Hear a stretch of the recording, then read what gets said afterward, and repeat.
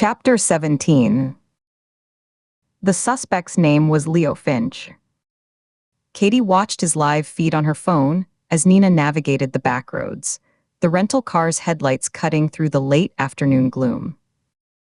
The video was a tight shot of his face, pale in the blue light of his monitors, his eyes wide with the fervor of a true believer.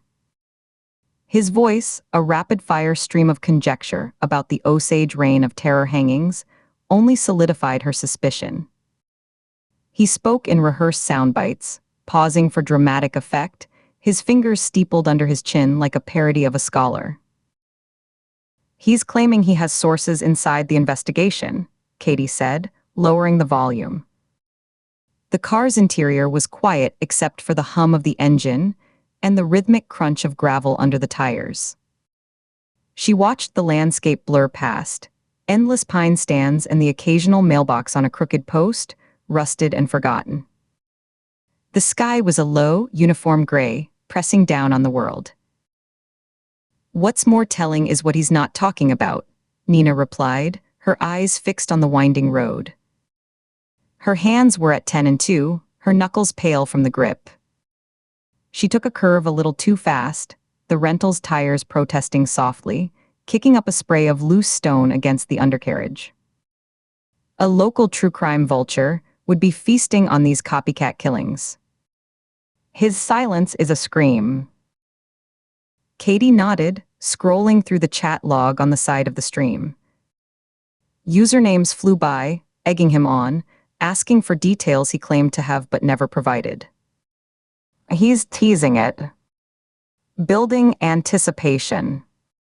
Says he'll have a major announcement about the Millerton Mimic in his next episode. He's framing it like a season finale. "He's either our guy or he's trying to be," Nina said. She adjusted her grip on the wheel, her right shoulder hitching up slightly in a movement Katie had come to recognize as a suppressed wince. She rolled her neck, the vertebrae cracking softly. "Either way, he's in the game. Question is, what position is he playing? Quarterback or cheerleader?"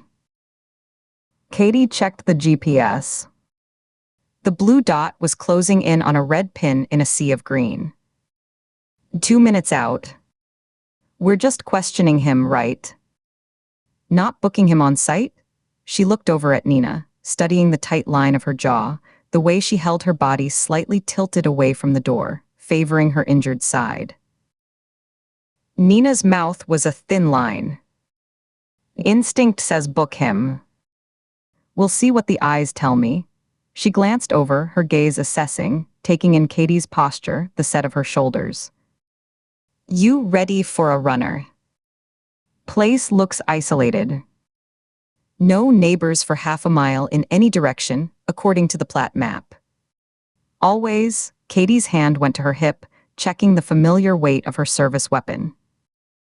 She felt the ache in her ribs from the crow fight, a dull, persistent throb that spiked when she moved wrong.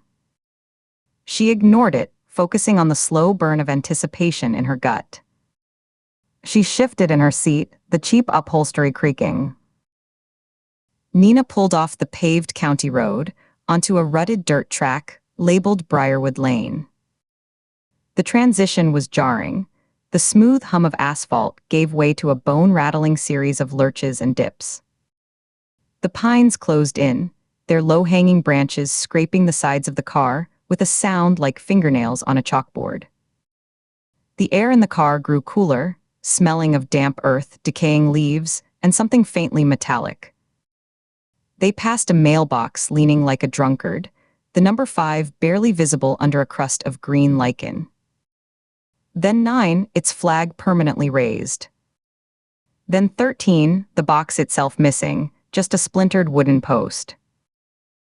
Number 17 was a small, neglected bungalow squatting in a clearing that had been hacked out of the woods decades ago, and then surrendered back to the encroaching wilderness. The house was clad in faded asbestos shingles the color of old bruises, cracked and curling at the edges. Pine woods pressed in on 3 sides, a wall of dark green that seemed to absorb sound and light. Trash bins overflowed beside the driveway, spilling black plastic bags and pizza boxes bleached by the sun. A rusted push lawnmower sat abandoned on the brown, patchy grass, one wheel missing, its blade caked with ancient grass clippings. The only sign of recent activity was a set of fresh tire tracks in the mud, leading to a detached carport that housed a white, unmarked panel van. The van's side door was shut, but the rear doors hung slightly ajar, revealing a dark interior. Katie's gaze swept the property, cataloging, her mind snapping digital photographs. Nina. White van, side of the house. Windows are clean. Recent rain would have splashed mud on the lower panels if it had been sitting. It's been driven. Recently. Got it, Nina said, her voice low, almost a whisper. She killed the engine, and the sudden silence was profound, broken only by the distant, lonely cry of a crow and the ticking of the cooling engine. She didn't move immediately, just sat scanning the tree line, her eyes moving in slow, methodical arcs. You take the front. I'll cover the flank. If he bolts out a back door, he'll have to cross 30 yards of open ground to reach the tree line. I'll see him. If he goes out a side window into those bushes, it'll be noisy. Listen for it. Katie nodded, her eyes still on the house. All the curtains were drawn tight, heavy fabric blocking any view inside. The storm door on the front porch was closed, but the main wooden door behind it was ajar by about an inch. A sliver of darkness. Someone's home. And they're watching. That door didn't swing open on its own. Then let's not keep them waiting, Nina said. She opened her door slowly, the click of the latch deafening in the quiet. She moved out, using the car door as a shield for a moment as she scanned the tree line, her head turning slowly. Then she was moving in a low, purposeful crouch toward the corner of the house, her weapon drawn and held low against her thigh, her free hand brushing against the rough shingles as she rounded the corner and disappeared from view. Katie took a breath, the air cool and thick with the scent of pine sap and wet soil. She got out, her boots sinking slightly into the soft, muddy earth of the driveway. She walked deliberately toward the front porch, her own hand resting on her holster, her thumb unsnapping the retention strap with a soft click. The wooden steps groaned under her weight, the sound aging the house by another decade. The porch itself was littered with dead leaves, a single, mud-caked work boot, and a scattering of cigarette butts ground into the warped boards. She marched to the peeling front door, the paint blistered and flaking like a sunburn. She hammered her fist against it 3 times, boom, boom, boom. The sound was flat, swallowed by the woods and the thick door. On her phone screen, which she held in her left hand, Leo, the self-styled archivist, flinched, his eyes darting to the side toward the source of the noise. He recovered quickly, leaning closer to his microphone, a thin, lavalier mic clipped to his collar. Don't mind the noise, folks. Probably a delivery. We're not stopping. The story is too important. He forced a smile that didn't reach his eyes. She knocked again, harder, the heel of her hand striking the wood with enough force to send a jolt up her arm. FBI, Leo Finch. Open up. In the video feed, he smirked at his camera, a practiced, condescending twist of his lips. He adjusted his headset, an expensive-looking pair of headphones with a built-in mic. And see? Even the feds are listeners now. Maybe they're here for a consult. The system is clearly failing, and they know it. The chat scrolled faster, emojis of police cars and laughing faces flooding the sidebar. Viewer count, 11,402. The door didn't open. Katie heard no movement from inside, no floorboards creaking, no approaching footsteps. She looked back over her shoulder toward the corner of the house where Nina had vanished. A moment later, Nina's face appeared briefly from behind the trunk of a large pine, her expression grim. She gave a sharp, almost imperceptible shake of her head, no movement from her angle. Nina joined her on the porch a moment later, moving quietly up the steps. She kept her body angled away from the door, her eyes still scanning the property, the tree line, the van. He's not coming. He's playing to his audience. Treating this like content. We need probable cause, Katie said, her voice low, barely above a murmur. She glanced at the phone. He was now comparing the jurisdictional conflicts in the original Osage case to modern federal overreach. We can't just kick it in because he's an asshole on the internet. A judge would tear us apart. For what? Retirement, Nina's eyebrow arched. She turned to face Katie fully, her face etched with pain and a deep, simmering impatience. The lines around her mouth were carved deep. What's he going to do? Suspend my pension? My last review is already in the file. They can't touch me. She nodded toward the phone, her chin jutting out. He's in there with evidence of a crime streamed to the world. That's contempt. That's obstruction. That's enough for me. My probable cause is in his smug, streaming face.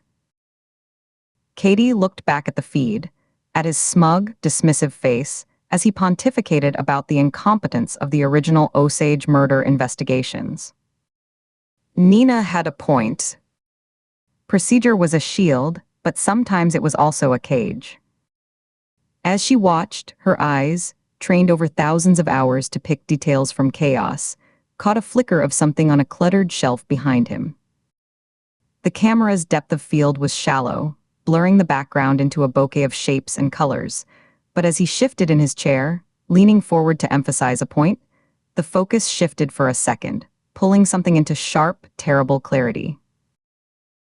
Among the stacks of leather-bound books and what looked like replica antique clocks, a small, tarnished silver locket rested against a framed photo of a stern, Victorian-era family. It was oval, about the size of a quarter, with a delicate floral engraving on the front, a rose with intertwined leaves. It was identical to the one described in the Villisca case file, a piece of jewelry belonging to one of the child victims, 8-year-old Sarah Stillinger, that had never been recovered from the scene. The file had a grainy, black-and-white evidence photo from the family album. This was it. The patina, the specific pattern of the engraving. Her breath caught in her throat, a sharp hitch that felt like a punch. A slight tremor ran through the hand holding the phone, a fine vibration she couldn't control. Her pulse spiked, a hard, sudden drumbeat in her ears that drowned out the crow's cry and the rustle of the pines. The cool air suddenly felt thin. Nina, look, her voice was tight. She angled her phone, her finger pointing to the screen, her nail tapping the glass over the blurred image. That locket on the shelf. Behind his left shoulder. It's from the Villisca scene. Sarah Stillinger's locket. That's our exigent circumstance. That's evidence of a felony in plain view. We have to secure it. Nina leaned in, her shoulder brushing against Katie's. She smelled of coffee and the faint, clean scent of gun oil. She studied the image for 3 full seconds, her face a mask of concentration, her eyes narrowing to slits. Then her jaw tightened, the muscle at the hinge bunching visibly under her skin. Her eyes hardened, going flat and cold, the way they did when she switched from investigator to hunter. That's all I need. Katie pocketed her phone, the screen going dark. She tested the handle of the storm door. It was cold, flecked with rust. It opened with a squeal of rusted hinges that echoed across the quiet clearing. The inner wooden door was the barrier. She grasped the tarnished brass knob. It was loose in its fitting. It turned a quarter inch and stopped with a solid clunk. It locked. She assessed the frame, old, dry wood, painted so many times the layers had formed a rubbery seal. A simple, single-cylinder deadbolt. The strike plate was screwed into the jamb with 4 small, cheap screws. It wouldn't take much. She took 2 measured steps back, positioning herself at an angle to maximize force and minimize injury. She drew her leg up, her body coiling like a spring, all her weight balanced on her left foot. She drove her heel into the door just beside the lock, aiming for the weakest point between the knob and the frame. The impact jolted up her leg, a sharp, electric burst of pain from the deep bruise on her thigh, a souvenir from her fight with Crow. The frame splintered with a loud, wet crack, like stepping on a thick branch. Wood chips flew, pale against the dark paint. The door shuddered in its frame but held, the deadbolt still engaged in the mangled strike plate. A fresh wave of pain radiated from her ribs. She ignored it, reset her stance. She kicked again, higher this time, where the wood of the frame met the older, more brittle wood of the door itself. This blow was louder, a thunderclap in the quiet. The deadbolt tore completely free from the jamb, screws ripping out with a screech of protesting metal. The door swung inward violently, colliding with a small, rickety hall table and sending a ceramic vase, filled with dusty plastic flowers, crashing to the floor in an explosion of shards and gray dust. They entered fast and low, weapons up, slicing the pie on the immediate space. Katie went left, clearing the narrow angle beside the door. Nina went right, covering the hallway ahead. The hallway was dim, lit only by the gray daylight filtering through a dirty transom window streaked with cobwebs. It was cluttered with stacked boxes of vinyl records, old computer parts trailing wires like intestines, and more books piled haphazardly on the floor. The air was thick and stale, a cocktail of smells. Old microwave meals, sweet, cloying candle wax, the ozone tang of overheating electronics, and underneath it all, the damp, fungal smell of a house that never dried out. "Clear," Katie whispered, her voice barely carrying past the shattered vase at her feet. She stepped over the debris, her boots crunching on ceramic. "Clear," Nina echoed from behind her, her voice a low rumble. She was covering the doorways to the left and right, a bathroom and what looked like a bedroom, both dark. The glow of monitors and the erratic flicker of candlelight drew them forward, down the short hall and into the heart of the house.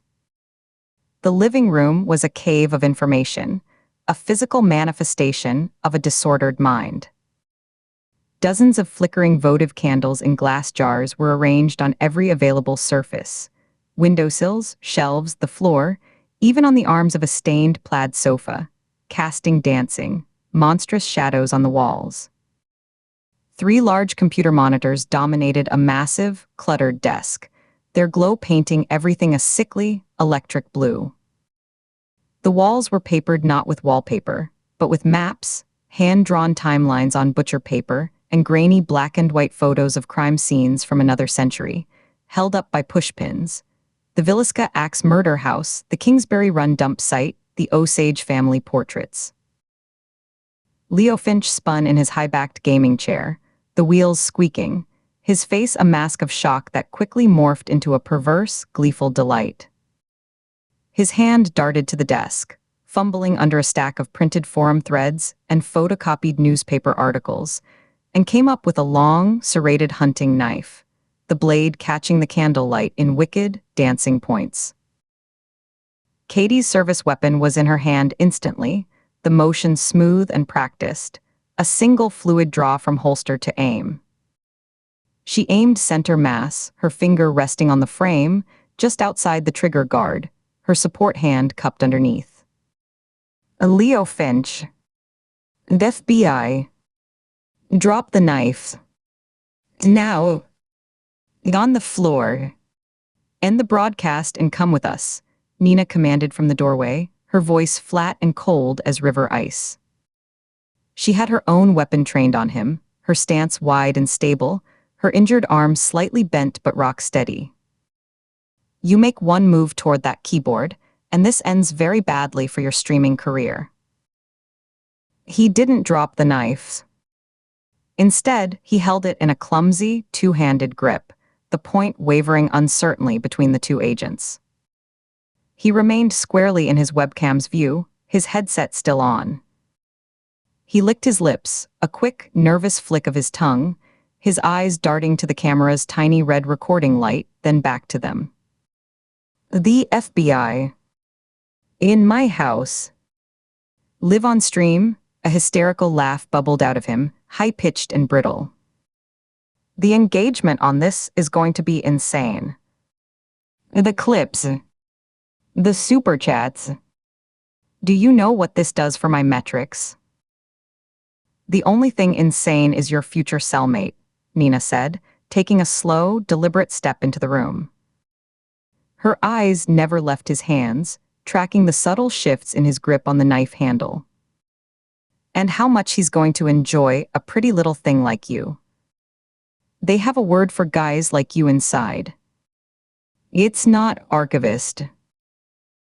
As he postured for his invisible audience, Katie's eyes scanned the chaotic setup, looking for secondary threats, for weapons, for the locket. The desk was a rat's nest of tangled cables, empty energy drink cans crusted with residue, and fast food wrappers spilling ketchup packets. On a side table to the left, next to a melted red candle that had pooled wax over the edge onto the wood, a small, clear Ziploc bag caught the light from a monitor. Inside it was a single, fine, dark strand, about 6 inches long. It was laid out with deliberate, almost reverent care on a piece of white printer paper, the ends neatly aligned. Cover him, Katie said, her voice tight with urgency. Nina shifted her aim slightly, her focus absolute, her breathing controlled and shallow. Got him. He twitches, he loses teeth. Keeping her own weapon trained on Leo's torso, watching the rise and fall of his chest, Katie sidestepped toward the table. She never looked away from him, reading the tension in his shoulders, the wild, calculating look in his eyes. With her free left hand, she snatched the bag. The plastic was cool. Holding it up to the flickering candlelight, she saw the strand clearly. It was straight, synthetic-looking. She broke the seal with her teeth, a quick, sharp motion that made Leo flinch as if she'd bitten him. She brought the open bag to her face, just below her nose, and inhaled deeply. The scent was unmistakably chemical, astringent. Not the organic, slightly oily smell of human hair, but the acrid, ammonia-tinged odor of cheap, dark hair dye. The same specific, pungent scent that had lingered at the Kingsbury Run replica scene, a detail she'd noted in her own report, one not released to the public or the press. He hadn't just been near the scene, he'd taken a piece of it.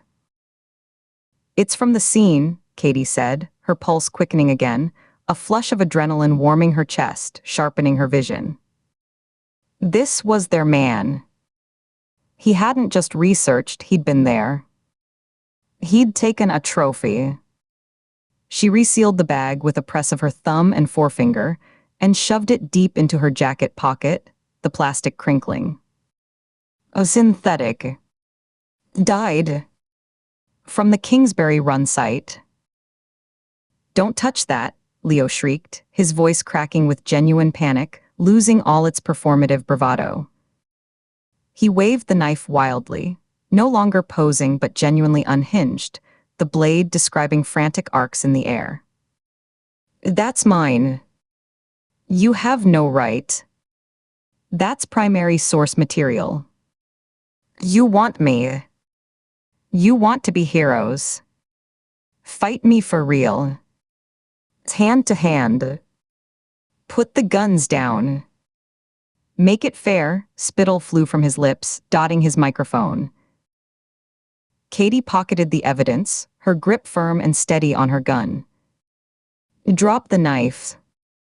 This is your last warning. I will not ask again." He lunged. It wasn't the controlled, economical stab of a fighter, but a clumsy, overhand haymaker of a strike, all his weight and frustration behind it, telegraphed from a mile away. Katie sidestepped to her right, using her left forearm in a hard, upward block to deflect his wrist inward, toward his own body. The force of his own momentum carried him forward, off balance. The knife blade hissed past her ear, close enough for her to feel the displacement of air, and skittered across the laminate floor, spinning like a top before coming to rest under the desk. She didn't shoot. He was disarmed, off balance, and no immediate lethal threat. Instead, she drove her right shoulder into his chest, a solid, compact blow that used his own forward motion against him. It knocked the wind from him in a loud, pained oof. She slammed him back into the large window pane behind his desk. His body hit with a heavy thud. The glass rattled violently in its old, warped frame, and a spiderweb of cracks exploded from the point of impact with a sound like ice breaking on a pond. She kept her weapon clear, pinning him with her weight and her left arm, her forearm pressed across his throat, cutting off his air and his screams. His eyes bulged, his face purpling, his hands coming up to claw weakly at her sleeve, his nails scratching at the fabric.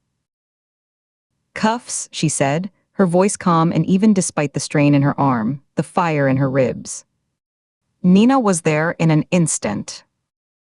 She holstered her weapon with a smooth click, yanked Leo's arms behind his back with a brutal efficiency that made him cry out, and secured the plastic flex cuffs with a sharp, definitive zip.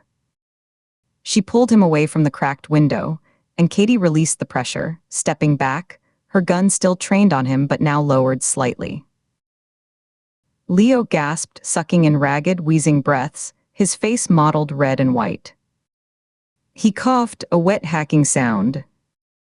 As Katie turned him around to march him out, she saw over his shoulder the glowing red, live, indicator on his main monitor, bright as a drop of blood.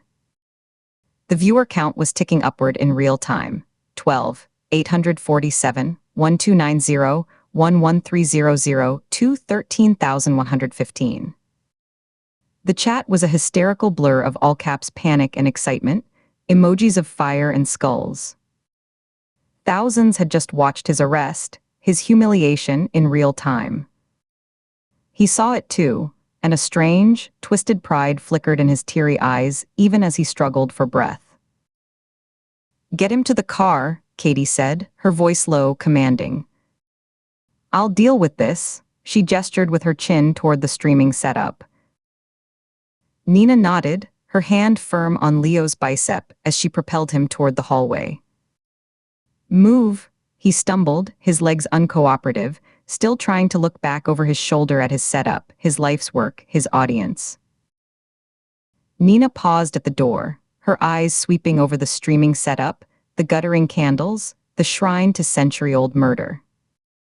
Her face was etched with a deep, visceral disgust, her lips pulled back from her teeth in something that wasn't quite a snarl. "End it. Now. All of it." Before Katie could move to the keyboard to find the stop button in the software, Nina strode back over. She didn't look for a switch or a menu. She simply reached into the dense, spaghetti-like tangle of wires, snaking from the modem and router on the floor behind the desk. She identified the thick black power cord, wrapped her hand around it just below the plug, and yanked it from the wall socket with a single, violent jerk. The effect was instantaneous and profound. The monitors flickered, the blue glow dying into a flat, depthless black. The humming fans in the computer towers wind down into a deepening silence. The LED lights on the modem and router blinked out. The only light left was the guttering, primitive dance of the dozens of candles, which suddenly seemed older, sadder, illuminating a room that had just been severed from the modern world. The connection to that hungry, digital audience was cut with a finality that felt physical, like the slamming of a vault door. The quiet that remained was heavy, absolute, broken only by Leo's receding, ragged breaths from the hallway, and the soft pop of a candle wick drowning in wax.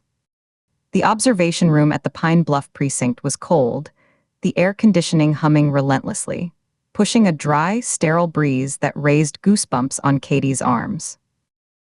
Through the one-way glass, Leo Finch sat at the bare, scratched metal table, picking at the plastic cuffs around his wrists with a distracted, almost bored expression. He'd been given a paper cup of tepid water, which he ignored. He was looking around the room, at the camera in the corner with its tiny red light, at his own faint, ghostly reflection in the glass, a faint, admiring smile playing on his lips. A narcissist, Katie thought, leaning against the cinderblock wall beside Nina, her arms crossed tightly over her chest. A tragedy tourist who'd found a way to monetize horror and was now thrilled, genuinely thrilled, to be the star of his own episode. He sat up straighter, tilting his head as if finding a better angle. "You actually killed his stream," Katie said, her voice echoing slightly in the small, hard room. She could still smell the candle wax and ozone from his house, a phantom scent clinging to her clothes and hair, mixing with the precinct's smells of stale coffee and industrial cleaner. Nina stood staring through the glass, her posture stiff, her hands shoved deep into her jacket pockets. She hadn't taken her jacket off, as if ready to leave at any second. "He won't need it where he's going. Consider it a service charge." Saved his viewers 7 hours of their lives they'd never get back. "They'll just find someone else," Katie said, watching Leo preen for his reflection. "Another archivist. Another theorist. The audience doesn't go away." "Then let them," Nina said, her tone dismissive, final. She finally turned from the glass, her movements slow and careful. Her face was pale under the harsh, buzzing fluorescent lights, the shadows beneath her eyes like smudges of charcoal. "My job was to stop him. From contaminating scenes, from glorifying killers, from maybe being one. The rest is noise. You ready to go in?" Katie pushed off the wall, rolling the tension from her shoulders, feeling the familiar ache settle back into its accustomed places. Let's see what his story is. See if it holds up without a chat room cheering him on. They entered the interrogation room. The door clicked shut behind them with a heavy, metallic finality, sealing them in. The room was small, painted a dingy institutional green that looked sick under the single, bare bulb overhead. A mirrored window took up one wall. The air was still and smelled of sweat and lemon disinfectant. Leo's smugness had returned in full force, polished and amplified by his hour in holding. He sat up straighter, preening, his chin lifted. A faint, necklace-like redness marked his throat where Katie's forearm had pressed, a badge of honor in his eyes. He looked from one to the other, a slow, assessing gaze. "Wipe that look off your face," Nina said, her voice devoid of all warmth as she took the seat opposite him. She didn't pull the chair out smoothly. She dragged it, the metal legs screeching on the linoleum floor, a sound designed to set teeth on edge. She sat down heavily, not bothering to take off her jacket, and leaned back, creating an aura of utter, bored contempt. "Why?" Leo asked, his tone conversational, almost collegial, as if they were all participants in the same fascinating project. He shifted, the plastic cuffs clicking against the metal chair back. "This is the best thing that's ever happened to my channel. The arrest footage is going viral as we speak. My Patreon is probably exploding. I might even get a book deal out of this. True crime meets first-person account. It's gold." Katie remained standing. She took the sealed evidence bag from her pocket, the plastic now slightly fogged from her body heat. She tossed it onto the metal table between them. It landed with a soft, definitive tap, skidding a few inches toward him. "Explain this."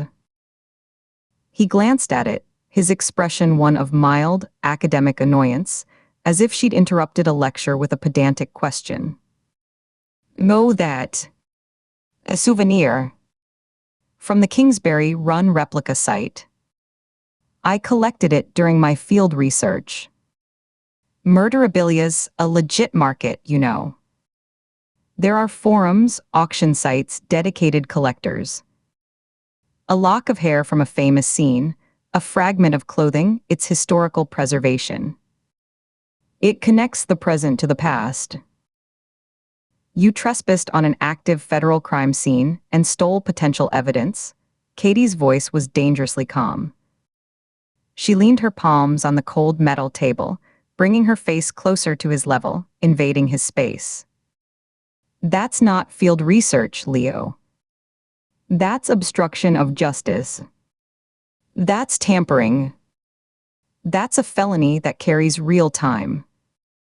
This isn't a forum debate." "Found not stole," he insisted, a petulant, childish edge entering his voice. He leaned forward too, meeting her gaze, trying to assert dominance. "Big difference. It was just lying there in the mud, away from the official evidence markers. If your people had done their jobs and collected everything thoroughly, there wouldn't have been anything to find. I'm highlighting systemic failure, even in your own evidence collection. It's meta. We think you did more than find hair, Leo," Nina said, not looking at the bag, her gaze fixed on him like a pin holding a specimen to a board. Her voice was low, almost a monotone, which made it more threatening. "We think you killed those women. The Cleveland torso murders replica. Villisca. The Osage hanging. You know the cases inside and out. You have the locket, Sarah Stillinger's locket, which was never found. You had the access to the sites, to the research, to the methodology.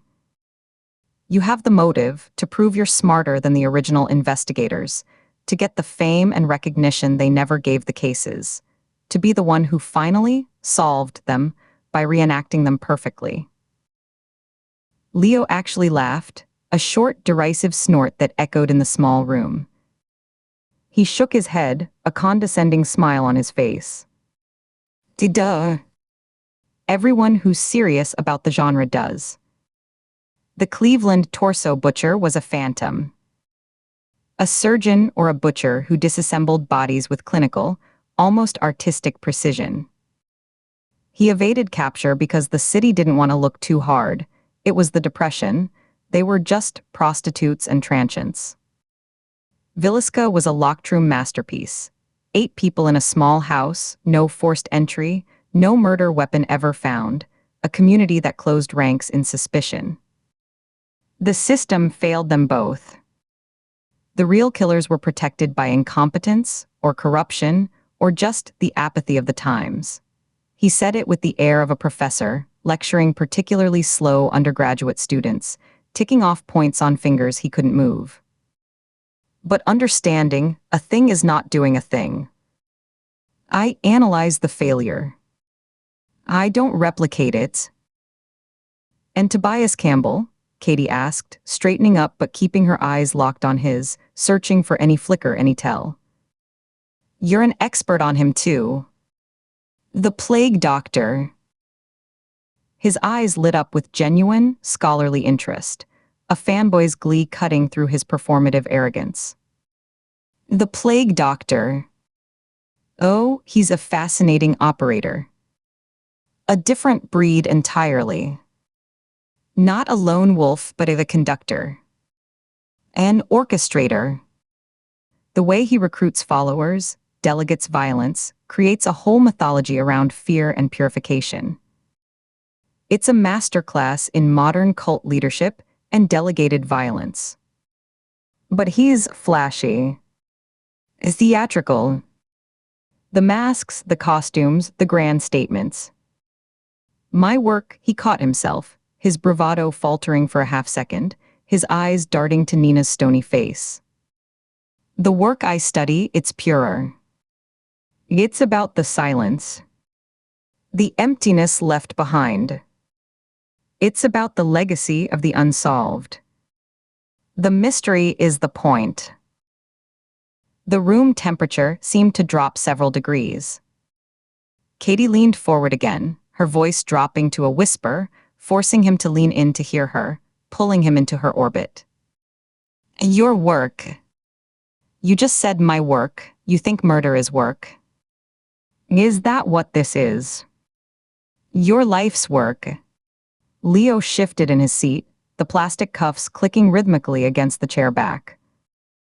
He looked down at the table, then back up, his expression now one of wounded pride. I didn't do any of this, though. I just document it. I analyze the failures. I hold up a mirror to a system that doesn't want to see its own reflection. He was retreating into his prepared talking points, his shield of academic detachment, but his voice had lost its confident timbre. It was thinner now. I'm a researcher. An archivist. That's all. Nina's knuckles were white where she gripped the edge of the table. The tendons in her neck stood out like cables. She didn't raise her voice. She didn't need to. Speak about the dead with respect, she said, each word a chip of ice dropped onto the metal table between them, or I will personally rearrange your dental work. I will do it slowly with this table leg, and I will enjoy the sound it makes. I am not your audience. I am not impressed. Understood. He stared at her, the color draining from his face, leaving him pasty and wan under the harsh light. He saw something in her eyes that his internet research, his forums, his true crime podcasts hadn't prepared him for. A promise of unflinching, personal, physical violence, administered not for justice or procedure, but for simple, profound disgust. He nodded rapidly, his Adam's apple bobbing as he swallowed hard, shrinking back into his chair as far as the cuffs would allow. Sorry. I didn't mean, I'm just trying to explain. I'm a researcher. That's all. You can prove that, Katie pressed, seizing on his fear, leaning into it. You can account for your time, specifically, on the nights these women were killed.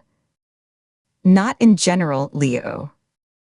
And specifically, minute by minute. Yeah. Of course, he was eager now, desperate to prove his harmless hobbyist status, to escape the cold promise in Nina's gaze. He leaned forward, the table edge digging into his stomach. The night you found the bisected woman by the quarry, the torso replica, I was live for 7 hours straight covering the original Cleveland torso murders. My whole community saw me. I took a bathroom break at 10:15 p.m. You can see me get up on camera, the stream keeps going. Check the archive. It's all time-stamped, it's all saved. Thousands of people were watching. They can all vouch. Katie felt it then, a cold, sinking sensation in her gut, the promising lead dissolving like a sugar cube in acid. An alibi that was, on its face, easily verifiable and incredibly strong. A narcissist wouldn't fake an alibi he knew could be instantly disproven by 1,000 digital witnesses. The timing would be tight, but it was possible. The quarry was a 15-minute drive from his house. A short break during a 7-hour stream, her mind raced, calculating, but the foundation of her certainty began to crack. And 2 nights ago, she asked, her voice flat, masking the disappointment. The night Lydia Cole was killed, strung up near the Oxbow Lake. Where were you? My mom's place in West Grove, he said without hesitation, the words tumbling out. It was her birthday. We had meatloaf, her recipe with the ketchup glaze. Her and her boyfriend were there all night. They'll vouch for me. Call them. Call the restaurant. Call anyone you want. The table leg screeched against the floor as Nina kicked it, the impact jarring Leo in his seat. He yelped, his hands flying to his abdomen, his face draining of color. Watch your tone, Nina growled, her voice carrying a weight that had nothing to do with volume. We need to verify your stories, Katie said, standing. She straightened her jacket, letting the motion signal finality. You're staying here until we do. They left him in the room. In the hallway, Nina sagged against the wall, the adrenaline of the interrogation draining visibly from her body like water from a cracked vessel. She fished a pill bottle from her jacket pocket with trembling fingers, popped the cap, and dry swallowed 2 capsules, her face tight with pain. You should be in a bed, Katie said quietly. I'm fine, Nina muttered, but the sheen of sweat on her forehead and the gray pallor beneath her tan told a different story. Alibis. Of course he has alibis. They're not verified yet. And that hair didn't walk into his house by itself. Nina massaged her shoulder, her gaze distant, aimed at something far beyond the precinct hallway. Just run it down. I need a minute. Let me get you to a doctor. No, the word was sharp, final, a door slamming shut. Nina looked at her, and for a second, just a second, the iron will, the granite facade, the 30-year veteran's armor was gone, and in its place was something raw and frightened and human. Katie, if I walk back into a hospital, I have a feeling I won't walk back out. She pushed off the wall and moved slowly down the corridor, one hand trailing against the cinder block for balance, leaving Katie alone with the flickering fluorescent light and the hollow echo of a suspect whose alibis were probably going to check out. Chapter 18. The pen was a blur between his knuckles, a cheap plastic ballpoint stolen from a bank lobby. He spun it over his index finger, caught it against his thumb, spun it again. The rhythm was hypnotic, a soft whir-whir-whir in the absolute quiet. He'd perfected the idle skill in the silence of this room, back when all he could do was wait and watch and plan. Hours spent in this chair, spinning the pen, thinking through every angle. Now it was a relic of that patience, a fidget that calmed the current humming beneath his skin. Talking to the agents had been a pure, electric rush. It dwarfed the cold satisfaction of the kill. Being that close to the hunt, close enough to see the fatigue in the older woman's eyes, the intense focus in the younger ones, had ignited something primal in his chest, a warmth that spread out to his fingertips. Dee stood there, a concerned citizen offering a bottled water from a cooler, and they had looked right through him. The deviant child was still here, he could feel him, a ghost of rage and humiliation in his gut. But now he had a man's power. A man's tools. A man's voice that no one questioned. Their blindness was staggering. The path was laid out in neon. Look back to see forward, wasn't that the first rule of any investigation? History wasn't a curiosity, it was a blueprint. But people never learned. They cycled through the same stupid wars, the same corrupt faces in different suits, the same systems crushing the same people forever. The world he'd tried to vanish from decades ago, the one that had chewed him up and spat out a ghost, was just the same. Only the window dressing had changed. He let the pen drop onto the scarred wooden table. The sound was sharp in the stillness. The room around him was a capsule, buried in the back of a place that smelled of dust, old paper, and the faint, sweet metallic tang of the furnace in the next room. It was a basement office, windowless, lit by the cold fluorescence of two overhead fixtures, one of which buzzed with a persistent, low-grade headache of a sound. Shelves lined one wall, packed not with books, but with bankers' boxes, each labeled with a year and a case number in neat block letters. The Forgotten Archives. His kingdom. He swiveled in the old office chair, its hydraulic sigh loud. On the desk beside the pen, a laptop glowed. He tapped the trackpad, waking it from sleep. The screen filled with the organized chaos of a dozen browser tabs. The forums were buzzing. He navigated to the darkest of them, a place called Unresolved, True Crime Deep Dives. The thread had ballooned to over 300 comments since last night. Civilians, armchair detectives with too much time and internet access, had already linked his second work to the Villisca Axe house. User Truth Seeker 91 had posted side-by-side crime scene photos from 1912 and the news footage from the Oxbow Lake, circling the similar positioning of the victim's hands. History Buff 77 was speculating about the type of rope used in the Osage recreation. If hobbyists hunched over their phones in their bedrooms could see the connections, the FBI had to know. They had the resources, the databases, the manpower. But knowing and understanding were different animals. One was data. The other was revelation. They could have all the pieces laid out on a table and still see a jigsaw puzzle, not the portrait of a disease. Stupidity, willful or innate, was the most reliable force in the universe.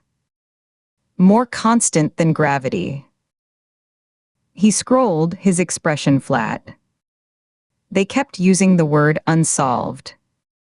The Cleveland Torso murders, unsolved. The Villisca Axe murders, unsolved. The Osage hangings, unsolved. As if that was the point, the tantalizing mystery, not the failure, not the rot that allowed those cases to fester in the dark. It was pathetic. They were consumers, not comprehenders. They wanted a boogeyman with a catchy nickname, not an understanding of the soil that grew him. The gallows at the tree should have been a klaxon. A screaming siren of intent. If that didn't spell out the answer for them, the shift from individual murder to institutional execution, nothing would.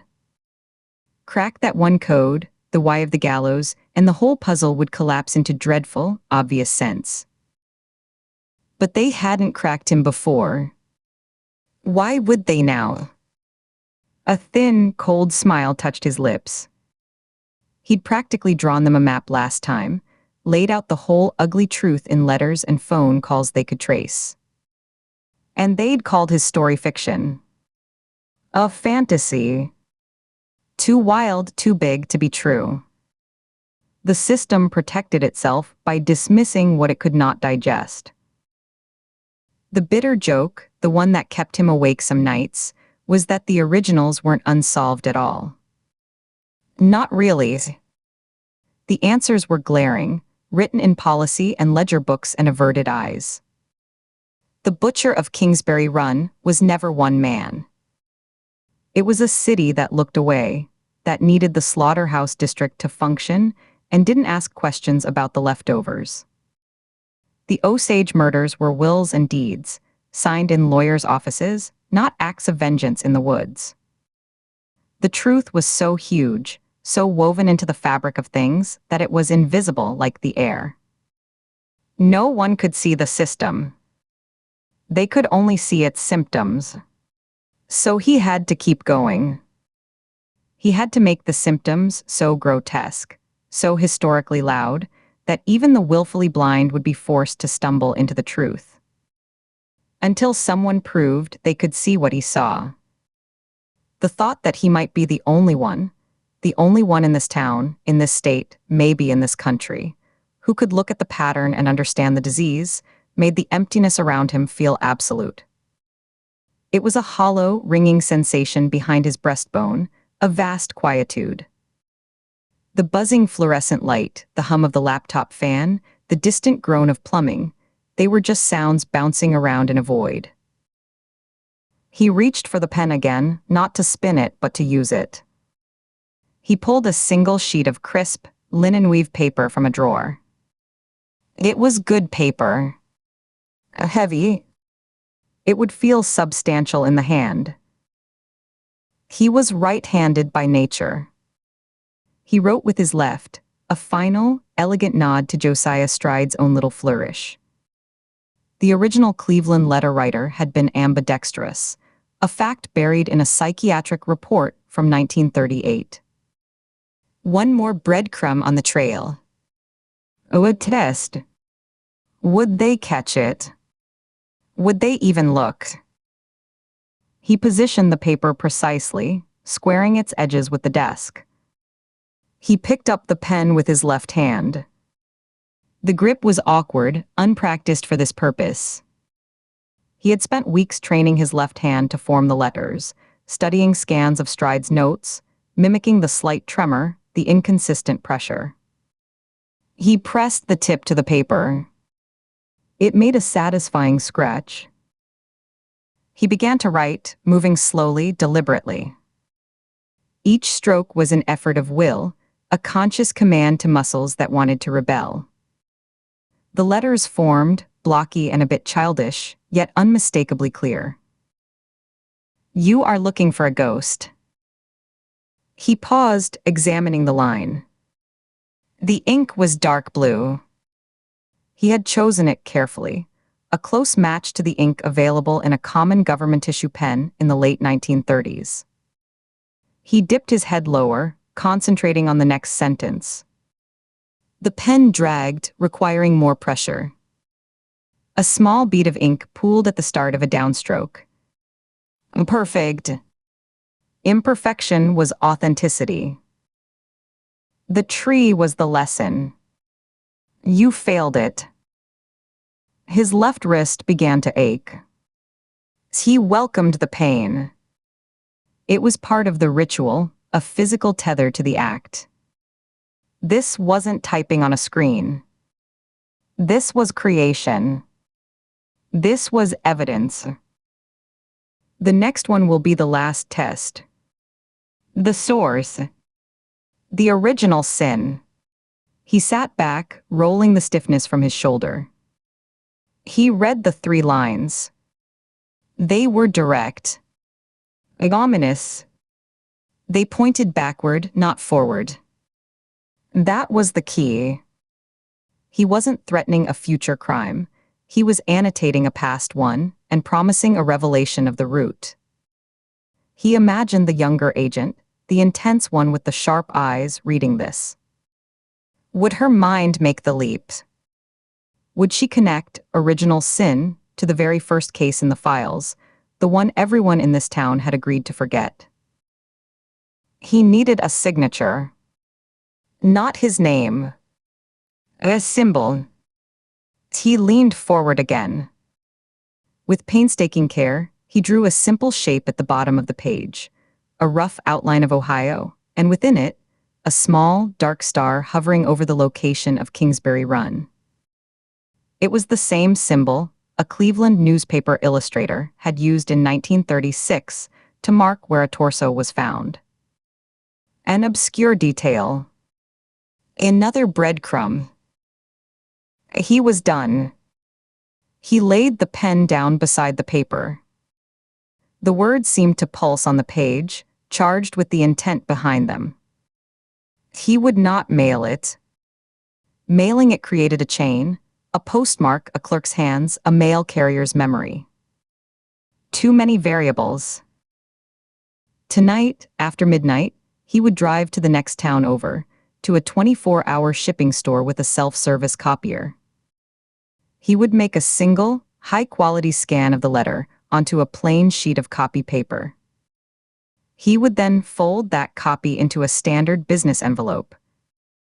The original would come back here, to be filed away in one of the banker's boxes, a piece of the archive. The copy would be delivered.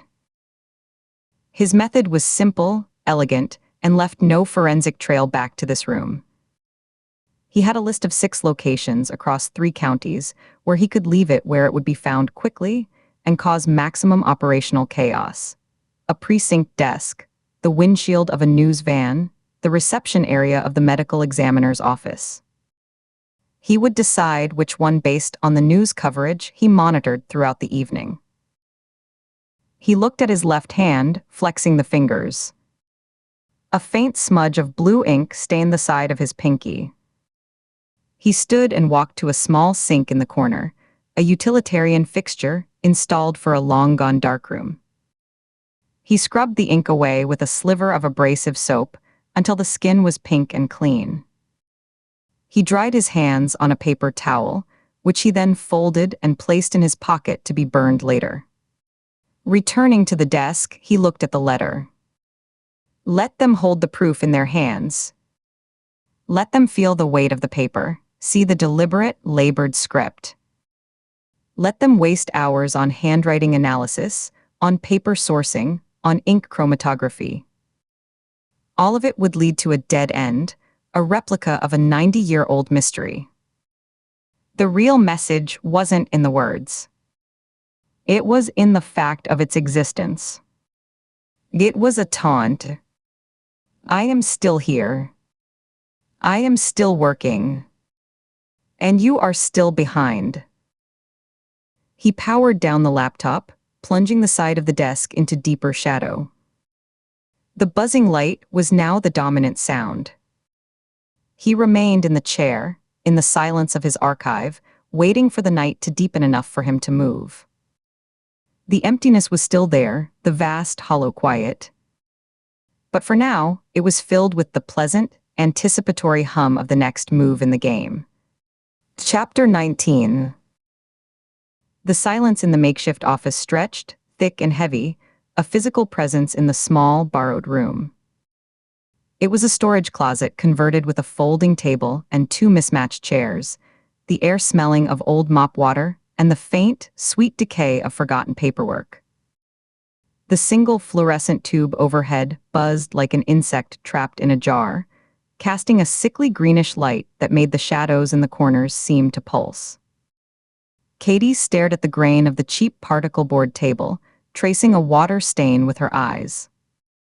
Her fingertips, resting on the cool surface, felt the slight, gritty texture of laminate worn smooth in patches. Legends don't fade, she murmured, the words escaping on a breath she hadn't meant to release.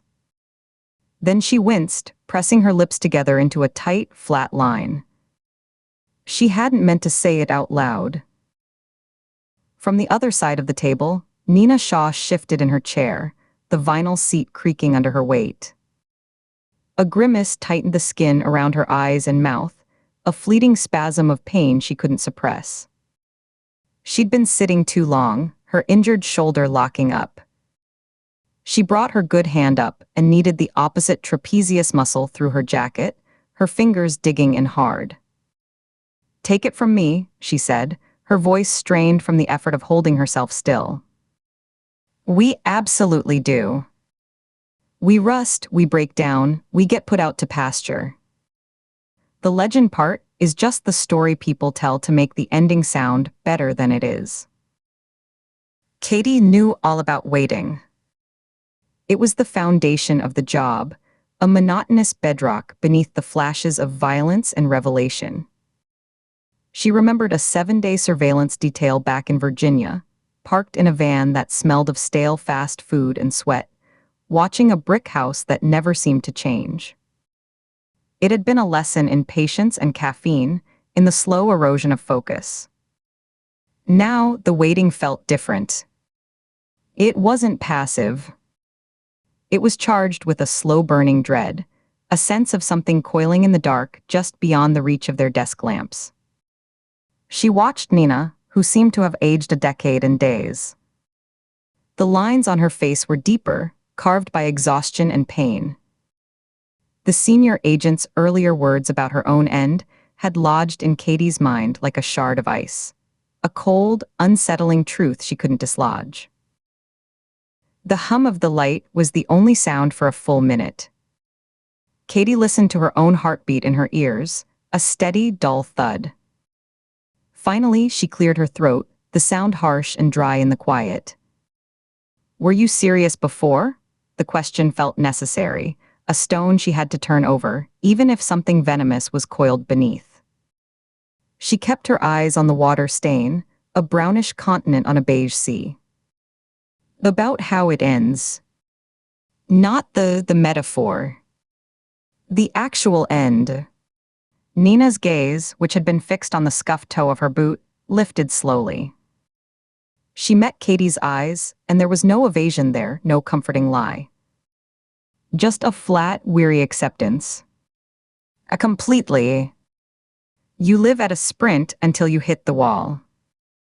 No one jogs gracefully into retirement in this line. You're either carried off or you walk away before you break. She paused, her jaw working slightly as if tasting the next words. I've seen the carried off. They're ghosts in their own homes, jumping at car backfires, staring at walls. The job doesn't leave them. It just stops paying them to have the nightmares. She gave a small, humorless shrug with her good shoulder, a stiff, abbreviated motion. I've decided I'd rather not see the wall coming from a hospital bed. I've had enough of those lately to last 3 lifetimes. Katie pressed the pads of her fingers hard against the bridge of her nose, the pressure a counterpoint to the sudden, stupid prickling heat behind her eyes. She blinked rapidly, staring at the water stain until it blurred into a shapeless smudge. She wasn't crying for Nina, not exactly. It was the sheer, unadorned finality of it. The blueprint of her own future, laid bare in this dingy closet. The sprint, the wall. The choice between being a ghost or a quitter. Her throat constricted. It's the reality of the job, Ford, Nina said, her tone softening marginally, becoming almost pedagogical. You make peace with it. Or you don't, and it eats you from the inside. Either way, it's there. She leaned back, the chair protesting again with a sharp squeal, and looked past Katie at the blank cinderblock wall, her eyes losing focus. Reminds me of something from when I was a kid. We'd drive out to my aunt's place in Nebraska every summer. Flat land, endless sky. Cornfields that went right to the horizon and turned the air golden with pollen. You always knew you were close when you passed this ancient cemetery. A little plot of land just off the county road. Headstones from the pioneer days, some of them just rough-hewn rocks with names and dates worn smooth by a century of wind. Katie listened, grateful for the detour, for a story that wasn't about case files and body counts and the specific weight of a service weapon. She let her hands fall to the table, palms down, feeling the cool laminate anchor her. She nodded slightly, a silent prompt for Nina to continue. There was a little stone cottage by the gate, where the groundskeeper must have lived once. Nina continued, her voice taking on a distant, remembering quality. It was softer, less raspy. White paint peeling off in curls.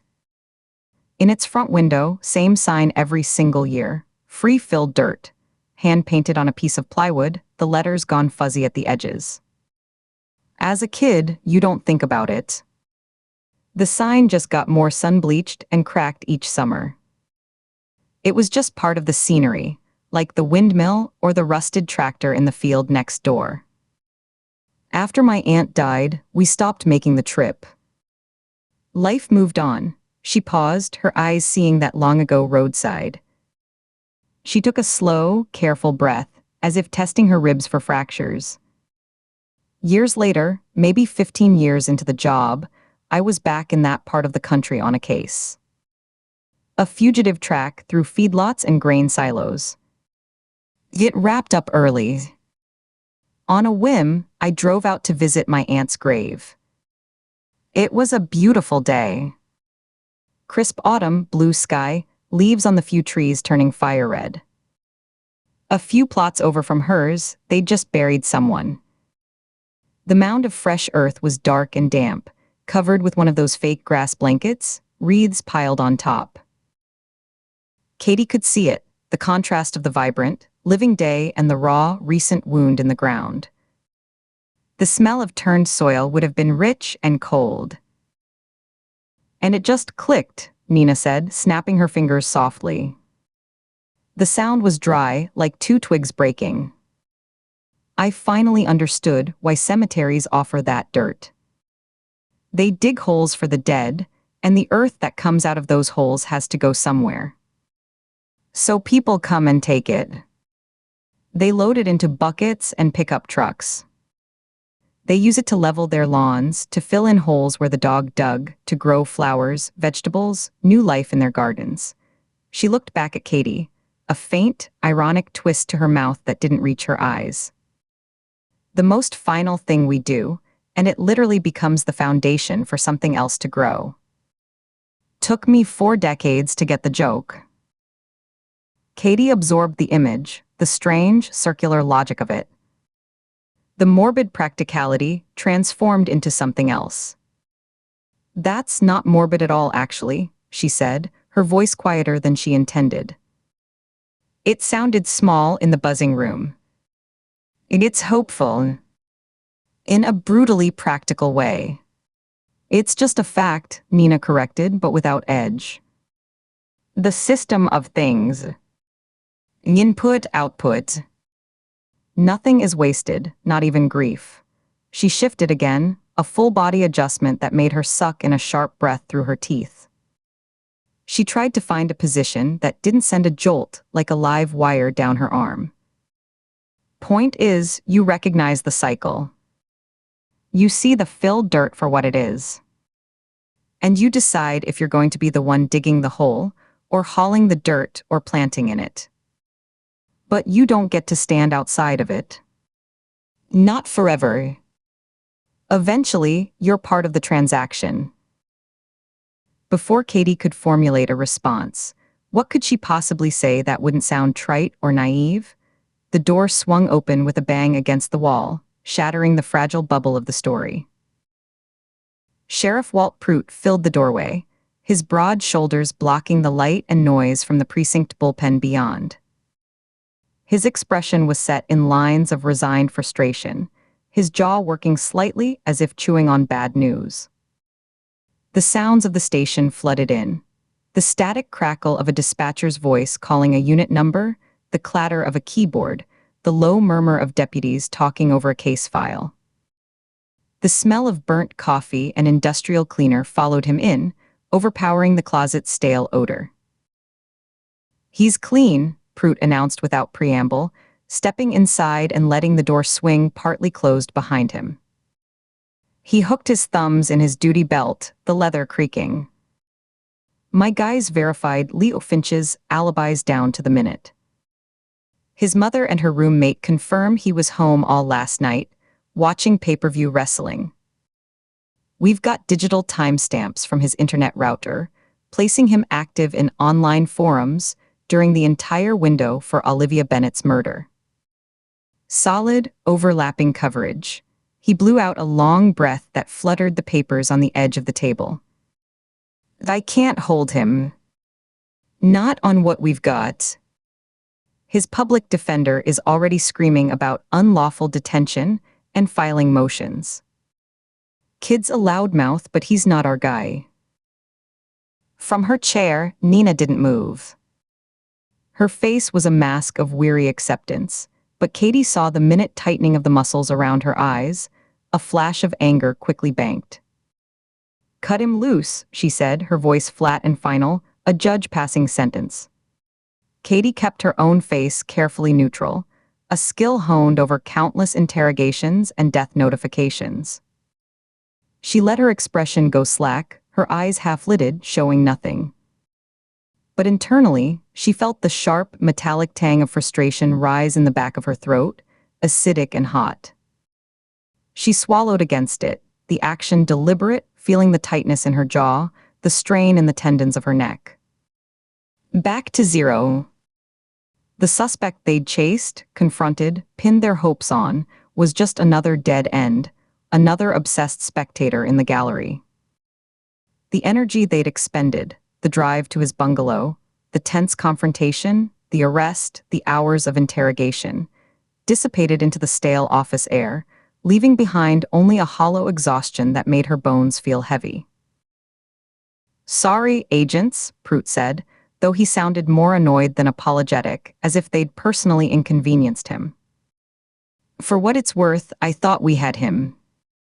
He had the look. It's the vibe. The whole creepy, know-it-all auras." "The vibe isn't evidence," Nina replied, pushing herself to her feet with a hand on the table for leverage. She swayed slightly, her balance compromised by the pain, then steadied herself, planting her feet wide. "We operate on evidence. If the evidence says he was home typing angry messages to strangers while a woman was being murdered, then that's where he was. We don't get to jail people for being assholes. More's the pity." As if summoned by the mention of operational failure, a young deputy appeared behind Prout, peering around the sheriff's bulk. He was pale, his Adam's apple bobbing above his too-tight collar. He reached out and grabbed Prout's elbow, a breach of protocol born of raw urgency. "And Chief, you need to see this. Now." Out front. Katie was already standing, her chair scraping loudly on the linoleum, the sound like a shriek in the small room. She followed their gaze across the precinct bullpen. The room was a hive of low activity. A deputy typing with 2 fingers, his brow furrowed in concentration, another pouring coffee from a stained glass carafe into a chipped mug. Near the main entrance, under the flickering glow of a records division sign, 2 uniformed officers were flanking a skinny teenager in an oversized puffy jacket that swallowed his frame. The kid's hands were visible, empty, but he held them awkwardly in front of him as if unsure what to do with them, fingers twitching. His face was a mask of pure, undiluted terror, his eyes darting from one officer to the other like a trapped animal searching for an exit that wasn't there. Prout started across the room, his boots thumping a steady, heavy rhythm on the scuffed tile floor. After 2 steps, he turned, jerking his head in a sharp, impatient motion. "Isha Ford. With me." Katie fell in step behind Nina, the 2 of them moving through the maze of desks and filing cabinets. The other deputies in the room had stopped what they were doing, sensing a shift in the atmosphere, the way animals sense a change in barometric pressure. The low buzz of conversation died, replaced by the relentless hum of the fluorescents and the distant, tinny squawk of a police radio in a patrol car idling outside. All eyes tracked their small procession. They formed a tight, intimidating huddle around the teenager. One of the officers, a veteran with a salt and pepper mustache and tired eyes, held a single sheet of folded white paper carefully by its top corner, pinched between his thumb and forefinger as if it were contaminated. "Kid rode up on his bike," the officer said to Prout, his voice low and gravelly. "Says a man paid him $50 in cash to bring this here, to the sheriff personally.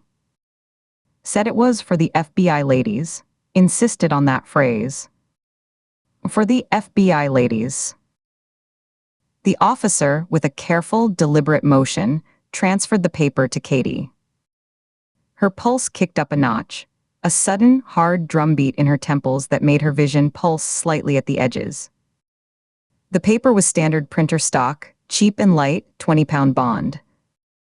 She took it by the edges, mimicking the officer's care, her fingertips registering the dry, slightly fibrous texture.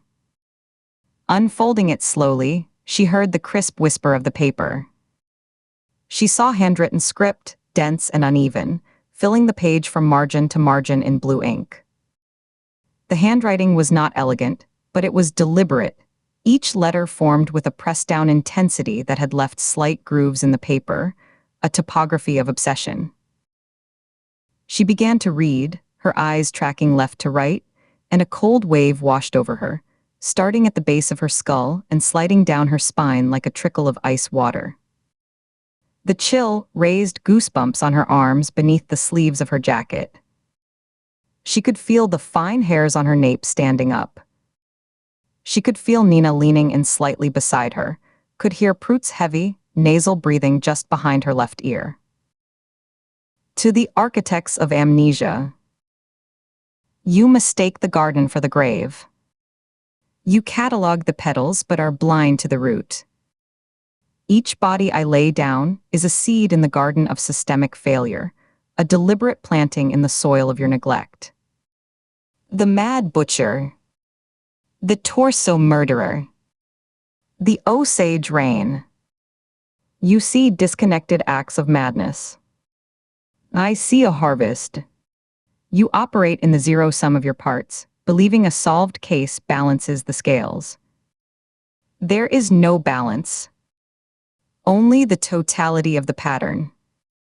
The Cleveland butcher was not one man, but the manifestation of a city's indifference. The Dahlia's killer was not a singular monster, but the product of a world that consumes its daughters. I am not replicating crimes. I am completing the circuit. I am the final argument their original architects never made. You seek a man with a knife. You will find only a mirror. The violence you chase is the exhaust fume of your own machinery. The true disorder is not in the act, but in the archive. In the comfortable lie of unresolved. I suffer from a Girder-Demerung syndrome, a compulsion to burn the pantheon of your complacency to the ground. Not from chaos, but for clarity. As the poet of Paradise Lost understood, the mind is its own place and in itself can make a heaven of hell, a hell of heaven. I have made my choice. Have you made yours? The next offering will be my most eloquent. It will render your taxonomy obsolete. Katie's breath caught in her throat, a small, stifled sound. The arrogance of it was staggering, but it was underpinned by a chilling, coherent intellect. This wasn't the ranting of a disorganized psychotic. It was a manifesto, a declaration of war couched in academic and literary illusion. Her eyes dropped to the bottom of the page. Below the last line, centered, 2 letters were inscribed with a deliberate, almost calligraphic flourish. J.S. The initials seemed to pulse on the page, dark and final. A taunt. A signature. A piece of the puzzle he was so confident they couldn't solve. Who gave this to you? Prute barked, turning his full attention to the teenager.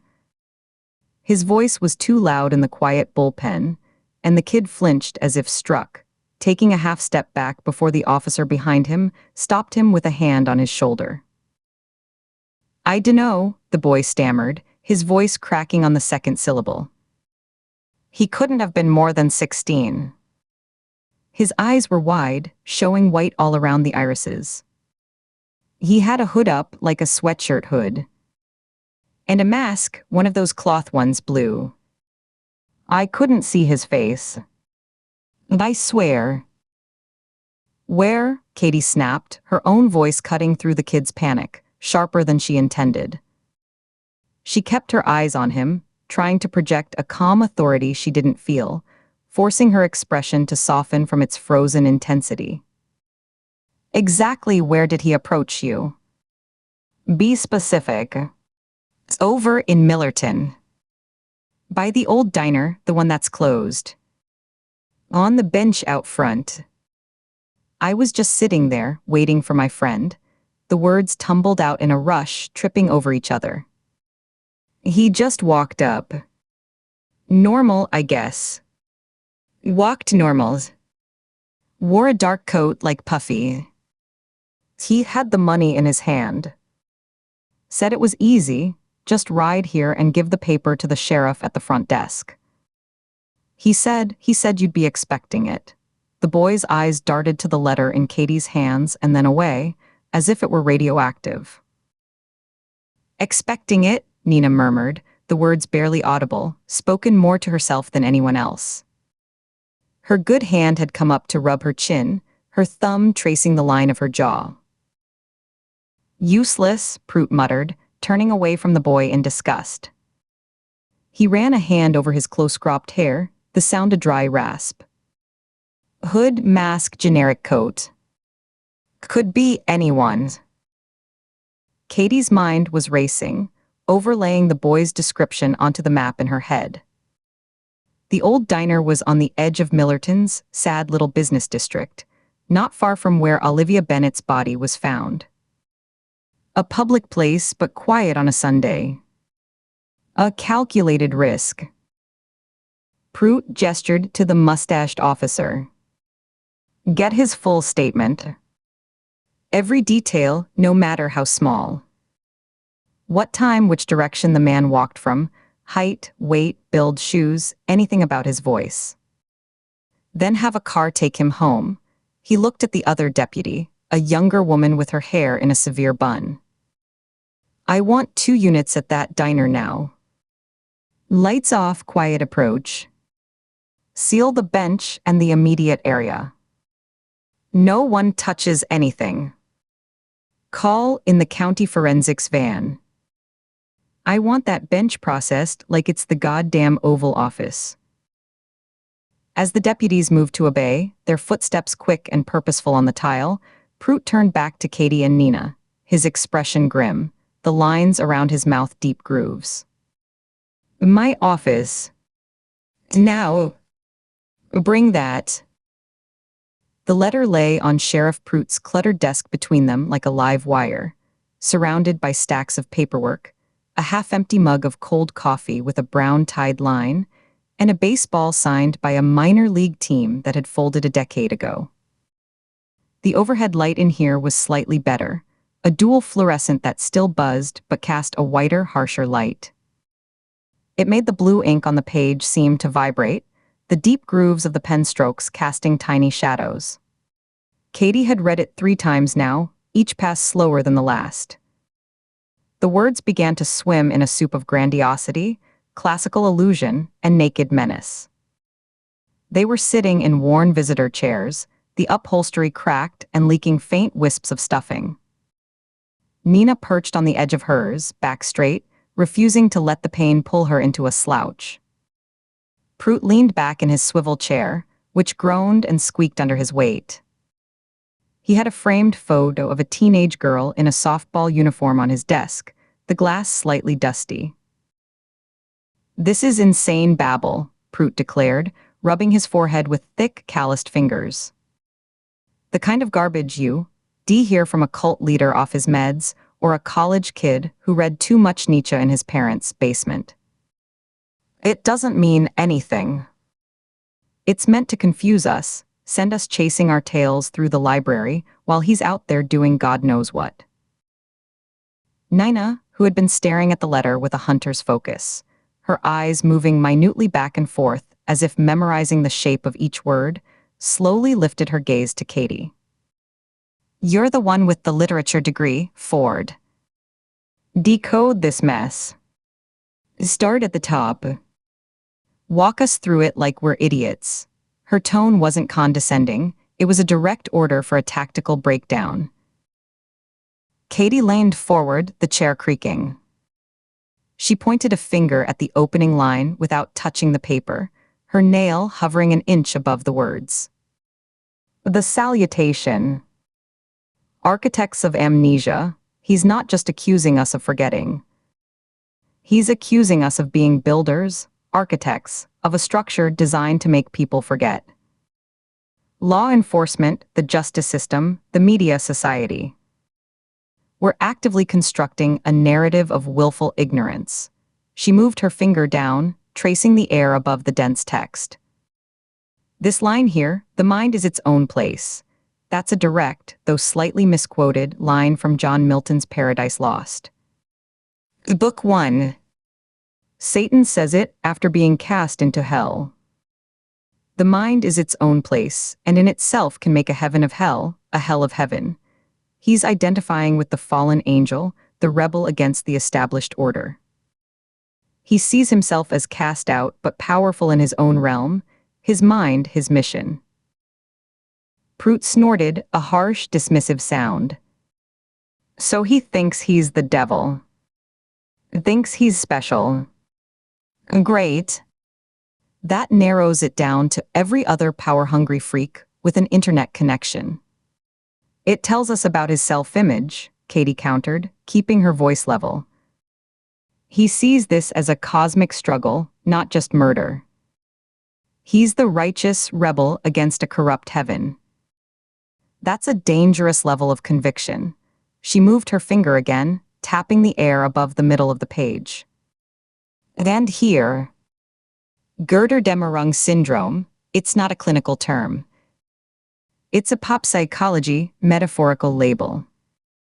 Girder-Demerung is the twilight of the gods, the apocalyptic final battle in Norse mythology, where the gods and giants destroy each other, and the world is consumed in fire. The term was later co-opted.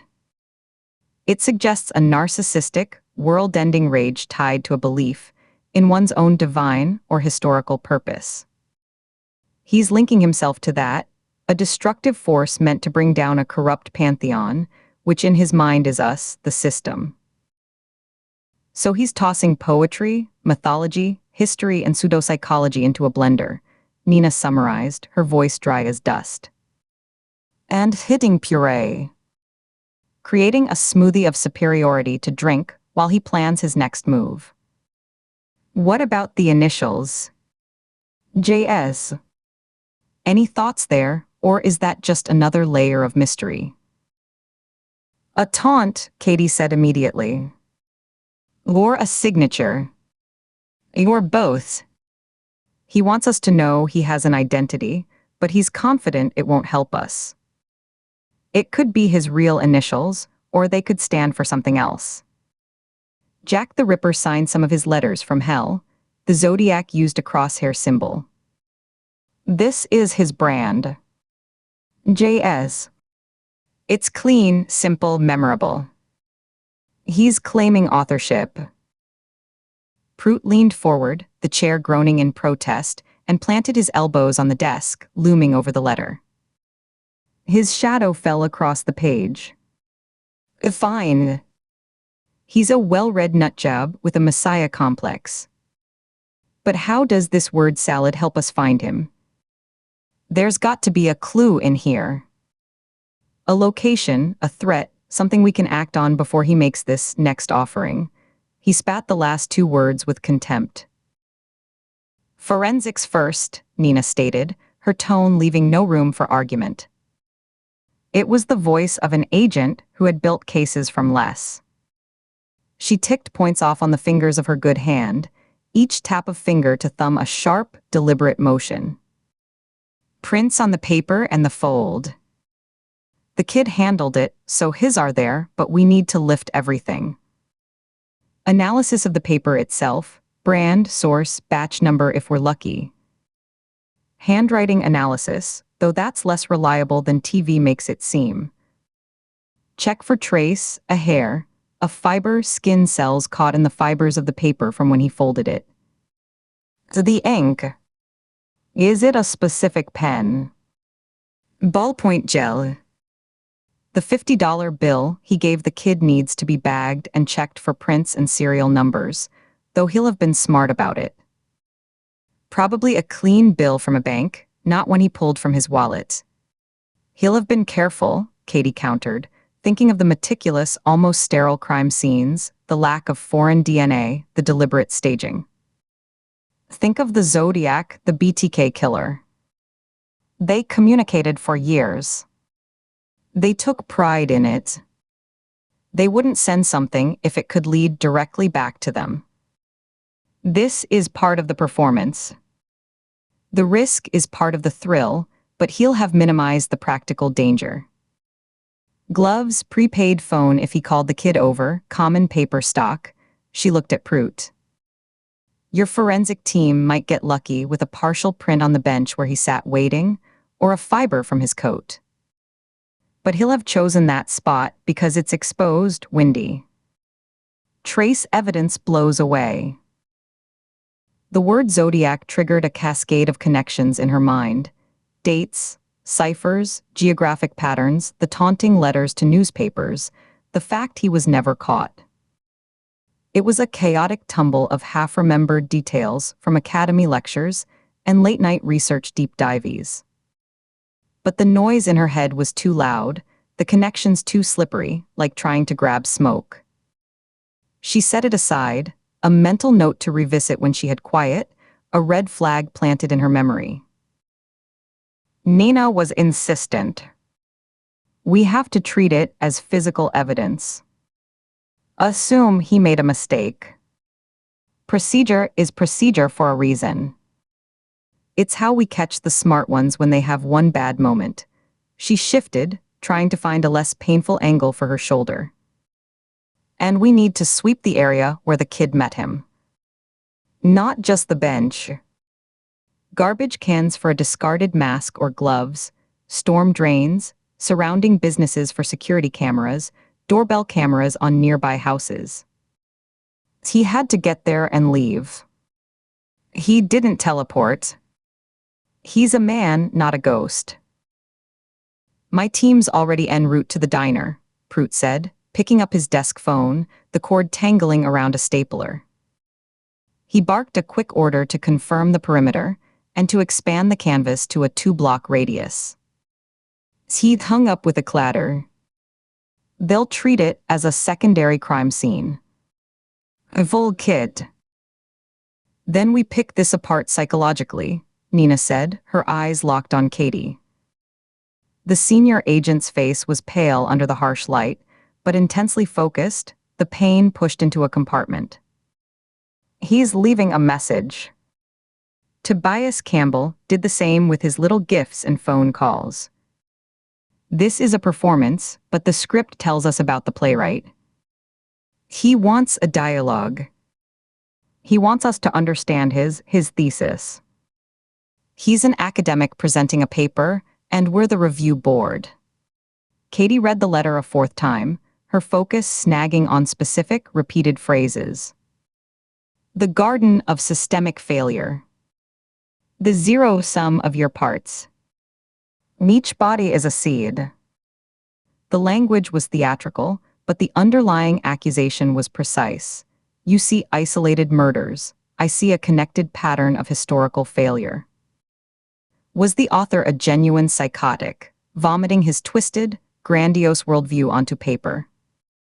Or was he a brilliant, cold manipulator, constructing a facade of erudite madness to misdirect them, to make them look for a philosopher killer, instead of the pragmatic, organized man he likely was?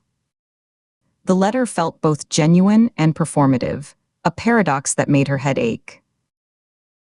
A nagging familiarity itched at the back of her skull, a mental phantom limb. She'd encountered this specific combination of references before, this particular cadence of intellectualized violence. Not in a case file. Somewhere else. In an article. In a book. In online forums. The memory was a shape just out of reach in fog, obscured by fatigue, the adrenaline crash from the Finch dead end, and the precinct's relentless noisy chaos. Behind the closed office door, she could hear the shift change beginning in earnest, the heavy clatter of gear lockers opening and closing, the raised, laughing voices of deputies coming on duty, the deeper, wearier murmur of those leaving. In the bullpen, Leo Finch was probably being processed for release, his voice likely a whining drone of injured innocence and threats to sue. The teenage courier was giving his statement in a nearby interview room, his voice a nervous treble picked up by the thin walls. It was all too much, a cacophony of the mundane pressing in on the monstrous. Her head began to pound in time with her heartbeat, a dull, insistent throb behind her eyes. The words on the page started to blur again, the blue ink swimming. She needed space. She needed silence. She needed to walk and let her subconscious work, the way she sometimes did when a profile refused to coalesce at her desk, when the pieces needed to be shaken up and viewed from a different angle. "I need to step outside for 5 minutes," she said abruptly, looking at Nina. Her voice sounded strange to her own ears, tight and strained. Nina's brow furrowed, deep lines etching her forehead. Now, her tone was pure incredulity, edged with irritation. "We're in the middle of it. We have a direct communication from the subject, a possible live scene being processed, a timeline that's accelerating. We need to formulate a response, coordinate the scene search, get BAU on a conference call to dissect this." "I know," Katie interrupted, her own voice rising slightly before she clamped down on it. "I won't be long. I can't think in this box with all this noise." She gestured vaguely at the door, at the institutional cinderblock walls that seemed to be leaning in. "The answer is in this letter. I can feel it. The connection, the key. But I'm missing it because I can't hear myself think. It's all static." She pressed her fingers to her temple. Nina studied her for a long moment, her eyes assessing, scanning Katie's face for signs of panic or buckling. She saw the tension corded in Katie's neck, the slight tremble in the hand that had been resting on the arm of the chair, the pallor of her skin. She saw not weakness, but a mind overheating, a processor pushed to its limit. After a beat that felt like an hour, she gave a single, short, reluctant nod. 5 minutes. Not a second more. Don't go far. And take your phone. Keep it in your hand." "I will." Katie didn't wait for Prout's approval, which was just as well as he was already back on his radio, coordinating the scene at the diner. She stood up, her knees protesting with a sharp ache from hours of sitting and tension. The letter seemed to glow on the desk, pulling at her attention, the initials JS. Burning in her peripheral vision. She forced herself to turn away, to walk to the office door. Her hand on the knob was cold. She pulled it open, and the full cacophony of the precinct bullpen hit her, a wall of sound and movement and overlapping conversations. She shouldered her way through, not making eye contact with any of the deputies, a woman on a mission, her gaze fixed on the glass doors at the far end of the room. She pushed through the heavy glass doors at the front of the station and emerged into the late afternoon. The air was cold and clean, sharp, with the scent of impending rain and distant wood smoke from a chimney somewhere. It was a slap in the face after the stale, recycled air inside, a bracing shock to the system. She took a deep, gulping breath, feeling it burn her lungs, and let it out slowly, watching the plume of vapor twist and vanish in the still air. The parking lot was mostly empty. A few patrol cars and unmarked sedans parked haphazardly under the sodium vapor lights that were just beginning to flicker on, casting an orange-tinted gloom. She walked away from the building, her boots crunching on the gravel shoulder of the access road, the sound loud in the relative quiet. The sky was a uniform sheet of gray wool, low and oppressive, holding the day's weak light hostage. She shoved her hands deep into the pockets of her jacket, her fingers curling into fists, seeking warmth. JS. Girder-Demerung syndrome. The garden for the graves. The archive. The phrases chased each other in her mind, a maddening loop. She walked without direction, just putting one foot in front of the other, creating a rhythm to match her breathing, in through the nose, out through the mouth. The chill seeped through her clothes, a penetrating cold that cleared the fog of frustration and fatigue, sharpening her senses. She replayed the letter in her mind's eye, not as a whole, but in fragments, turning each phrase over like a stone. The manifestation of a city's indifference. Cleveland. The torso murderer. The city officials who downplayed the deaths, who let the killer operate for years in the flats, who called the victims bums and hobos to minimize public fear. The product of a world that consumes its daughters. The Cleveland torso case. The sensationalism, the fear that gripped Kingsbury Run, the city's failure to solve it. The Osage reign. Not just the string of murders, but the systemic, legalized corruption. The guardianship system that stole wealth, the local officials bought and paid for, the FBI's late and flawed intervention under Hoover. He wasn't just copying murders. He was copying failures. He was holding up a mirror to every time the system, their system, had broken down, had looked away, had been actively complicit. Each victim was a symbol planted in the soil of your neglect, a seed. For what?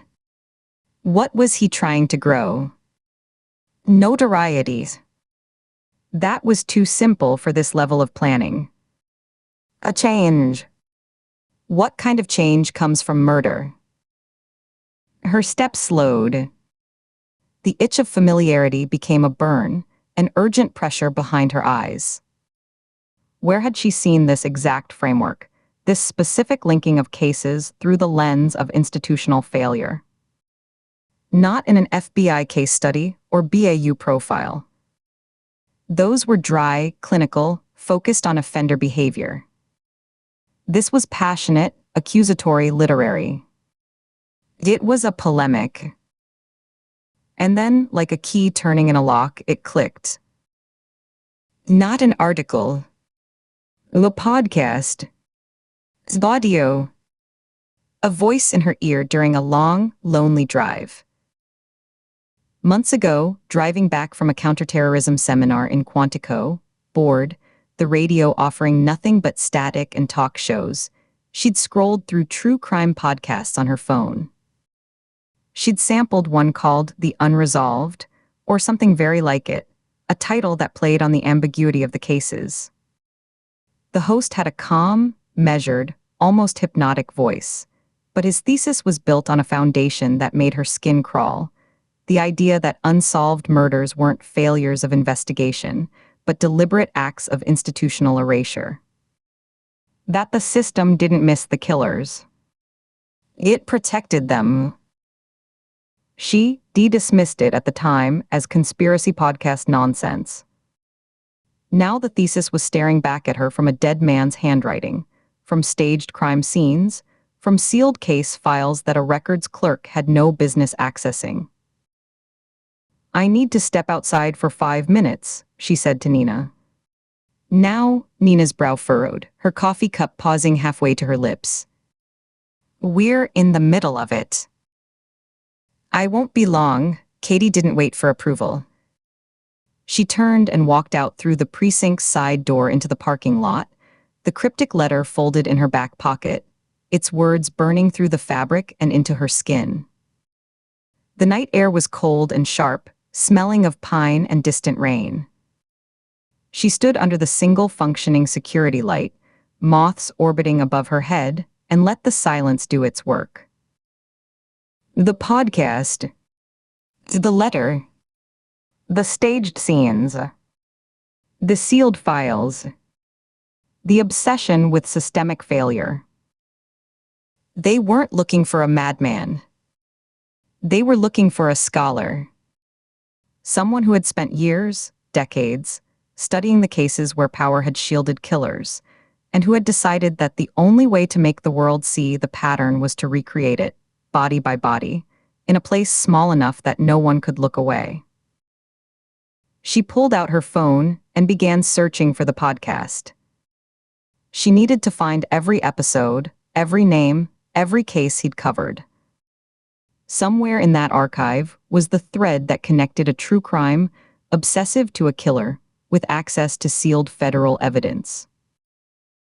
And somewhere in the dark Maryland night, that killer was watching, waiting to see if anyone was finally smart enough to read his work. Chapter 20. The evening air behind the Pine Bluff precinct was thick and still, heavy with the damp promise of a coming storm that hadn't yet broken the humidity. The scent of cut grass and distant manure from a neighboring farm clung to the wet air, a flat, earthy smell that did nothing to clear her head. Katie leaned against the cold, rust-speckled chain-link fence, the wire diamonds pressing into her forearms through the thin fabric of her jacket sleeves. She stared at the empty fields that bled into the gathering dark, a vast expanse of shadowy furrows and scrub brush that seemed to swallow the last of the twilight.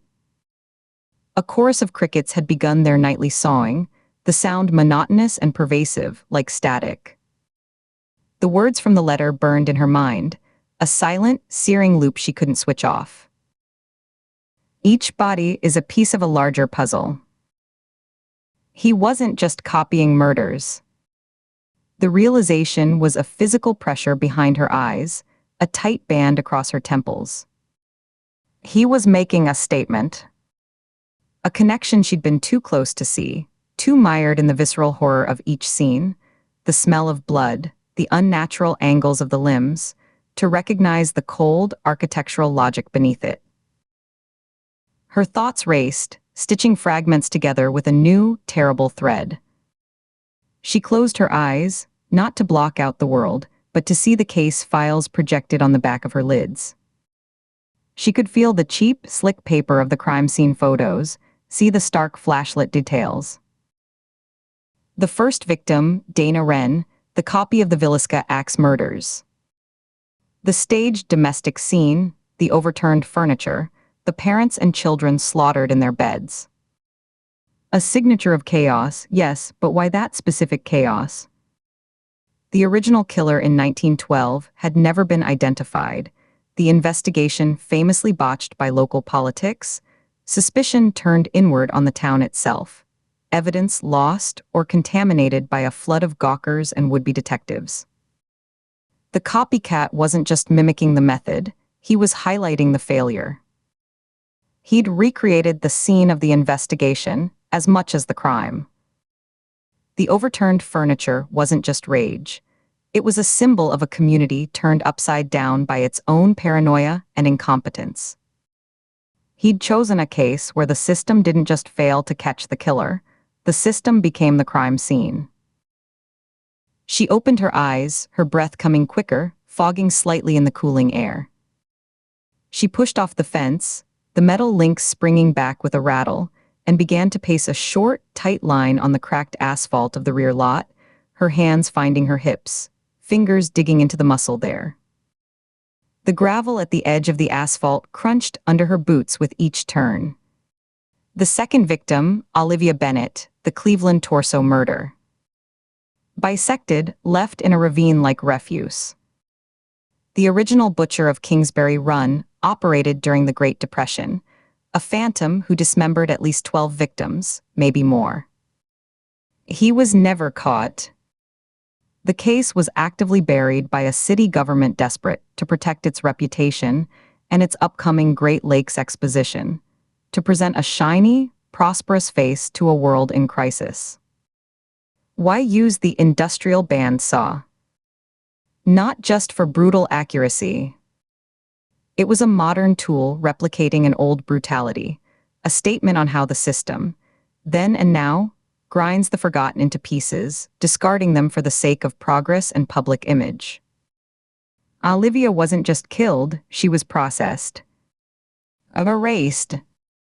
The copycat had used a tool of industry to make a point about institutional efficiency in covering its tracks. 2 murders. 2 profound historical failures where power, or indifference, or civic vanity had shielded a killer from justice.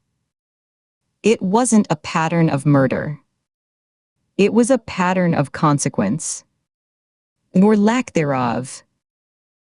She stopped pacing, her boots scuffing to a halt on the loose gravel at the asphalt's edge. She stared at a dark shape in the field that resolved into a rusted piece of farm machinery, a skeletal silhouette against the indigo sky. The third victim. Lydia Cole hanged like a staged Osage suicide. It didn't fit the first 2 geographically or temporally. The Osage Reign of Terror was the 1920s, a conspiracy of greed and murder targeting oil-rich Native Americans, murders covered up by the very lawmen and businessmen sworn to protect them. Why jump there? Why that specific horror? Unless the connection wasn't the weapon or the era, but the corruption itself. The method of murder disguised by authority. The bruises on Lydia's arms, the ligature marks on her wrists, they proved force, not despair. He was replicating the method of a cover-up. He wasn't just killing Lydia Cole. He was reenacting the moment a corrupt official looked at a murdered woman and called it a suicide to serve a larger, uglier purpose. He was showing how the system doesn't just fail to solve murders. Sometimes it actively creates the false narrative. Katie's breath caught in her throat, a sharp, involuntary hitch that made her ribs ache. Her spine straightened, every muscle going taut. A name, a fragment, surfaced from the depths of old, cross-referenced case files she'd scanned during 100 dead-end searches. The tedious scrolling through microfiche and digital archives that was the true grind of the job.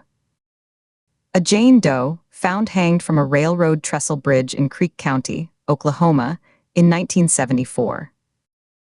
Ruled a suicide despite clear ligature marks on her wrists, indicating her hands had been bound.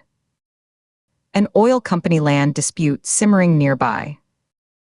Persistent, low-level rumors of payoffs to local officials to look the other way on environmental violations, on strong-arm tactics against holdout landowners.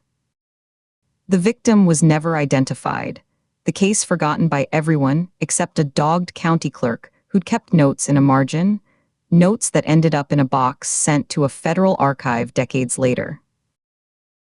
Their victim, Lydia Cole. The connection wasn't a perfect, famous historical murder. It was a quiet, forgotten one. A zero victim. The killer's pattern wasn't about fame, it was about failure. An unsolved murder, a system that looked away for a price. He wasn't picking the headline cases, he was picking the foundational ones, the first brick of corruption in a wall. Zero victims. The first kills that started it all, often lost to time. The pieces didn't just fit, they snapped into place with a cold, logical click that resonated in her chest like a struck bell. He wasn't random. He wasn't a fanatic obsessed with notorious killers. He was a historian with a grim, prosecutorial thesis.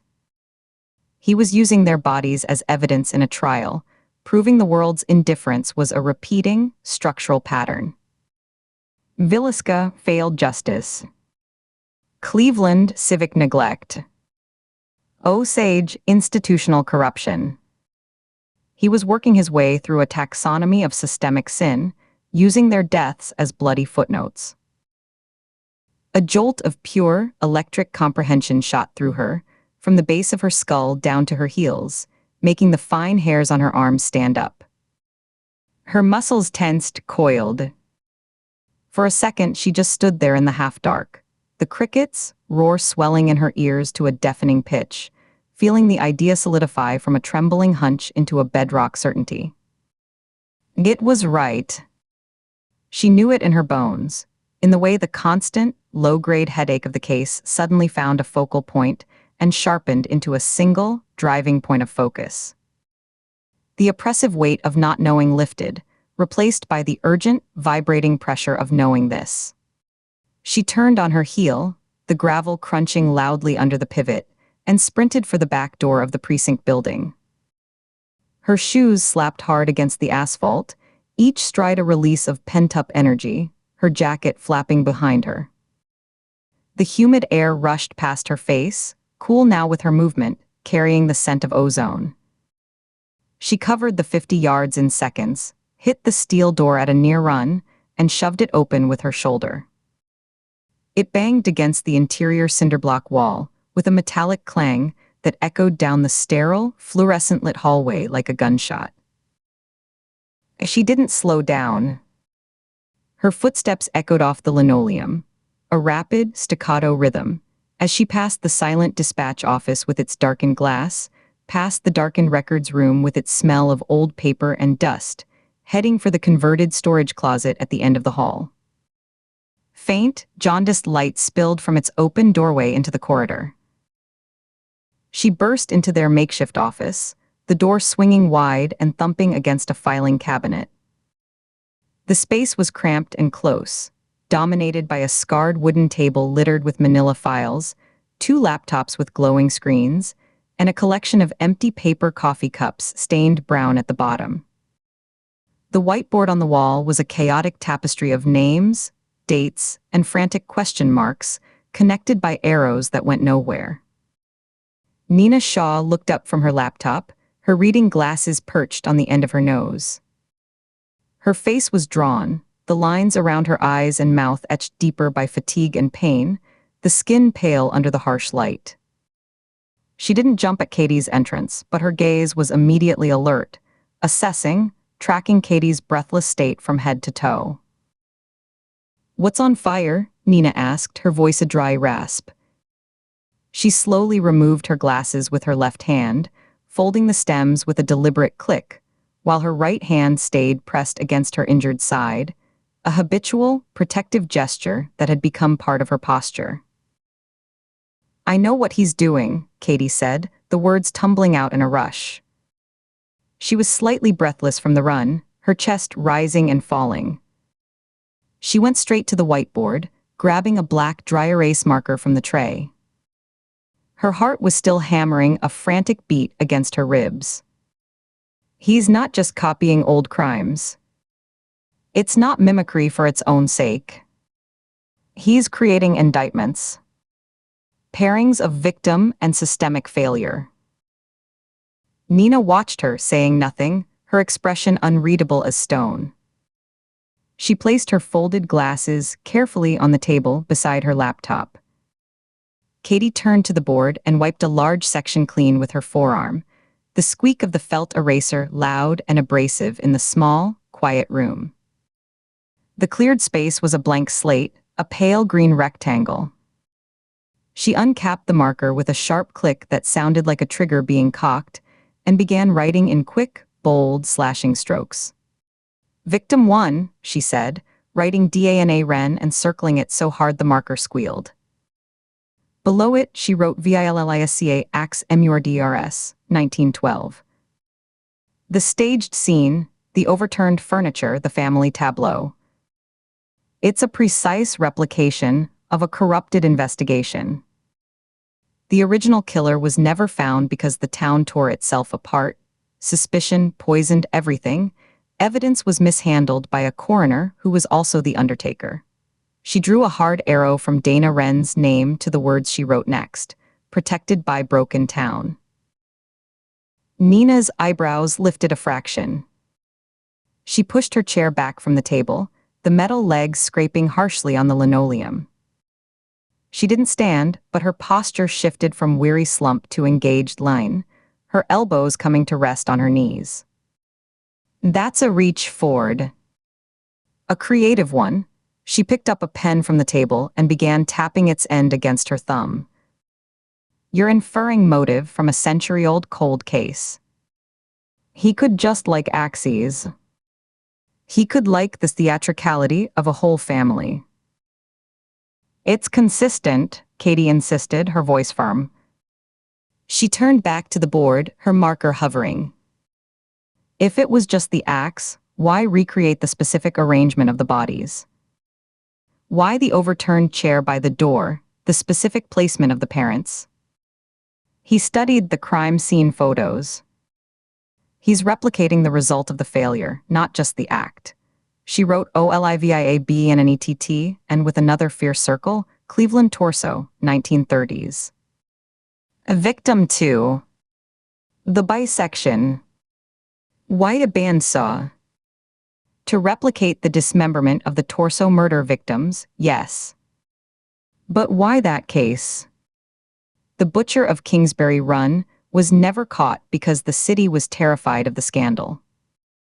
The mayor, the safety director, They suppressed evidence, they bullied the press, they reassigned the lead detective. They wanted the whole thing to go away because they had a World's Fair to promote. She wrote the letters angular, shielded by civic neglect.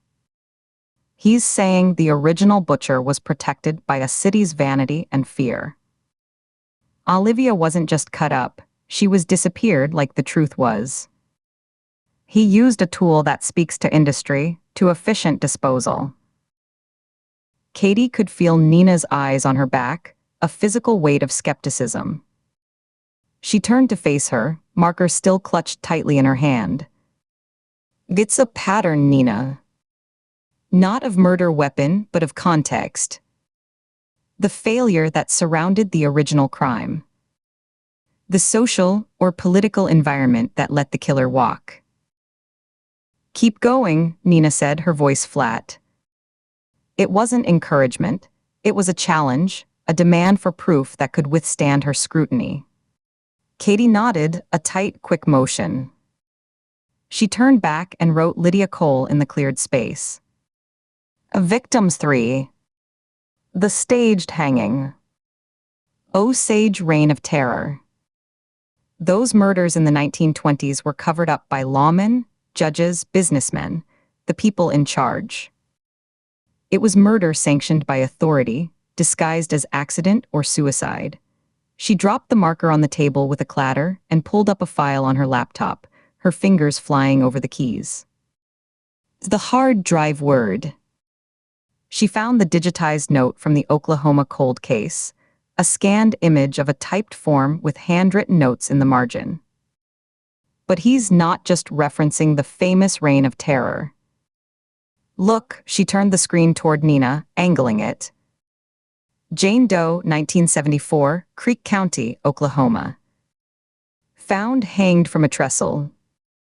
Ruled a suicide despite clear evidence of restraint, ligature marks on the wrists, not the neck. Active oil land dispute nearby, rumors of payoffs to local officials to fast-track surveys. An unsolved where money talked and the system looked the other way. A 0 victim. She tapped the screen with a fingernail. He's saying the same forces that protected killers then are still here, just quieter, more bureaucratic. Lydia's death is the echo. He's linking each unsolved, historical case to the specific flavor of corruption that allowed it.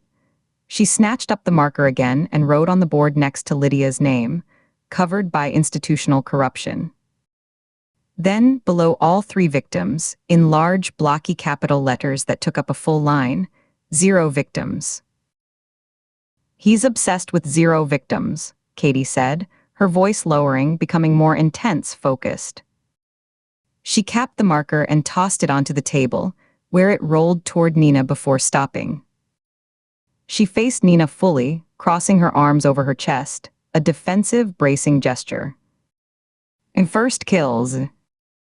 The ones that start a pattern, or the ones that get lost because no one cared enough to look, because it was expedient to forget. The foundational failures. That's his thesis. He's a scholar of collapse. He's building a curriculum out of corpses. Nina stood then, slowly, carefully, using the table for support. A hand went to her injured side, her fingers pressing into the spot just above her hip. She studied the board, her eyes moving methodically from Dana Wren's name to Olivia Bennett's to Lydia Cole.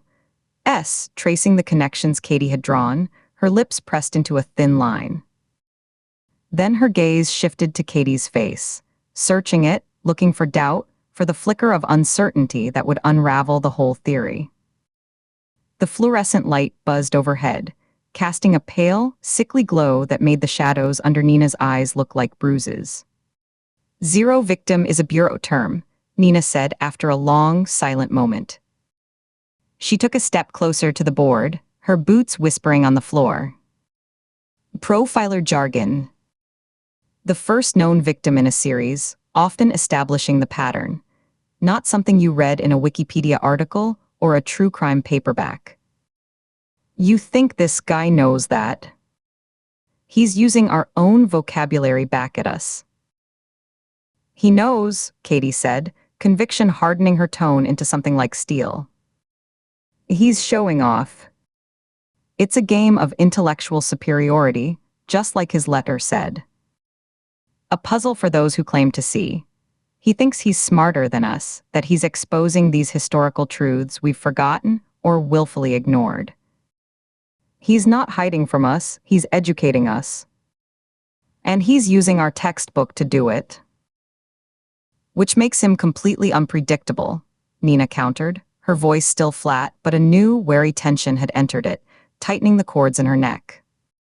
She took another step closer to the board, her head tilting as she read the phrase, systemic failure. No consistent victim type beyond woman, no geographic signature he has to follow. No reliable MO beyond the historical reference. We can't profile a ghost wearing history's mask. He could be anyone, targeting anyone, as long as it fits his damn thesis. He could jump from Oklahoma 1974 to a mob hit in Chicago 1968 if it illustrates organized crime infiltration of unions. There's no boundary. That's what he wants us to think, Katie said, moving to stand beside her, both of them now facing the whiteboard as if it were an opponent, a witness on the stand. That he's a phantom, a force of nature and idea. But he screwed up. She picked up the marker again, uncapped it, and circled the words she'd written earlier from the letter, zero sum of their parts. He used our language. That phrase, zero sum of their parts, that's not public knowledge. It's an inside term, something from a strategy session or a case conference about linking serial offenses. It's jargon. It's what a supervisor says when closing a file on a dead-end lead. It's our noise.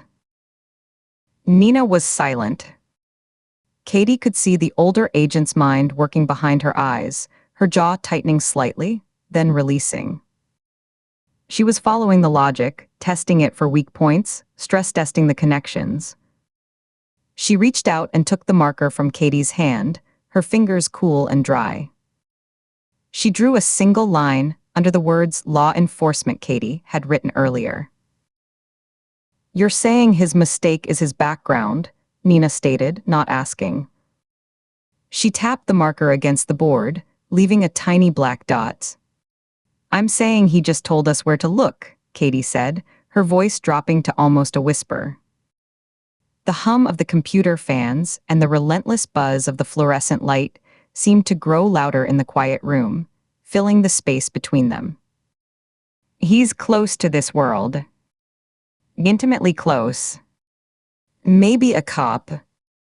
The retired cop. A prosecutor's investigator. A crime reporter who's been embedded too long and thinks he knows better.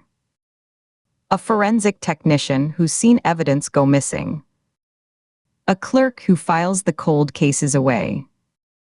Someone who's heard these terms in hallways and conference rooms, who lives in the architecture of old cases and sees the cracks in the foundation. She turned to look at Nina, holding her gaze. He's not an outsider looking in with envy. He's on the inside, looking back out at all the failures, and he's decided to stage his own bloody audit. He's the self-appointed Inspector General. Nina's gaze sharpened. It was a subtle change, but Katie saw it. The slight narrowing of her eyes, the way her focus seemed to crystallize, locking onto Katie's theory and holding it fast, examining every facet. The skepticism was still there, a bedrock part of her, but it was now fused with a predatory, calculating interest. She leaned forward, bracing her hands on the edge of the table, her weight on her knuckles, which whitened under the pressure. An insider, Nina repeated slowly, tasting the word, weighing it. With a grudge. Or a mission. Or a savior complex. Or all three. She looked back at the board, at the three names connected by threads of institutional failure. It fits the precision. The access to information, not just the historical cases, but the details of our investigation, our movements. The knowledge of how we work, what would confuse us, what would send us down the wrong hole. She exhaled, a long, weary sound that seemed to come from her very core. It also makes him a hell of a lot more dangerous. He knows our playbook. He knows our thresholds for probable cause, our resource limitations, our interagency bullshit. He can anticipate our moves. But it gives us a perimeter, Katie said, a surge of adrenaline making her words quicken, her gestures more animated. She swept a hand toward the board. We're not looking for a loner in the woods or a basement-dwelling fanatic. We're looking for someone with a badge or a press pass or a county ID. Someone with a desk, maybe in this very building or one like it. Someone who has or had access to files, to evidence lockers, to case notes, to us. Nina pushed off the table and straightened, wincing as the movement pulled at her injury.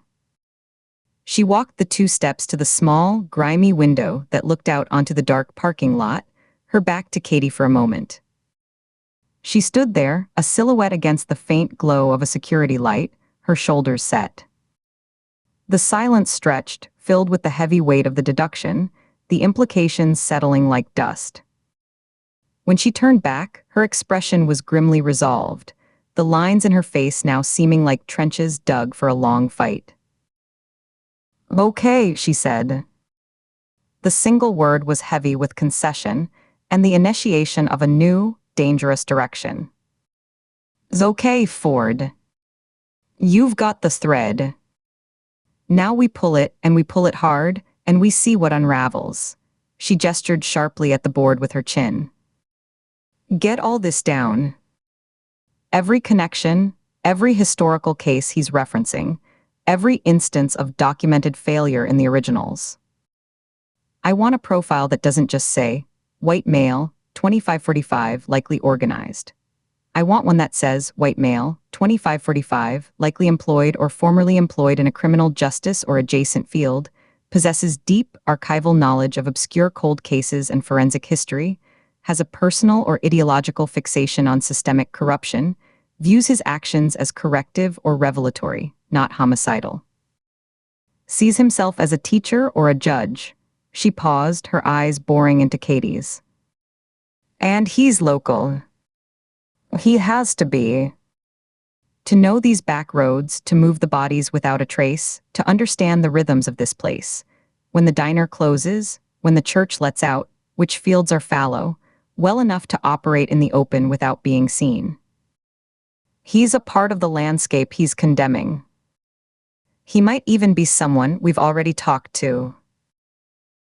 Katie was already moving, the energy in the room shifting from static tension to kinetic purpose. She grabbed a fresh legal pad from a stack, the paper crisp, and clicked her pen. She began writing, her pen flying across the lines as she tried to capture the cascade of thoughts before they escaped. The room, which had felt like a dead-end closet, a place where leads went to die, now crackled with a terrible, focused energy. The whiteboard was no longer a record of confusion. It was a map, and for the first time, she could see the contours of the territory. The killer had drawn a pattern in blood and history, believing only he could read it. For the first time, Katie felt like she could see the hand that held the pen, not just the marks it left behind. And the hand was wearing a familiar glove. Chapter 21. The whiteboard was a vast, empty green rectangle, its surface still streaked with the ghost of a previous case's erased diagrams, faint lines of red and black that suggested a flowchart or a timeline, now meaningless. The door to the borrowed task force room was locked, the deadbolt thrown with a solid, final thunk that echoed in the small, bare space. The room smelled of dry erase marker, stale coffee from a forgotten mug in the corner, and the faint, dusty odor of the HVAC system pushing out air that tasted of filtered dust. The only light came from a fluorescent tube overhead that buzzed like a trapped insect, and from the cool, blue-white glow of Katie's open laptop on the scuffed, laminate table. The buzzing light made the shadows at the edges of the room seem to pulse. Katie kept her voice low, barely above a murmur, as if the walls themselves might be listening. She stood with her arms crossed, her shoulders tight. "It has to be someone on the inside," she said, the words feeling both dangerous and inevitable as they left her mouth. "Someone with access. Real access." From her post by the narrow window inset in the door, Nina Shaw watched the empty precinct hallway, her shoulder leaning against the frame. Her profile was etched with fatigue, the skin under her eyes looking bruised in the harsh light. She didn't turn. "One of ours?" she asked, her tone flat, devoid of inflection. "You really think a cop could do this?" "Not just a cop, someone who knows how we work, how we think. How we miss things." "Not necessarily a sworn officer," Katie clarified, turning to face the blank board. She picked up a blue marker from the aluminum tray, uncapped it with a soft click. The chemical scent bloomed in the air, sharp and astringent. She walked to the board, her shoes whispering on the thin industrial carpet. "Anyone with ties to the system. The judicial system, law enforcement administration records."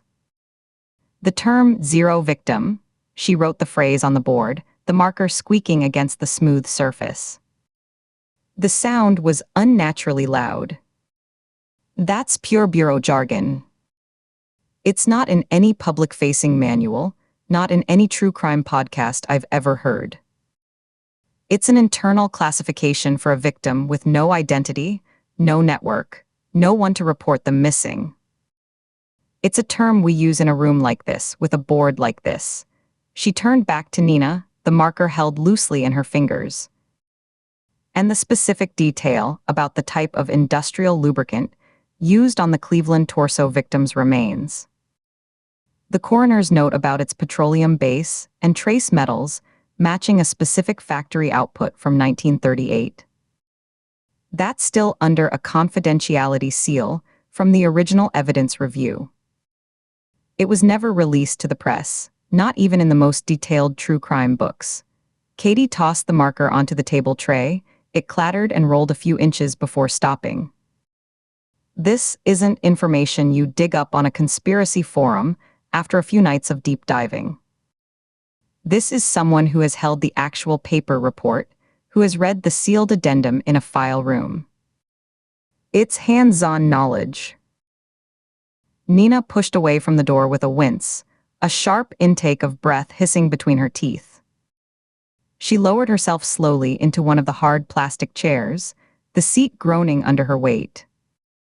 The wear on her was visible, a physical weight that seemed to press her into the seat. She reached down and massaged her right knee absently, her fingers digging into the fabric of her trousers. "So, who's the pool? If we're fishing in our own pond, how wide is the net? Give me parameters. Anyone connected to law enforcement or court administration in this county or the adjacent 3, Katie said, sitting and waking her laptop with a tap. The screen illuminated her face, casting upward shadows that hollowed her cheeks. She pulled up a database query she'd constructed and run twice already, each time hoping she'd missed a filter, that a name would jump out. Security guards at the county courthouse. Clerks in the evidence room or records archive. Retired personnel who still have friends on the inside, who might have kept copies of things they shouldn't have. Janitorial staff who work nights and see what's left on desks, what's in the shredder bins. She scrolled through the list, a parade of mundane names and job titles scrolling in a relentless green font. Dispatcher supervisors. Evidence technicians who retired 10 years ago. Anyone who could have glimpsed a sealed case file left in a tray overnight, or who had the system permissions to pull a digital record and cover their tracks. Someone with a keycard that got them into the right rooms. Then profile him, Nina said, her eyes sharpening, cutting through the haze of her own exhaustion. She leaned forward, elbows on her knees, her hands clasped loosely. The pose was attentive, a hunter listening for a telltale rustle. If he's one of these paper pushers, a ghost in the machine, who is he? What does he look like in his head? Not his face, his interior. Katie stood again, the chair legs scraping on the floor. She faced the board, her back to Nina. She picked up a red marker this time, the cap coming off with a pop. She began constructing the outline, not as a suspect, but as a psychological silhouette, drawing a rough circle in the center of the green void. White male. Has to be. The historical cases he's mimicking, Villisca, Cleveland torso, the Osage hangings, involved white male perpetrators, and his commentary is about systemic power, institutional blindness. He's embodying the source of that power, the invisible hand. She wrote WM in the upper left corner. Average. Not remarkable. The kind of face you forget 2 minutes after you see it. Capable with his hands, obviously, given the tool work, but also capable of blending into a crowd, into an office. He's at ease with violent death. No attempt to dignify or conceal the victims after the fact. The staging is clinical, like a demonstration for an unseen audience of experts. She tapped the red marker against her palm, leaving a small red dot. Tap. Tap. Tap. This is someone who's been close to it before. Not as a perpetrator, but as an observer. The violence doesn't shock him. It's data. It's paperwork. It's a problem to be cataloged and filed away. An admirer, Nina stated, her voice grim final. He's spent so long filing the reports of monsters, he started to envy their notoriety. Their permanence in the record. He wants his own file. A thick one. Which means he probably hasn't spent his whole life in a quiet, insulated place like Millerton, Katie continued, following the thread, writing transplant on the board. He's been somewhere with a concentration of evil, or at least the bureaucratic residue of it. A major metropolitan courthouse with a high-volume violent crimes docket. A county archives that stores cold case boxes by the hundred. Somewhere he could spend years sifting through the worst of humanity, without anyone noticing he was memorizing the details, not just processing them. He learned the patterns of failure. A retiree then, Nina mused. The question hung in the air heavy. Boredom setting in after a lifetime of imposed order. All that pent-up fascination finally boils over when the structure of the job is gone, and he's left alone with his thoughts and his files. Katie caught herself, her hand pausing midair. She glanced over her shoulder at Nina. The parallel was too clear, too uncomfortable. The dedicated public servant, the lifetime of service, the looming void of retirement. Sorry. I didn't mean. Forget it, Nina cut her off, waving a dismissive hand. The gesture was sharp, final, a blade cutting a cord. It's a valid angle.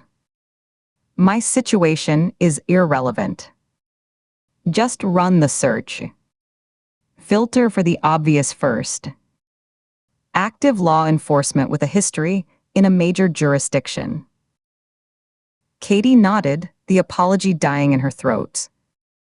She turned back to the laptop, her fingers flying over the keys with practiced efficiency. The clack of the keys was the only sound besides the fluorescent buzz. She pulled up a new query, focused on local law enforcement. She filtered for officers, active and retired, within a 30-mile radius who had transferred from larger metropolitan departments. Baltimore, D.C., Philadelphia, in the last decade or so. The list that populated was short and unremarkable. She read the summaries aloud, her voice a monotone against the hum of the laptop fan. Officer Jameson, moved from Philly Traffic Division after a divorce, no violent crimes unit experience. Sergeant Miller, always been here, family. S from here, retired Captain Evans, former DC. Patrol, moved here 15 years ago, runs a bait and tackle shop now. She shook her head, a tight movement of frustration. None of them fit the psychological mold. These are guys who left the chaos, who wanted out of the grind. Not guys who secretly worshipped it, who wanted to bring a piece of it with them. Wrong path. She cleared the filters, the screen refreshing with a blink. A new idea formed, crystallizing as she typed. If he's an outsider who brought his obsession with him, he's a transplant.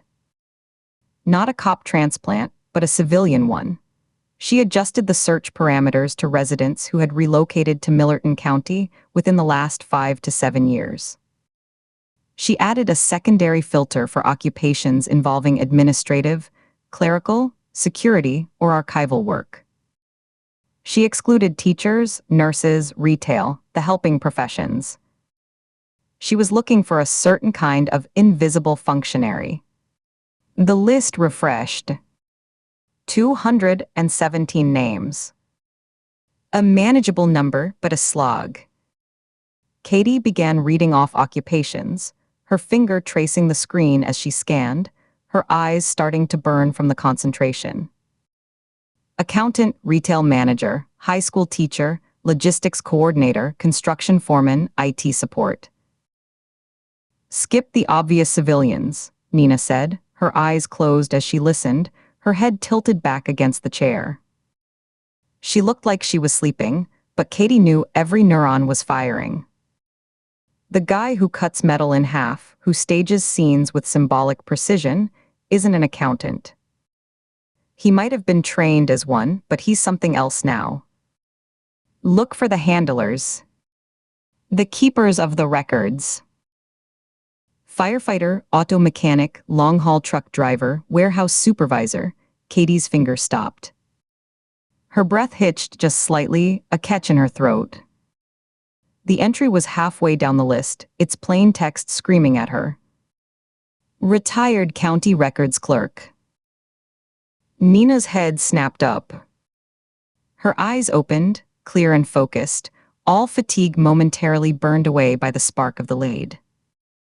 That's it. That's the vein. Drill down. Now. Katie double-clicked the entry, her pulse a steady, heavy drum in her ears. The record expanded, filling the screen with dry biographical data. Leo Finch. Age 62. No criminal priors, not even a traffic warrant. Not even a parking ticket. She scanned the attached employment history document, a PDF scan of an old, typewritten personnel form. The font was Courier, the formatting rigid. Worked for the Cumberland County Clerk's Office for 28 years. Position, Senior Records Archival Specialist. Cumberland, Nina breathed, standing now with a grunt of effort, leaning over Katie's shoulder to see the screen. The scent of her shampoo, something plain and medicinal like tea tree, cut through the room's staleness. Her shadow fell across the keyboard. That's a big office. Handles overflow from Baltimore, from D.C. Federal cases. They warehouse files for state and federal appeals. Access to everything. The sealed files, the evidence logs, the coroner's supplementary reports, the grand jury transcripts that never see the light of day. He was a librarian of atrocity. He took an early retirement package 2 years ago. Katie read, her voice tightening, becoming clipped as she found the note in the remarks field. She read it aloud, each word deliberate weighed. Separation noted as voluntary. No disciplinary action noted. Performance reviews, consistently satisfactory. Clean record, she looked up at Nina, their faces close in the gloom. He walked away clean. A model employee. No one saw him coming. No red flags.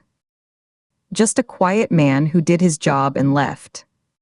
He spent decades in the room where they filed the failures, Nina said, her voice a low, gravelly rasp.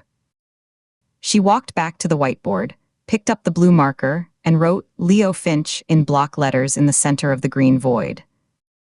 The letters were bold, aggressive. All those unsolved cases. All that corruption buried in the paperwork, because it was too ugly or too complicated or too politically dangerous to solve. All the zero victims, whose files got thinner every year as leads dried up and interest waned, until they were just a barcode in a climate-controlled storage box. She capped the marker with a definitive snap. It didn't just get under his skin. It became his skin. His worldview. He saw the blueprint of how the world really works, through paper trails and cover-ups. Until he decided the most fitting tribute, the most powerful critique, wasn't to file another report, Katie finished, the pieces locking together with an almost audible click in her mind. She could see it, a small, tidy man in a cardigan, moving through aisles of gray boxes, his fingers brushing the labels. It was to reenact them. To prove the system is still just as broken, that it's happening again right under our noses, and we're still missing it. We're still filing it away, it fit. The motive, the knowledge, the psychological fracture.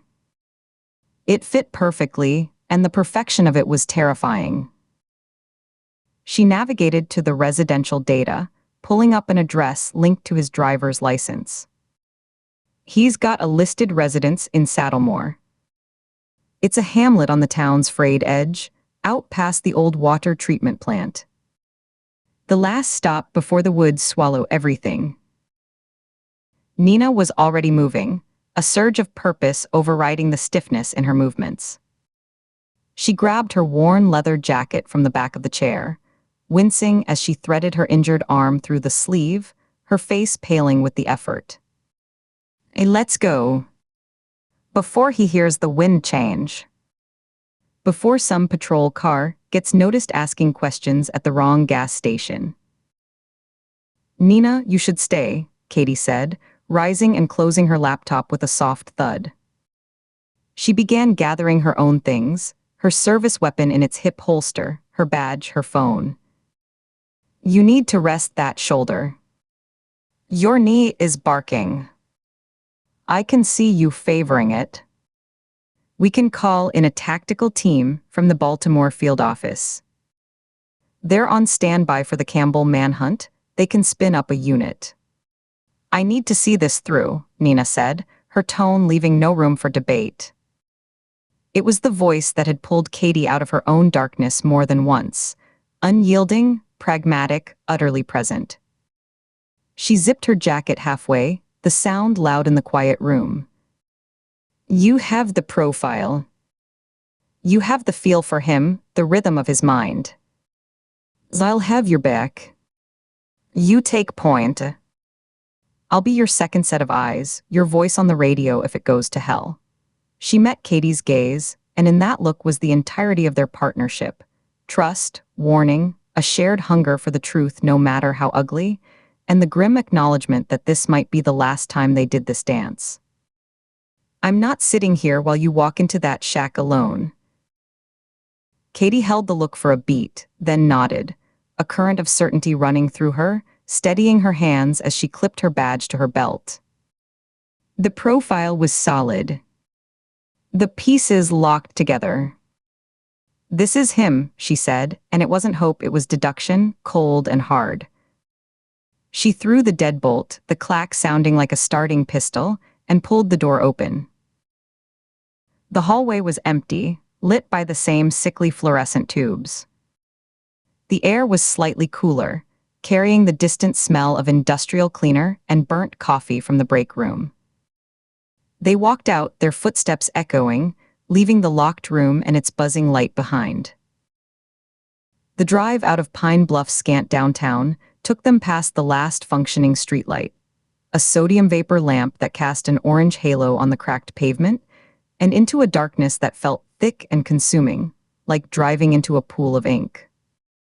Katie drove, her hands at 10 and 2 on the rental car's wheel, her knuckles pale. Her eyes constantly scanned the roadside, noting the shapes of mailboxes, the dark gaps between houses, any glint of light that shouldn't be there. The quaint center, a single block of struggling businesses with handwritten, closed signs in the windows, gave way to older, more neglected housing with sagging porches and cars on blocks, then to scattered trailers with flickering blue TV light in their windows, and finally to a patch of 1970s-era detached homes built on the shallow, muddy shore of the old Saddlemore Reservoir. The moon was a thin, cold sliver behind a veil of high, thin clouds, casting a weak, greasy light on the black water to their left. The water was still, a sheet of obsidian. The row of houses on the right was dark, most windows unlit, as if the street had been abandoned. Yards were overgrown with knee-high brown grass and brambles that clawed at fence posts. The air coming through the car's slightly open vents carried a damp, mineral scent of stagnant water, decaying pine needles, and the faint, sweet-rotten smell of algae bloom.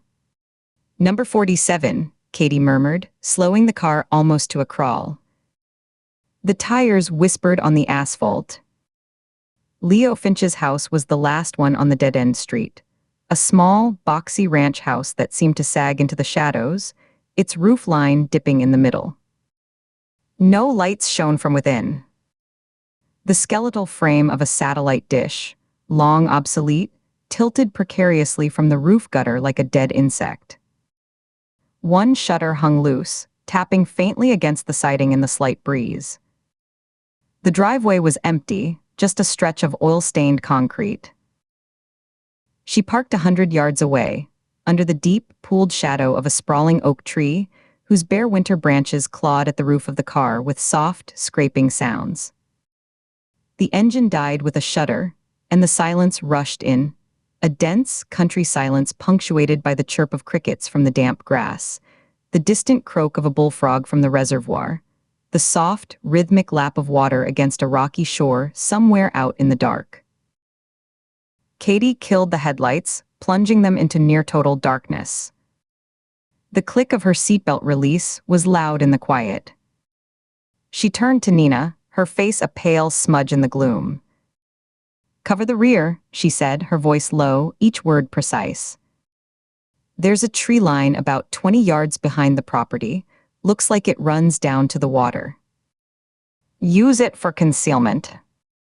Watch for any movement from the back door or windows. I'll take the front." Radio check, channel 4, subaudible squelch. "If you see anything, say it. Don't wait."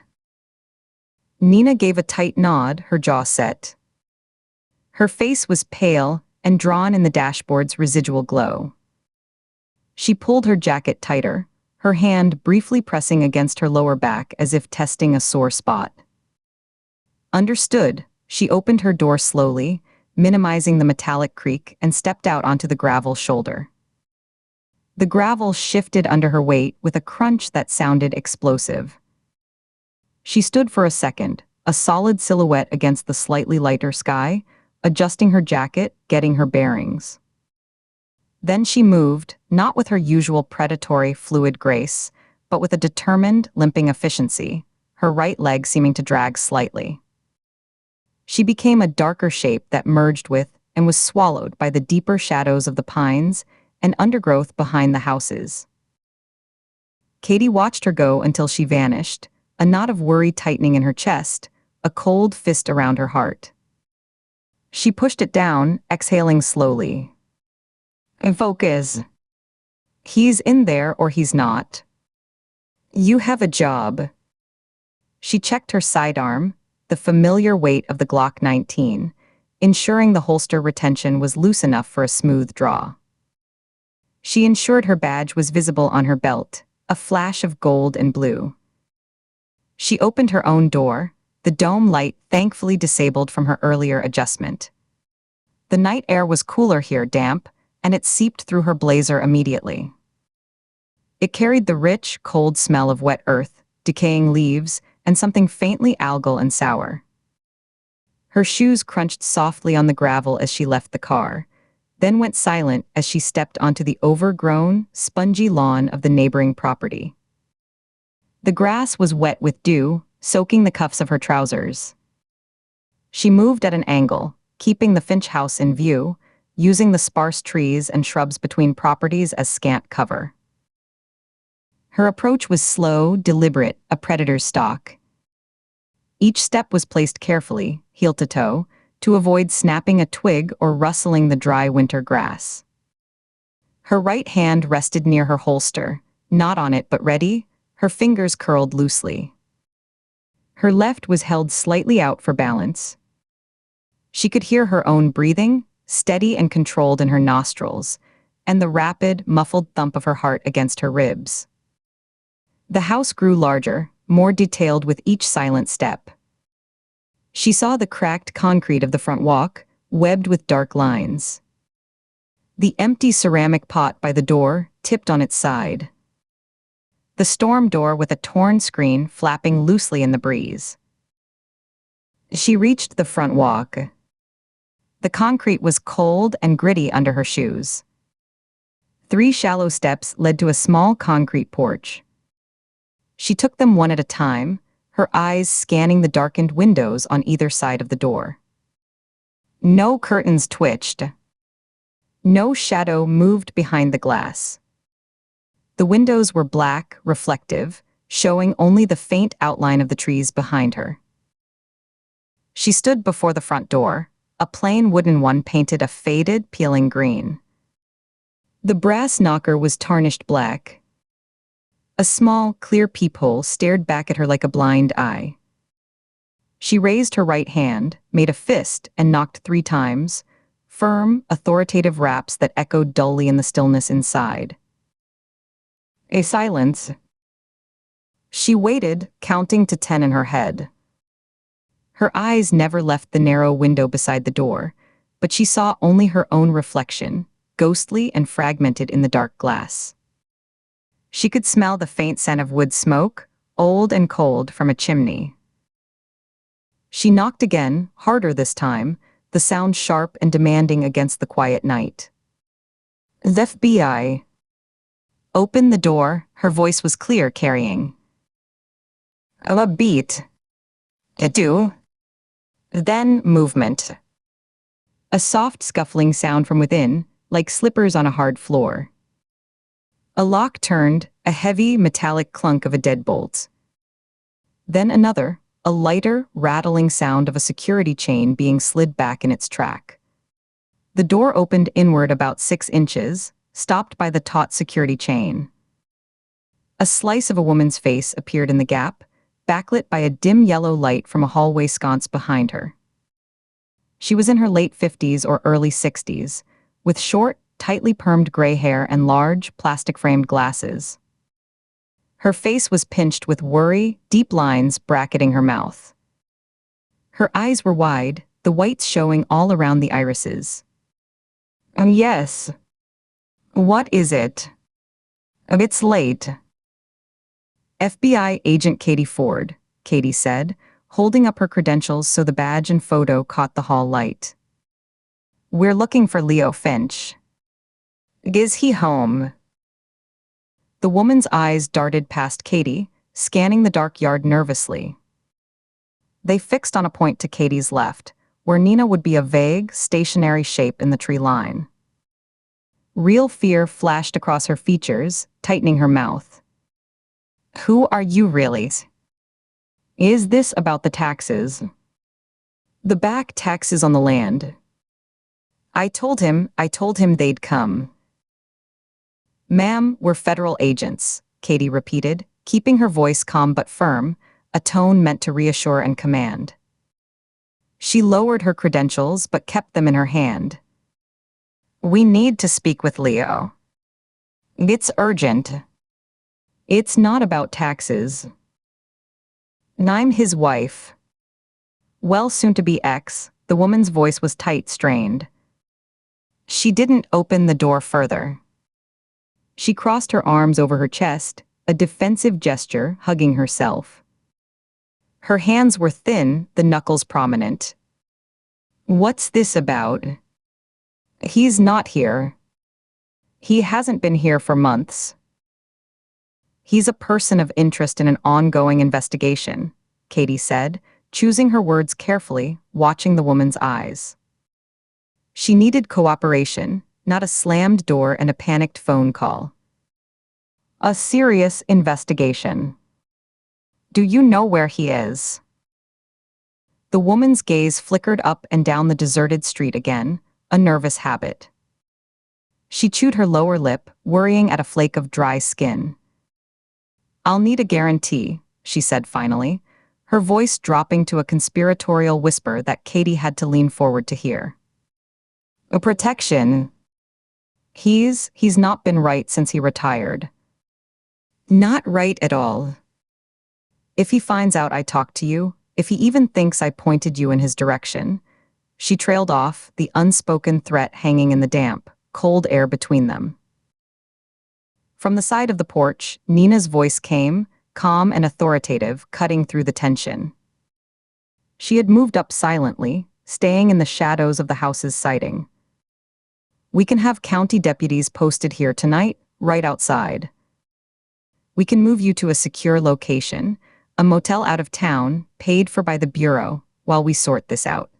Nina stepped into the sliver of light from the door, her own badge held up. The gold shield gleamed. "You have my word. Agent Shaw. The wife, Mrs." Finch studied Nina's face, then Katie's, her eyes moving back and forth like a pendulum.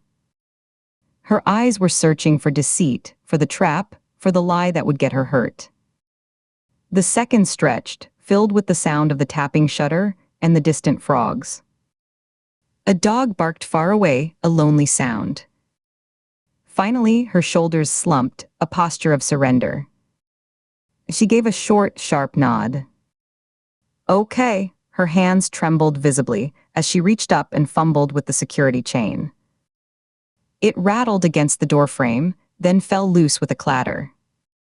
She pushed the door open fully. She stood in the doorway, a small woman swallowed by a worn floral housecoat over a nightgown.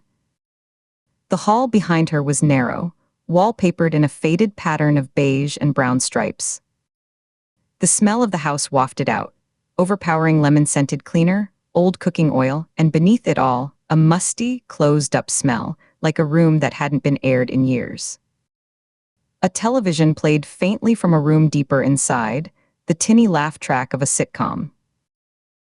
"He's mostly out at his place in the woods," she said, hugging herself as if she were freezing, though the hall felt warm. "Pinefields. Has been for months. I changed the locks here." "Why does he live out there?"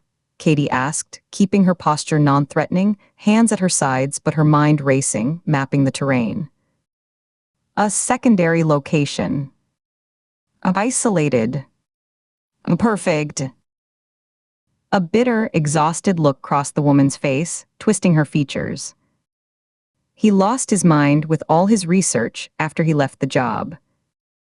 Old crimes, conspiracy rubbish. He'd bring boxes and boxes of photocopies home from the courthouse, said it was for reference. Our spare room was floor to ceiling with them. He said he was writing a book. She made air quotes with her fingers, the gesture dripping with disdain and a deep, weary anger. "A history of American justice," he called it. I couldn't take it. The house was a library of murder. I'd find pictures, awful pictures, left on the kitchen table. I told him he had to leave, to take his madness somewhere else. He didn't even argue. She looked down at her fuzzy pink slippers. He's got a shack out there. Does his projects. That's what he calls them. Projects, Nina prompted, taking a subtle step closer, her body angled to see past the woman into the hall. Metalworking. He was always tinkering in the garage, but after he retired, he sold his pension annuity, bought big machines. Said it was a new hobby. A stress reliever, she snorted softly, a sound of profound disgust. It was anything but. He'd come back covered in grime, smelling of ozone and burnt metal. His eyes, they'd be lit up. Not happy. Excited. Like a little boy who'd pulled the wings off a fly. Katie's pulse quickened, a jolt of adrenaline sharpening her senses, making the dim hall light seem brighter. Metalworking. What kind of tools? And specifically, big ones. Loud. He'd show me pictures from catalogs like he was proud. She mimed holding a large book. Computer-controlled cutting machines, he said. A CNC router for detail work. A plasma cutter for steel. Things that could cut through inches of metal like it was butter. She shook her head slowly, remembering. He said he was making sculptures. The abstract art. Commentaries on industrial decay, he called it. I never saw any sculptures. The coroner's words from the Olivia Bennett autopsy echoed in Katie's mind with new, horrifying clarity. The bisection was too clean, too precise for a hand tool. The bone edges show microstriations consistent with a high-speed, computer-guided blade. This was machined. This was factory-grade. Have you seen him since last Thursday? Katie pressed, taking a half-step closer, invading the doorway slightly. Or spoken to him on the phone? Oh, a text. No. He keeps to himself out there. The hermit. Comes into town once a week for supplies, sometimes less if he's in the zone. I get a text now and then. Usually just to complain about the news, about how they're reporting things wrong. The woman's expression shifted, the practical worry deepening into genuine, cold dread as the implications connected in her mind. Her hand went to her throat, fingers touching the collar of her nightgown. Is this about those women who were killed? The ones in the papers. The one by the lake and the one they found, she couldn't say it. He's a person of interest we need to locate and interview, Nina repeated, her tone leaving no ambiguity, no softness. It was the voice of blunt truth. We need to find him and ask him some questions. Tonight. My God, the woman sagged against the doorframe, her strength seeming to leave her all at once. The yellow hall light cast deep, tragic shadows under her eyes and in the hollows of her cheeks. I heard about the one they found cut in half. On the news. And with what he's got out there, the machines that can cut. She looked at Katie, her eyes wide and pleading, begging for it not to be true, for this to be a mistake. It makes a terrible kind of sense. The precision he always talked about. The clean lines, oh God. We need directions to the shack, Katie said, her voice gentle but urgent, a needle of steel wrapped in cotton. Exactly. Don't leave anything out. Mrs. Finch took a shaky, composing breath, her chest rising and falling rapidly. Okay. You take Route 144 west out of town, toward the state forest. The pavement ends. About 4 miles past the Entering Pinefields Wildlife Management Area sign, you'll see an old apple orchard on the left. It's gone wild, trees all gnarled and dead-looking. There's a rusted iron gate, chained shut. Directly across from the orchard gate, there's a dirt track into the trees. It's easy to miss. It's not much more than 2 ruts with grass growing up the middle. There's no sign. Follow it. It goes back about a quarter mile, maybe more. It's not safe land, it's all swampy and uneven, but that's where you'll find him. The shack's in a clearing he hacked out himself. Is it wired? Does he have security? Cameras, alarms? Nina asked, her pen poised over a small notebook she'd produced. He has a motion-activated spotlight on a pole out front. It comes on if anything bigger than a deer gets near. And he's paranoid. He might have cameras in the trees, he talked about it. I don't know for sure. She looked between them again, the fear returning in a wave, making her voice quiver. You'll protect me. You promise. He knows people. From his old job. He said once if I ever talked, he'd know. You have my word, Nina said again, her gaze steady, unwavering. Lock this door behind us. Double lock it. Don't answer for anyone but a uniformed county deputy. We'll send a car within 15 minutes. They'll stay until we tell them otherwise. Katie thanked her, and the woman gave one last, fearful nod, her eyes glistening with unshed tears. She slowly pushed the door closed. They heard the solid thud of the door, the decisive slide of the deadbolt, and finally, the rattle of the security chain being re-engaged. Katie turned and walked briskly back down the path, Nina falling into step beside her, their shoulders almost touching. The night air felt charged now, electric with possibility and threat, the humidity clinging to their skin. The theoretical profile, the scholar of collapse, the invisible records clerk, was now a man named Leo Finch, age 62, in a shack in the dark woods, with a computer-controlled plasma cutter capable of slicing a human body in half with surgical precision, and a lifetime of sealed case files in his head. They reached the car, a dark lump under the oak tree. Katie slid into the driver's seat, the leather cold through her clothes. Nina dropped into the passenger side, pulling the door shut with a soft thump. The interior light blinked out. For a moment, they sat in absolute darkness, breathing the air they'd brought in with them, smells of fear and damp wool and pine. Katie started the engine, the sound unnaturally loud, a roar that shattered the night quiet. She didn't turn on the headlights yet. Pinefields, she said, the word flat. She pulled a careful 3-point turn on the narrow road, the tires crunching on gravel at the edge of the asphalt. We should call it in, Nina said, but it wasn't a firm directive. It was a consideration, voiced to the windshield. Get a SWAT call out from the field office. It's a 40-minute response time, minimum, probably more on these back roads.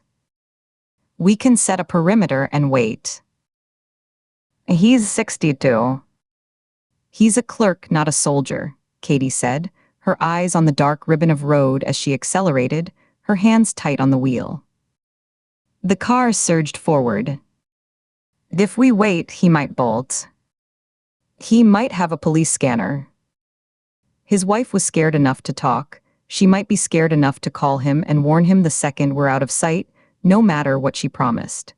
She flicked her eyes to Nina, a quick glance. We have the element of surprise. He's not expecting us tonight. We assess from a distance. If it's a fortified position, lights, cameras, we pull back, set surveillance, and wait for the team. But if it's just a shack, if we can take him quietly without a circus. Nina was silent for a long moment, staring out at the wall of trees rushing past as Katie finally flicked on the headlights. The twin beams carved a tunnel through the night, illuminating the dashed yellow line, catching the eyes of a possum that froze on the shoulder before scurrying away. The world was reduced to this moving pocket of light and the roar of the engine. You're fine, Nina said finally, the phrase carrying the weight of their entire partnership, of every crime scene, every interrogation, every silent drive. It was an abdication and an affirmation. "Your call." Katie nodded once, her jaw set. She pressed the accelerator harder, the engine whining as they sped toward the state forest and the wild apple orchard. They had their destination. They had their suspect, flesh and blood and history. Now they just had to take him, before he decided to add 2 federal agents to his gallery of institutional failures. The headlights speared the darkness, but all around them, the Maryland woods pressed in close, a solid black wall that swallowed the light within feet of the road. The rutted track was barely a road at all, more a suggestion carved into the earth by years of a single vehicle's passage. "There," Nina said, pointing. On the left, barely visible in the sweep of the headlights, the gnarled shapes of an old apple orchard emerged from the darkness, the trees stunted and overgrown, their branches reaching like arthritic fingers against the sky. And directly across, Katie murmured, slowing the car. A dirt track disappeared into the trees on the right, narrow and dark, the kind of path that existed only because someone had driven it enough times to kill the undergrowth. She killed the headlights. The darkness was immediate and absolute. "Radio," Nina said. Katie keyed the mic and whispered their position to dispatch, requesting silent approach, no sirens, no lights. Then she eased the car forward, navigating by moonlight and instinct, the tires crunching softly on the packed earth. Somewhere at the end of this track, in a shack surrounded by woods that hadn't seen sunlight in decades, a man with a CNC machine and a sealed juvenile record was waiting. Whether he knew they were coming was the only question that mattered now. Chapter 22. The paved county road gave way to gravel, a spray of small stones pinging against the undercarriage. Then the gravel ran out, dissolving into a dirt track so overgrown it was barely a suggestion. The sedan dropped into the first deep, rain-carved rut, with a jolt that slammed Katie's teeth together. The steering wheel bucked in her hands, a live thing fighting her grip. She slowed to a crawl, muscles in her forearms corded as she wrestled with the wheel. The headlights bounced and yawed wildly, carving frantic, tilting tunnels of light through the oppressive wall of pines on either side. The world outside her window closed in, the trees becoming a solid, twisted mass that seemed to swallow sound and light whole. The air coming through the vents lost the last trace of asphalt and carried only the scent of damp earth, decaying needles, and something fungal. "This is a fire road, or it was," Nina said from the passenger seat, her right hand braced against the dashboard, fingers splayed. Her left arm was cradled close to her body, the shoulder held stiffly. Every lurch of the car pulled a tight line at the corner of her mouth. Forest Service cut these decades back. No one maintains them anymore. They just grow over until they're not roads at all. Katie nodded, her jaw tight. Her eyes never stopped scanning the impenetrable tree line, looking for a break, a path, a glint of metal that wasn't a beer can. The headlights caught the sudden, reflective green glow of eyes low in the underbrush. A deer, frozen for a second in the blinding beam, its sides heaving. Then it vanished with a crash of branches that was startlingly loud in the suffocating silence. He picked this place for a reason. Total privacy. Or total desperation, Nina muttered, shifting her weight with a suppressed wince. A man who feels the walls closing in doesn't run to a fortress. He picks a hole no one would think to look in. A place to curl up and die. They drove in silence for another 50 yards, the track bending sharply around a granite outcrop. Then they broke into a small, ragged clearing. The headlights swept across the space like searchlights, illuminating a listing shack that seemed more shadow than structure, hunched against the darker backdrop of the trees like a rotten tooth. It was a single-story box of weathered, unpainted wood, the planks warped and silvered by decades of weather. A sagging roof of cracked asphalt shingles dipped toward the back. One window was completely boarded over with a slab of warped plywood. The other, a small square to the left of the door, had a single cracked pane covered from the inside by a piece of cardboard.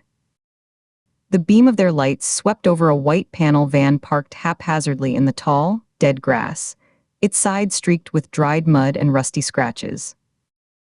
The van's rear doors were shut, but the driver's side door hung open a few inches, a dark wedge that suggested a frantic exit.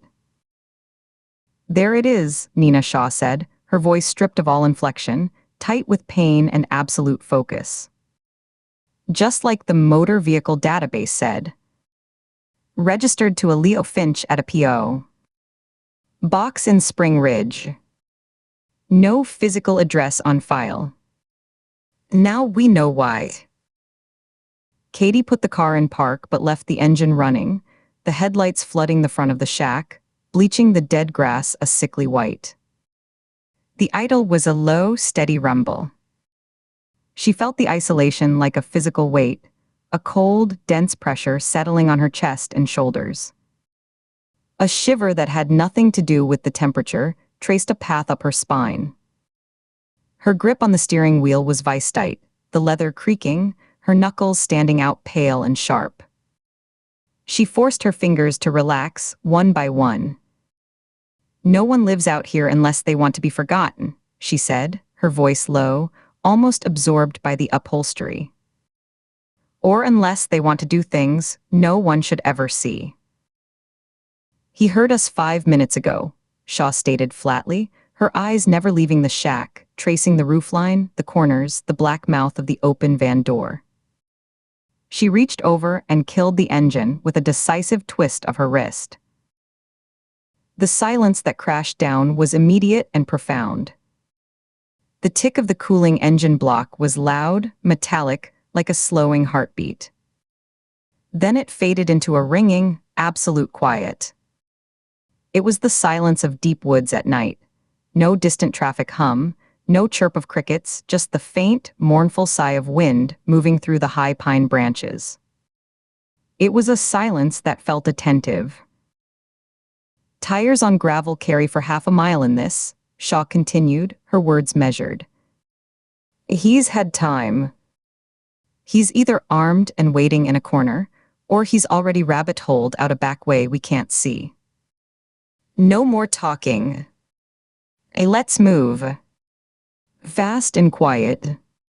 They climbed out simultaneously, the cold night air biting through the fabric of their jackets, sharp and clean after the stale car heat. Katie closed her door with a soft, deliberate click, not a slam. The sound was still too loud. Nina did the same on her side, her movements careful, controlled, minimizing the rasp of her jacket against the seat. The crunch of their footsteps on the overgrown, frost-stiffened path was the only sound, a brittle percussion in the dark.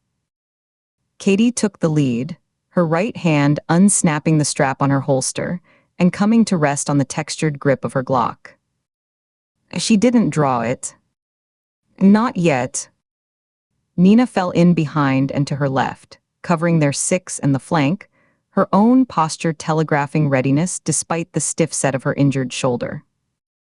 The grass was knee-high, brown and brittle, whispering secrets against their pants legs with every step. The shack looked worse up close. The wood was soft with rot in places, spongy to the eye. The single visible window's cardboard covering was stained with what looked like water damage. A rusted metal chimney pipe poked from the roof at a precarious angle, but no warmth radiated from it, no scent of wood smoke. The air close to the structure was a layered smell. Damp, decaying wood, the sharp tang of mildew, and underneath it all, something faintly chemical and sweet, like old motor oil or stale solvent. Katie stepped up onto a single, moss-slick cinder block that served as a porch. The warped wooden door had no handle, just a tarnished brass knob, its surface pitted and green. She knocked 3 times, firm and authoritative, the sound absurdly loud in the stillness, the wood vibrating hollowly under her knuckles. "FBI," she called, her voice firm and carrying, pitched to penetrate the door. "We need to speak with Mr. Leo Finch." The silence stretched, thick and watchful. 5 seconds. 10. Katie could feel the prickle of being observed, the weight of a gaze from behind the cardboard-covered window or a crack in the wall. She kept her eyes on the door, but let her peripheral vision take in the shack's edges. She glanced at Nina, who had taken a position angled away, covering the side of the structure and the clearing. Nina met her eyes and gave a slight, almost imperceptible nod, her own gaze flicking back to the boarded window, the shadows under the eaves. Then a voice, flat, thin, and unnervingly close, came from directly behind the wood. "And about what?" "About the homicides in Millerton," Katie said, keeping her tone official but neutral, a cop making a routine inquiry. She shifted her weight slightly onto the balls of her feet, feeling the grit of the cinder block through her soles. Another pause. This one was shorter, tighter. She could hear it now, shallow, quick breathing on the other side of the door, the faint whistle of air through a constricted throat. "I don't know anything about that. I mind my own business." "We think you might be able to help us with our investigation," Katie pressed, taking a half step closer, her voice dropping just a fraction, inviting confidence. "You have an interest in local events. We'd like to talk. Can you open the door, sir?" It's easier to talk face to face than through a piece of wood. A scrape of a foot on a rough floorboard. A hesitation. Then the heavy, metallic scrape thunk of a deadbolt being drawn back. The door opened a crack the width of the security chain, a thick, old-fashioned brass chain. A slice of a pale, unshaven face and one dark, wide eye were visible in the gap. The eye was bloodshot, the pupil large even in the ambient light from the car. It darted from Katie's face to the badge on her hip, then over her shoulder to the space where Nina stood, a shadow against the night. "It wasn't me," the man said, his voice gaining a reedy, defensive edge. It was the voice of a boy caught in a lie, trying to sound indignant. "I didn't touch those women. Any of them." Katie's breath caught in her throat, a sharp hitch she hoped wasn't audible. Her pulse, already elevated, gave a hard, single thump against her ribs, a drumbeat of confirmation. She didn't turn her head, didn't break eye contact with that one panicked slice of an eye, but in her periphery she saw Nina's posture change, saw the older agent's free hand come down slowly to rest on her own weapon. The third victim, Lydia Cole, had been found less than 48 hours ago. Her identity, the specific location by the Oxbow Lake, the staged suicide, all of it had been kept strictly out of the press, a detail locked down by Chief Miller at their insistence. The task force knew. The killer knew. And now Leo Finch knew. This wasn't a guess, a theory tossed out by a true crime fan. It was a confession of knowledge he shouldn't have, couldn't have, unless he was involved. His slip was exigent circumstance, plain and simple, probable cause to enter, to search, to arrest. Katie forced her shoulders to relax a degree, kept her voice deliberately casual, almost conversational, as if she'd merely misheard. "Which women, Mr. Finch?" "We've only released details to the public on 2. Olivia Bennett and Dana Wren." She tilted her head slightly. "Who else are you talking about?" The eye in the gap widened. The pupil dilated further, black swallowing the brown iris. Realization, raw, stupid, and terrifying, flashed across the slice of face she could see. His mouth, a sliver of chapped lips, opened and closed soundlessly. The door slammed shut with a force that shook the frame. The deadbolt scraped again, a frantic, grinding sound as he threw it home. The reaction was instantaneous and synchronized, born of hundreds of hours of partnered drills and shared violence. "Go," Nina barked, the word a guttural command that cut through the night. Katie took 2 quick, backward steps off the cinder block, her boots landing in the soft dirt. She coiled her body, drew her Glock in one smooth motion, and threw her weight forward, leading with her right shoulder. She hit the door just beside the knob, putting her legs and core into it. The old wood, dry-rotted at the edges, and the tired frame gave way with a dry, splintering crack that echoed through the clearing like a gunshot. The door fell inward, ripping free of the security chain with a shriek of tearing screws, and she stumbled through after it, into the sudden blackness, raising a cloud of dust and dislodged debris that glittered in the car's headlights streaming in behind her.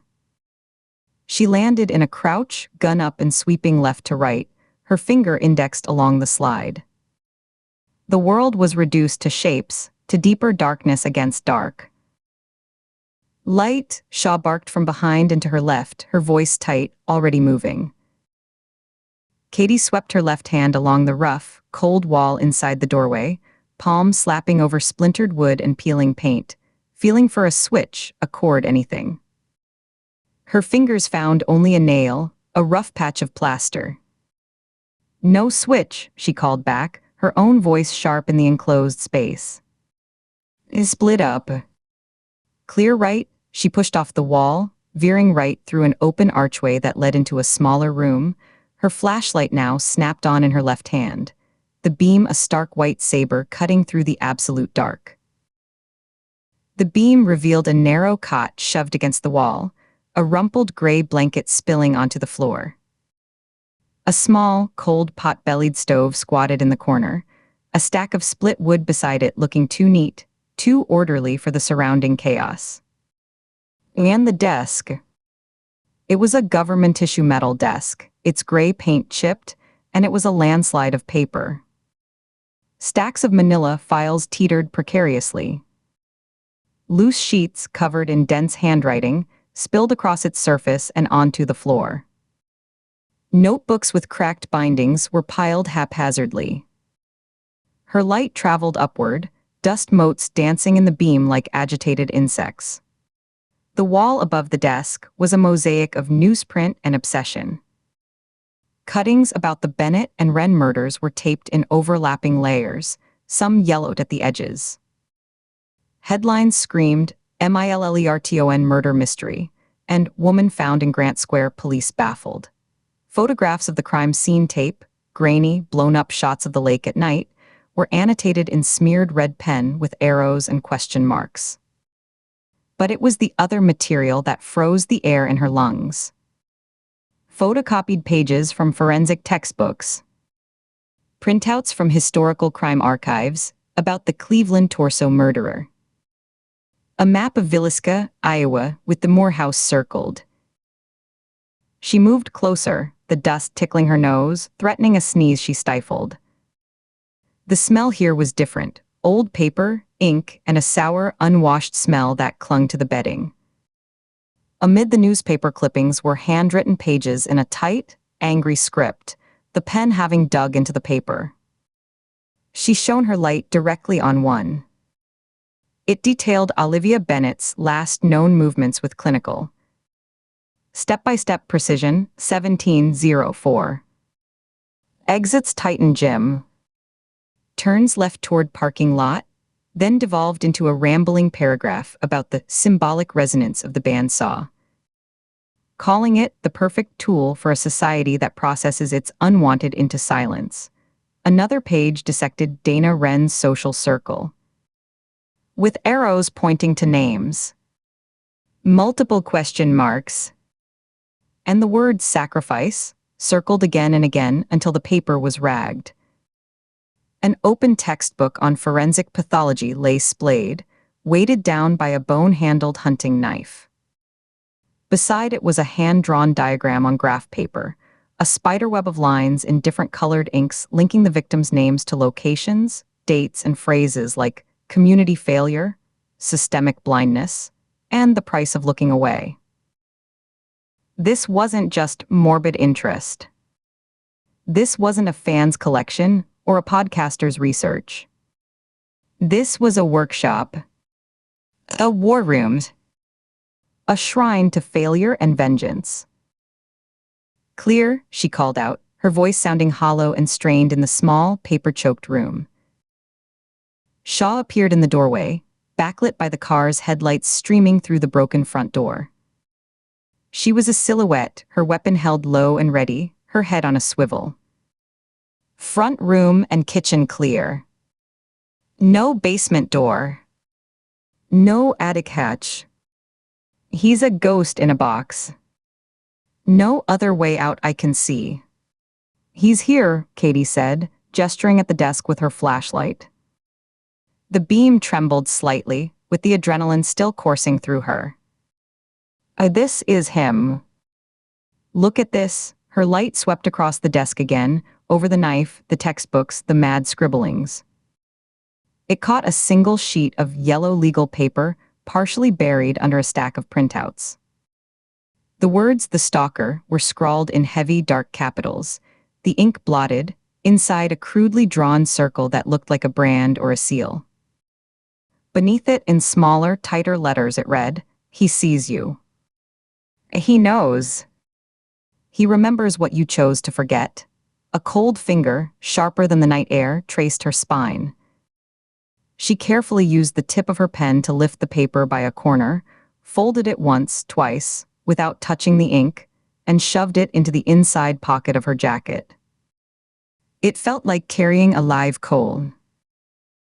They moved back into the main room, a combined kitchen and living space that now seemed even smaller, more oppressive. The car's headlights provided a cruel, flat illumination, casting long, distorted shadows from the sparse furniture. The room smelled of stale coffee grounds, old grease from a cold frying pan on the stove, and that underlying chemical odor, lighter fluid, maybe, or solvent. A chipped enamel sink was piled with unwashed dishes, a film of gray scum visible in the light. A few rusted hunting rifles, a bolt-action .22 and a pump-action shotgun, hung on utilitarian hooks on one wall above a wooden crate filled with loose shotgun shells and .22 cartridges. The ordinariness of the squalor was at odds with the curated madness in the other room.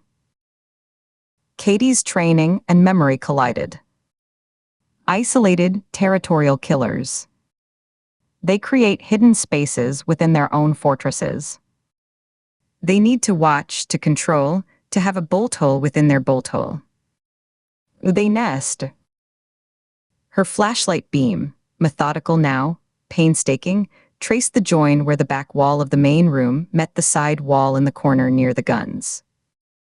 The plaster was rough, lumpy, applied by an unskilled hand. But the seam where the two walls met looked too straight, too perfect compared to the haphazard, sagging construction of the rest of the shack. The angle was off by a few subtle degrees, creating a shallow, triangular shadow at the floor that her light couldn't quite penetrate. Her eyes lifted. A mounted deer head, its fur dusty and moth-eaten, its glass eyes blank and lifeless, was fixed to the wall just above that suspicious seam. It was mounted slightly crooked, its antlers, 8 points, once impressive, pointing downward like accusing fingers, as if drawing attention to the spot beneath it.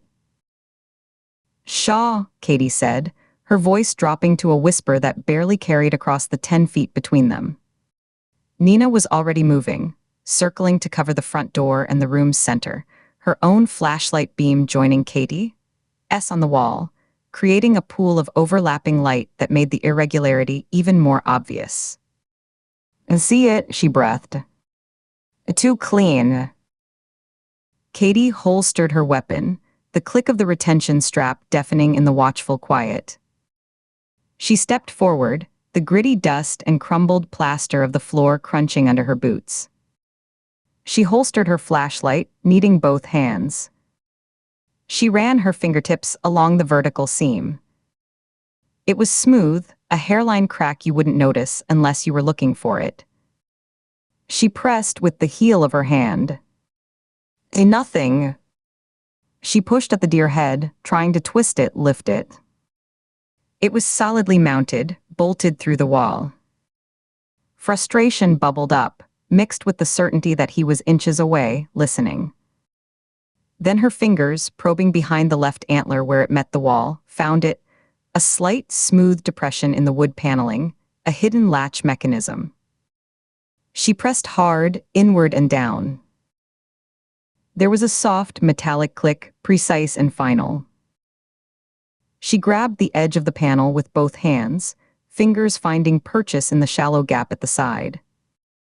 She braced her feet in the grit, set her back and yanked. The false panel, about 3 feet tall and 2 feet wide, came away with a groan of protesting wood and a shower of ancient dust. A wave of confined, stale, hot air washed out, the immediate pungent smell of unwashed body, sour sweat, and the sharp, coppery tang of fear. A figure erupted from the dark cavity in a frenzy of convulsive motion. A glint of metal, the long, polished blade of a skinning knife, arced toward her in a wild, desperate horizontal slash aimed at her throat. Instinct and training threw her upper body backward, her spine bending like a bow, but not fast enough. Searing, white-hot pain exploded in the meat of her left upper arm, just below the shoulder. The fabric of her jacket and the shirt beneath parted with a sickening "ar-rar" rip. She stumbled back, her cry of alarm turning into a sharp, punched-out shout as the pain radiated down to her fingers. "Isha. He's out. Knife. He's armed." The man, Leo Finch, was on his feet in the main room, a wiry, wild-eyed blur in stained flannel and jeans. His hair was a greasy tangle, his face a mask of snot and terror. He clutched the bloody knife in a white-knuckled fist, his gaze darting from Katie, who was clutching her bleeding arm, to Nina, to the shattered doorway and the promise of the dark clearing beyond. He didn't charge them. He bolted, a panicked animal, ducking his head and scrambling past Katie, his shoulder clipping the doorframe as he lunged for the broken door and the freedom beyond. "Stop. The FBI." "Drop the weapon." Nina's command was a whip crack in the dusty air, leaving no room for negotiation. Finch didn't even hesitate. He was 2 steps from the threshold, the car's headlights framing him in a stark, blinding silhouette, the knife still clutched in his hand, his body coiled to sprint into the night. The gunshot was a concussive, ear-ringing bang that slammed against the close walls of the shack. The muzzle flash from Nina's service weapon illuminated the dusty room for a fractured, strobing second, the floating dust, the shocked expression on Finch's profile, the glint of the knife, before the sound swallowed everything and then died, leaving a ringing silence. Katie rushed forward, her left arm screaming a hot, liquid protest, blood warm and slick against her fingers where she pressed hard against the wound. It felt deep, a burning line of fire. Finch was on the floor just inside the threshold, writhing, a high, thin, animal whine escaping his clenched teeth. He was curled around his right leg, his hands clutching his thigh just above the knee. Dark blood, almost black in the headlights, welled thickly between his fingers, rapidly soaking the denim of his jeans. The hunting knife lay on the floorboards beside him, kicked away in his fall, its blade smeared with her blood. Nina Shaw stood over him, her service weapon held in a steady, 2-handed grip, aimed at the center of his mass. A wisp of acrid, blue-gray smoke curled from the barrel. Her face was a mask of grim exhaustion, all deep lines and hardened resolve. Her breathing was controlled but audible, a steady in and out through her nose. The sharp, sulfurous smell of cordite cut through the dust and mildew, a smell of finality. "I'm 57 years old," Shaw said, her voice weary and utterly flat, devoid of anger or triumph. It was a statement of fact. I'm too old for hide-and-seek in a rat's nest, and I'm done chasing. Cuff him.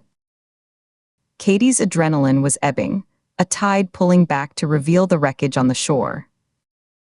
It left in its wake a deep, sickening throb that pulsed in time with her heartbeat in her wounded arm, and a fine tremor in her legs that made her knees feel loose.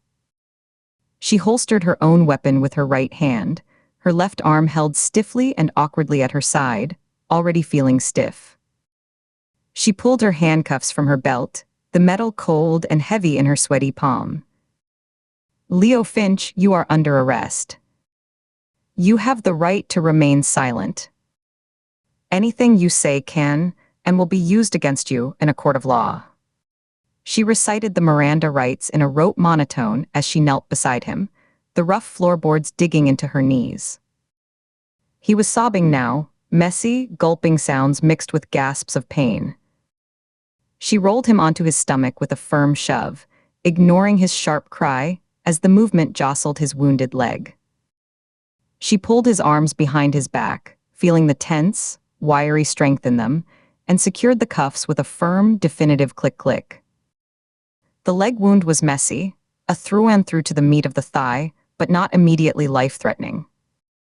The femoral artery was intact, the blood was a steady flow, not a pulsing fountain. He'd live for his trial.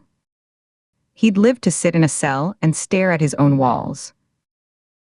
She stood up, a wave of lightheadedness making her vision swim for a second, dark spots dancing at the edges. She locked her knees, breathed through it.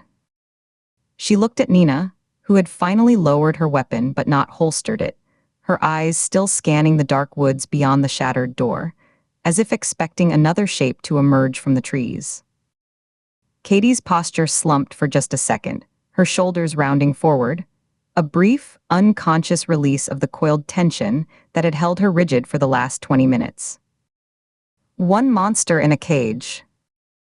The relief was a physical warmth that spread through her chest, momentarily overwhelming the cold fear and the pain in her arm. But it was fleeting, evaporating like breath on the cold air. As her eyes adjusted again to the gloom of the shack, illuminated by the cruel, unwavering headlights from outside, the larger, darker shadow of the case seemed to press in from the trees, filling the space left by Finch's capture. The Stalker. The name on the folded paper in her pocket felt like a live wire against her ribs, humming with menace. This man on the floor, weeping and bleeding, was a tool. A disciple, maybe. A student of the dark. But not the architect. Not the source. The real predator, the one who studied collapse and orchestrated failure, was still out there in the night, waiting, watching, his work perhaps already continuing. The warm relief curdled in her gut, replaced by a fresh, cold dread that seeped into her bones. The hunt, she knew with a certainty that chilled her more than the blood on her sleeve, was far from over. Chapter 23. Derek Vance's boots sloshed through the stagnant water for a second straight day, the cold seeping through the reinforced leather and into his bones. The air was a physical presence, thick with the chemical reek of treated runoff and the deeper, organic smell of rot. Every sound was amplified by the curved concrete walls, the rhythmic splash of his steps, the crackle of the radio on his shoulder, the heavy breathing of the two deputies flanking him.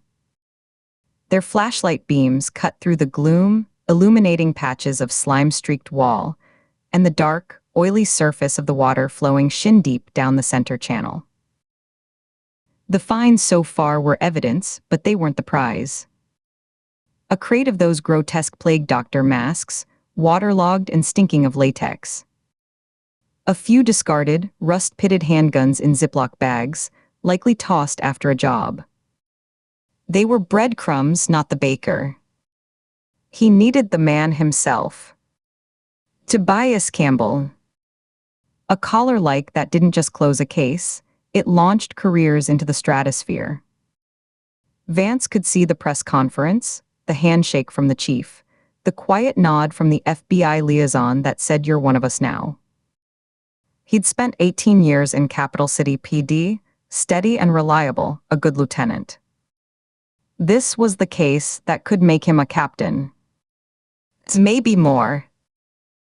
He'd brought Deputies Ruiz and Hendricks back to Tunnel Sector 7B, a section they'd officially cleared yesterday afternoon. The main task force had moved on, a slow, methodical sweep eastward toward the river confluence. Standard procedure said move forward, don't double back. But Vance's gut, a knot of impatient certainty, told him otherwise. A predator like Campbell was arrogant. He'd evaded a multi-state manhunt for months. He might get a perverse thrill from circling back to a place the law had already vacated, watching from the shadows as they tromped past his hiding spot. It was a long shot, but long shots were the only kind left. Spread out, Vance said, his voice echoing dully. Ruiz, check those lateral pipes we marked. Hendricks with me. We're taking another look at that alcove. The alcove was their one tangible lead. The pried-open service door, the stack of masks. Figuring out how Campbell's crew used this space, ingress, egress, storage, was the kind of tactical insight the FBI would notice. The kind that got you invited to the big table. Ruiz nodded, his young face pale under his helmet light, and splashed off toward a cluster of smaller pipe openings, his beam bobbing. Hendricks, a solid, silent man in his 40s, fell in beside Vance. They moved in a practiced wedge, lights scanning ahead and to the sides, weapons undrawn but thumbs resting on holster straps. The tunnel narrowed slightly, the ceiling dipping. Vance had to hunch his shoulders. The constant drip of water from above tapped, a irregular rhythm on his helmet. His lower back ached from 2 days of walking hunched over. The hope that had fueled him this morning was beginning to thin, stretched by fatigue and the oppressive, unchanging darkness. Maybe his hunch was just wishful thinking. Maybe Campbell was 50 miles away by now, laughing. This heavy, pried-open metal door lay ahead, a darker rectangle in the gloom. It was where they'd found the crate. 20 feet out, Vance held up a closed fist. Hendricks froze instantly. A sound. Not the drip, not the flow of water. A soft, wet shuffle, the sound of a foot trying to lift quietly from the muck. It came from the deep blackness just beyond the doorway, near the fallen door itself. Vance's breath stilled in his throat. Every sense sharpened to a needle point. Years of patrol work, of domestic disputes in dark apartments and foot chases down alleyways, honed the instinct. His hand went to his sidearm, fingers curling around the textured grip. His heart kicked up, a hard, sudden drum against his ribs. Was this it? The moment he'd been waiting for. Campbell, cornered, complacent, thinking his cleared tunnel was safe. A shadow detached from the blackness. Not a trick of the light, a human silhouette, low and coiled, atop the fallen metal door. For a fraction of a second, it was motionless. Then it bolted, a frantic splash of movement down the tunnel away from them. Vance was moving before the thought finished. A police. Stop, he bellowed, the command swallowed by the tunnel. He didn't fire. Target identification was impossible, and the report in this enclosed space would be deafening, dangerous. He surged forward, his boots churning water, his flashlight beam jerking wildly as he ran. The figure was fast, driven by pure panic, splashing through the muck with a desperate, scrambling gait. Vance poured on speed, his thighs burning, his breath coming in ragged gasps that echoed back at him. The beam from his helmet light fixed on the runner's back, a dark, sodden jacket. Not tactical gear. Ragged. The gap closed with every long stride. 10 feet. 5. The runner hit a sharp, 90-degree bend in the tunnel and faltered, skidding on the slick concrete underfoot, momentum broken. Vance didn't slow. He launched himself, dropping his shoulder, driving it into the center of the fleeing form. The impact drove the air from both of them in a simultaneous oof. They went down in a cold, violent sprawl, water exploding around them, Vance on top. The man beneath him writhed, a frantic, eel-like struggle.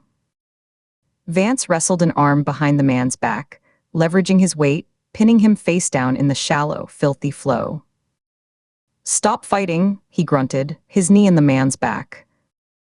He grabbed a handful of the hood, pulled tight over the man's head, and wrenched it back. The beam of his light illuminated gaunt, sallow skin, a week's worth of patchy beard, and eyes wide with a permanent, startled look of animal fear. It was Campbell. This man was maybe 50, ravaged by a hard life, teeth stained and broken. A hot wave of frustration boiled over, sharp and acidic. This wasn't the prize. This was a rat. Vance hauled the man up by his jacket collar and shoved him hard against the tunnel wall. The man's head snapped back against the concrete with a sickening thunk. He whimpered. "Who are you?" Vance snarled, his face inches from the man's. He could smell the sour breath, the unwashed clothes, the stale sweat of perpetual fear. "What's your business here?" "Dog." The man cowered, his hands coming up in a placating gesture, palms filthy. "I ain't doing nothin'. I swear, officer. I stay down here sometimes. It's quiet. I don't bother nobody." Vance's grip on the jacket tightened, twisting the fabric. "You work for him." "For Campbell." "The man with the masks." Confusion, then a dawning terror, flickered in the man's eyes. "I don't know no Campbell, eyes." "Don't lie to me," Vance barked, giving him another shake. The man's feet slipped in the water. "You were watching that door. You ran." "Why?" The man fumbled with trembling hands at the zipper of his filthy jacket. Vance's other hand went to his weapon again, but the man pulled out not a weapon, but a grimy, laminated card. He held it up like a talisman. It was from the Capital City Homeless Outreach Initiative, with a faded photo and a name, Gerald Jerry Mills. "And see, I'm registered. They know me. I needed a place. It's cold up top." Vance didn't release his grip. He glanced at the card, then back at the man's terrified face. The pieces weren't connecting. A homeless man hiding in the tunnels wasn't news. But the timing, the location, the vigilance, it stank. "You were posted there." "Why?" Jerry Mills's eyes darted left and right, looking for an escape that wasn't there. His shoulders slumped in defeat. "He paid us okay." The words landed like a physical blow. Vance's jaw tightened. "I paid you." "Explain." "Now." Every word. The masked guy. The one in charge. Some of the others, they call him the master. Jerry's voice dropped to a whisper, as if afraid of being overheard even here. A few weeks back, he came down with some tough-looking guys. They rounded a bunch of us up. Gave us cash. $50 each. Said we were his eyes and ears down here. Our job was to stick around, keep to our usual spots but watch. If we saw cops, any lights, any noise that wasn't normal, we were to warn him. How? Vance's voice was ice. There's a spot. A dry pipe about a mile east of here, near the old pumping station. We leave a mark. A piece of red cloth tied on a grate. He checks it. Or one of his guys does.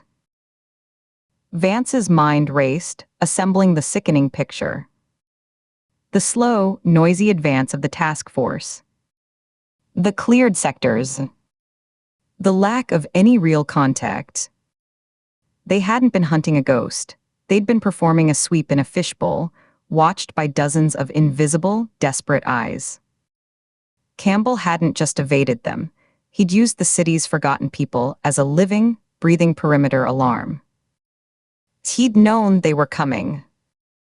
He'd probably been gone before the first team even suited up. The earlier hope curdled into a cold, hard rage in Vance's gut. He released his grip on Jerry's jacket. The man slumped against the wall, rubbing his throat. Vance took a step back, his boot sinking into the muck. He looked down the empty, dark tunnel, then at the cowering man. His career-making collar had just evaporated. Worse, he'd been played. They'd all been played. He keyed his radio, his thumb pressing the transmit button with deliberate force. The static crackle was loud in the silence. Chief, it's Vance in Sector 7B. Come in. A moment of hiss, then the chief's voice, tinny and impatient. Go ahead, Lieutenant. What have you got? Vance took a slow breath, forcing his voice into a flat, professional monotone, burying the fury. Campbell's not here. He hasn't been here. We've been compromised. Say again. Explain. We just detained a homeless individual named Jerry Mills. Registered with Outreach. Campbell's been paying off the tunnel population for weeks. Using them as lookouts. They have a signal system to warn him of any police incursion. Vance's words were clipped, each one tasting of failure. He knew we were coming. The entire task force movement has been broadcast. He's gone. Probably has been since before we even started. The radio was silent for a long 3 seconds. When the chief's voice came back, it was stripped of all its earlier urgency, replaced by a weary, grim finality. Copy that, Lieutenant. Extract your detainee for full debrief. Recall Ruiz. The search is compromised. We're pulling everyone out. We'll regroup at the command van. Copy. Extracting now, Vance released the button. He looked at Jerry Mills, who was watching him with the wary eyes of a beaten dog. The man wasn't a suspect, he was a symptom. A pawn in a game they hadn't even known they were playing. On your feet, Vance said, his voice devoid of its earlier heat. It was just tired now. You're coming with us. You're going to tell the chief and the FBI everything. Every mark, every face, every dollar. You understand. Jerry nodded mutely, pushing himself off the wall. Hendricks moved forward, taking Jerry by the arm, his grip firm but not brutal. Vance turned, his flashlight beam cutting a path back the way they came. The tunnel seemed longer now, darker. The sloshing of their steps was the sound of a retreat, not an advance. He'd come down here for a career-defining capture. He was leaving with a lesson in humiliation and a homeless man who smelled of despair. The only thing echoing louder than their footsteps was the silence where his ambition had been. Chapter 24. Katie Ford watched Leo Finch through the steel mesh of the holding cell door. The mesh was cold against her forehead, a grid of tiny, hard diamonds that pressed a pattern into her skin. She'd been standing there long enough for the chill to seep into her bones. He hadn't moved from the bench in over 20 minutes, a statue of silence carved from slumped shoulders and a bowed head. The cell was a concrete box, 10 by 10, painted a glossy, industrial beige that reflected the relentless hum of the fluorescent lights overhead in a sickly sheen. The air smelled of pine-scented disinfectant, laid thick over a base note of old sweat and despair. Beneath that, the faint, metallic tang of fear. Finch's fear. It was the only thing about him that felt genuine, a sour scent that seemed to emanate from his pores. His hands, resting on his knees, were pale and long-fingered, the hands of a clerk, not a laborer. One thumb rubbed obsessively at a cuticle on the opposite hand, worrying at a tiny flap of skin until a bead of blood welled. He didn't seem to notice. He just kept rubbing, a small, frantic motion in an otherwise frozen body. The heavy steel door to the block swung open with a hydraulic sigh and a clang that echoed off the hard surfaces, a sound that made Finch flinch without looking up. Sheriff Miller entered first, his boots striking the polished concrete floor with a confidence that bordered on swagger. Two of his deputies followed, their faces lit with the uncomplicated triumph of men who believe a puzzle has been solved. Nina Shaw brought up the rear, closing the door softly behind her with a careful click of the latch. Her expression was a study in professional neutrality, but Katie, who had learned to read the microshifts in her partner's demeanor, saw the deep fatigue in the set of her jaw, the careful blankness in her eyes as she took in the scene. Nina's right hand came up to massage the junction of her neck and her injured shoulder, a slow, circular press of thumb into muscle, before she let it drop back to her side. "You got him," Miller announced, his voice too loud for the confined space, bouncing off the concrete. He planted his feet wide, thumbs hooked in his duty belt, and stared at the captive as if examining a prize buck.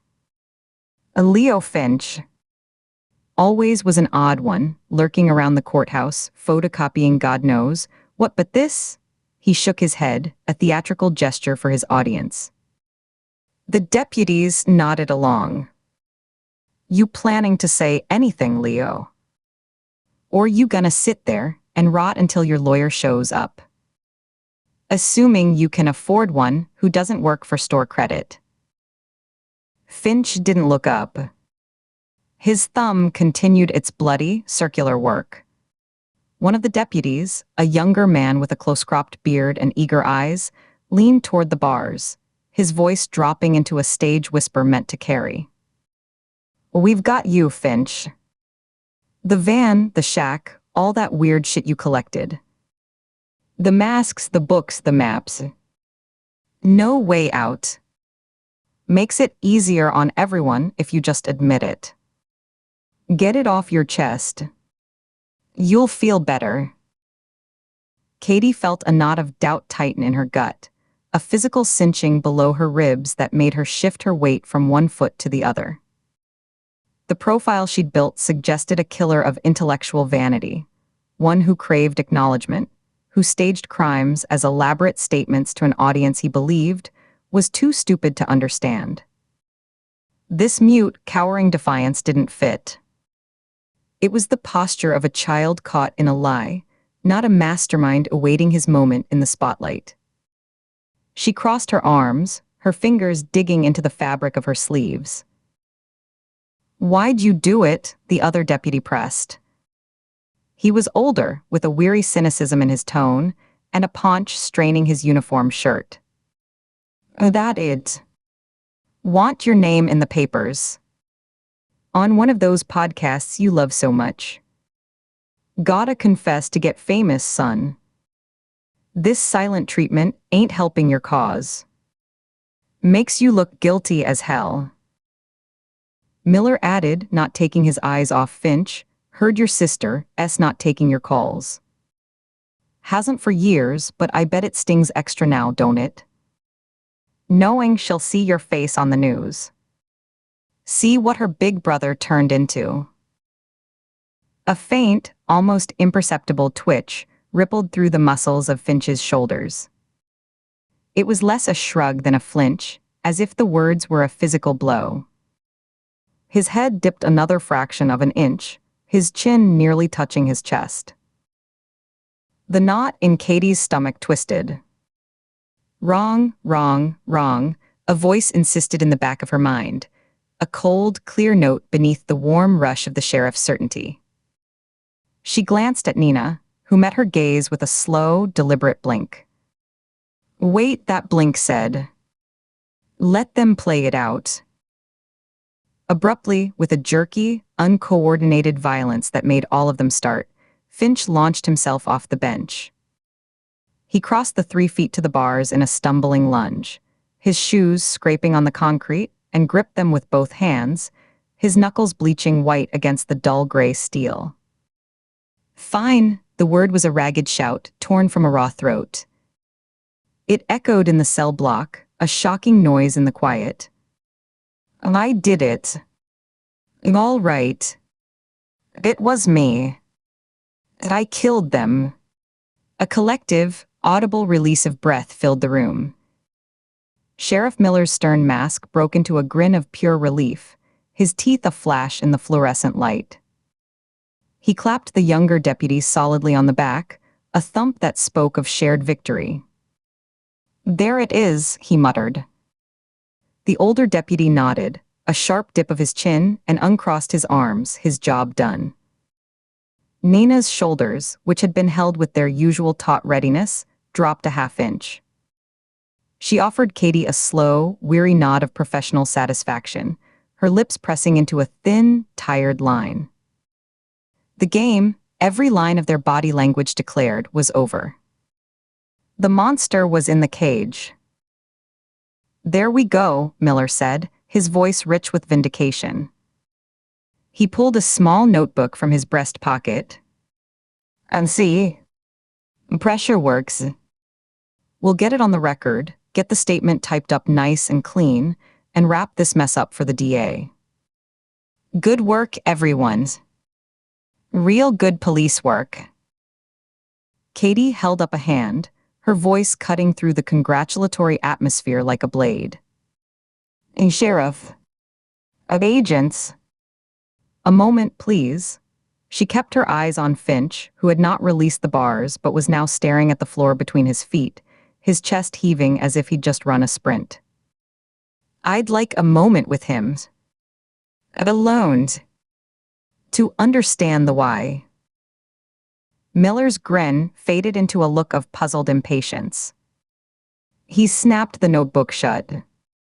The why is he's a sick bastard, Agent Ford. We got the who and the how. The why is for the shrinks and the sentencing phase. We got our mans.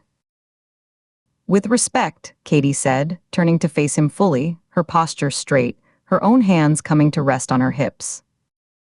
The why is the entire case. It's the pattern. It's what tells us we have the right man, and not just a convenient one. 5 minutes. That's all I need. The sheriff exchanged a glance with his deputies, a silent communication of humor the fed. He shrugged, the motion exaggerated. 5 minutes. Clock starts now. We'll be right outside. He jerked his head toward the door. The 3 local men filed out, their boots echoing, the heavy door closing with a final sounding thud that left the air vibrating. Nina moved closer, her boots whispering on the floor. She kept her voice low, for Katie's ears only. Ford. Look at me, Katie turned her head. Nina's eyes were dark with exhaustion, and something else, caution. We have a confession. A full, voluntary confession in front of multiple witnesses, including us. The locals are ready to pop the champagne. Don't overcomplicate a closed door. Sometimes the simple answer is the right one. I'm not trying to complicate it, Katie said, her gaze flicking back to Finch. He had slowly loosened his grip on the bars, his hands sliding down until they hung at his sides, fingers twitching. I need to hear it from him. The pattern. The reasoning behind choosing those three women, the specific staging, the letters. If he's our guy, he'll be able to tell me. He'll want to tell me. He'll want to explain how clever he is. If he she let the implication hang. Nina studied her partner's profile, the tight line of her jaw, the intense focus in her eyes, the way she stood poised as if ready to spring. She sighed, a soft exhalation of pain and resignation. Her hand went back to her shoulder, kneading it. Fine. You're 5 minutes. But I'm right here. And the clock, she tapped her wrist where a watch would be, is ticking. Katie approached the cell. The space between the bars was just wide enough to slide a hand through. She didn't. She stopped a respectful 3 feet back, putting herself in his line of sight but not crowding him. Mr. Avenge. I'm Agent Katie Ford, FBI. You've said you did it. Now I need to know why. I need to understand the pattern. Why those 3 women? Dana Wren, Olivia Bennett, Lydia Cole. What connected them for you? What were you trying to prove? What was the statement you were making?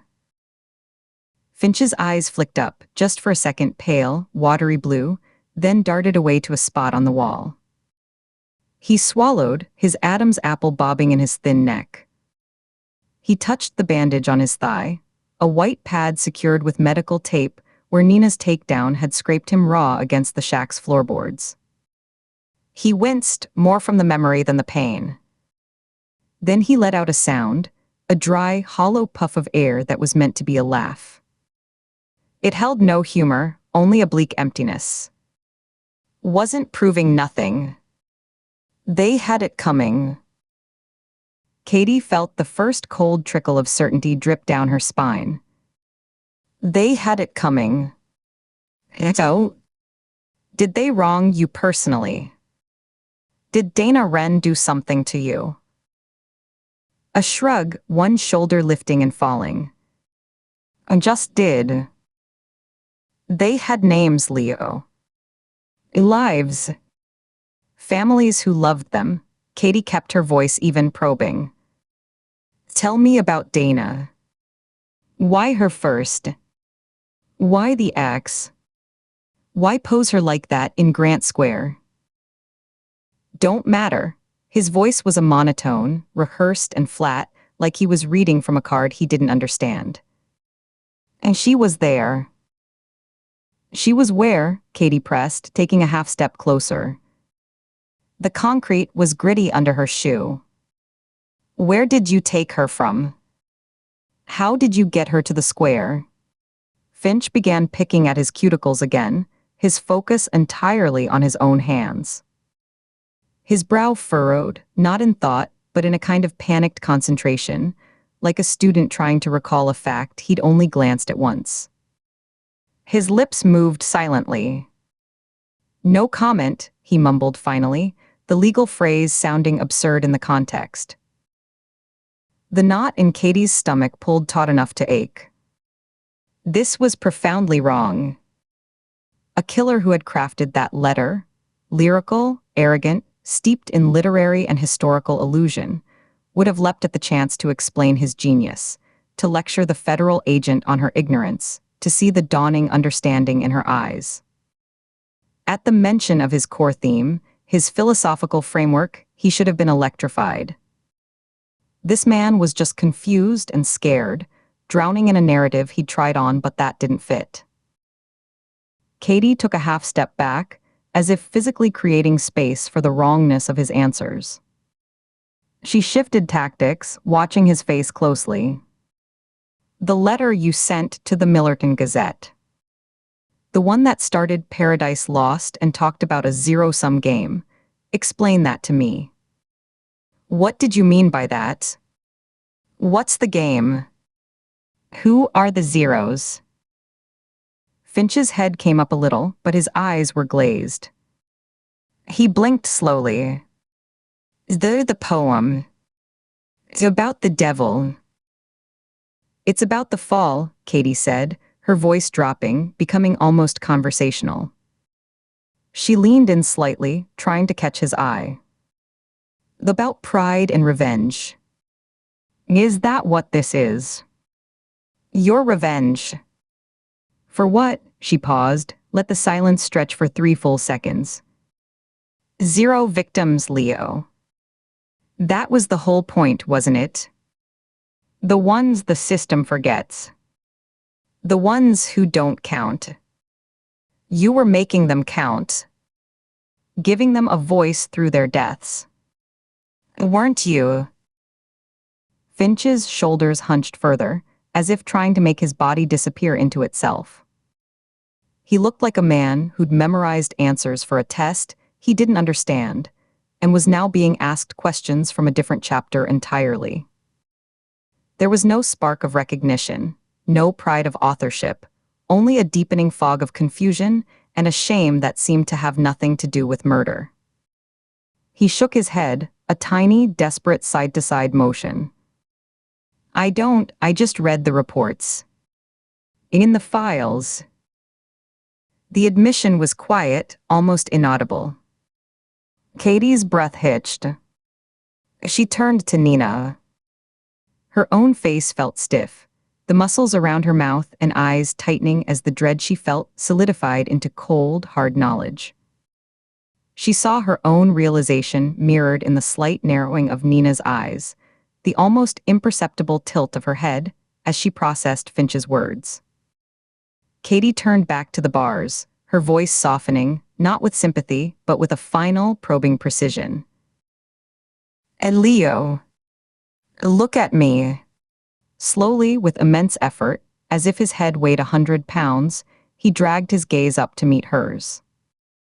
His eyes were red-rimmed and utterly lost, the pupils dilated in the bright light. Did you really do this? Katie asked, each word clear and separate, hammered out on the anvil of the quiet cell block. Did you kill Dana Wren, Olivia Bennett, and Lydia Cole? Did you take their lives? Yes, he whispered, the word barely audible, a puff of air. He held her gaze for a second longer, and then something shattered behind his eyes. His face crumpled, the features dissolving like wet paper. The carefully maintained blankness vanished, replaced by a childlike anguish. A single tear welled, overflowed, and tracked a clean line through the grime and sweat on his cheek. Just please, he choked out, his voice breaking into a wet sob. He brought his bleeding thumb to his mouth, a subconscious, soothing gesture. Can you send me back? Send me back to my old job. In the records room. It's quiet there.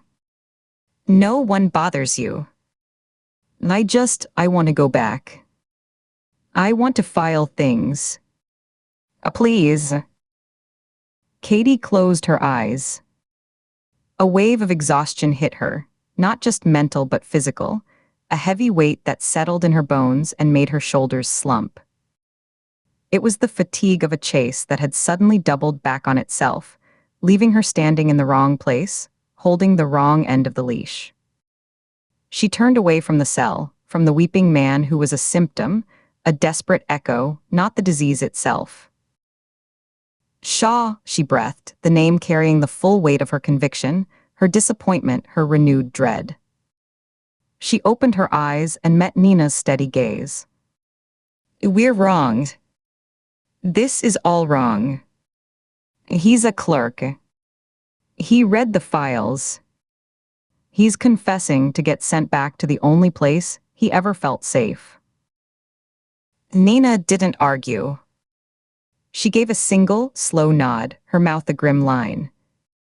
She looked past Katie to the man sobbing softly against the bars. Yeah, she said, the word flat. I see it. She turned and walked to the block door, rapped her knuckles against it twice. The hydraulic lock disengaged with a buzz and a clunk, and Sheriff Miller shouldered his way back in, his expression expectant. "Get what you needed?" he asked, looking from Katie to Nina. "We need to hold him," Katie said, her voice firm, brooking no argument. "As a material witness. And we need to see his personnel file from the county clerk's office. Every case file he ever accessed, especially cold cases, historical murders. He's not our killer, Sheriff. But he might have been his library." Miller's face went through a rapid transformation, confusion, disbelief, then a flush of anger. "Now wait a damn minute. He just confessed. In front of God and everybody." "He confessed to get your attention," Nina cut in, her tone weary but final. "To get anyone's attention. And to get back to a job where he mattered. It's a false confession. The details won't hold up. The psychology is all wrong. Ford's right. I hold him. But the investigation isn't over. It just took a wrong turn." The sheriff stared at them, his jaw working. The two deputies behind him exchanged uncertain glances. The celebratory mood in the room had evaporated, replaced by a thick, frustrated silence. Finally, Miller threw his hands up. "Fine. You want to chase ghosts, be my guest. But he stays here. And I want a copy of whatever you pull from his records. My county, my case too." He turned and stalked out, the deputies trailing in his wake, their earlier swagger gone. The night air outside the Pine Bluff precinct was cool, and carried the rich, loamy scent of damp earth from the fields beyond the town, mixed with the faint, sweet decay of fallen leaves. It was a clean, honest smell, a world away from the chemical sterility and human misery of the cell block. Katie pushed through the heavy door and let it swing shut behind her, the noise muffled. She leaned against the rough brick exterior, the surface cold and gritty through the thin fabric of her shirt. She tipped her head back, staring up at a vast, black sky dusted with a handful of hard, bright stars. The precinct was a pool of sodium orange light in a sea of rural darkness, the hum of its generators, a constant, low-grade vibration she could feel through the brick against her back. She replayed it all, the scenes clicking through her mind like slides in a dark carousel. Leo Finch in his shack, surrounded by the ephemera of violence but none of its essence. Leo Finch in the cell, crumbling under the weight of a confession he didn't understand. He wasn't their killer. He was a fantasist, a lonely, retired county clerk whose world had shrunk to the four walls of his shack and the glow of true crime forums. A man so desperate to return to the only world that had ever made him feel significant. The silent, ordered stacks of old case files, the keeper of secrets that weren't his, that he'd falsely confessed to triple homicide. His old access as a records clerk had given him just enough non-public detail. The type of industrial lubricant mentioned in a sealed evidence log, the specific phrasing, "zero victim," from an old prosecutor's memo, to make his story superficially plausible to the locals hungry for closure. But the soul of the crimes, the intellectual vanity, the furious, meticulous indictment of systemic failure, was utterly absent from him. He had the facts but not the music.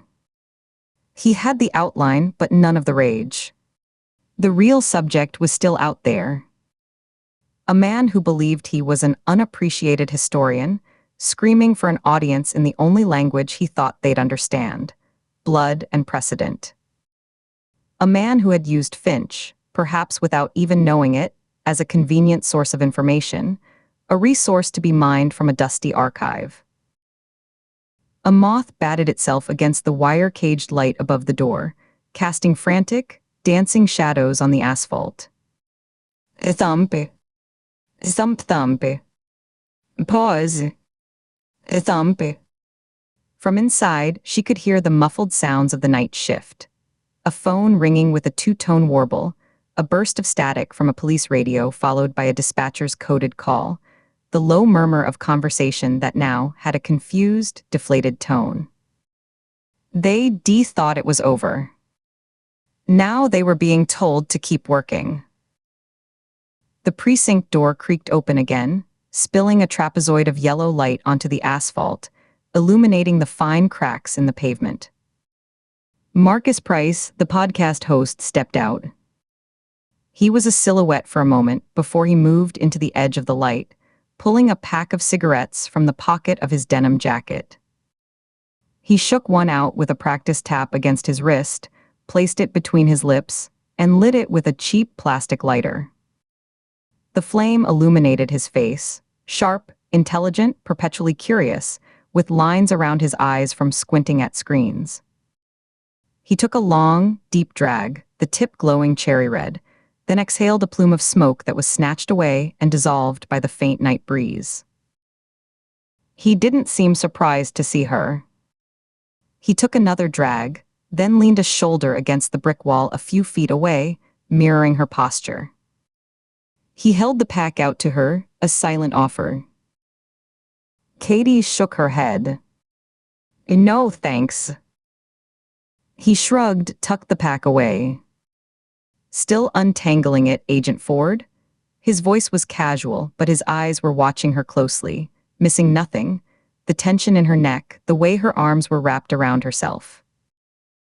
Something like that, Katie replied, her own voice flat with fatigue. She looked away, back out at the dark parking lot. A lone patrol car sat under a light pole, its windshield reflecting the orange glow. Price didn't leave. He seemed content with the silence for a minute, smoking his cigarette down by a third. The smell of tobacco, sharp and familiar, cut through the earthy air. Saw you bring old Leo in through the Sally Port earlier.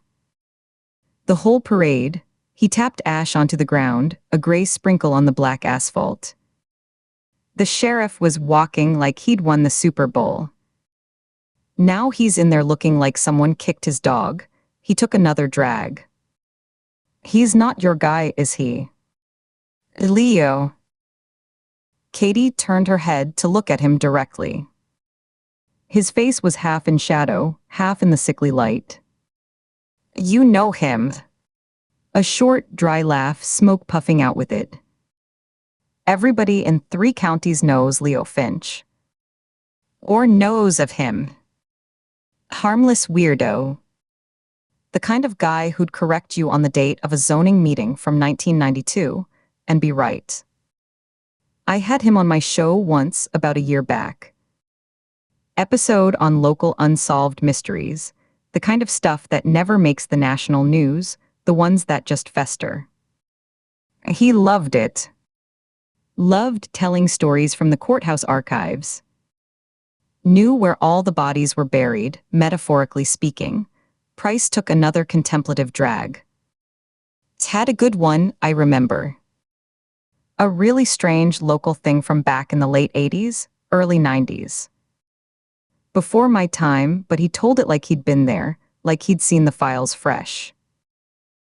Katie's interest, dormant and buried under layers of frustration and dead ends a moment before, flickered to life. She kept her body relaxed against the wall, not wanting to spook the narrative, but she uncrossed her arms, letting her hands hang loosely at her sides. Oh, she prompted, her tone carefully neutral. Yeah, Price shifted, settling in. He was a storyteller by trade, and he recognized a captive audience when he saw one. He flicked more ash. Family over on Mill Road, the old Garrity place. Nice people by all accounts. A school teacher and a nurse. Started having problems not long after they moved in. Thought their place was possessed. Classic poltergeist stuff, objects moved overnight, noises in the walls, footsteps in the attic when everyone was downstairs. Creepy shit. They'd find messages scrawled on bathroom mirrors in soap. Nothing threatening, just single words. Cold, hungry, listen. Katie listened, her detective's mind automatically sifting the story for utility beneath the campfire tone. The prank. The squatter. She crossed her arms again, but loosely, her fingers tapping a slow, thoughtful rhythm on her bicep. Went on for months, Price continued, his voice dropping into a more conspiratorial register, the tone he used for his podcast. They had a priest out. Did nothing. The husband set up tripwires with fishing line and bells. Tripped at night, but no one there. The wife stopped sleeping. Kids were terrified. He took a drag, let the suspense build with the exhale. One day, the mom comes home from the grocery store, bags in her arms, and finds every single kitchen knife. Paring knives, chef's knife, bread knife, the works, even a little cheese spreader, buried to the hilt in the living room couch. Not thrown, not laid out. Stabbed straight down into the cushions, in a perfect circle. Handles pointing out. Like a weird, violent sunburst. You're a clock.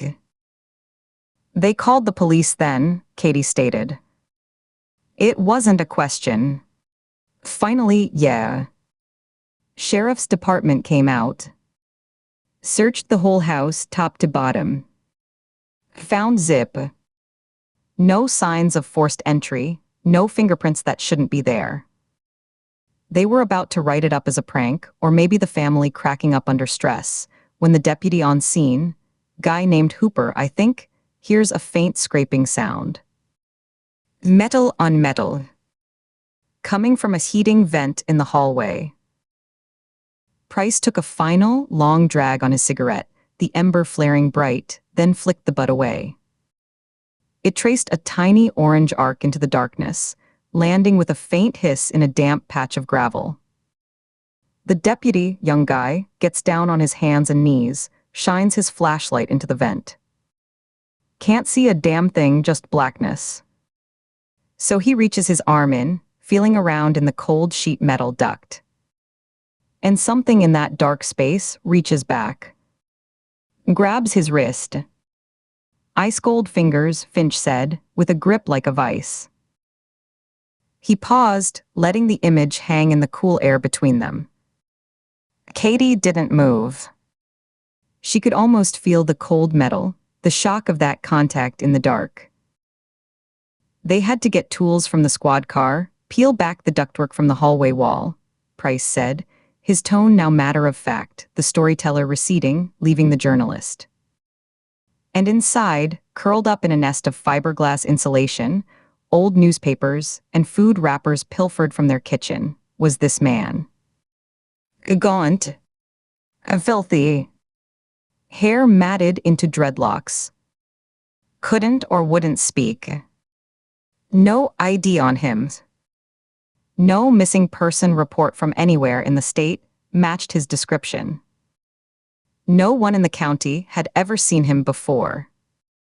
He'd just been living in the walls. For how long? Weeks. Months. The family said the noises started almost as soon as they moved in 6 months prior. Total ghost. The papers had a field day. For a little while, people just started calling him the Stalker. The Millerton Stalker. The Stalker. The words didn't just land in Katie's mind. They detonated, sending shockwaves through every theory, every profile. The heavy metal song left playing at the barn scene, Night Crawler. The local legend Nina had mentioned offhand, the one Katie had dismissed as irrelevant folklore, a campfire story. It wasn't just a story. It was a blueprint. A real, documented, unsolved mystery right here in this county. A mystery of a man with no origin, no history, no identity. A man who came from nowhere and lived in the spaces between walls, between families, between lives. There's zero. A John Doe, Katie whispered, the pieces slamming into place with a brutal physical clarity that made her breath catch in her throat. Her fingers stopped tapping. Then unknowns. A man with zero history. No name, no past. There's zero. Pretty messed up, right? Price said, pushing off the wall. He brushed a fleck of tobacco from his lip. They never did figure out who he was. Charged him with trespassing, B and E, but he was ruled incompetent to stand trial. Couldn't communicate, didn't seem to understand where he was. Last I heard, he was in some state forensic facility up near Hagerstown. Probably still there, drooling in a day room. Or dead. The whole thing just faded away. Became a story you tell to scare kids at sleepovers. Don't go into the basement, the stalker will get you, that kind of thing. Katie was no longer listening to him. She was staring into the dark parking lot, but she wasn't seeing the patrol cars or the chain-link fence topped with razor wire. She was seeing the whiteboard in the task force room. Dana Wren posed like a forgotten victim of a century-old axe murder, where the investigation collapsed under gossip. Olivia Bennett, dismembered with industrial precision, an echo of a city that buried its torso murders to protect its image.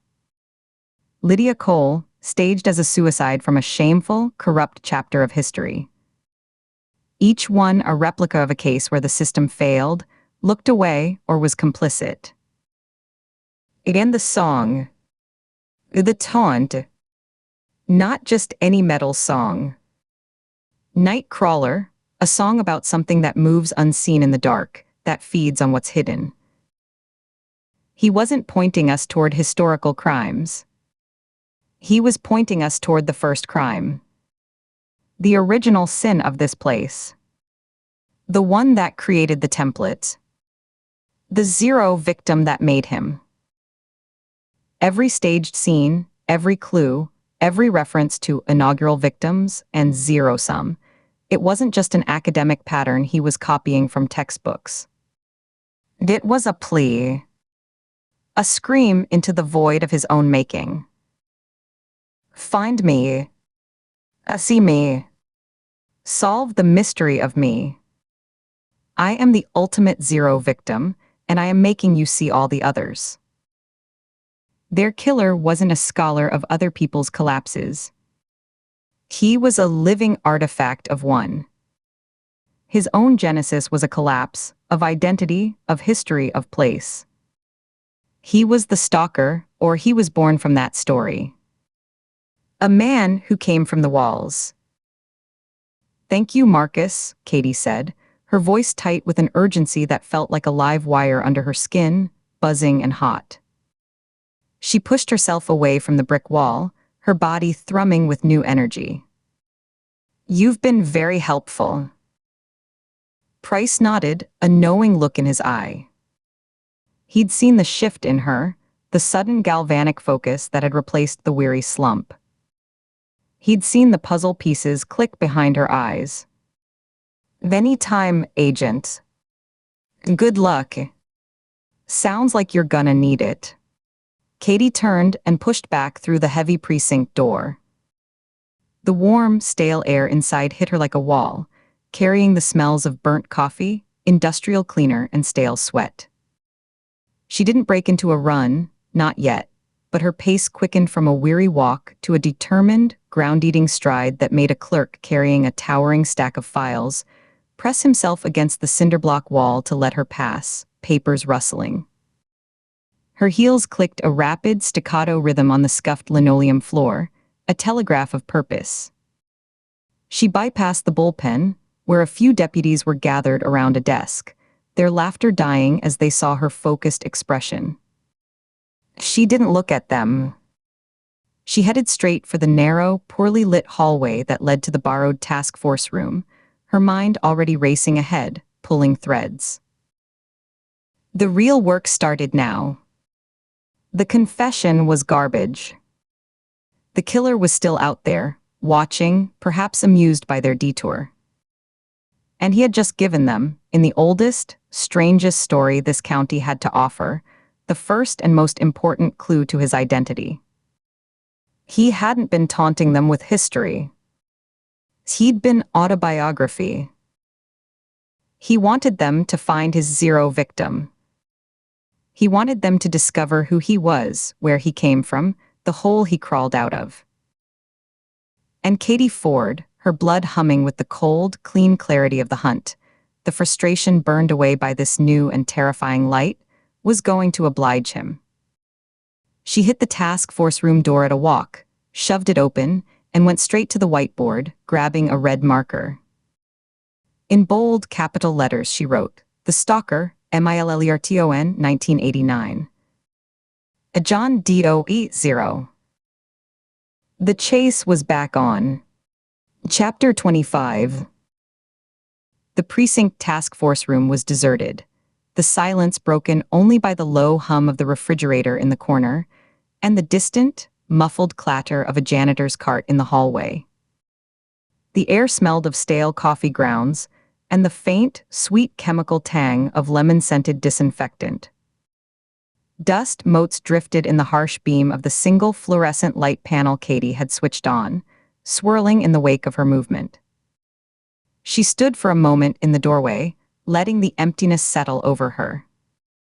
The room was a converted storage closet, barely large enough for the scarred wooden table and 4 mismatched chairs. A whiteboard on one wall was smeared with the ghost of old marker from some forgotten burglary ring. The floor tiles were cracked, the color of old nicotine. It was a place for dead ends. She dropped into a chair that groaned under her weight, the vinyl seat cold through her trousers. She winced as the movement pulled at the fresh scar tissue on her thigh, a sharp, bright reminder of the fight in the old house.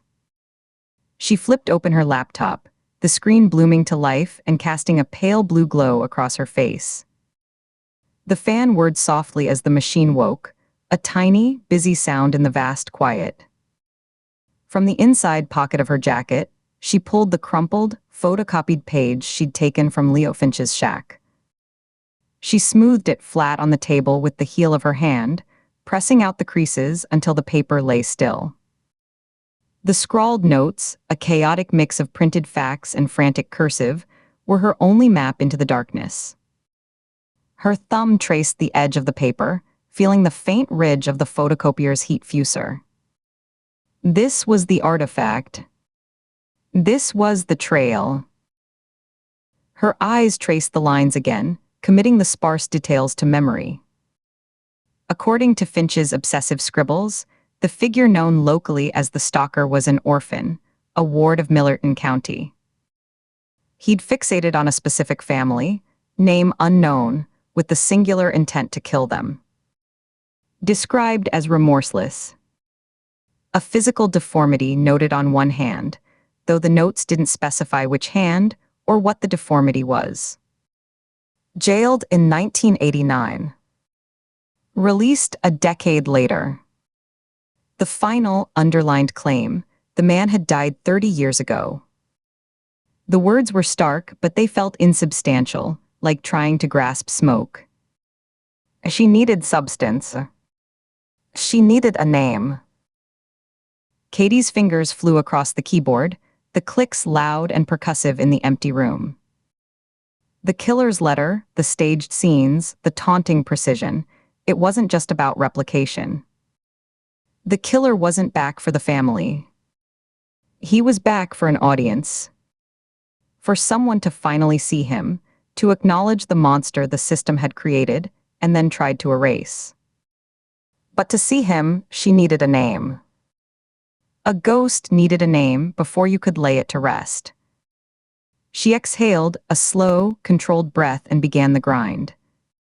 A juvenile record from 1989 would be sealed tighter than a tomb, but there had to be a trace, a local news item about a disturbed youth, a court docket number in some archived ledger, a mention in a social worker's annual report. Something. She accessed the state's criminal history database, her FBI credentials bypassing the usual county-level blocks. The login screen flashed, then accepted her. She set parameters: Millerton County, 1988-1990, arrests and incarcerations. The search wheel spun, a tiny circle of torment. It returned 73 results. She began scanning, her eyes skipping over charges for vandalism, petty theft, underage drinking, a couple of bar fights logged as assaults. Nothing matched the haunting profile of a child, so disturbed he was termed a monster, and jailed for a decade. She opened each file, skimmed the sparse notes: disorderly conduct, truancy, destruction of property, and closed them. Each click was a door shutting. She expanded the search to include adjacent counties, her fingers starting to ache from the repetitive motion. The results ballooned into the hundreds. She filtered for any commitment to a juvenile psychiatric facility. The screen offered nothing but dead ends and bureaucratic blanks. Case numbers that led to file not found errors in stark red text. Juvenile detention center intake logs with entire months missing from digital archives, gaps in the record like missing teeth. She tried the Maryland State Archives public access portal, searching newspaper databases for Millerton and Stalker and 1989. She got hits for gardening columns and high school sports scores. It was a black hole. The system wasn't just failing to help, it was actively denying he had ever existed. She sat back, the chair groaning again. She rubbed her eyes with thumb and forefinger, pressing hard until she saw bursts of color against her eyelids. The frustration was a physical pressure behind her sternum, a tight ball of coiled wire. It felt like a ghost story, a piece of local folklore concocted by Finch and the podcast host and breathed into life by hysteria. But the murders were real. The pattern was real. The blood was real. She couldn't chase a phantom in a database. She needed the source. She couldn't find it in the digital ether. She had to go to the source of the story himself. She left the computer, the screensaver, a bland FBI logo, kicking in as she stood, plunging her corner of the room into deeper shadow. The hallway outside the task force room was dim, lit only by the greenish glow of emergency exit signs at either end. The linoleum was worn to a dull sheen down the center. She took the stairs down to the basement, holding cells 2 at a time, her footsteps echoing sharply off the painted cinderblock walls, a rapid tap-tap-tap that sounded like pursuit. The air grew cooler, damper with each descending flight, carrying the faint, ever-present basement smells of damp concrete, sweat, stale urine, and the astringent bite of industrial cleaner that never quite masked the rest. The holding area was a short, narrow corridor of 4 cells, only one occupied. A single caged bulb in the ceiling cast a pitiless white light, creating hard shadows in the corners. A deputy, a young guy with a close-shaven head and a thick neck, sat on a stool at the far end, head bowed over his phone, the blue light illuminating his bored, placid face. He glanced up as her footsteps approached, recognized her, and gave a slight, uninterested nod before returning to his screen. His indifference was a wall. Leo Finch was curled on his side on the narrow metal bench that served as a bed, one arm tucked under his head, snoring softly. In the harsh overhead light, he looked younger, almost harmless, the deep lines of anxiety and obsession smoothed by sleep. His mouth was slightly open. He wore a standard-issue orange jumpsuit that was too large, the fabric pooling around his wrists and ankles. Katie stopped before the bars. She didn't call his name. She let the silence stretch for a 3 count, listening to his ragged breath, watching the slight tremor in his fingers. Then she slapped the flat of her hand hard against the cold steel. The clang was explosive in the confined space. a single, shocking, metallic note that reverberated in the concrete box, seeming to hang in the air. The deputy jumped, a full-body flinch, his phone clattering to the floor with a plastic crack. Finch jerked upright as if electrocuted, his eyes flying open, wild and unfocused with sleep terror. He scrambled back against the cinderblock wall, his feet slipping on the slick bench, his breath coming in short, panicked gasps that hitched in his throat. What? Jesus. Where is this? What's happening? Eyes front, Finch, Katie said, her voice a low, cold blade cutting through his disorientation. She kept her hand on the bar, feeling the residual vibration die away under her palm, the metal already leaching the warmth from her skin. Forget where you are. Tell me about the stalker. He blinked rapidly, his Adam's apple bobbing as he swallowed hard. He rubbed a hand over his face, the stubble making a dry, sandpaper sound against his palm. Slowly, with visible effort, he swung his legs to the floor, the chains connecting his wrists clinking softly with the movement. The initial fear in his eyes was being replaced by a wary, calculating resentment. He looked past her shoulder at the deputy, who was muttering as he picked up his phone, checking the screen for damage. "That's my research," Finch said, his voice hoarse from sleep. "My private collection. You already took my notes. Ransacked my place. What more do you want?" "It's not a collection," Katie said, not moving. "It's evidence in a multiple homicide investigation. So talk. Now." He gave a weary, performative shrug, the orange fabric bunching at his shoulders. He leaned forward, elbows on his knees, and stared at the floor between his feet. "Your colleagues, the sheriff, they've got me tried and sentenced already. They think I'm their guy. The weirdo in the woods. The perfect patsy." He looked up, his gaze skittering to hers and away. "Why should I help you dig my grave deeper?" Katie took a half step closer, closing the distance to the bars until the cold steel was only inches from her chest. She kept her voice low, a direct current meant for him alone, under the hum of the lights. "Because they don't have enough." "Not really. They have circumstantial evidence and a lot of anger. So a van. Some notes. An obsession. It's not enough to make it stick, not on a capital case. Not with a decent lawyer, and the court will appoint you one. You'll walk." Eventually, she let that hang for a beat, watching his eyes. They darted to hers, searching for the truth in her statement, looking for the trap. She held his gaze steady. "But if you give me what I need to actually close this, to put the real killer in a box, I'll remember it. So I'll put in a word. Maybe you get your old job at the courthouse records room back. A quiet life. A pension. Better than being a person of interest every time someone in this county has a bad dream or a dog goes missing." Finch's eyes sharpened. The pupils contracted, pinpricks in the pale blue iris, and his gaze locked onto hers with a new, hungry intensity. The offer of normalcy, of returning to the dusty, predictable shadows of the bureaucracy he understood, was a powerful lure. He stood slowly, the stiffness in his joints audible, a pop in his knee, a creak from his back. He shuffled to the bars, his shackled feet whispering on the concrete floor. His breath was sour with sleep and cheap jailhouse food, overcooked vegetables and processed meat.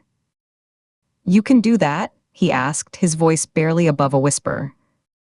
He glanced again at the deputy, who was now pointedly staring at his phone, giving them the illusion of privacy. "You can make that happen. Get me my job back.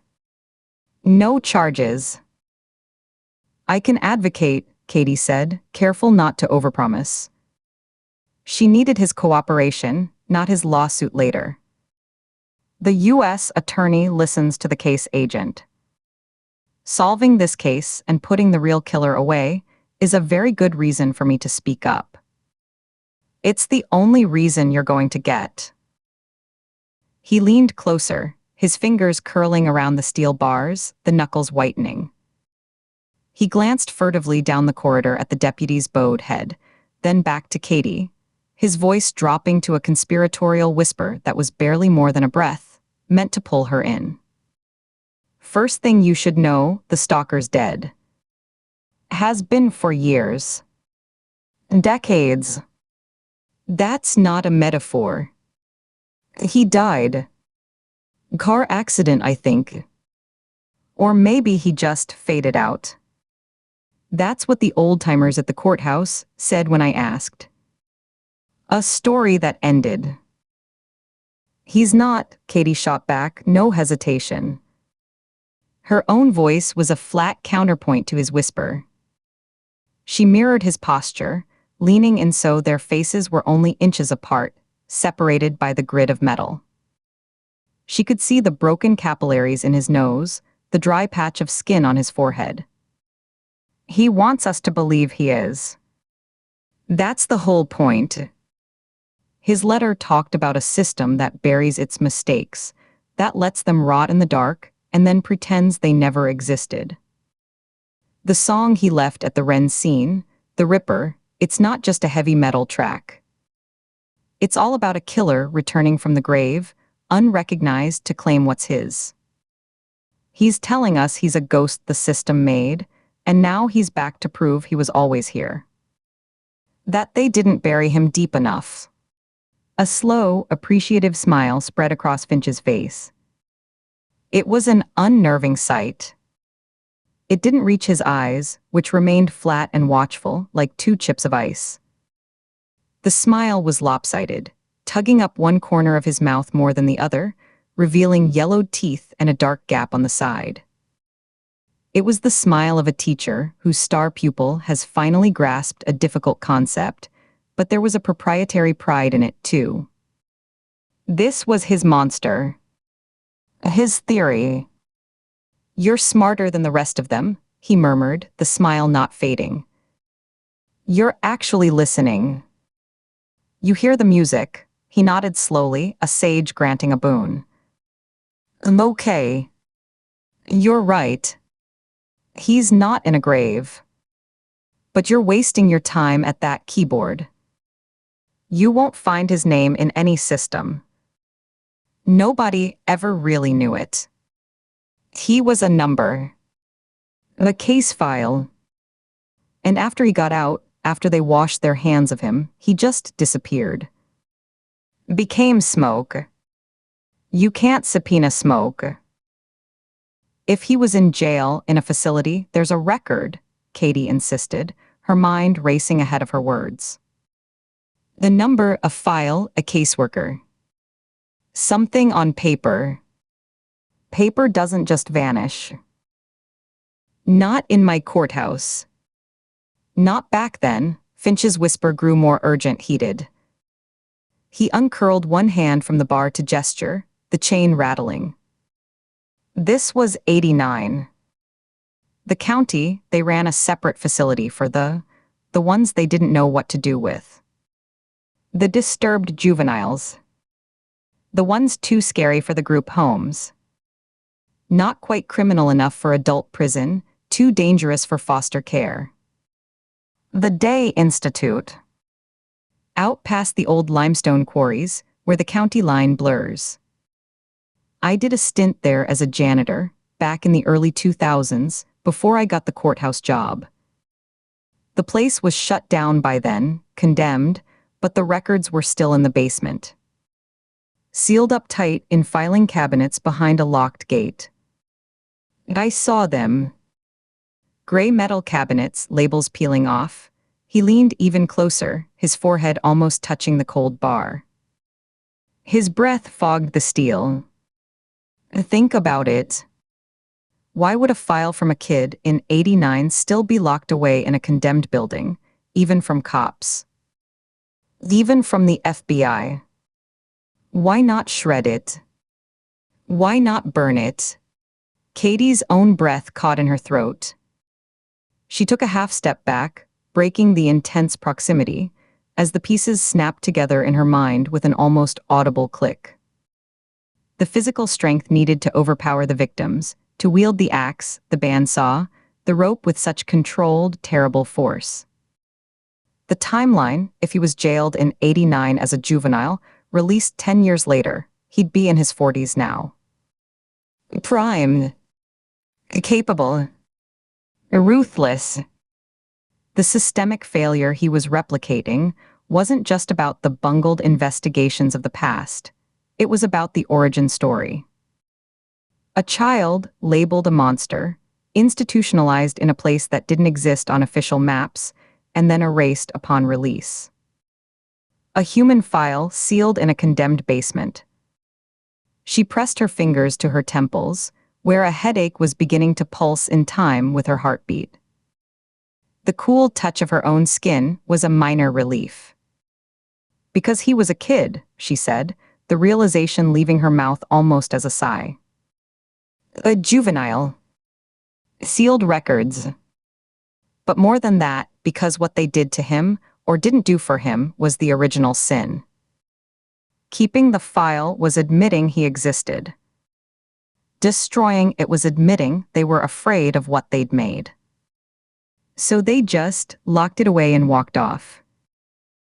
Bingo, Finch hissed, his eyes gleaming with a kind of grim, scholarly satisfaction. He nodded vigorously. The child monster. They put him in with the rest of the troubled kids, the fire starters, the animal torturers, the deeply broken.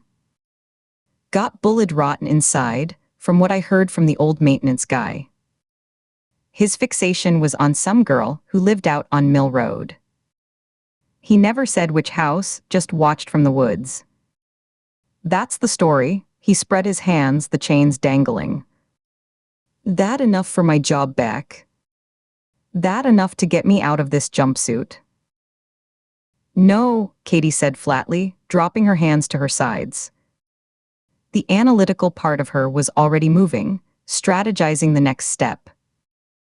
The emotional part felt a cold chill seep into her bones, a dread that had nothing to do with the basement's temperature. A child monster grown up.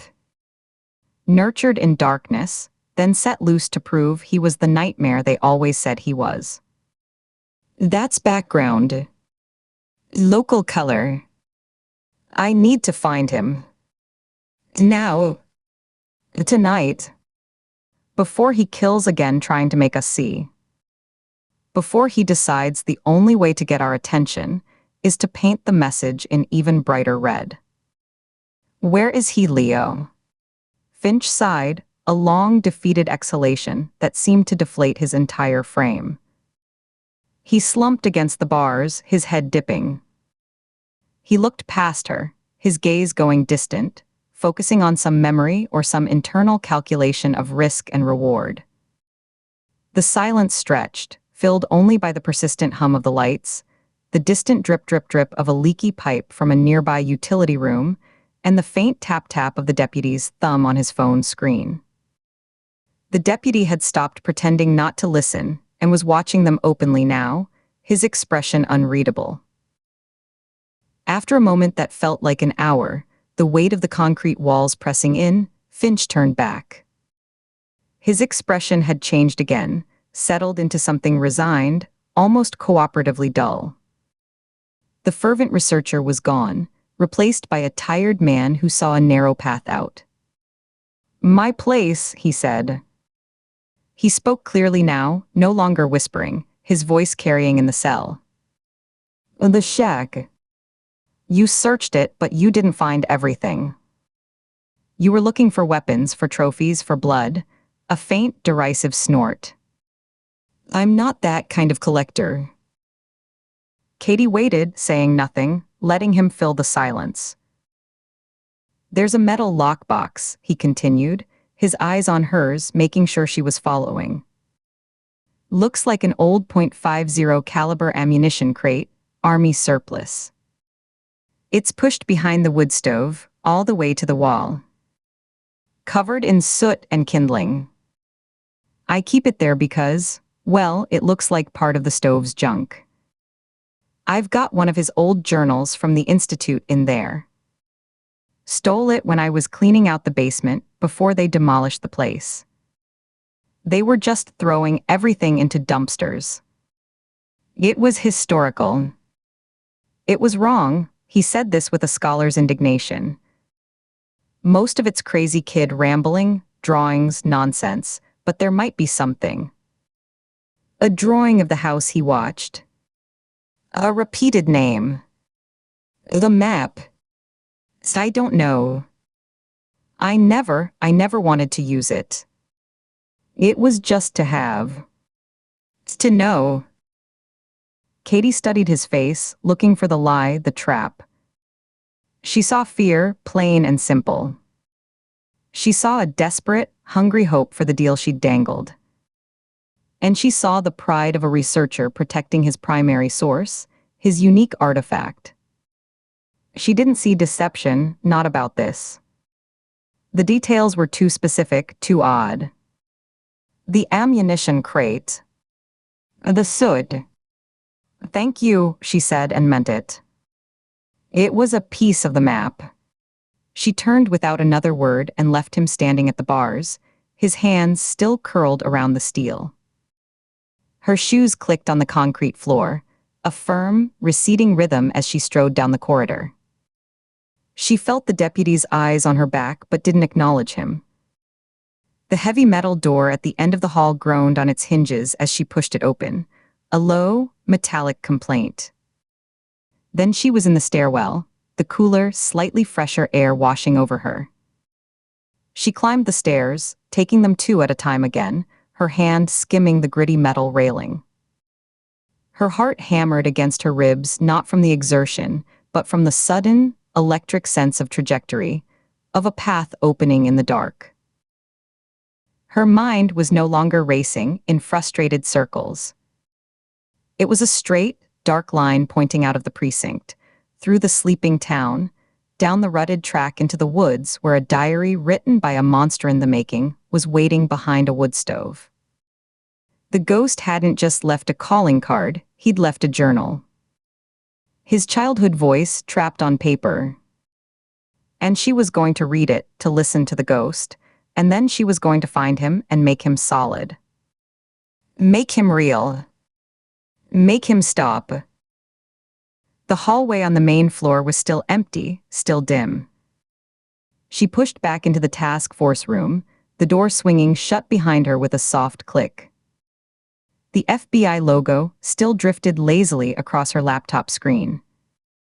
Oh, she didn't sit.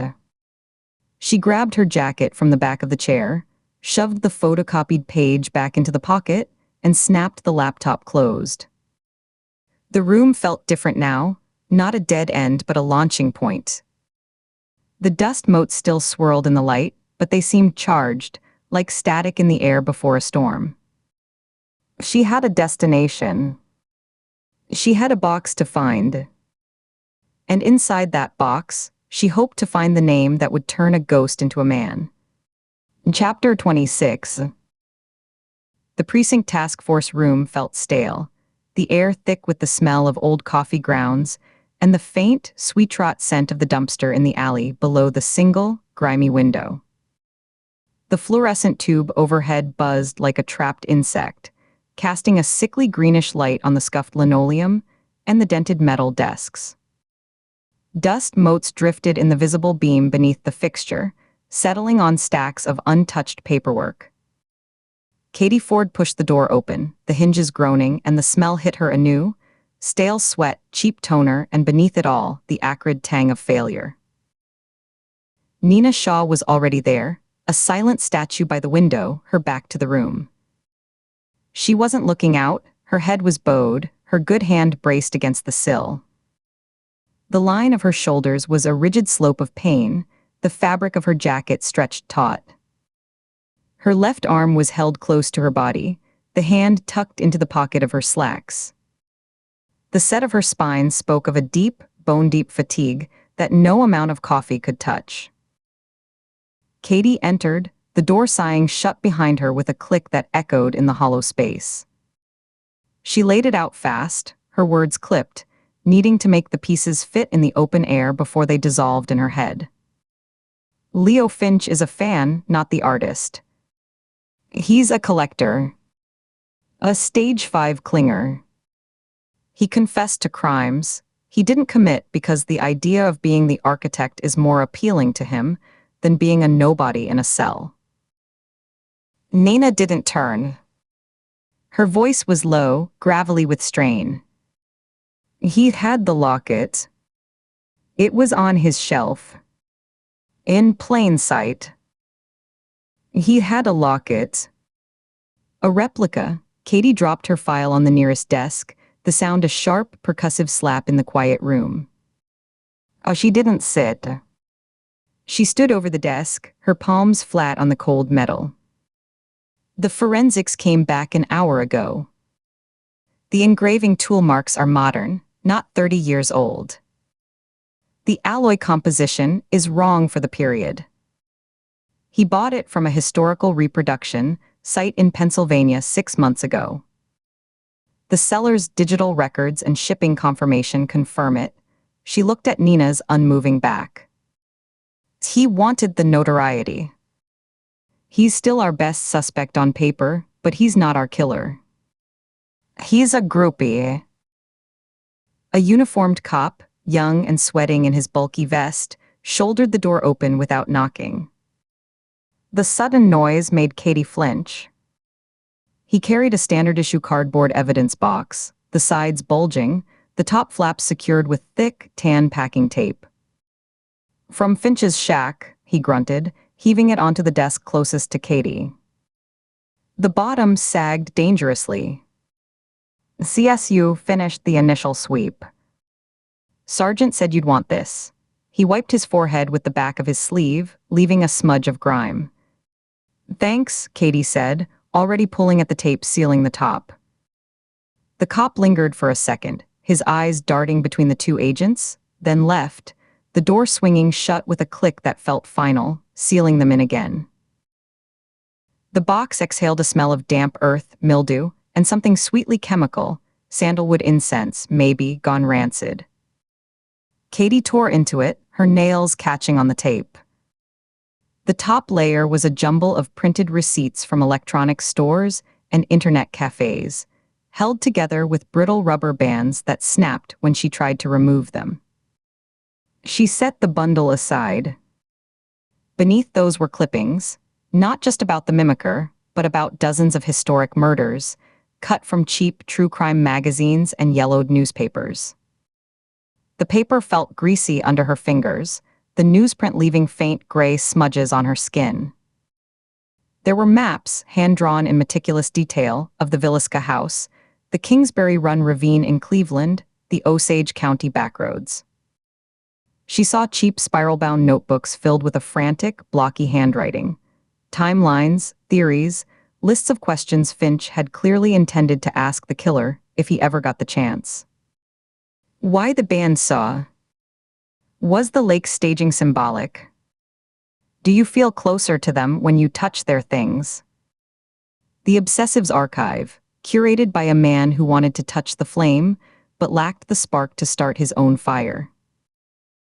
Her hands moved mechanically, setting each item aside, building a messy perimeter on the desk. The detritus of a small, sad life. At the very bottom, wrapped in a faded red bandana that smelled of motor oil and male sweat, was a small, rectangular shape. It was heavy for its size. She lifted it out, the bandana falling away to the desk with a soft plop. It was a leather-bound journal, no larger than her hand.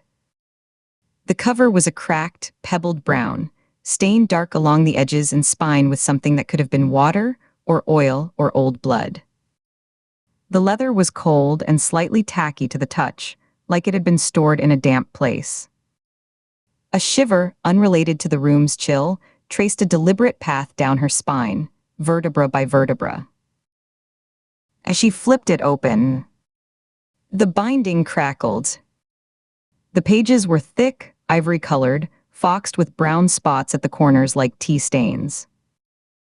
The writing was a spidery, left-slanting script, the ink a faded blue-black that had bled in places, creating tiny, inky archipelagos in the valleys of the paper grain.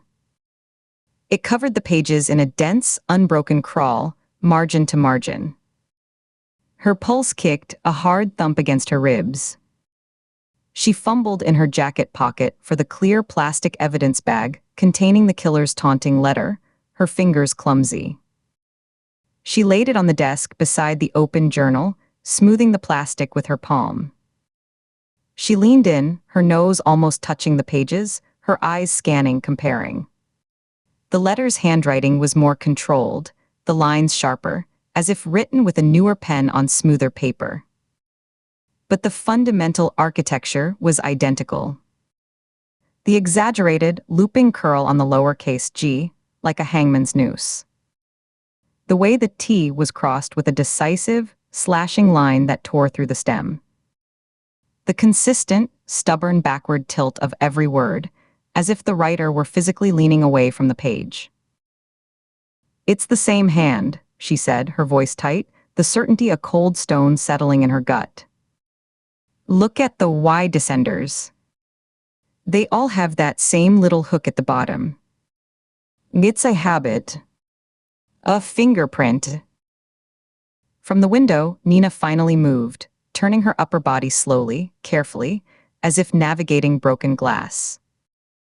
Her face was pale, deep grooves of fatigue framing her mouth, carving parentheses of pain. "Or Finch is a better forger than we thought." She took a shallow breath, her right hand pressing against her lower ribs. "He had access to the letter after it was leaked to the press. He had time to practice. He's a mimic, remember? That's his whole thing. He's still our best bet." Her tone wasn't argumentative, it was weary, pragmatic. A veteran's resistance to a theory that would send them back to square one, that would invalidate days of grinding work and physical pain. Katie ignored her, lowering herself into the creaking desk chair. The journal drew her down like a gravity well. She smoothed a hand over the open page, feeling the faint, braille-like impressions left by the pen, the pressure points where the writer had dug in. The first dated entry was June 14, 1989. "They took me today. The man with the badge said I was a monster. He didn't ask why. He didn't ask about the dark in the closet or the sound of the belt. He just saw the blood on my shoes and made up his mind."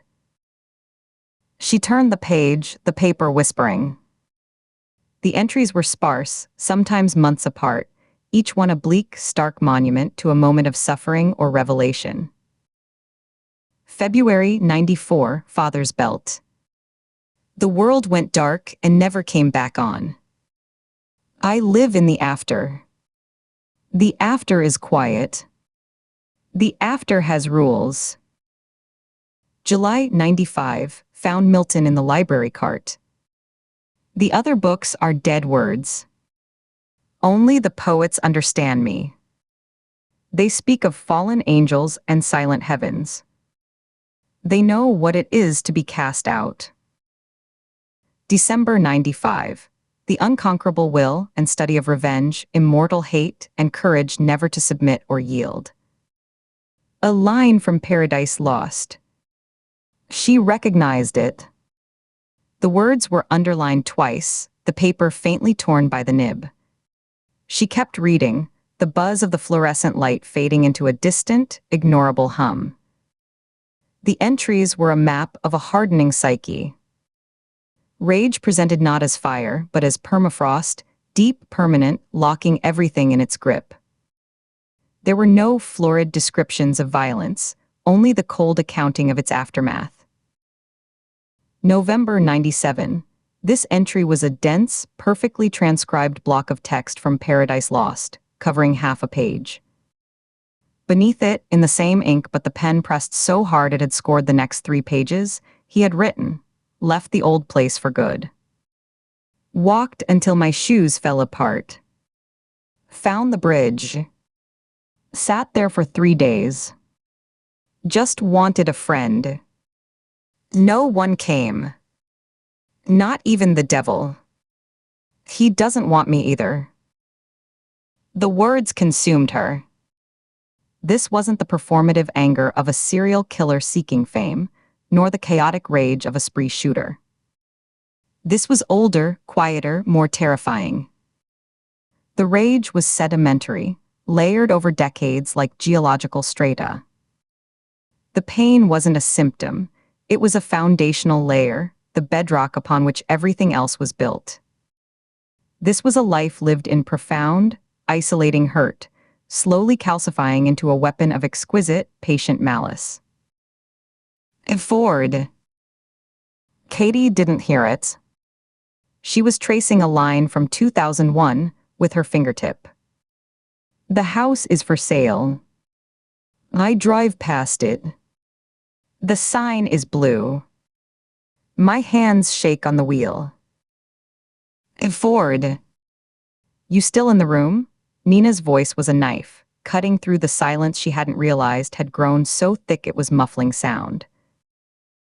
Katie blinked, her eyes dry and gritty. As she looked up, the light from the window had changed. The flat gray afternoon had deepened toward a bruised twilight, casting long, distorted shadows across the cluttered desks. 20 minutes had vanished. Finch didn't flinch when I said, "Zero victim," she said, her own voice sounding strange and hoarse to her.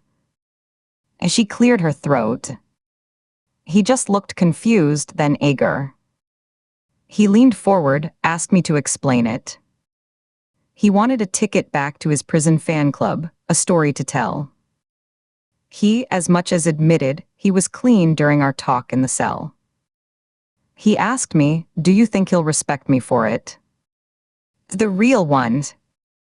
For taking the fall, she mimicked Finch's wheedling, hopeful tone, then let it drop. He's a spectator. This, she tapped the journal, is the player. Nina had moved to lean against the side of the desk, favoring her right leg. Her left arm was cradled close to her body, the elbow bent at an awkward, protective angle. She looked at the journal as if it were a venomous insect. So you're chasing a ghost. A theory with no face, based on a diary that could be another one of Finch's props. He had a whole shack full of them. It's not a prop. Katie's finger stabbed at the open page, the nail blanching white with pressure. The pain in this is real. It's 30 years old. The paper, the ink, the oxidation, you can't fake time. Finch is a tourist. This is native soil. She traced the repeated poem citations. Paradise Lost. The author's name buzzed in her skull, a persistent, nagging itch like a word on the tip of her tongue. John Milton. Why did it itch? It was just a name, a dead poet from the 1600s. She grabbed her battered case notebook, the leather cover soft and shiny from use, the edges frayed. Flipping past her own notes, past crime scene sketches and interview summaries, the pages rustling like leaves, she went back to the very beginning. The initial witness statements from the first body discovery in the field near Millerton. Her breath caught, stuck in her throat like a bone. There it was, on the very first page, a name she had circled days ago in blue pen during the initial briefing, a routine notation she'd made without a second thought. The name of the woman who'd stumbled upon the bisected corpse while flying her drone. Samantha Reeves. The itch became a jolt, a live wire touching her spine. Milton. John Milton. When a juvie does serious time, gets a sealed record, can they get a new name after? Legally. A full, clean slate name change? Katie asked, her eyes not leaving the page, the blue circle around Samantha Reeves seeming to pulse. Nina let out a slow, controlled breath, a sound of strained patience. She shifted her weight, a minute adjustment that made her wince. With a sealed record, a cooperative judge who's feeling charitable, and a lawyer who knows how to file the paperwork without tripping alarms, sure. It's not common, but it happens. Usually requires a demonstrated need: safety, witness protection, persistent harassment. A fresh start, she paused. Why? It was here. Katie's voice was a whisper of disbelief, the pieces snapping together with an almost audible click in the silent room. The first witness. The one who found the first staged scene. The one who called it in. Samantha Reeves. Nina pushed off the desk and took 2 stiff, careful steps to stand behind Katie's chair. She leaned over, bracing her good hand on the desk, and scanned the page, her expression flat, unreadable. Her breath smelled of stale coffee and pain. Don't start connecting random dots, Ford. It's a common enough name. There are probably a dozen Samantha Reeveses in the state. 2 dozen. The dash cam audio from the traffic stop, Katie said, already rifling through the thick case file for the transcript, her fingers feeling clumsy, thick. She found the thin sheaf of paper, the words typed in a bland courier font. She smoothed it on the desk. The unsub's exact words to the deputy, when asked about the muddy floor mats: "If I got them dirty, Charlotte would be even more pissed." He wasn't being careless. He wasn't slipping. He was giving us a name. Daring us to see it. Charlotte. A woman's name. A wife's name. So his wife's name is Charlotte. That doesn't link him to a witness named Samantha Reeves. That's a hell of a leap. Nina straightened up with a soft grunt, her hand going to her lower back. Reeves, Katie said, the volume making Nina blink. She stood up, the chair scraping loudly. Don't you see it? Charlotte's Web. The children's book. The spider who saves the pig. Wilbur. The pig's name is Wilbur. But the author, she tapped the transcript emphatically. The author is E.B. White. Not a woman's. So the man. He's not talking about his wife. He's talking about his author. The creator of the story he's living in. John Milton wrote Paradise Lost. He's not giving us a spouse's name. He's signing his work. John Milton. And the first witness to his work, the one who discovered his first public display, was Samantha Reeves. Nina's brow furrowed, the lines in her forehead deepening. She looked from Katie's face to the transcript, then to the journal. Her skepticism was a physical presence in the room. That's a hell of a stretch, Katie. A children's book and a 17th century epic poem.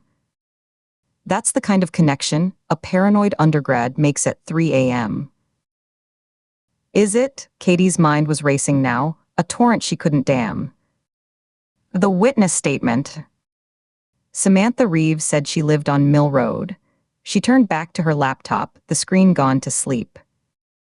She jabbed the spacebar, and the glow illuminated her face. Her fingers flew across the keyboard, the clacking loud in the quiet. She pulled up the county residential database, her FBI credentials bypassing the usual privacy filters. She typed Mill Road into the address field and hit enter with a decisive stab. 67 names populated the screen in a neat, bureaucratic column. She scrolled, her eyes scanning, ignoring the irrelevant. The Stalker legend. The house the orphan boy haunted, the family he terrorized, the place he was taken from by the cops in '89, it was on Mill Road. Chief Miller said it was the old Patterson place. Her cursor stopped. the current residents of 18 Mill Road. Garrett Ross. Meredith Ross. A cold, clear certainty settled over her, a calm that was more frightening than panic. It was the feeling of a door swinging shut, of a path becoming singular and inevitable. She turned the screen toward Nina, the blue light reflecting in the older woman's tired eyes. For a long moment, Nina said nothing. She just stared. Her skeptical mask, the practiced veneer of weary doubt she wore like armor, finally cracked. Not dramatically, but in small, telling increments. A slight parting of her lips as her breath caught, a minute tightening of the skin around her eyes, a slow, almost imperceptible blink. Her eyes widened a fraction, not with surprise, but with the dawning, unwelcome acknowledgement of a dangerous, plausible possibility. It was the look of a chess player seeing the inevitable checkmate 3 moves away. He didn't go back to haunt it, Katie said, the words leaving her mouth as the full, chilling implication solidified in her mind. She stood up, the chair rolling back and hitting the wall with a solid thud. He bought it. He lives there. He's been living there, inside the heart of his own legend, the whole time we've been running in circles. He's been watching us from the center of the maze. Nina pushed herself up from her leaning position, a determined, grim set to her jaw. It was the old Nina, the one who charged through doors. Then let's go have a conversation with Mr. Ross. Then she hissed, a sharp, involuntary intake of breath that cut the sentence in half. Her face paled, the color draining to a waxy, sickly gray. Her right hand flew to her injured left shoulder, her fingers digging into the fabric of her jacket, as if trying to physically hold the shattered joint together. Her body buckled, not a collapse but a fierce, losing battle against gravity. Her knees gave way, and she collapsed back into the chair she'd been leaning against. It groaned and skidded an inch under the sudden weight. A fine sheen of sweat instantly glossed her forehead and upper lip. She closed her eyes, breathing hard and shallow through her nose, her nostrils flaring. Katie was at her side in 2 strides, her hand hovering over Nina's good shoulder, unsure where to land, afraid to cause more pain. Nina. Jesus. Look at me. I'm fine, Nina gritted out between clenched teeth, but the words were thin, airless, betrayed by the tremor in her voice and the stark whiteness of her knuckles where she gripped the arm of the chair. You are not fine. You're not going anywhere. Katie's voice was firm, leaving no room for debate. It was the voice she used on witnesses, on scared victims. It felt strange using it on her partner. Nina's eyes opened, blazing with frustration and pain and a deep, humiliated anger. I can make the drive. I can cover a door. No, Katie cut her off, her tone final. Oh, you can't.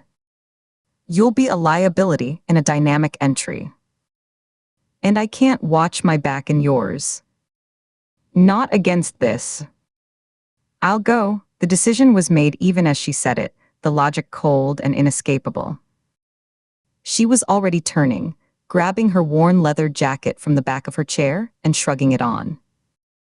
The familiar weight settled on her shoulders. She checked her sidearm in its hip holster, the ritual of it, the unsnapping of the retention strap, the smooth, practiced slide of the Glock from the Kydex, a visual check of the chamber, the solid chunk as she reseated it, grounded her, pulling her from the theoretical to the physical. She reholstered and snapped the strap shut. She pulled out her phone, the screen bright in the dim room. I'm calling it in now. Backup from the county sheriff can meet me there, but I'm not waiting for a full tactical rollout. If he's home, if he has even an ounce of suspicion from Finch's arrest or the traffic stop, he's a flight risk. He's had 30 years of patience. He won't wait around to be caught. She was already swiping to the secure dispatch number. Nina leaned back in the chair, her head resting against the cold cinderblock wall. Defeat and pain warred in her gaze, the fierce light of defiance slowly dimming under the relentless, physical truth of her body's betrayal. The lines on her face seemed deeper, the gray in her hair more pronounced in the unforgiving fluorescent light. She looked old in that moment. Not experienced but worn out. Used up. She held Katie's eyes for a long beat, her own gaze searching, assessing. Then she gave a single, sharp nod. It was a gesture of surrender, and of trust, heavy with unspoken history. Don't be a hero. Just bring him in. Alive if you can. The story needs to end with him in a cage, not in a bag. A cage is a better lesson. Katie was out the door, phone to her ear, the tinny electronic ringtone cutting off as the dispatch answered. This is Special Agent Ford, FBI. I need units to respond to 18 Mill Road, Millerton, possible high-risk suspect location.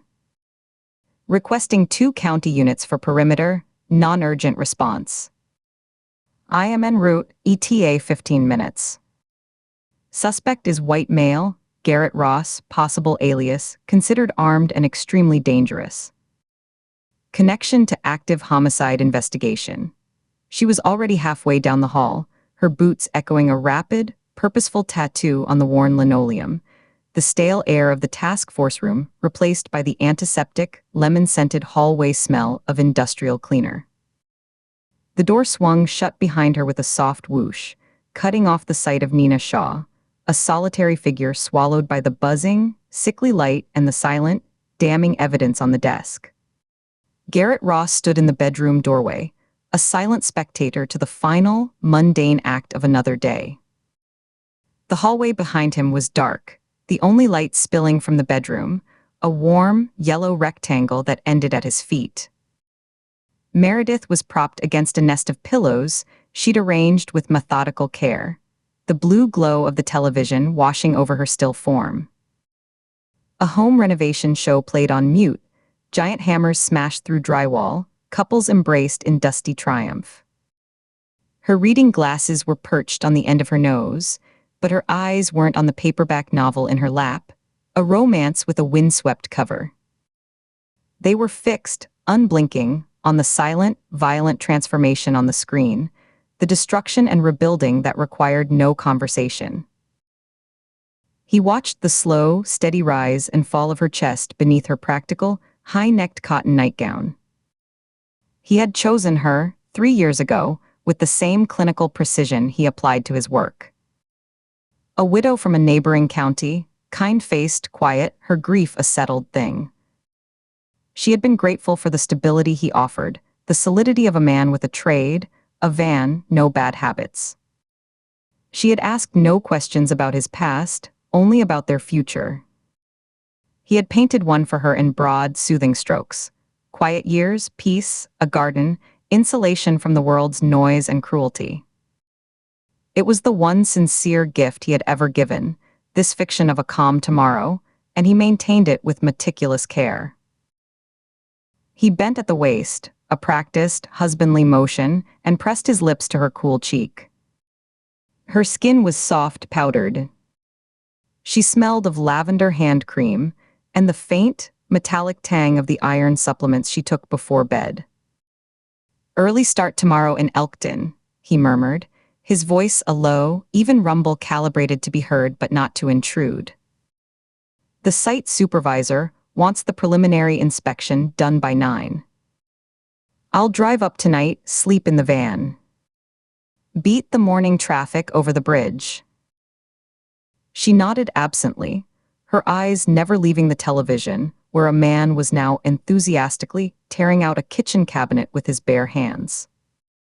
Drive safe, Garrett, she said, the words automatic, a recorded message played nightly. There's leftover meatloaf in the fridge if you get hungry. I wrapped it in the foil with the blue edges. I will. Don't wait up. He straightened, his knees popping softly, and left her there, in the blue electronic glow, a figurine in a diorama of domestic tranquility he had built and curated. The house welcomed him as he moved down the hall. Its old bones hummed with familiar memories, each one a thread in the tapestry of his life, a knot of sensation he could unpick at will. He, sold Meredith on the quiet, the crystal-clear mountain air, the peace it would bring a couple looking toward their later years. The truth was, he'd needed the walls. The specific, groaning alignment of floorboards in the hallway, the third and the seventh from the top of the stairs, that had creaked under a child's furtive, barefoot weight. He avoided them now out of habit, stepping over the third, between the sixth and seventh. The vent grate in the hall, its screws still loose after all these years, that he'd slipped through like a ghost, decades ago, to steal slices of processed cheese and sips of milk from the refrigerator of the family he tormented. The Patterson family. He could still see the garish pattern on their linoleum, brown and orange squares, smell the cigarette smoke that clung to Mr. Patterson's flannel shirts, hear the blare of their television, a constant soundtrack to their unexamined lives. He paused at the top of the stairs, his hand resting on the smooth, worn wood of the banister, polished by generations of hands. This was his museum, and he was its only curator, its sole living exhibit. Every scrape on the baseboard, every water stain on the ceiling, every patch of faded wallpaper held a story only he could read. The chip in the doorframe, from where Mr. Patterson had thrown a boot at the family dog. The faint, greasy smudge at light switch height where Mrs. Patterson had leaned, day after day, sighing into the phone.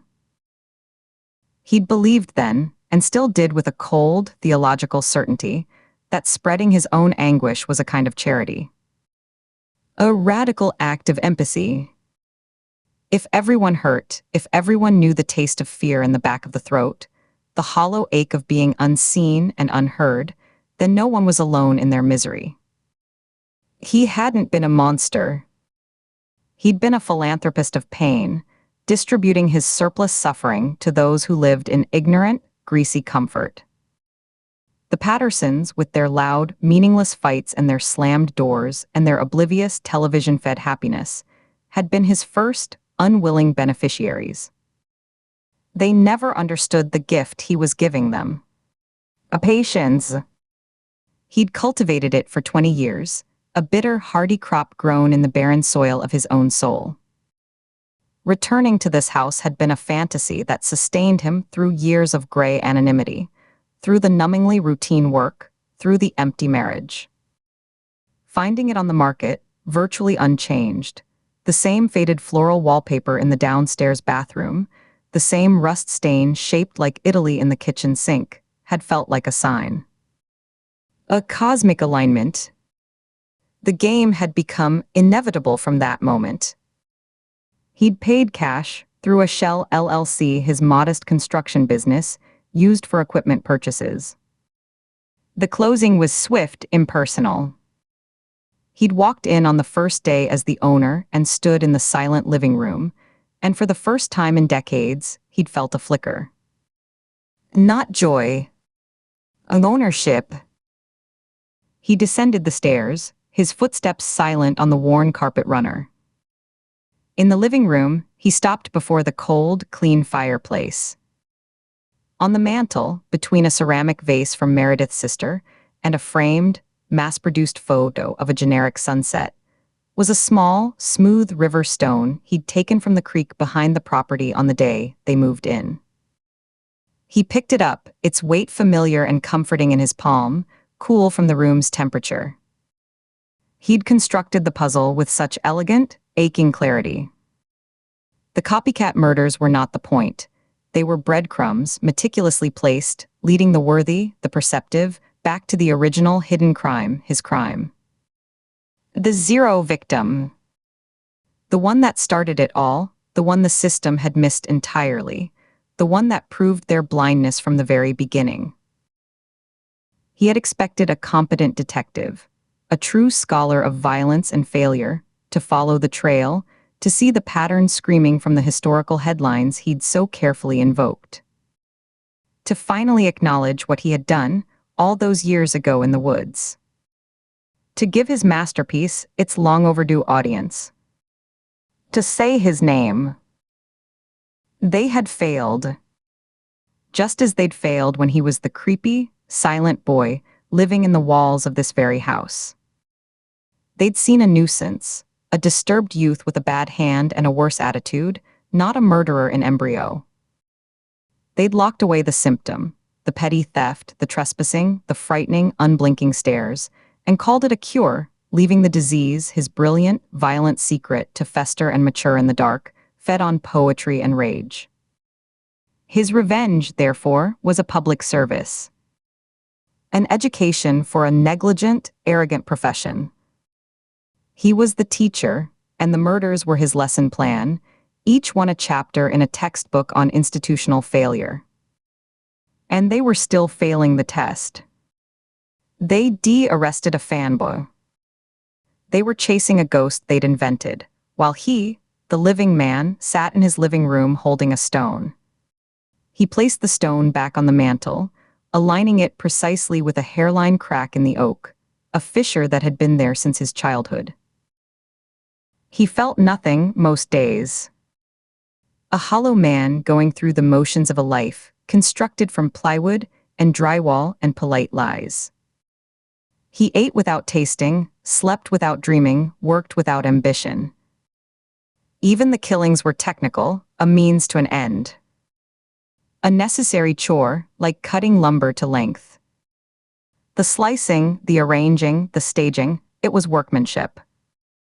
The care was in the message, not the medium. The only spark, the only flicker of something resembling feeling in the cold void of his interior, was the anticipation of being seen. Of having his work recognized, understood, and most of all, connected back to him, to this house, to the boy in the wall. To the world, he was the Stalker, a local boogeyman, a campfire story for teenagers. A nickname without a face, a myth without a man, a punchline. Garrett Ross was a clean slate, a plausible fiction carefully built over a sealed juvenile record and bolstered by a decade of unremarkable tax returns, neighborly waves, and timely snow shoveling. He was invisible. A ghost in plain sight. It was the perfect platform for his final, defining performance. The encore. The end was waiting for him at the farmhouse outside Spring Ridge, the second, quieter property he'd bought back years ago and told no one about, not even Meredith. Where the boy had become this. Where the zero victim had ceased to be. He had the site prepared. The tools were in the van. Maybe after, when the last breadcrumb was found and the final, undeniable connection was made, the hollowness would fill. Maybe he'd finally feel the sun's actual warmth on his skin or taste the food he ate. Maybe the world would switch back on, in full color and sound, and he could stop being a curator of a dead past and finally inhabit the present. He collected his keys from the brass hook by the front door, the van key cold and separate from the house key, and the smaller keys for job site lockboxes. He didn't look back as he opened the door. The brass knob was cool, the mechanism smooth. He stepped out into the cool evening, pulling the door shut behind him until the latch clicked with finality. The air smelled of damp earth from the afternoon's light rain and distant wood smoke from a neighbor's chimney. The sky was a deep indigo, the first few stars pricking through. He settled into the driver's seat of his white panel van, the interior smelling of sawdust, stale coffee from a forgotten travel mug, and the sharp, artificial scent of the pine tree air freshener dangling from the mirror. The seat groaned under his weight. He inserted the key, turned it. The engine coughed, then rumbled to life, a familiar, throaty sound that vibrated through the steering column. The dashboard lights glowed a soft green. He backed out of the gravel driveway, the headlights sweeping across the dark, silent face of his house, illuminating the porch, the empty rocking chair, the tidy shrubs. He turned onto Mill Road, the tires crunching on the wet asphalt, the sound loud in the quiet night. The van's dashboard clock glowed a soft green, 7:48 p.m. He adjusted the heater, a blast of lukewarm air hitting his hands. He'd driven 3 miles, the dark trees forming a solid, rushing wall on either side, his headlights carving a tunnel through the night, when the phone mounted on his dash chimed, a soft, digital trill that was utterly alien in the van's rustic workman interior. The doorbell app. His thumb, resting lightly on the wheel, twitched. A tiny, almost imperceptible jerk. He glanced at the screen. The black and white image was grainy but clear, illuminated by the harsh, clinical LED glare of the motion-activated porch light. It showed a woman on his front porch, caught mid-stride or having just turned. Young, with a severe, focused face. Dark hair pulled back in a tight, practical style. She wasn't ringing the bell again. She was standing perfectly still, her head slightly tilted as if listening for movement within. Her posture screamed professional, balanced on the balls of her feet, shoulders square, alert, ready. And there, unmistakable even in the low-resolution, high-contrast feed, was the telltale, squared-off bulge of a hip holster under the open front of her jacket. His zero victim waited in Maryland, in the cold, forgiving ground. This woman on his porch was an unforeseen complication. A variable he had not accounted for in his elegant equation. The law, arriving not as a slow, plodding institution following his carefully laid trail, but as a single, sharp point aimed directly at his heart, at his home. She had bypassed the breadcrumbs and come straight to the baker. A cold, precise anger, the first real emotion he'd felt in weeks, settled in his chest like a shard of ice. Not panic. Annoyance. A profound irritation at the clumsiness of it, the lack of respect for the narrative. His thumb hovered over the screen, then pressed the button to activate the two-way speaker. The microphone icon glowed a soft red in the dim cab. "Who are you?" His voice, filtered through the tiny speaker and transmitted back to the porch, was calm, flat, devoid of any identifying cadence or emotion. It was the voice of a reasonable homeowner confronting a stranger after dark. He kept his eyes on the road, his driving steady. On the screen, the woman's head snapped up. She looked directly into the camera lens, her eyes finding the tiny, dark glass eye embedded in the doorbell casing with unnerving accuracy. Her expression didn't change, no surprise, no alarm, but her whole body tightened, coiling like a spring. She took a half step back, a tactical repositioning, her right hand moving instinctively toward her hip before stopping, resting there on the butt of her weapon. She didn't answer immediately. The silence stretched, filled only with the faint digital hum of the connection and the rumble of the van's engine. Garrett Ross kept his thumb on the button, waiting. The van carried him steadily away, into the deepening night, putting distance between himself and the complication.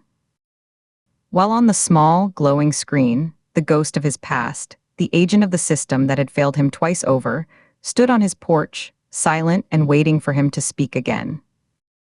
He watched her for another second, then took his thumb off the button. He didn't speak again. He simply drove, his eyes on the road, the image of the agent burning on the small screen like an afterimage behind his eyelids. She had found him.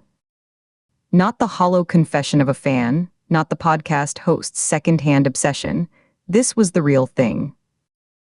A trained mind had followed his trail of breadcrumbs to the exact door he slept behind every night.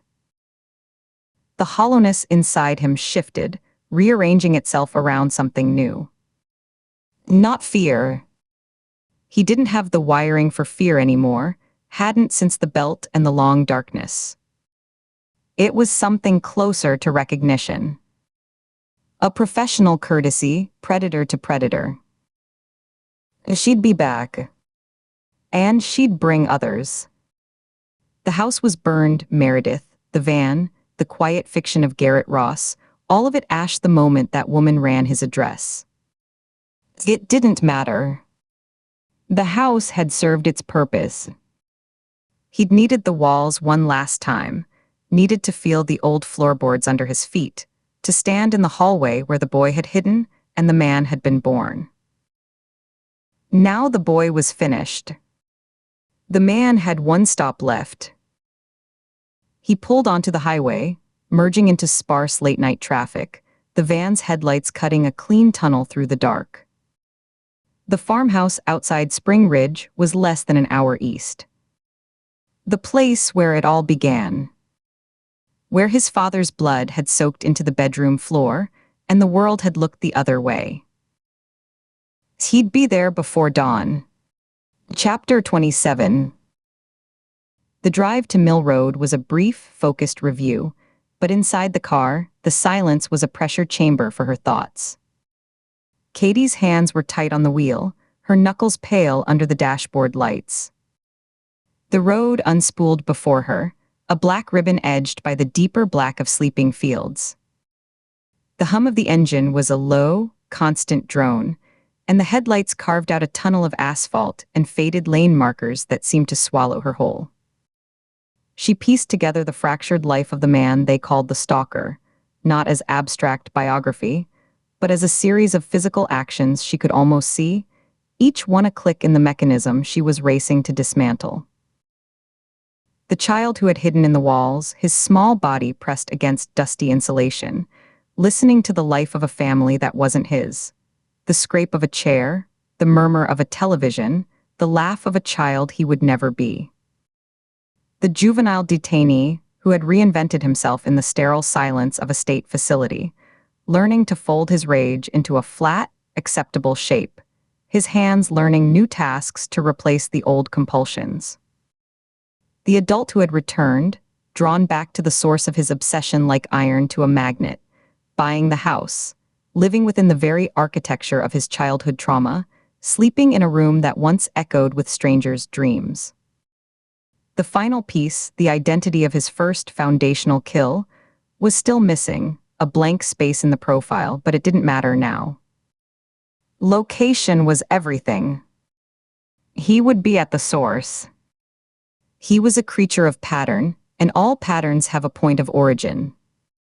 Her job was to get there before the pattern repeated itself with a new, living victim.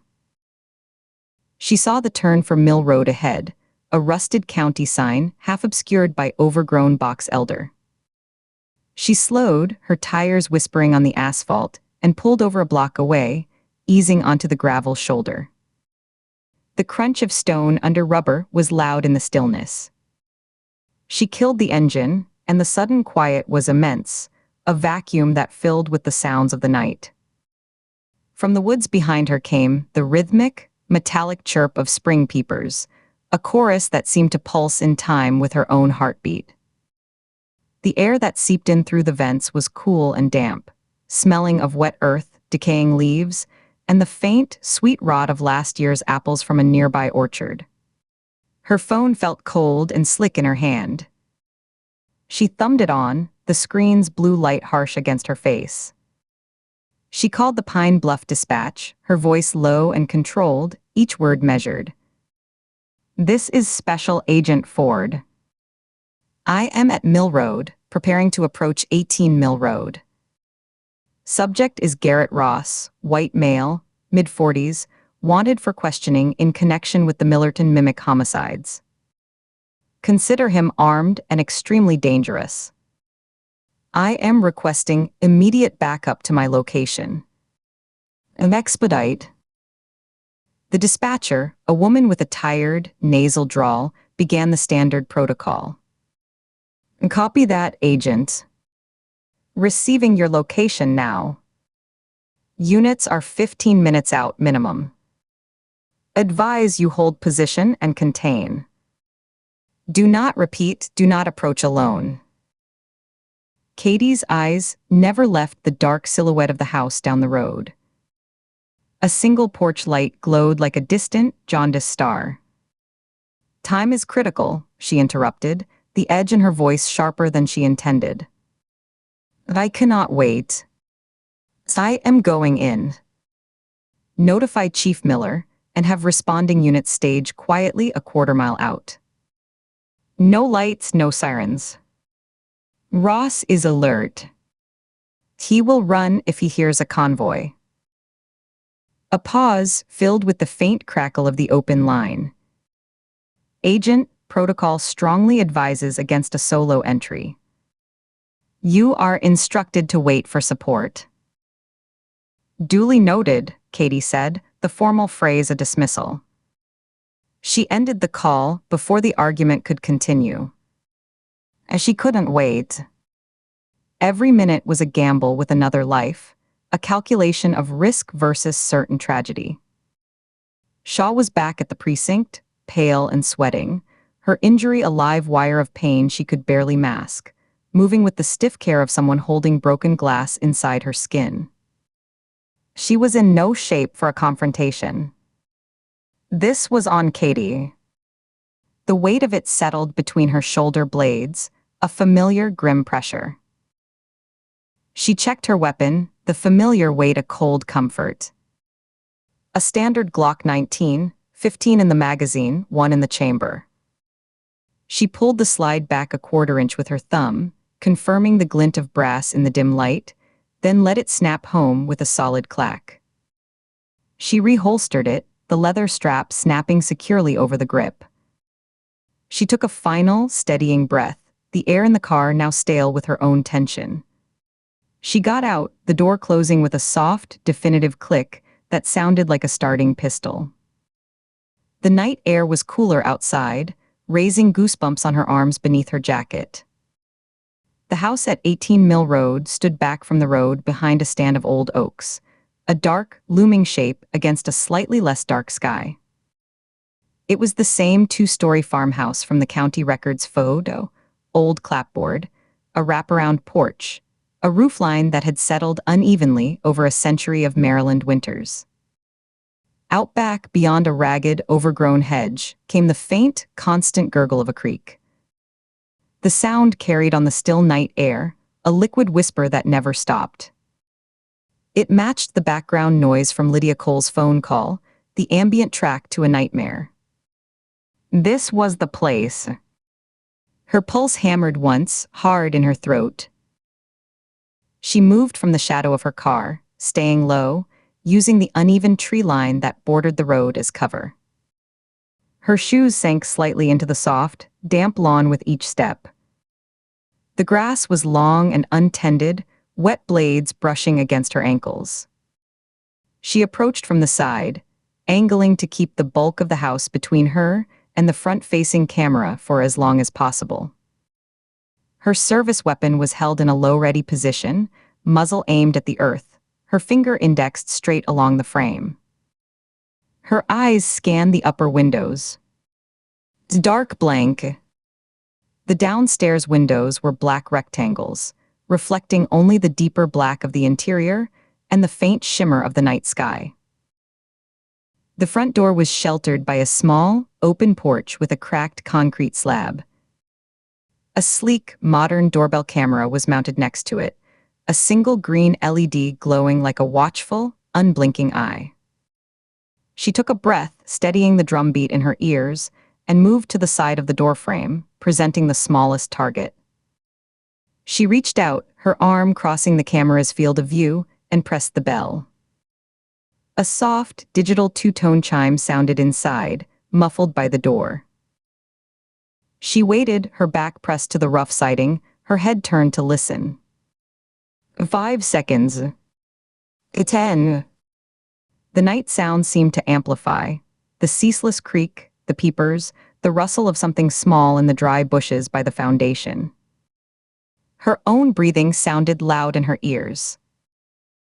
Then a voice, electronically distorted, thin and crackling as if transmitted through old wire, emanated from the small speaker. Identify yourself. It was him. The same flat, affectless tone from Lydia Cole's phone.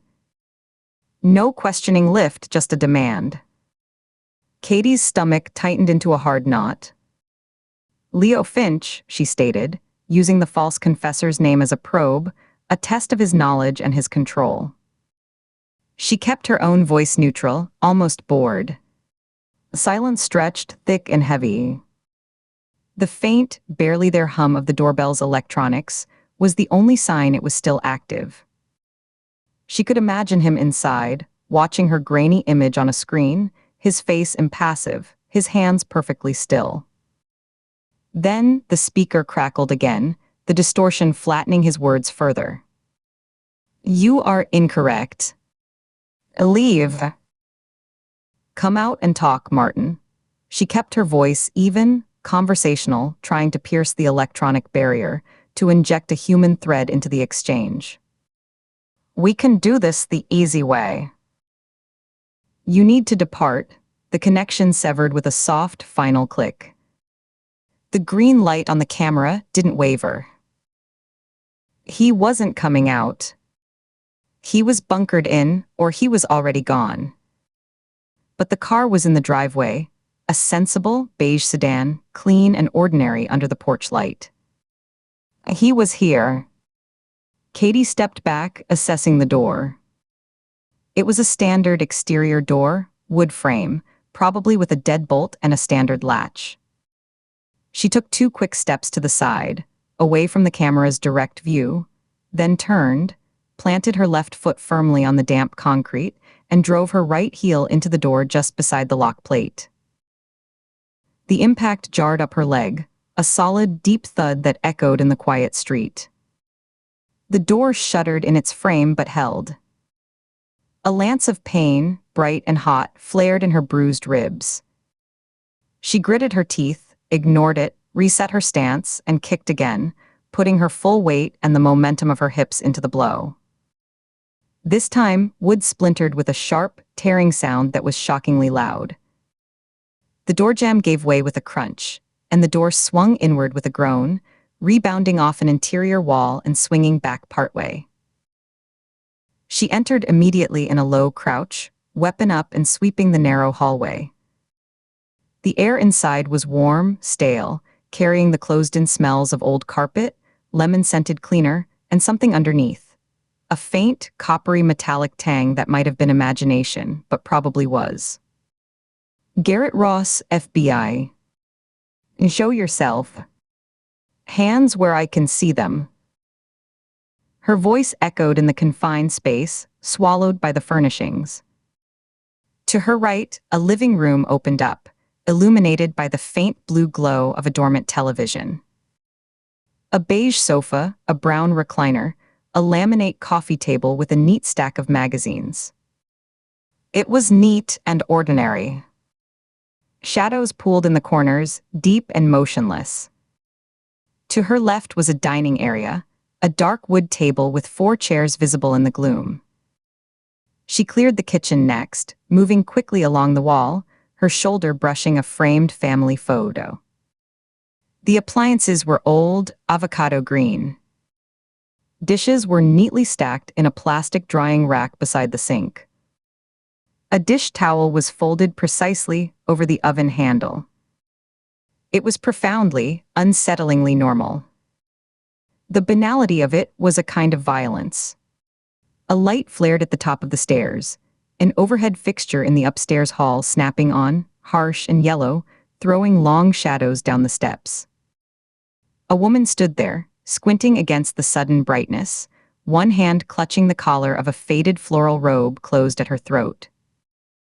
Her hair was mussed from sleep, flattened on one side. What in God's name? Her voice was a sleep-roughened shriek, cracking with fear. Get out of my house. I've called the police. I'm calling them right now. She fumbled at the pocket of her robe, pulling out a cell phone. Katie kept her weapon, aimed at the floor but didn't lower it. She kept her body angled, her eyes scanning the space behind and around the woman for movement. Meredith Ross. The FBI. Put the phone down. The woman's hand froze, the phone's screen casting a glow on her terrified face. She descended 2 steps, then stopped, her free hand gripping the banister white-knuckled. Her face, now clearer in the harsh light, was a shifting mask, confusion wrestling with anger, both being overtaken by dawning, visceral fear. And you? I saw you. The agent from the picture in the paper. Why are you breaking my door? What do you want? Her eyes darted from Katie's face to the gun in her hand and back, unable to settle, like a bird trapped in a room. Meredith, I need to find your husband. Right now. It's an emergency. Where is he? Katie took a slow step closer, keeping her movements deliberate and non-threatening. She needed this woman coherent, not hysterical. She holstered her weapon, the motion slow and clear, raising her empty hands slightly. Please. Put the phone down and talk to me. Meredith stared at her, then slowly lowered the phone but didn't pocket it. Her grip on the banister tightened. Martin. He's out. A work thing, he said. A late service call. What is this? What's happening? Her voice was smaller now, the anger bleeding away, leaving raw confusion. Katie took another step, closing the distance to the base of the stairs. She could see the woman's face clearly now, the lines around her eyes from squinting in the sun, the faint trace of old mascara smudged from sleep, the way her lower lip trembled almost imperceptibly. Meredith, listen to me very carefully. You need to be brave. Your husband is a killer. The woman found in the field last week, Olivia Bennett. He did that. And others. I'm so sorry, but it's true. We have evidence. Meredith's face contorted, not all at once, but in a slow-motion collapse that was terrible to watch. First, her brows drew together in pure, uncomprehending disbelief, her forehead wrinkling. Her head gave a tiny, reflexive shake. No, then her lips parted, a silent no forming, her breath catching. The anger drained from her eyes, replaced by a blank, stunned shock, as if the words were sounds without meaning. Finally, a raw, horrified understanding seemed to punch through the shock, a physical blow that made her flinch backward, her shoulder hitting the wall beside the stairs. That's insane, she whispered, the words barely audible, breathy. He wouldn't. He couldn't. He's quiet. He fixes things. He mows the lawn on Saturdays. He's my husband, the last word was a plea. He was unaccounted for on the nights 3 women were murdered. The times match perfectly. I just heard his voice on your door camera. It's the same man who called one of the victims, taunting her. Your husband has a history with this house, Meredith. He stalked the family that lived here when he was a boy. He hid in the ventilation shafts, watching them for months. This house, it's part of his pathology. The vents, Meredith whispered, her hand flying to her mouth. Her eyes went distant, seeing something inside her own memory, something she had filed away as odd but explainable. The color drained from her face, leaving her skin a sickly gray under the harsh yellow light. He talks about the vents. When we had the HVAC guys out last fall, he got so agitated. He stood over them the whole time, watching every move. I told him he was making them nervous. He said you could learn everything about a family from their vents. The dust, the smells, the things that fall through the grates. Her voice broke on the last word, a sob tearing loose. Her legs, as if the bones had suddenly dissolved, buckled. Katie was already moving. She holstered her weapon in one fluid motion and rushed forward, catching Meredith under the arms as she sank like a stone onto the stair tread. She was a dead weight, all muscle tone gone. Katie grunted with the effort, her own ribs protesting, and eased her down, the rough, nubby fabric of the robe under her hands. Meredith's head lolled forward, her chin hitting her chest, her breath coming in short, ragged gasps that hitched in her throat, threatening to become screams. "Please," Meredith gasped, her fingers clawing weakly at Katie's jacket sleeve, twisting the material. Her eyes, when she managed to lift them, were pools of sheer, unadulterated terror, the pupils huge and black.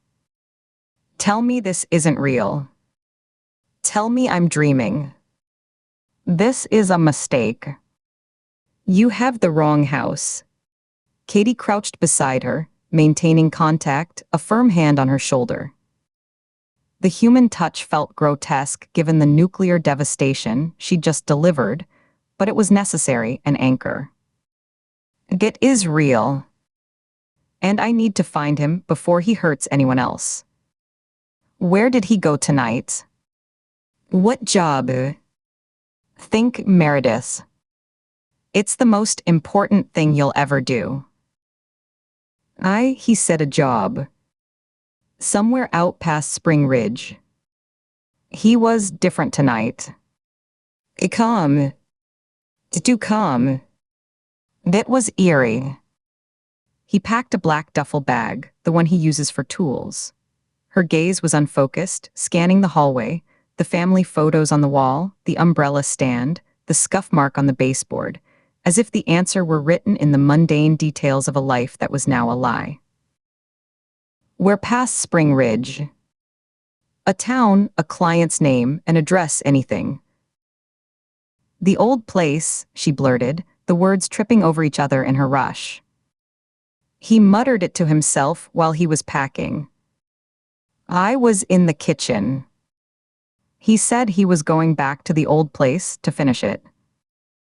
He wrote it down earlier. I saw it on the notepad by the phone in the kitchen. RT 7, that's all it said. I thought it was a client code, a route number for a service call. Katie's mind snagged on the notation. What is that?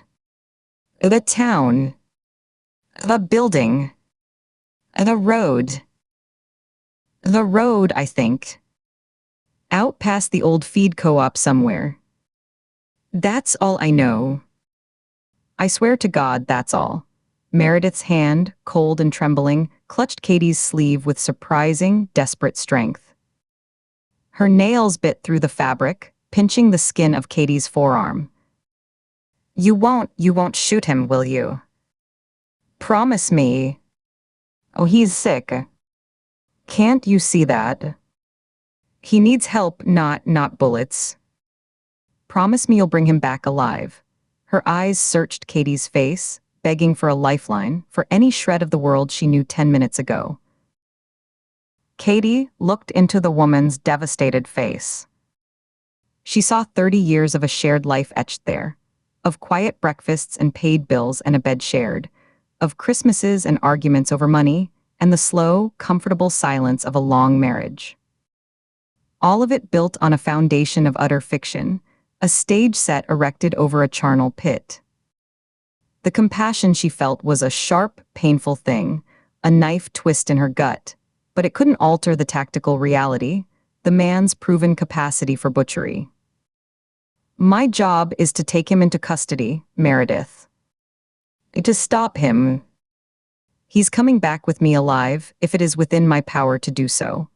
It was the only promise she could ethically make, a promise of intent, not of outcome. She saw the words land, saw the fragile hope in Meredith's eyes dim a fraction. She helped Meredith shift to sit more firmly on the step, guiding her to lean her back against the banister. The woman moved like an automaton, her limbs loose and uncoordinated. I'll call for an officer to come stay with you. You shouldn't be alone right now. No, the word was a burst of frantic energy.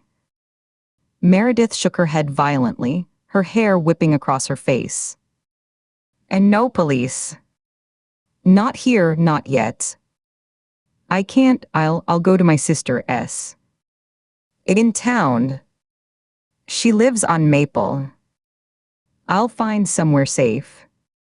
Just go. Please. Find him. Stop him. She wrapped her arms around herself, beginning to rock slightly, a self-soothing motion that spoke of profound, primal shock. Katie gave a tight, grim nod. She couldn't force a victim to accept protection, not when the threat was her own husband, not when the sight of a uniform might shatter her completely. She stood, her knees popping in the quiet. Lock the door behind me. The lock is broken, but the deadbolt might still catch. Call your sister. Now. Don't stay here.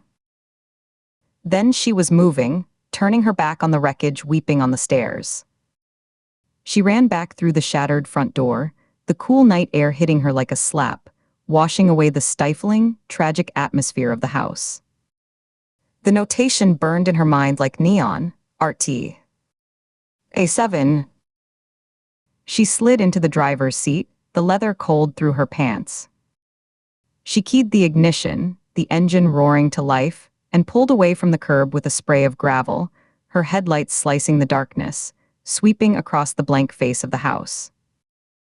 As she accelerated, her mind raced, sifting through a mental map of Maryland, discarding possibilities.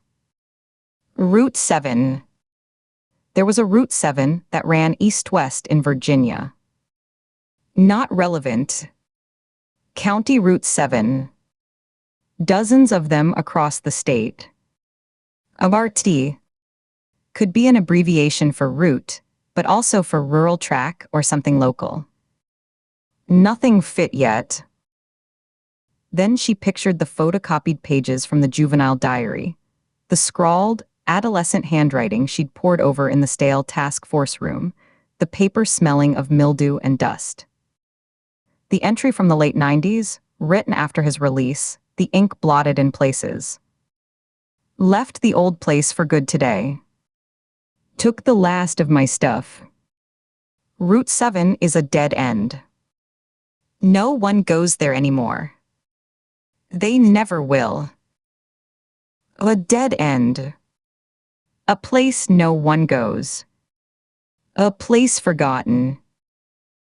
She hit the hands-free call button on the steering wheel, her thumb leaving a smudge of sweat on the plastic. The line rang once, twice, the electronic pulses loud in the car. Shaw answered, her voice thick with pain and fatigue, but instantly alert, the professional override engaging. Ford. Status. Report. I made entry. Ross wasn't home. His wife was. I confirmed his voice from the camera. She's in shock, but she gave me a location. RT. 7, she thought it was a client code, a route number for a service call. A pause on the line, filled with the rustle of fabric, Shaw sitting up, shifting, and a sharp, indrawn breath that was pure pain. Katie could visualize her in the borrowed office, the bad fluorescent light, pushing herself upright in the chair, her good hand gripping the edge of the desk, the other cradled protectively. Read it to me again. RT. A7. That's all she had. Give me a second. Katie heard the scrape of a keyboard, Nina's one-handed hunt and peck typing, slow and deliberate. The Shell LLC. The one his construction business runs everything through. I pulled the filing an hour ago on a hunch, just to see what else it owned besides the Mill Road house. A pause, then a sharp exhale. There's a second parcel. Recorded 11 years ago, same LLC, different notary. Rural Tract 7, Spring Ridge Township. RT. A7. It's not a road, Ford. It's a filing number. A property he's owned the whole time and never told a soul about. Not even her. Katie's mind accelerated, connecting vectors with dizzying speed. A second property, held quietly for over a decade, untouched by tax liens or building permits, invisible unless you already knew where to look. It wasn't a hideout he'd found.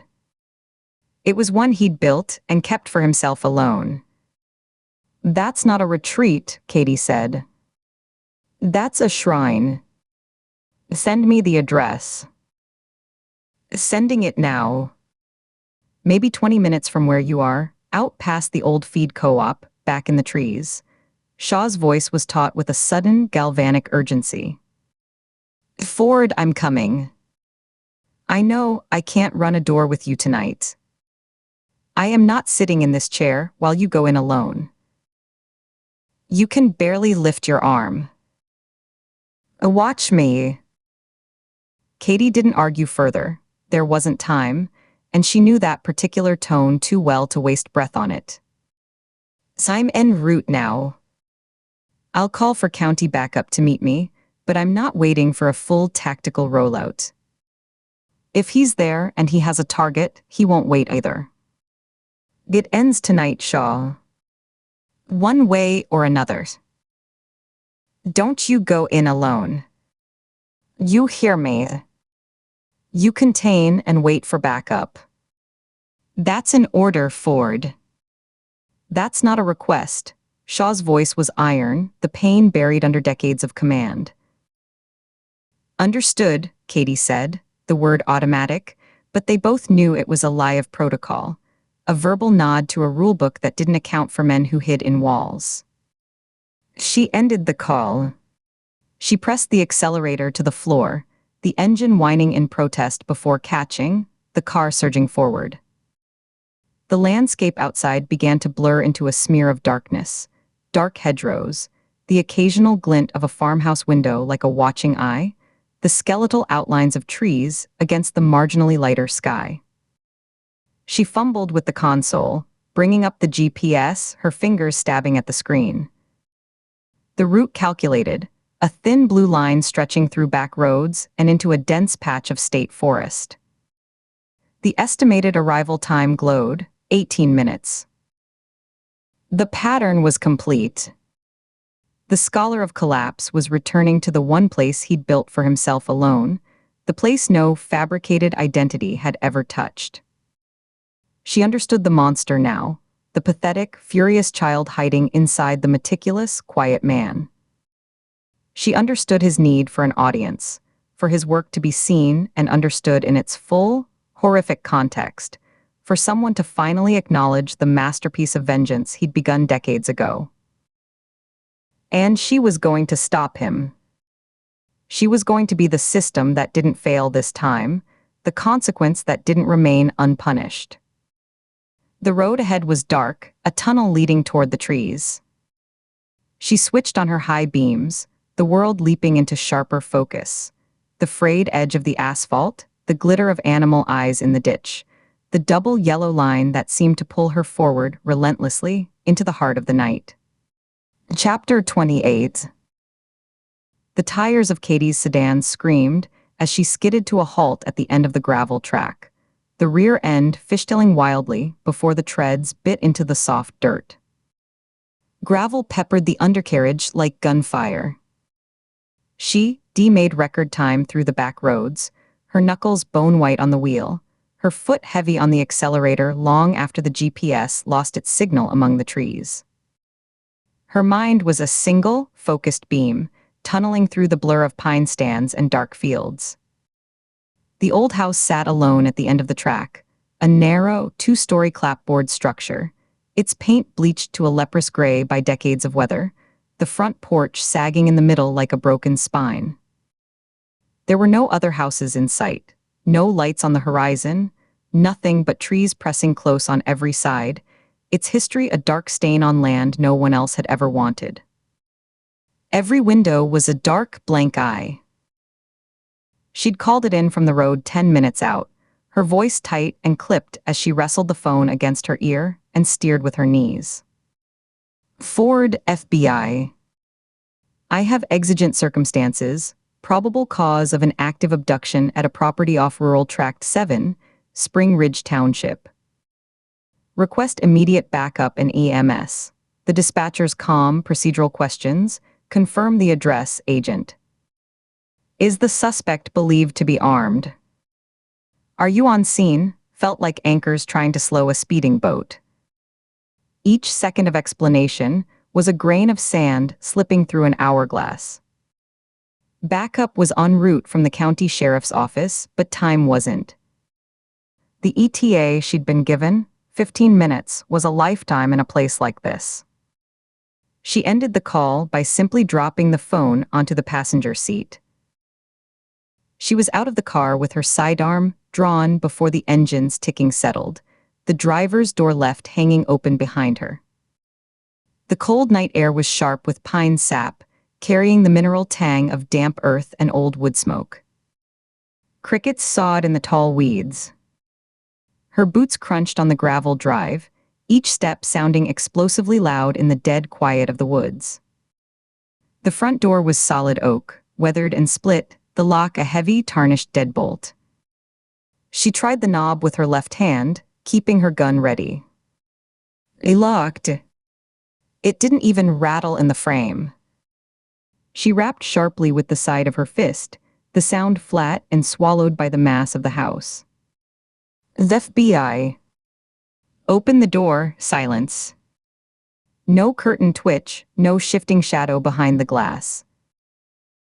15 minutes. The hostage didn't have it. Without hesitation, she moved left, vaulting a low, rusted side gate. The metal groaned and shrieked under her weight, the sound tearing through the night. She landed in a crouch, wincing as the impact jarred her bruised ribs, and moved quickly along the side of the house, her back scraping against the peeling clapboards. The narrow passage was choked with thorny bushes that grabbed at her clothes. Her flashlight beam cut a jittery path over cracked foundation cement and piles of rotting leaves. A child's plastic tricycle, bleached pink by the sun, lay on its side in the weeds like a forgotten toy from a different era. The back door was a simple wooden frame with a 4-pane window. The lock was splintered, the jamb around the strike plate freshly gouged, pale wood showing through the old paint. A sliver of bent metal still protruded from the mechanism. He was already inside, and he hadn't been gentle. Oh, he'd kicked it in. Katie pushed the door open with her foot, the hinges letting out a low, drawn-out whine of protest. She stepped into a kitchen that hit her senses like a wall. Dust, mildew, the faint, sweet-sour tang of long-emptied garbage, and beneath it all, the dry, papery smell of a house left to die. The air was still and warm, heavier inside, charged with a specific, heavy malevolence she'd learned to recognize, a psychic residue left by those who traded in death. It was in the profound silence, a listening quality to the empty rooms. Her own breathing sounded loud and ragged in the stillness. The linoleum floor was cracked like a dried riverbed, a layer of grime making it tacky under her soles.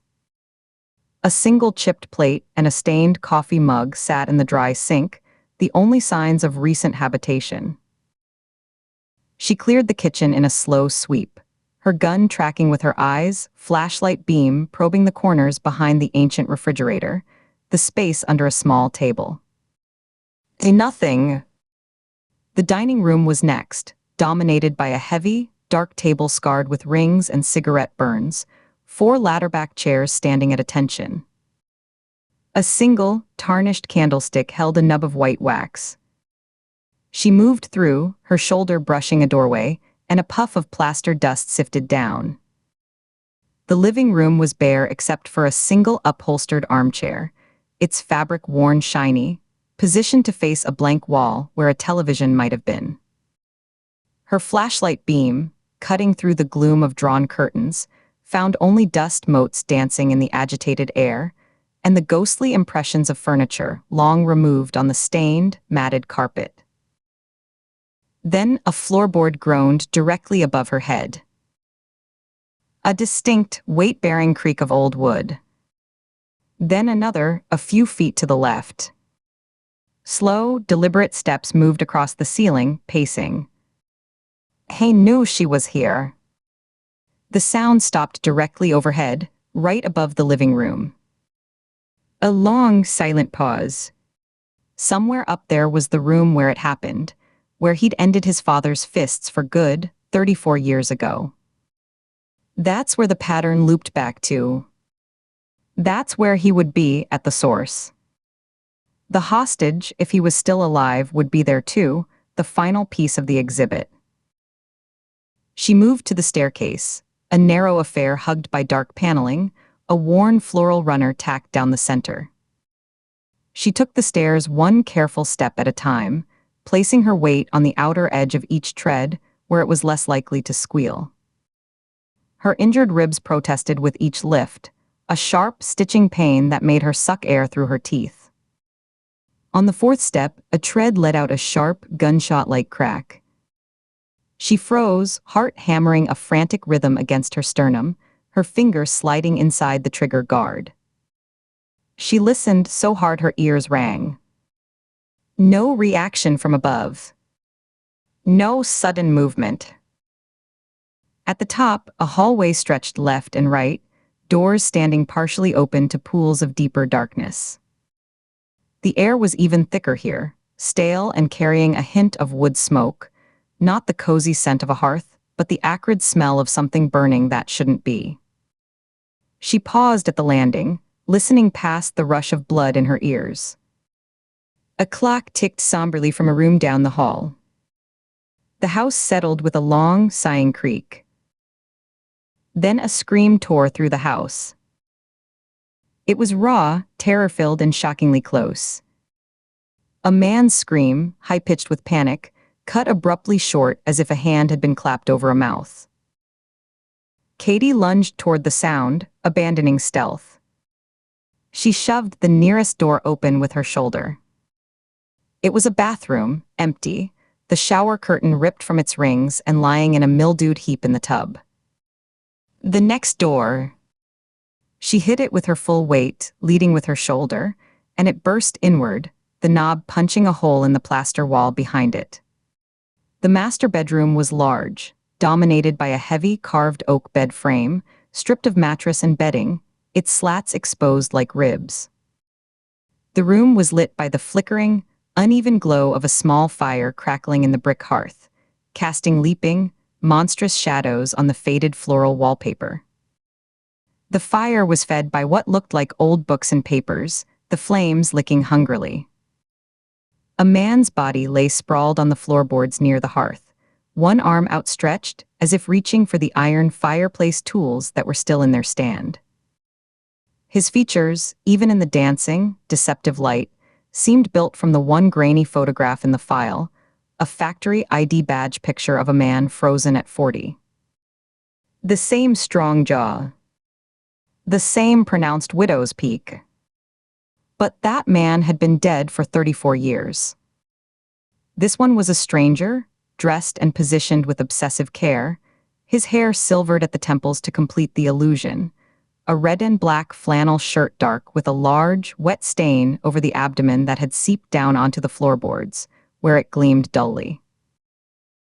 "Damn it," she whispered, the profanity a hard release of breath. "Not the hostage. The prop." She rushed forward, kneeling beside him, her knees pressing into the sticky residue on the floor. Her fingers went to his neck, pressing into the cool, waxy skin.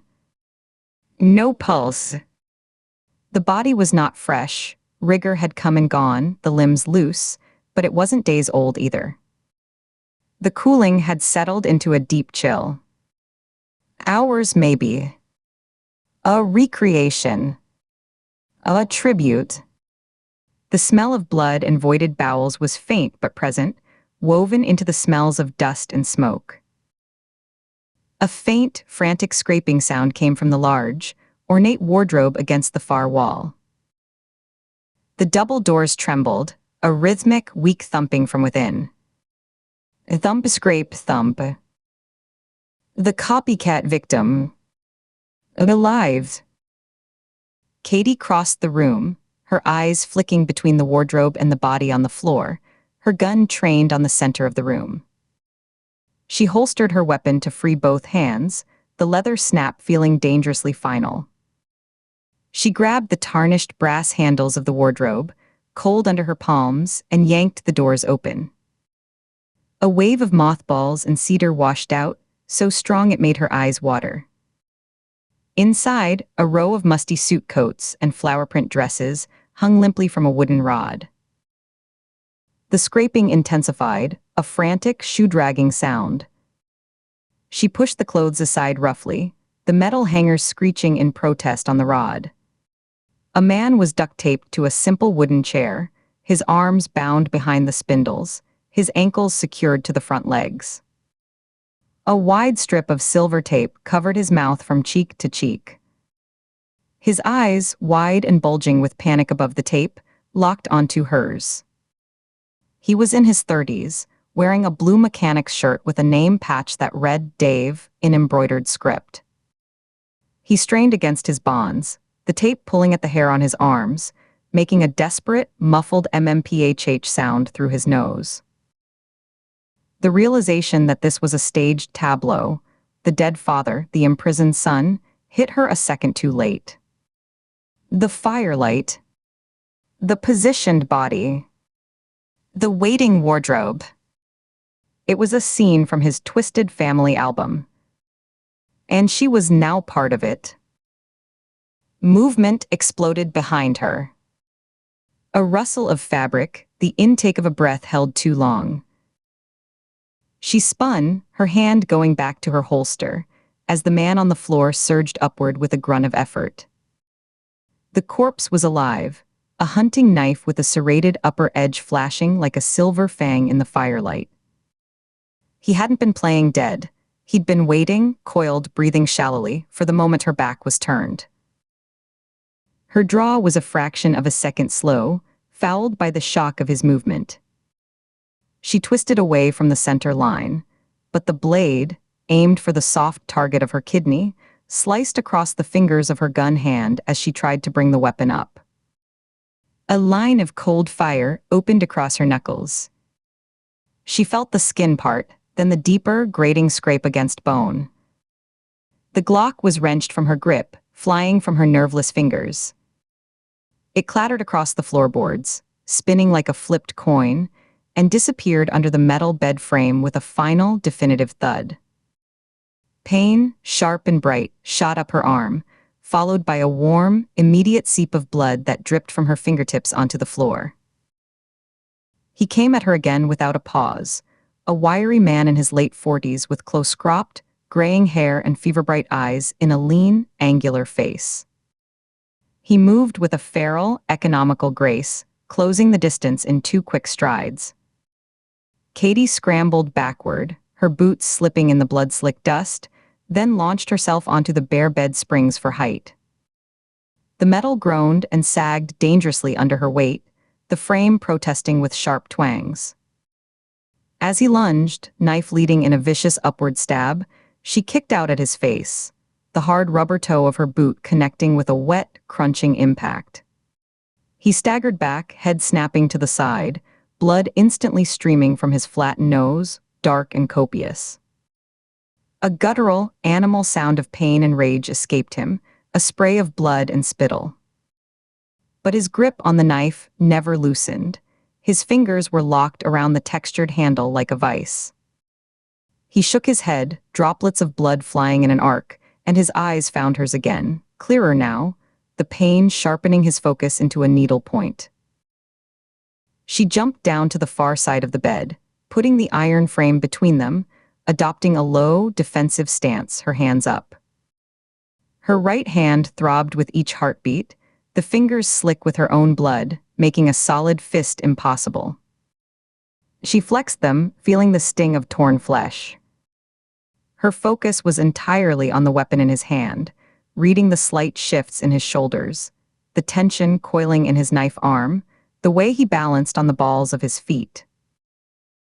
"The boy from the walls," she said, the words thrown into the space between them, but ones that felt right, that fit the rage in his eyes. He didn't confirm it. His lips peeled back from bloodied teeth. He feinted left, a slight dip of that shoulder, then slashed right in a wide, horizontal arc meant to open her from hip to rib. Katie jerked back, the tip of the blade whispering through the fabric of her shirt, snagging and tearing. He drove her back toward a corner where the walls met, his attacks relentless now, a combination of short, testing jabs and wider, slashing arcs that kept her dodging, parrying with her forearms when she had to. The confined space was his ally, shrinking her room to maneuver. She saw an opening as he overcommitted on a powerful downward stab, aimed at her collarbone. She ducked under his extended arm, inside his reach, the knife passing over her head with a whoosh of air, and drove her shoulder into his diaphragm with all her weight and momentum. The air left his lungs in a pained, explosive whoosh.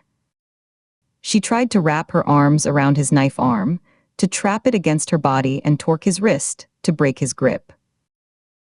He was stronger than he looked, all corded muscle and frantic energy. He writhed like an eel, his free hand clawing at her face, going for her eyes. She turned her head, his nails scraping 3 fiery lines across her cheekbone. In the desperate struggle, their bodies tangled and his body twisted. The knife, held low near his hip, bit deep into the meat of her left thigh. The pain was instantaneous and blinding, a white-hot spike that drove straight to the bone.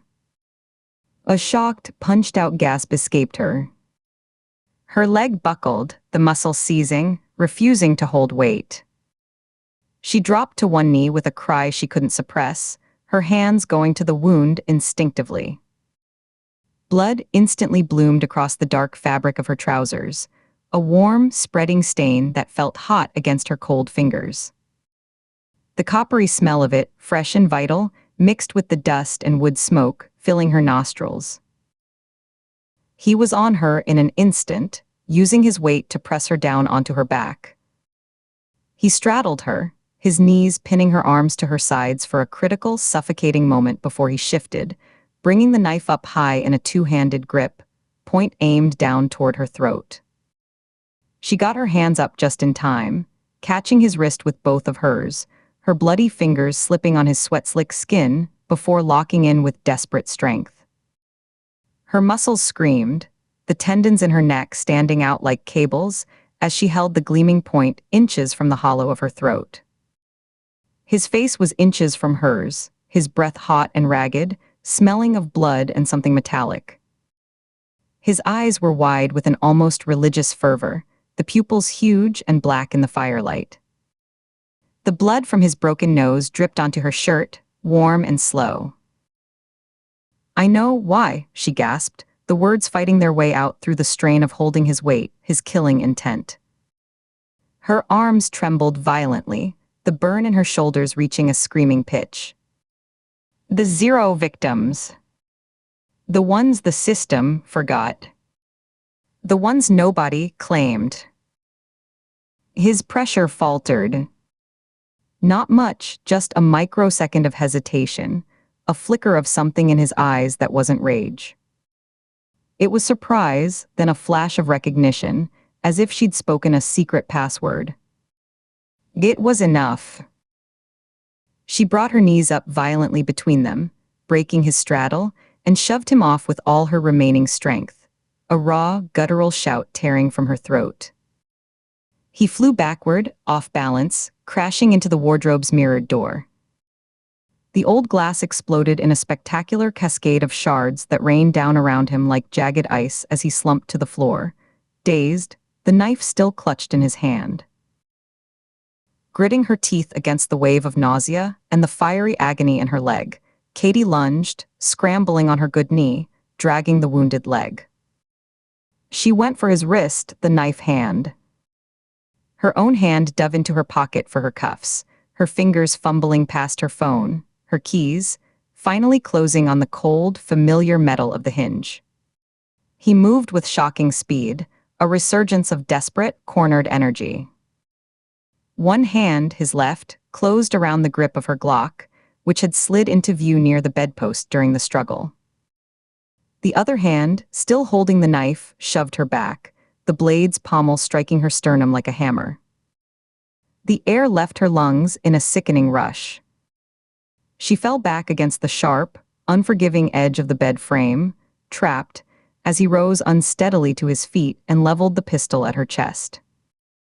He held it awkwardly, left-handed, but the barrel was steady enough. There was nowhere to run. The corner held her, the walls pressing in.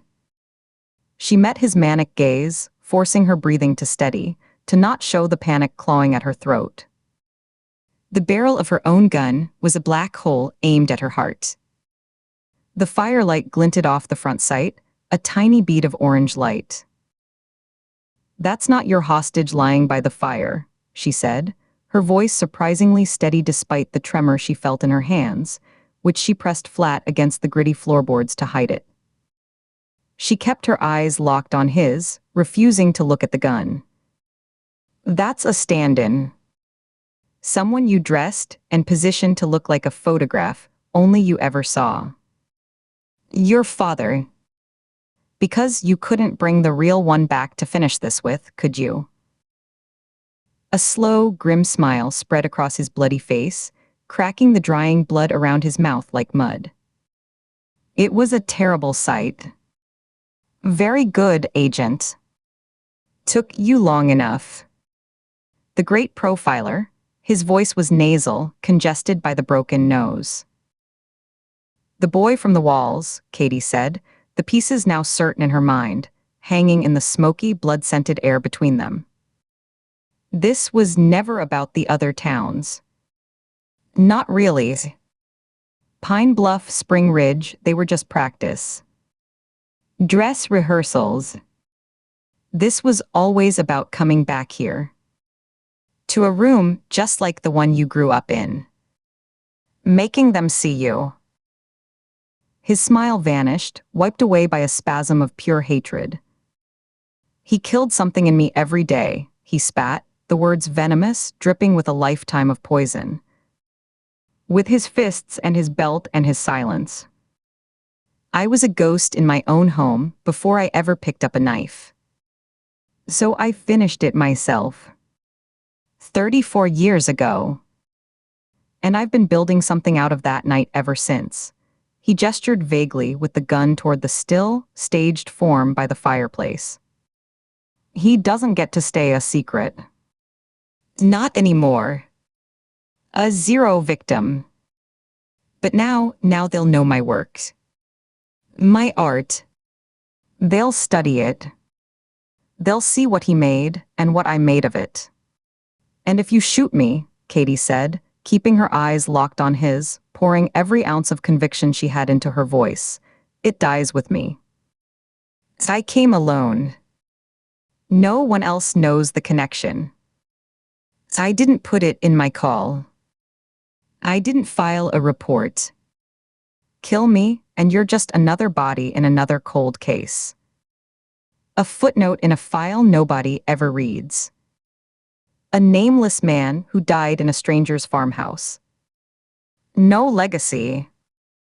No pattern. Just a sad ending in a sad house." Rage and doubt warred in his eyes. She could see the internal conflict playing out across his face.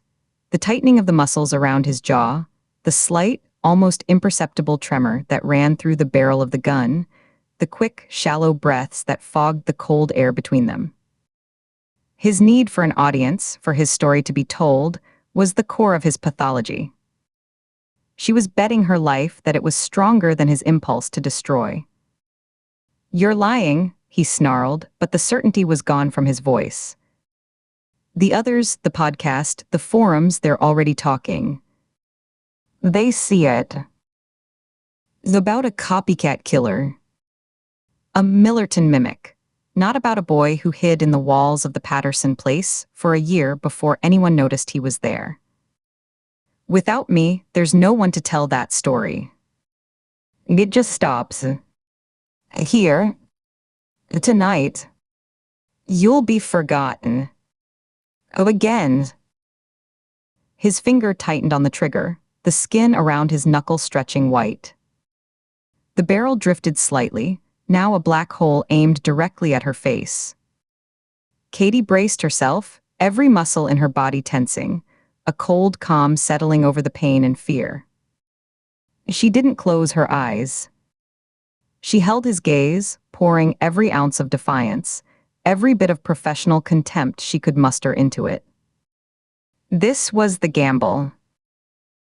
The gunshot was deafening in the confined space, a thunderclap that punched her eardrums and made her whole body flinch. He jerked as if yanked by a wire, a look of profound, almost childlike surprise replacing his fury. His eyes widened, his mouth forming a perfect, silent O of shock. He looked down slowly, curiously, at the blossoming red stain just below his sternum, darkening the plaid of his flannel shirt. He blinked, confused. The Glock slipped from his fingers, thudding dully onto the floorboards.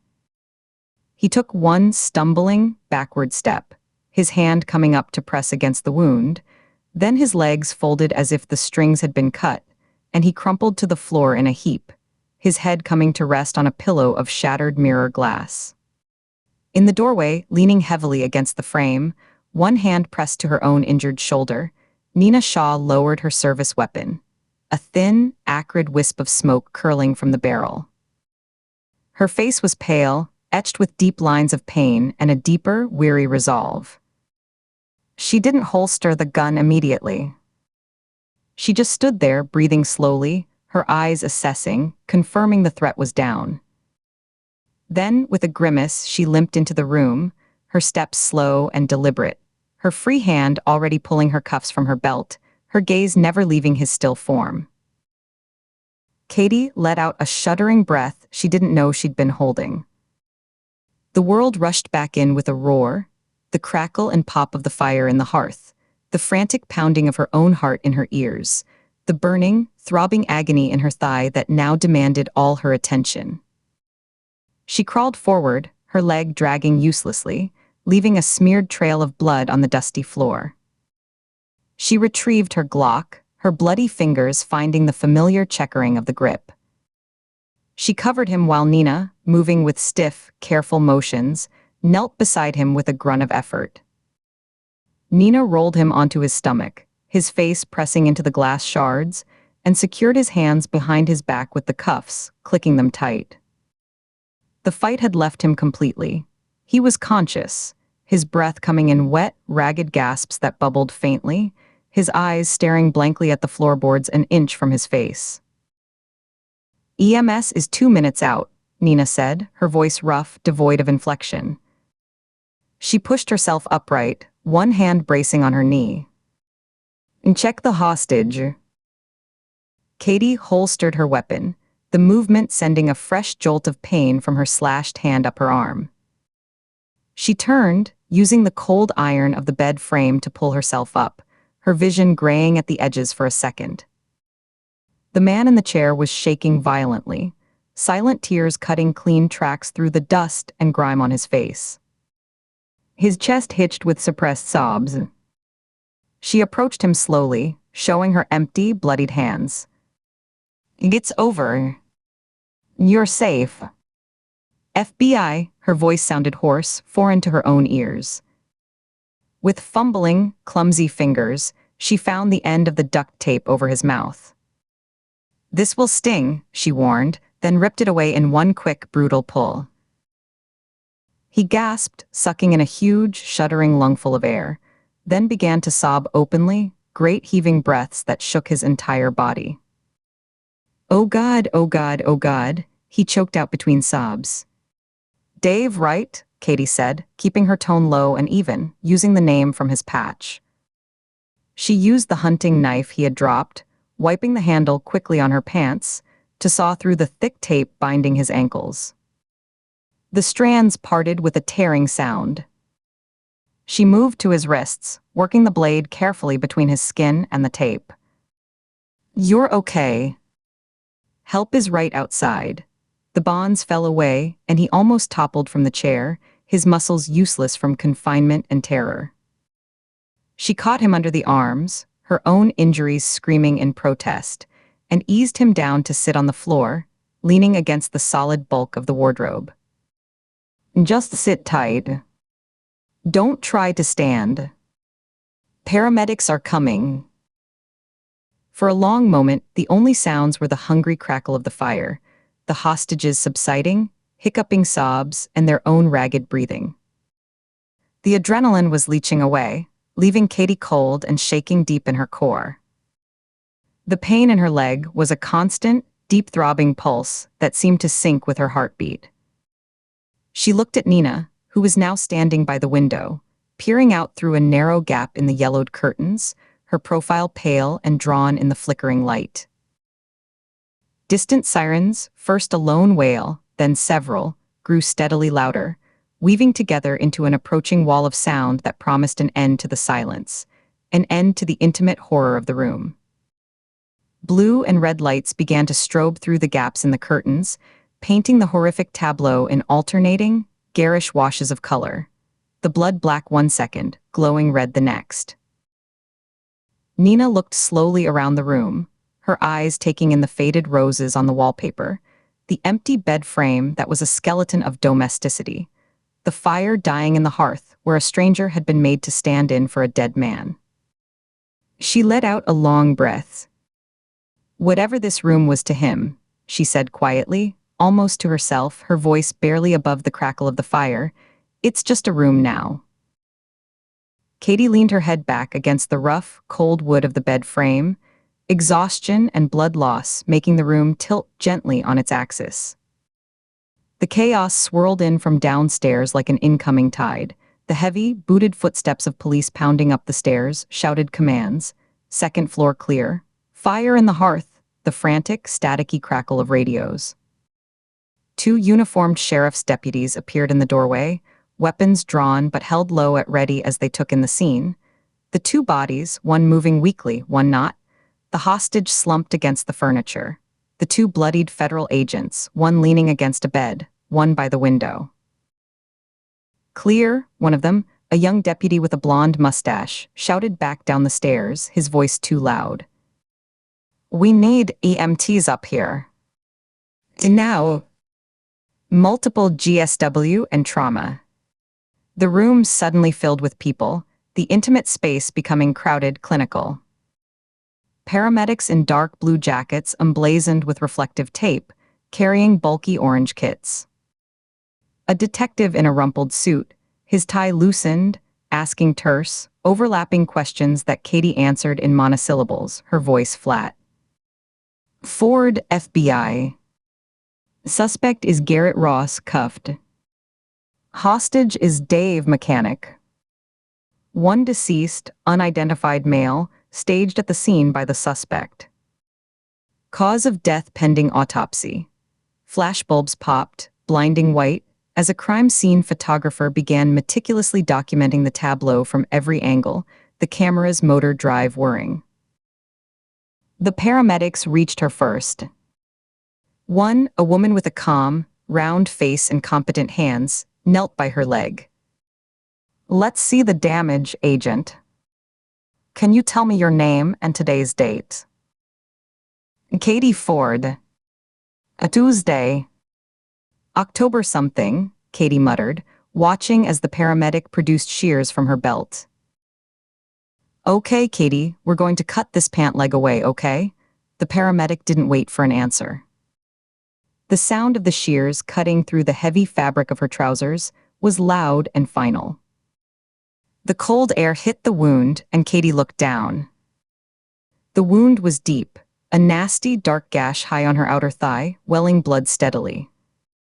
It wasn't pulsing, which was good, but it was a deep, angry mouth. Okay, that's a hospital trip. We need pressure on this now. The paramedic applied a thick wad of gauze from a sterile package, leaning her full weight into it. Katie hissed through her teeth, seeing bright stars dance at the edge of her vision, her hands gripping the bed frame until her knuckles ached.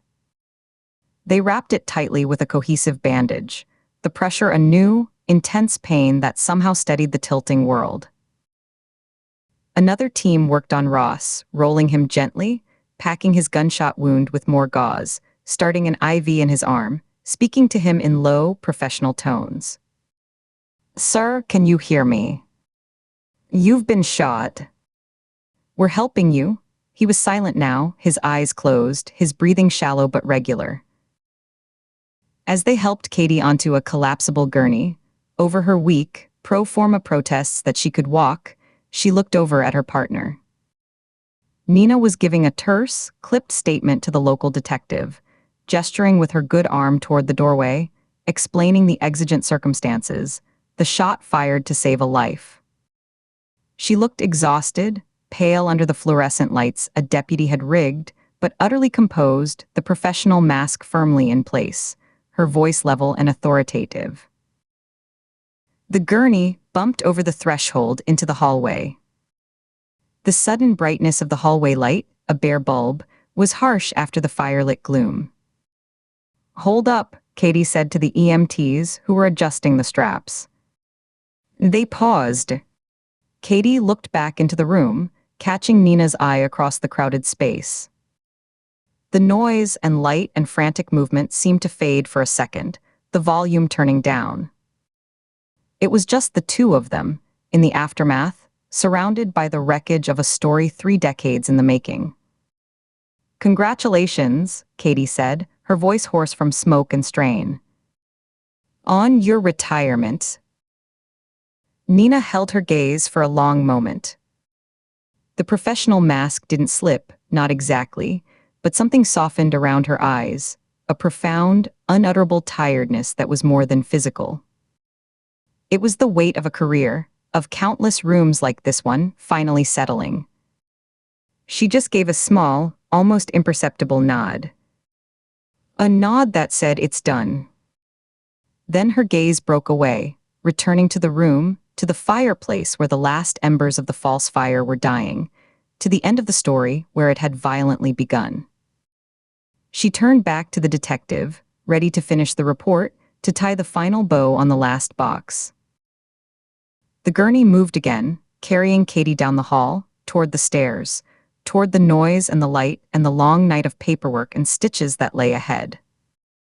The sirens were right outside now, a solid wall of sound, but inside her head it was finally quiet. Chapter 29.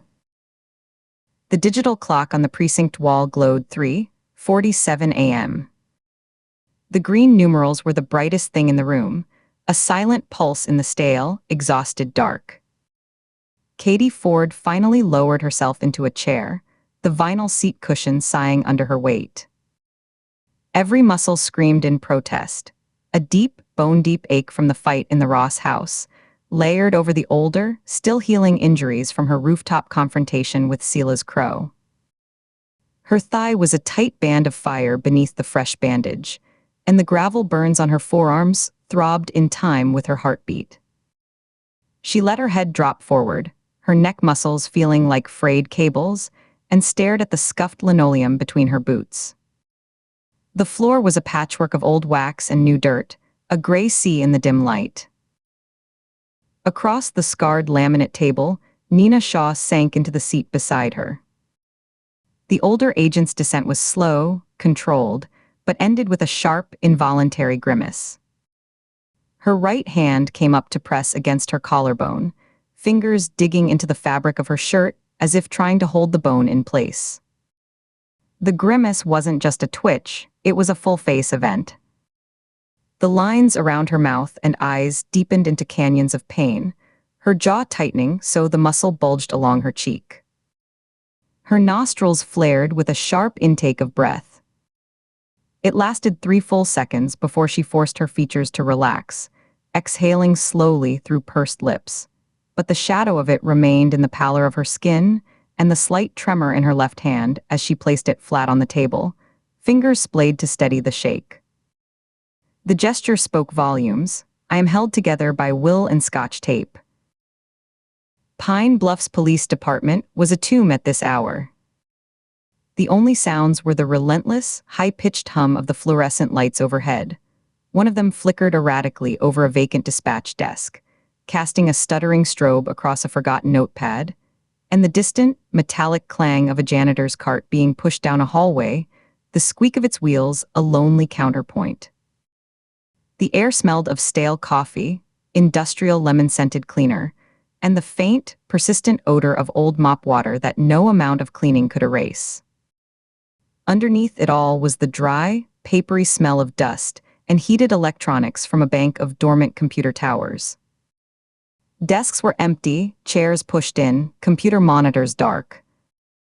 A forgotten patrol jacket was slung over the back of a chair by the door, one sleeve brushing the floor like a slumped ghost. Through the blinds on the far window, the parking lot was a pool of sodium orange light, empty except for two cruisers and their own rental sedan. Katie forced her focus onto the chaotic stack of documents, photographs, and evidence bags before her.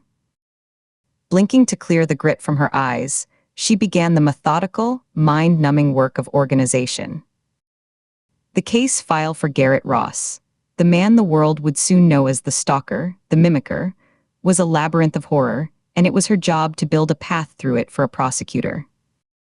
She sorted copies into piles: crime scene photos, Ross house, attic, victims, forensic reports, fiber analysis from the nooses, soil samples from the Oxbow Lake, witness statements, the terrified homeowner, the bartender from the Two Rivers Inn, and the psychological profile she herself had authored.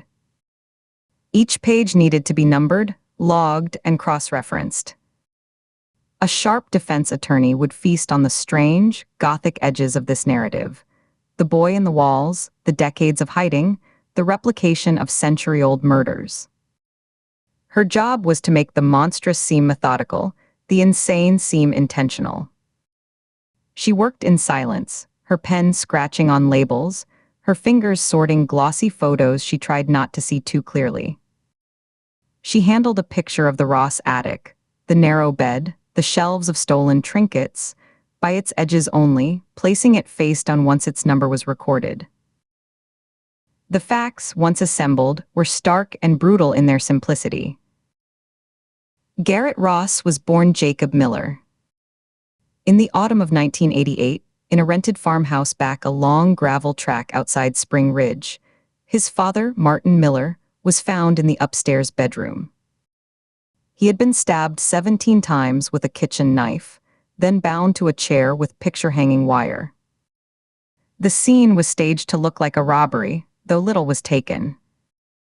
The man's 13-year-old son, Jacob, was missing. The assumption, echoed in the initial missing person bulletins and the handful of newspaper articles that followed, was that the boy had been abducted by the same killer. A tragic footnote in a case the county never had the resources to close. The truth, excavated from Ross's own chilling, emotionless confession now underway down the hall, was simpler and infinitely more monstrous. The boy had murdered his violently abusive father. He had staged the scene. Then he had walked out the back door with a backpack containing 2 changes of clothes, $43 from his father's wallet, and a lock-picking set he'd ordered from a comic book ad. That single act of patricide hadn't been an escape. It had been a birth. It had created the predator who would spend the next 34 years perfecting the art of hiding, first in the literal walls of a stranger's home in Millerton, then in the plain sight of a fabricated identity, and finally in the psychological walls of historical atrocities, killing in the name of crimes everyone else had forgotten. Nina cracked her neck, a series of pops and grinds that were obscenely loud in the quiet room. She'd been staring at the same evidence photo for 5 minutes, a wide shot of the Ross attic, the narrow bed, the shelves of stolen trinkets. She finally set it down, aligning its edge perfectly with the table, then realigning it twice more until it was mathematically parallel. "You know," she began, her voice a dry rasp. She cleared her throat, wincing at the effort, and reached for a half-empty bottle of water. She unscrewed the cap, took a small sip, and held it in her mouth for a moment before swallowing. "I told you about visiting my mom's grave in Pennsylvania." Katie nodded without looking up, her hands busy sorting a series of photographs showing the different types of rope used. You did. After the McAllister case. In the car. It was a Tuesday. I remember because the cemetery was empty. No weekend mourners. Nina's gaze was fixed on the middle distance, seeing a different place. Her eyes lost their sharp focus, softening slightly. It was one of those pioneer plots on a hillside, overlooking a valley. Windy as hell. The grass was long and needed cutting. My aunt's place was 20 minutes away, and I just spent 3 days listening to her talk about her sciatica and her neighbor's noisy dog. So I needed air. Needed to talk to someone who didn't complain. She paused, her thumb rubbing slowly over the knuckle of her index finger, a self-soothing motion Katie had never seen before. I sat on the grass, real grass, not that astroturf crap, right next to the headstone. It was cold, damp coming through my jeans. I told her about my cases. The ones that kept me up. The ones that got away. And I told her about the Miller case. The one from '88. The missing boy. It was cold case by then, but it stuck in my teeth, you know. A kid vanishes after his dad's murder. It didn't sit right. Never had. Nina's voice grew quieter, more rough, like stones grinding together. I promised her I'd solve it. That I'd be the best damn agent in the bureau, and I'd find that boy, dead or alive, and give someone answers. I swore it to a slab of granite. I remember the feel of the sun-warmed stone under my palm when I said it. Katie had stopped sorting. She watched Nina's profile, the way the harsh light carved shadows under her cheekbones, the deep grooves from nose to mouth that seemed etched deeper tonight. I never did, Nina said, the words flat and final. She looked down at her hands, now still on the table. Years went by. The file got archived. New horrors piled on top. But every time I thought of her, really thought of her, not just the idea of her, that promise was there. Like a pebble in my shoe. Felt like I'd lied to her. Failed her. Not as a daughter, but as the person I told her I'd become. The person she believed I was. Nina, Katie said, her own voice soft. She put her pen down carefully. You didn't fail her. You've closed hundreds of cases. Saved God knows how many people. Don't, Nina cut her off, not with anger, but with a tired finality. She turned her head, her eyes finding Katie's. They were bloodshot, exhausted, but utterly clear, the pale blue almost gray in the fluorescent wash. Don't be sorry. And don't give me the platitudes. Because of you and that relentless, annoying, brilliant brain of yours, I finally kept that promise. 34 years later. Jacob Miller is Garrett Ross. He's in a cell down the hall. The case is closed. She let out a long, slow breath, as if exhaling a weight she'd carried for decades, her shoulders dropping a full inch. When my time comes, and it's coming, sooner than I'd like, I can look her in the eye and say I did it. I finished the job. I have you to thank for that, Katie. Not the bureau. Not luck. Not some divine intervention. You. Katie kept her head down, pretending to scrutinize a chain of custody form. The words hit her with a physical weight, a pressure in her chest that climbed into her throat, thick and hot. Warmth spread behind her eyes, a sudden, insistent prickling. She pinched the bridge of her nose hard, squeezing her eyes shut until she saw red and purple starbursts. Do not cry. Not here. Not now. but a single tear betrayed her, escaping to trace a hot, clean path through the dust and dried sweat on her cheek. She swiped at it angrily with the back of her hand, leaving a smudge. She could feel Nina's gaze on her, steady and patient. Nina watched the tear fall. She didn't comment. Instead, she pushed herself up from her chair, the movement stiff and deliberate, her free hand bracing on the tabletop for leverage. She came around the table, her boots scuffing on the linoleum with a slow, tired drag. She stopped beside Katie's chair and placed a firm, dry hand on Katie's shoulder.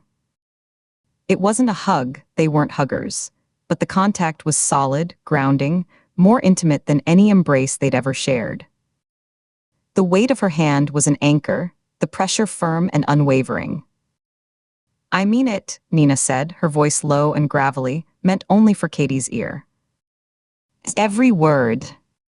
"It was an accident of profiling," Katie mumbled, her own voice thick. She kept her eyes on the form, the words blurring into black streaks. "A logical deduction from the evidence.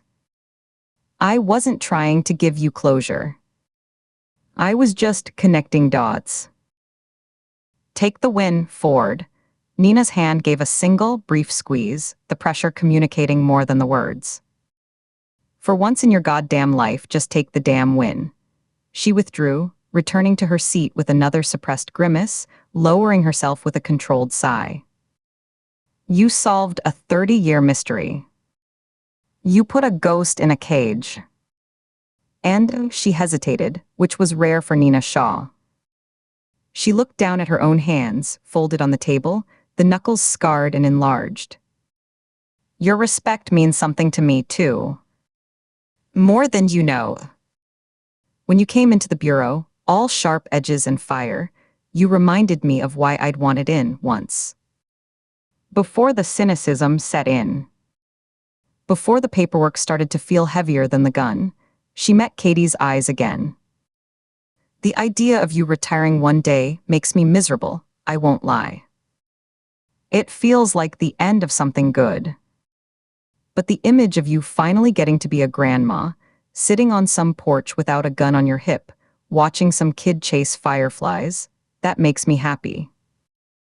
Happier than another arrest, another closed file. It feels like a different kind of win." Katie finally looked up, her vision still slightly blurred.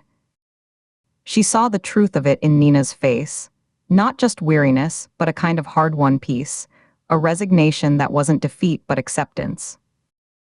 "The feeling's mutual," Katie said, the words inadequate but all she had. "And I'm not disappearing. My number will work. I'll just be harder to reach. Probably sitting on my own porch, yelling at kids to get off my lawn. Just don't give my number to Vance. Or anyone else from the office. I'm done with their drama, their politics, their endless fucking meetings about meetings." A short, tired laugh escaped Katie. It felt foreign in her throat, a break in the constant, coiled tension that had lived there for weeks. It sounded more like a cough, harsh and dry. "A deal. Your secret is safe with me. Unless you don't answer, then I'm giving it to every telemarketer in the tri-state area." A ghost of a smile touched Nina's lips, there and gone. "You're a real friend." Katie wiped her cheeks again, this time with a clean corner of her sleeve, and took a steadying breath, filling her lungs with the stale precinct air. The emotional moment receded, banked like a fire. There was still work to do. She gestured to the organized piles between them. "We should box this up. The question is it enough for a conviction? Really? Or is it just a creepy story a good defense attorney will turn into reasonable doubt?" "More than enough," Nina said, the agent back in her voice all business. She tapped the thickest pile of papers, the confession summary and the corroborating forensics. "Ross is in interrogation 2 right now, with a state police stenographer and a public defender who looks like he's about to be sick. He's confessing to everything. Calm as you please. Starting with the patricide in '88, walking them right through to Lydia Cole on the riverbank. No emotion. Just facts and dates. Dave, the mechanic Ross grabbed off the road outside Spring Ridge, gave a full video statement 2 hours ago. Corroborates the timeline down to the minute. The whole pathology is right there, laid out like a textbook. The physical evidence ties him to every scene. No jury will have trouble connecting those dots. They'll want him in a cage and they'll get it. Katie's professional curiosity about the man's broken psyche, the drives, the triggers, the symbolic meaning of his replications, was a dull echo. She was too drained, too saturated with horror to dissect another monster tonight. The academic part of her mind, the profiler, was switched off, a dark screen. She simply shook her head, a slow, weary motion. Just a freak, she said, the word blunt and inadequate, but it was all she had left. The worst kind, Nina agreed, stacking a set of photographs neatly. The kind that makes sense only to himself. The kind that builds a world where his madness is the only logic. Reaching into an open evidence crate at her feet, a sturdy, reinforced cardboard box with ROSS, Evidence 1 scrawled on the side in black marker, the tape on its lid torn and dangling, Katie's fingers brushed against something coarse and fibrous. She leaned over, ignoring the sharp protest from her ribs, a stitch of pain that made her suck in a breath, and pulled it out. It was the noose. The one used on Lydia Cole, the third victim, found staged in the old mill. The rope was thick, manila, rough against her skin like a cat's tongue. One end was neatly spliced into an eye, the other tapered to a point. It felt heavier than it looked, dense with grim purpose. This needs to be logged separately, Katie said, laying it carefully on the table beside a blank evidence tag. It's a direct match to the fibers found on Lydia Cole's neck. The knot is distinctive, a hangman's noose with 13 coils. Ross bragged about learning it from a library book on maritime knots. Not keeping a souvenir? Nina asked dryly, one eyebrow arched as she watched Katie handle the rope. Katie shot her a look, her lip curling in distaste. Like some curator creep. No thanks. I want this stuff as far from me as possible. I want it locked in an evidence vault until the trial, and then incinerated. Her hand lingered on the rope for a second longer than necessary, the rough texture imprinting itself on her fingertips. It felt ancient, primal. A tool of finality. A thing that turned a person into a thing. Before she could move to bag it, her phone, lying screen up on the desk, vibrated with an insistent buzz, skittering half an inch on the laminate. Ben's name flashed, along with his picture, a slightly awkward smile she'd taken at a diner months ago, a strand of his hair out of place. Her heart did a familiar, complicated lurch, affection threaded with a constant, low-grade worry. She answered immediately, bringing the phone to her ear. And hey, I'm almost done here. Just finishing the paperwork. You're up late. Katie, Ben's voice was tight, stripped of its usual warmth, edged with an urgency that made her sit up straight, her spine locking. Are you still in Maryland? At the precinct. Packing up. We're heading back to D.C. At first light, her free hand gripped the edge of the table, her fingers pressing into the rounded plastic lip. What's wrong? And are you okay? Is it your mom? Her mind jumped to the worst possibilities, a relapse, an accident.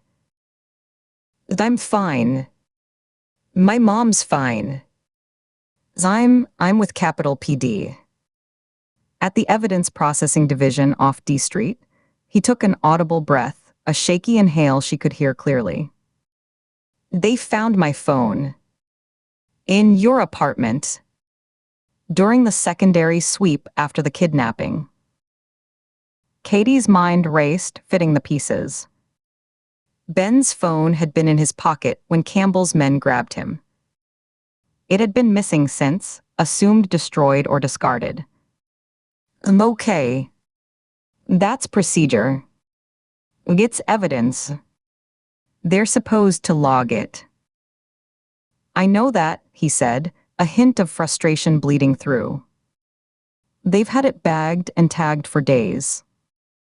But the techs finished the initial download this evening. They let me come down with an escort to confirm it was mine, to unlock it for them. They let me make one call from it before they sealed it for good. His words were coming faster now, tumbling out. Listen, the audio, the recording I tried to make in the SUV trunk, they managed to enhance it. Clean it up some.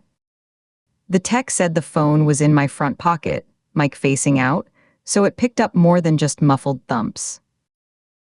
Katie's pulse jumped, a sudden drumbeat in her ears that drowned out the hum of the lights. She'd almost forgotten about that desperate, garbled recording Ben had attempted during his abduction, a Hail Mary pass in the dark. What did they get? Ben, what did you hear? It's still muffled, pieces missing. But it's clear enough to understand. I'm sending the file to you now. Put me on speaker. Nina needs to hear this. Right now. Hold on. Katie's fingers fumbled slightly, slick with nervous sweat, as she pulled the phone from her ear and tapped the speaker icon. She set it down carefully in the center of the table between her and Nina, who was now leaning forward, elbows on the table, all traces of fatigue gone from her expression, replaced by sharp, predatory focus. Okay. Go ahead. We're both listening. Playing it now from my end, Ben said from the phone. A second later, Katie's own phone chimed with an incoming file. She didn't open it yet, her eyes locked on the speaker grill. Through the phone's speaker, they heard a faint, digital click, then the sound of Ben's own ragged breathing from 2 weeks ago, the rustle of fabric as he shifted in the trunk. Then the engine roar of the SUV, a constant, low-frequency thunder that vibrated through the tiny speaker. And then, cutting through the noise, voices. Email. Muffled by the trunk lid and distance, but unmistakably human, conversational. Confirmed the package is secure. No tails. A grunt of acknowledgement, the sound of a seat creaking. Primary site is compromised. Need the fallback. Tonight. Already moving the assets. Boss wants it clean. No traces. The voices were calm, professional. No panic. Just the efficient chatter of men doing a job. Then a clearer exchange, as if a speaker had turned his head closer to the gap between the front and back seats. What about the boss? He's still out. Yeah. Out in MD. Laying low until the heat passes. Said not to contact unless the world was ending. A beat of static, the sound of tires on a rough road. Where in MD? Don't know the exact grid. Some old lake house. Private. He's got the museum there. The museum. He took it with him. The second voice sounded surprised, almost impressed. That's ballsy. Took the best pieces. Said he wanted them close. For inspiration or some shit. The audio dissolved back into engine noise and a hiss of tire spray, then ended with a final, soft click. Silence hung in the precinct air, thick and charged, broken only by the relentless fluorescent hum. Katie realized she'd been holding her breath. She let it out slowly, a controlled stream. Nina's face was a mask of cold concentration, her eyes narrowed to slits. She didn't move. Katie's hands came together on the tabletop, fingers lacing so tightly her knuckles turned white, the skin stretching pale over the bone. Tobias Campbell had been here. In Maryland. Not following them reactively, but already stationed here, prepositioned. He hadn't been fleeing from them. He'd been waiting for them, or simply operating parallel to them, a predator in his own territory. Some old lake house. He's got the museum there. Holy hell, Nina breathed, the words full of cold revelation. She leaned back in her chair, the vinyl creaking. He was here. The whole goddamn time we were chasing a copycat, he was sitting in a lake house. Ben, Katie said, her voice surprisingly steady, though she could feel a fine tremor starting in her thighs. This is huge. Are the police mobilizing? Does Capitol PD have a location? Are they coordinating with Maryland State Police? I don't have details, Ben replied, frustration evident in the clipped tone. I'm not exactly in the briefing. I'm sitting in a hallway on a plastic chair. The detectives here are listening to it now in a sound booth. But Katie, if he was there 2 weeks ago, he might have moved. He's not stupid. He paused and his voice dropped as if he didn't want to be overheard. Then again, if he had a prepared base, a place with his trophies. He couldn't keep the disgust from his voice, the word trophies coming out like a curse. He might still be there. It's a risk, but it's the best lead anyone's had since he vanished from your rooftop. It's a physical place. Not a sewer, not a rumor. A house. We'll handle it from this end, Katie said, her mind already shifting gears, scanning the internal map of rural Maryland in her head, the endless shoreline of the Chesapeake, the labyrinth of tributaries and isolated coves. Are you safe? Where are you staying tonight? I'm at my cousin's in Arlington. Cops are driving by every hour. I'm fine. I'm locked in, I'm armed, I'm paranoid. He paused and his voice softened, layered with a worry that was uniquely his, a concern that went beyond professional. Just don't do anything reckless, okay? Promise me. You and Nina's. You're both banged up. Call in the cavalry. Let the guys with the big guns and the armored vests go first this time. I won't. We will. The promise felt thin, a piece of paper over a hole, but she made it anyway for him. I'll call you from D.C.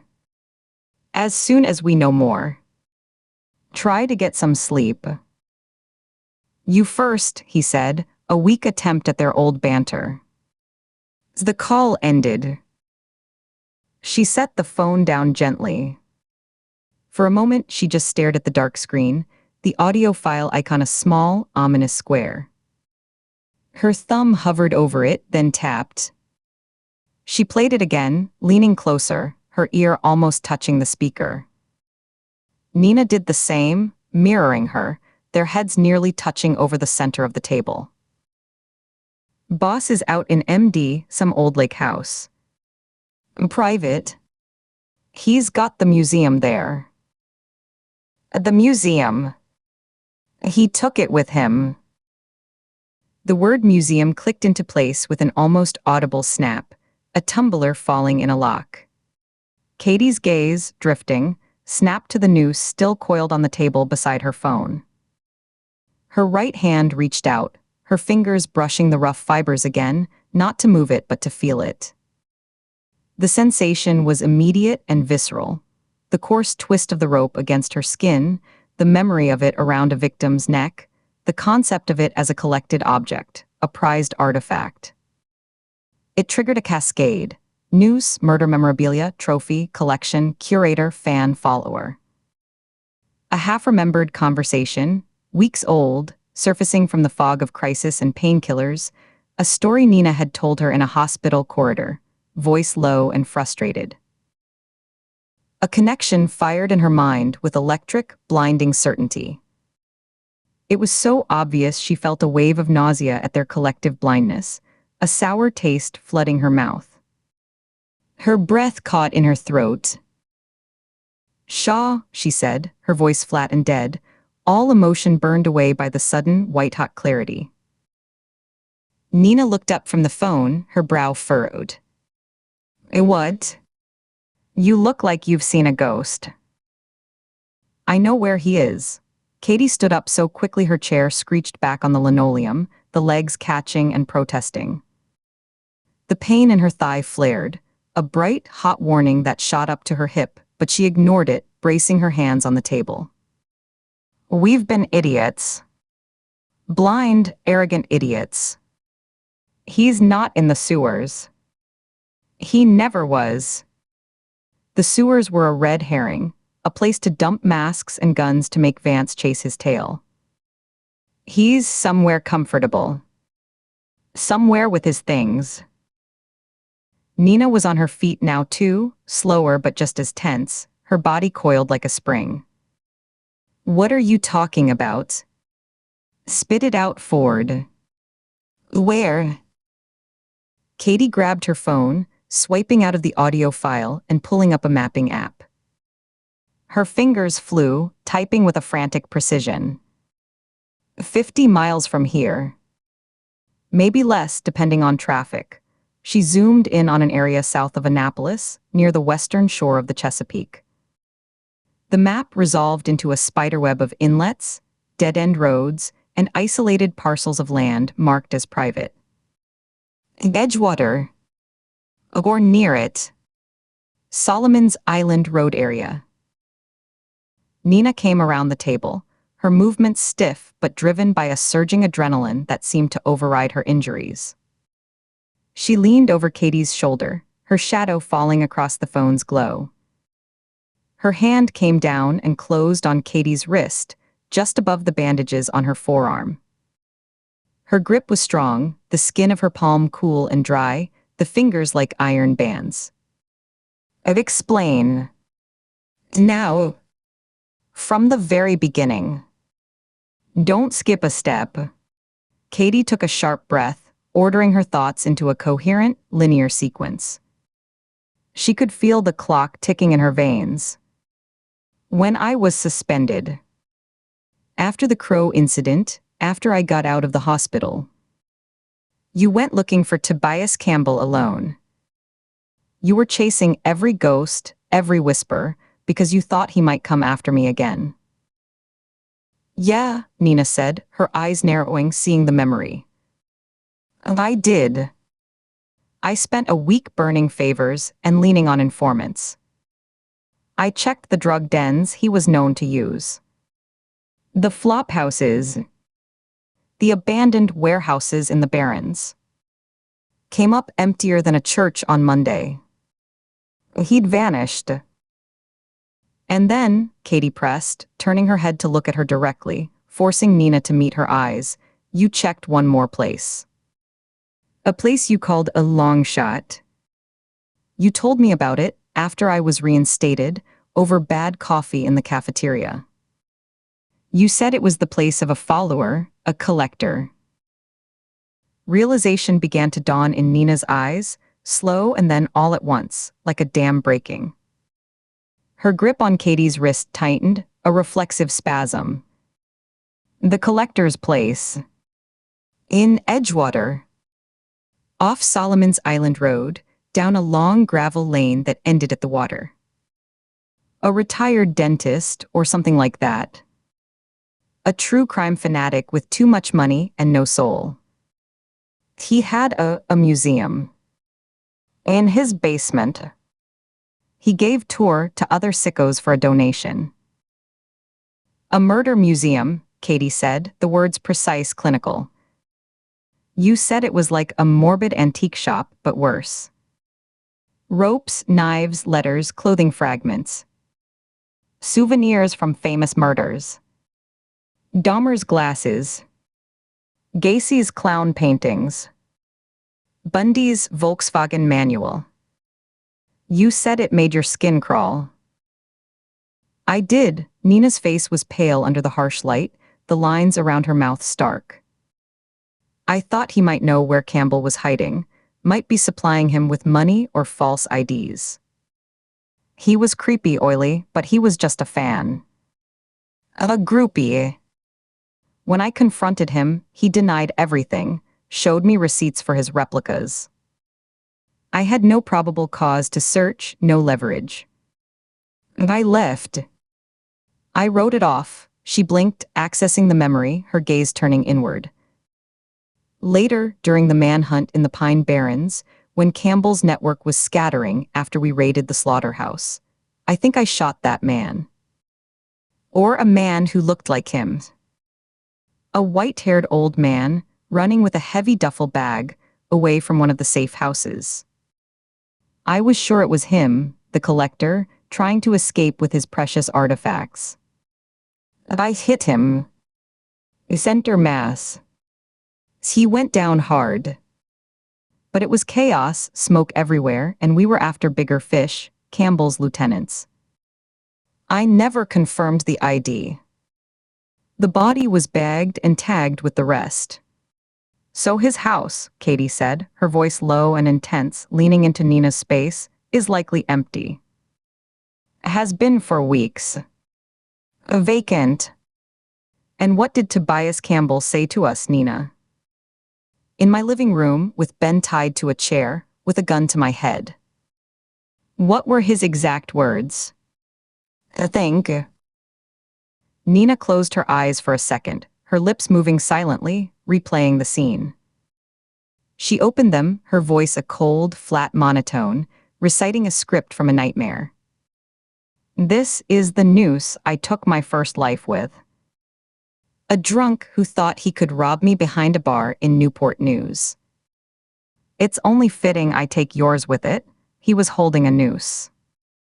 Just like that one, her eyes dropped to the rope on the table as if it were a venomous snake. And you, Katie pressed, holding up the noose from the crate, letting it dangle from her fingers. When you visited that collector's house in Edgewater. In his museum. In the glass cases.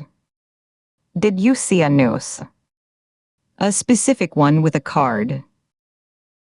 Nina was silent for a long 5 count, her gaze turning inward, scanning the memory of that basement room with its track lighting and glass display cases. Her breath hitched. She gave a single, sharp nod. Yes. In a case by itself, on a velvet stand. With a little typed card on a brass holder. It said first kill TC. Newport News, 2004. I remember thinking the font was pretentious. I thought it was a replica. A sick tribute from a fanboy. It wasn't a replica, Katie said, certainty hardening into unshakable fact in her gut. Campbell gave it to his biggest fan for safekeeping, for display. Or maybe the fan acquired it somehow, and Campbell knew it was there. And after you shot the collector, or after Campbell heard the collector was dead, he went back. He reclaimed his trophy. He took the best pieces from the museum. That house, that private, isolated lake house full of murder trophies, isn't just a fan's shrine. It's Campbell's archive. His armory. His home base. He's been holed up there the whole damn time. Right under our noses for 2 weeks, maybe longer, watching the news, waiting for the heat to die down, surrounded by the things that make him feel powerful. Nina was fully on her feet now, a surge of adrenaline visibly overriding her injuries. Her posture straightened, her shoulders squaring, the pain in her face receding behind a mask of fierce concentration. The weary agent was gone, burned away, replaced by the hunter, the woman who had spent a career cornering monsters. Her eyes sharpened, reflecting the cold green light of the clock. He's there. He has to be. It's the perfect bolt hole. Isolated. Stocked with his precious mementos. A place nobody in law enforcement connects to him because it belonged to someone else, someone on the periphery. She looked at Katie, a fierce, calculating light in her eyes. Are you fit? Your leg. Be honest. This isn't the time for heroics. It's a deep scratch. It hurts like a bitch, but it's not structural. I can run, I can fight. Katie's own adrenaline was coursing now, a chemical fire burning away the fatigue, the ache, the emotional residue. But you're not. Your shoulder is barely attached. You can't raise your right arm above your waist without wanting to puke. We should call it in. Get a FBI HRT team or a Maryland State Police tactical unit mobilized. This is their job now. A contained fugitive in a known location. This is a textbook tactical takedown. We're finishing this, Nina said, her expression turning to iron, her jaw set. We found him. You found him. I promised Ben no stupidity, and I meant it. But this isn't stupidity. This is necessity. We have actionable, time-sensitive intel on a fugitive who has killed multiple police officers and kidnapped a federal agent's family. We have reason to believe he is armed, extremely dangerous, and in possession of explosives or other hazards. We cannot wait for a committee to approve a strike, for a tactical commander to be woken up, for a plan to be drafted and briefed. By the time the sun comes up, he could be gone, and this lead turns as cold as the last one. She leaned in, her voice dropping to a harsh whisper. But this time, Katie, we do not go in unarmed. We do not go in blind. We do not go in expecting to talk. We go in prepared. We go in to end him. Katie held her gaze for a 5 count, feeling the weight of the decision settle on her. She saw the pain Nina was pushing down, saw the decades of experience and instinct screaming at them to move, saw the absolute refusal to let this end any other way, to let Campbell slip away again, to live with another ghost. She thought of Ben's voice on the phone, tight with fear. She thought of Campbell's smug, calm face in her living room, the noose in his hand. She thought of the empty concrete where Crow should have been. She nodded once, a sharp, decisive motion that sent a fresh spike of pain through her neck. Then we go now. In the dark. Before the sun even thinks about coming up. Before he has a chance to wake up, check the news and move again. Nina reached for the desk phone, her hand steady despite the exhaustion carved into every line of her face. Give me a second. She dialed a number from memory, waited through 3 rings, then spoke in clipped, precise tones. This is Senior Agent Shaw, badge number 4771. I need a priority trace on a property in Edgewater, Maryland. Former owner deceased, no current registered occupant. The address should be in our file under Campbell Associates, Chesapeake Region. I need it confirmed in the next 10 minutes. She hung up without waiting for a reply. Katie watched her, a question forming that she wasn't sure she wanted to ask. You've had that number memorized this whole time. I've had a lot of things memorized for a long time. Nina's gaze was distant, aimed at something Katie couldn't see. When I was looking for Campbell on my own, while you were suspended, I hit every rat hole on the eastern seaboard. Drug dens, flop houses, storage units rented under dead men's names. And then I found the collector's place. In Edgewater. The man with the murder museum. The curator, Nina's lip curled. White-haired old man who turned his entire ground floor into a shrine. Nooses under glass, letters framed on the walls, a mannequin dressed in a prison jumpsuit. He was a follower. A devotee. I'm fairly sure I shot him in the Barrens the next night. So his house is empty, Katie said. The thought landed with the weight of a freight train.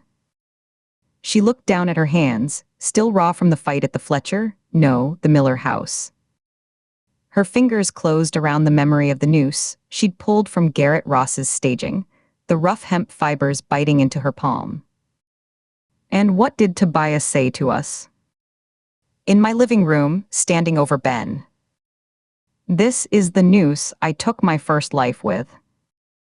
It's only fitting I take yours with it. Nina's eyes sharpened. I saw that same noose. In the trophy room. In Edgewater. The silence that followed was absolute. The fluorescent lights hummed overhead, indifferent. He's been there the whole time, Katie said, her voice barely above a whisper. The sewer searches, the task forces, the 100 officers wading through tunnels, and he's been sitting in a dead man's house on the Chesapeake, 50 miles from here, surrounded by his own legend. Nina was already on her feet, the surge of adrenaline visibly overriding the damage her body had taken. Color flooded back into her face. Her hands weren't shaking anymore. Are you fit? Katie stood. Her ribs screamed. Her thigh throbbed where the knife had gone in. Her left eye was still half swollen from the headbutt she'd taken in the upstairs hallway. I am. Don't lie to me. So I'm not lying. I'm choosing. Nina held her gaze for a long beat, then nodded once, the kind of nod that closes a negotiation. We should call in a tactical team. We should, Katie let the word hang. They both knew how long a TAC team would take. Briefing, staging, transport, command structure, rules of engagement. And hours. Hours in which Campbell could wake up, check the news, see that the Stalker case had broken open, and disappear into another hole. Oh, again. The way he always did. But we're not going to, Nina said. It wasn't a question. No. Nina turned, raising her voice in the near-empty precinct. A lone deputy was asleep in a chair by the coffee machine, his hat tipped over his eyes. And hey, wake up. Does this department have an armory? We need to gear up. The deputy startled awake, blinking. Say, ma'am. Then armories. Guns. Big ones. Shotguns, rifles, whatever you've got that's not bolted to a wall. He stared at her for a moment, then at the badges, then scrambled to his feet. Yes, ma'am. Downstairs. I'll need to call the sheriff for authorization.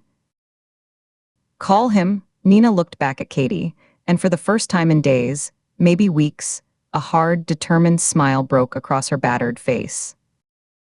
The kind of smile that had nothing to do with happiness and everything to do with the end of something.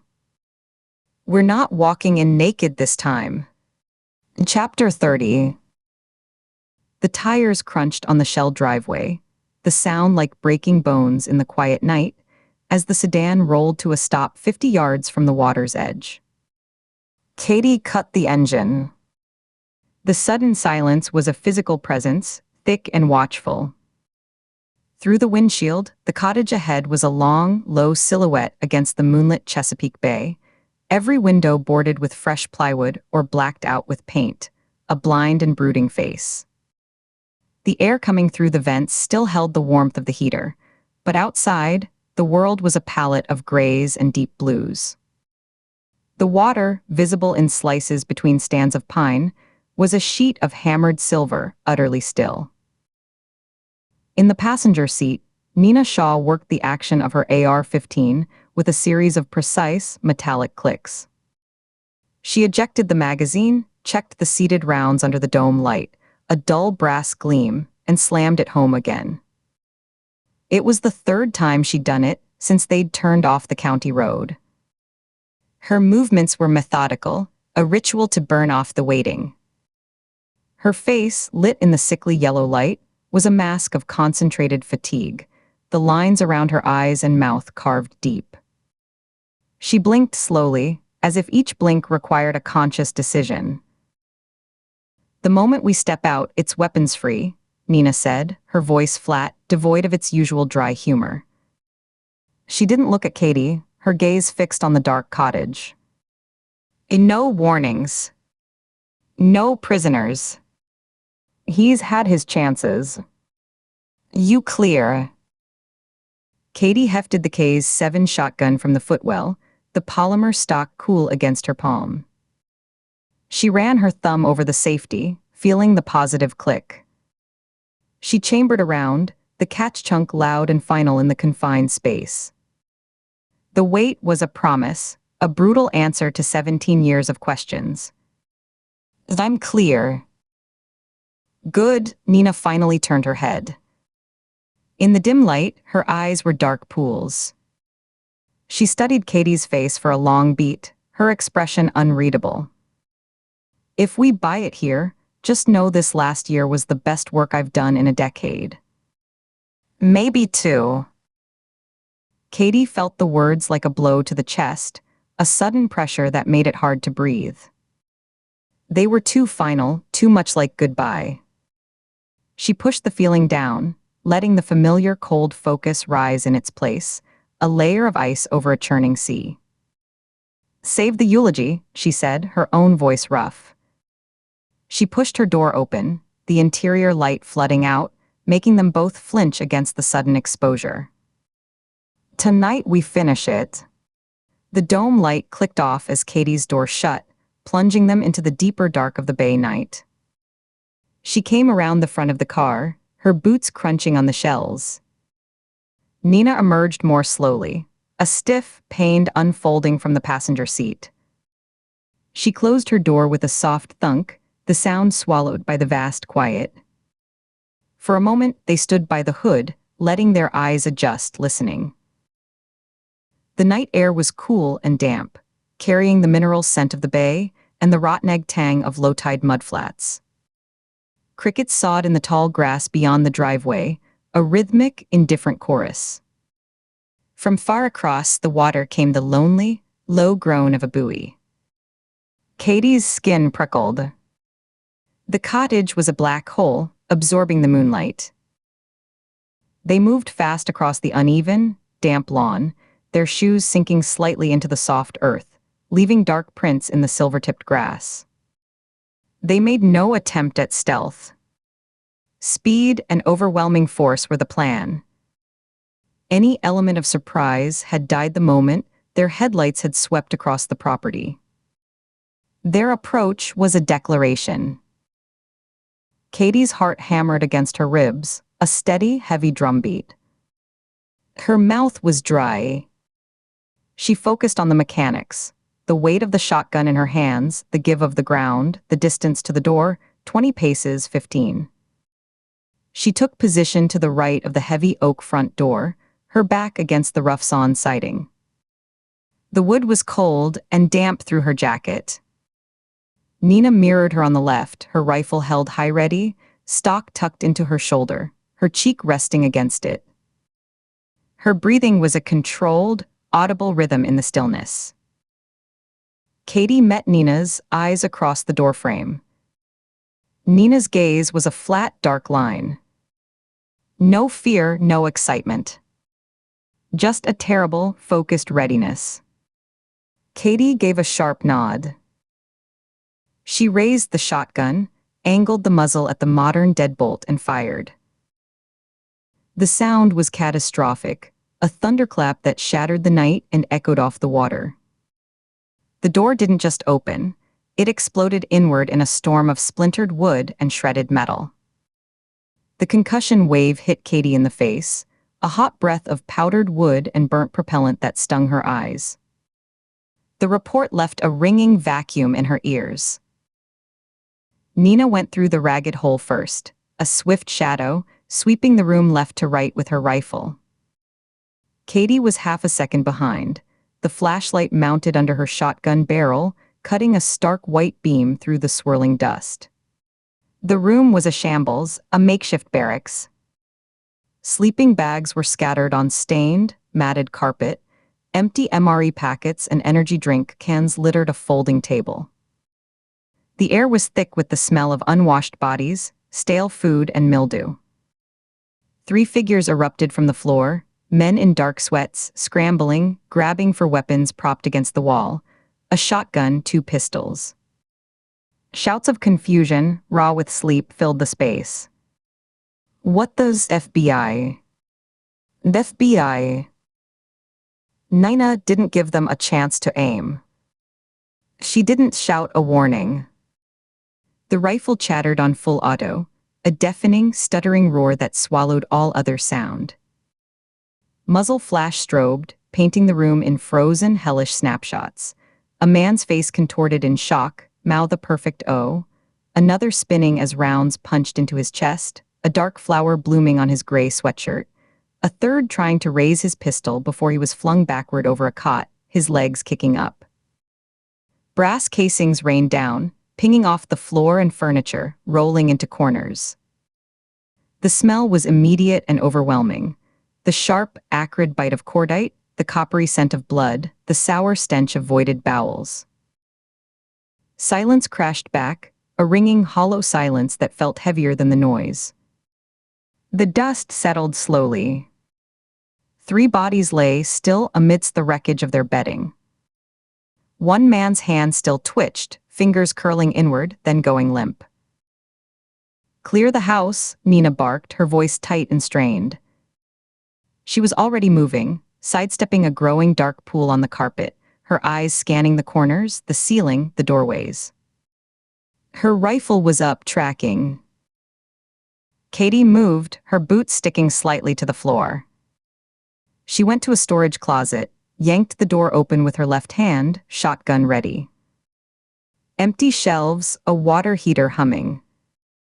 She pivoted to a small bathroom, kicking the door wide. It bounced off the wall.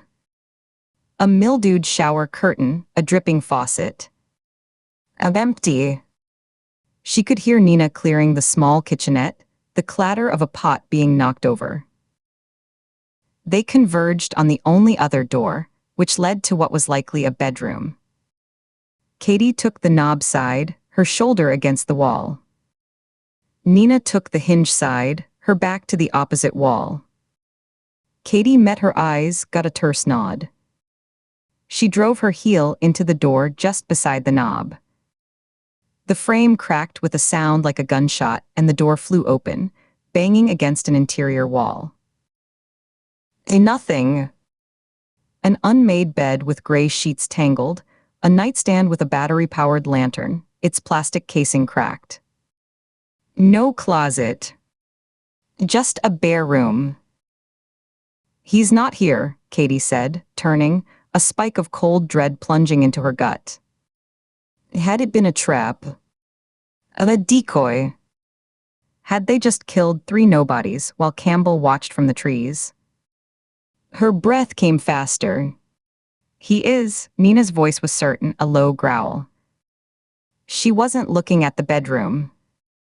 She was standing by a floor-to-ceiling bookcase filled with water-damaged paperbacks and old National Geographics. Her free hand was on the edge of the case, not the books.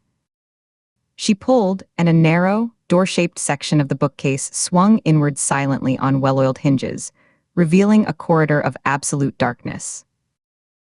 A draft, cold and smelling of damp concrete and something else, Formaldehyde and old paper wafted out, cutting through the room's stench. A light. Katie stepped closer, illuminating the passage. The beam showed concrete walls, unpainted, about 4 feet wide, descending on a slight incline. Nina felt along the inside wall, her fingers brushing over the rough surface. She found a simple light switch, a plastic toggle. As she flipped it, overhead, a string of bare, low-wattage bulbs flickered to life one by one with a faint pop-pop-pop, casting a jaundiced, uneven glow down a corridor that ran deeper into the house than its exterior dimensions should allow. The bulb swayed slightly in the draft, making the shadows dance. They entered single file, Nina leading, the space so narrow their shoulders nearly brushed the walls. The concrete was cold. Their footsteps, which had been muffled by carpet, now echoed with a hollow, metallic quality. The air grew colder with each step, raising goosebumps on Katie's arms.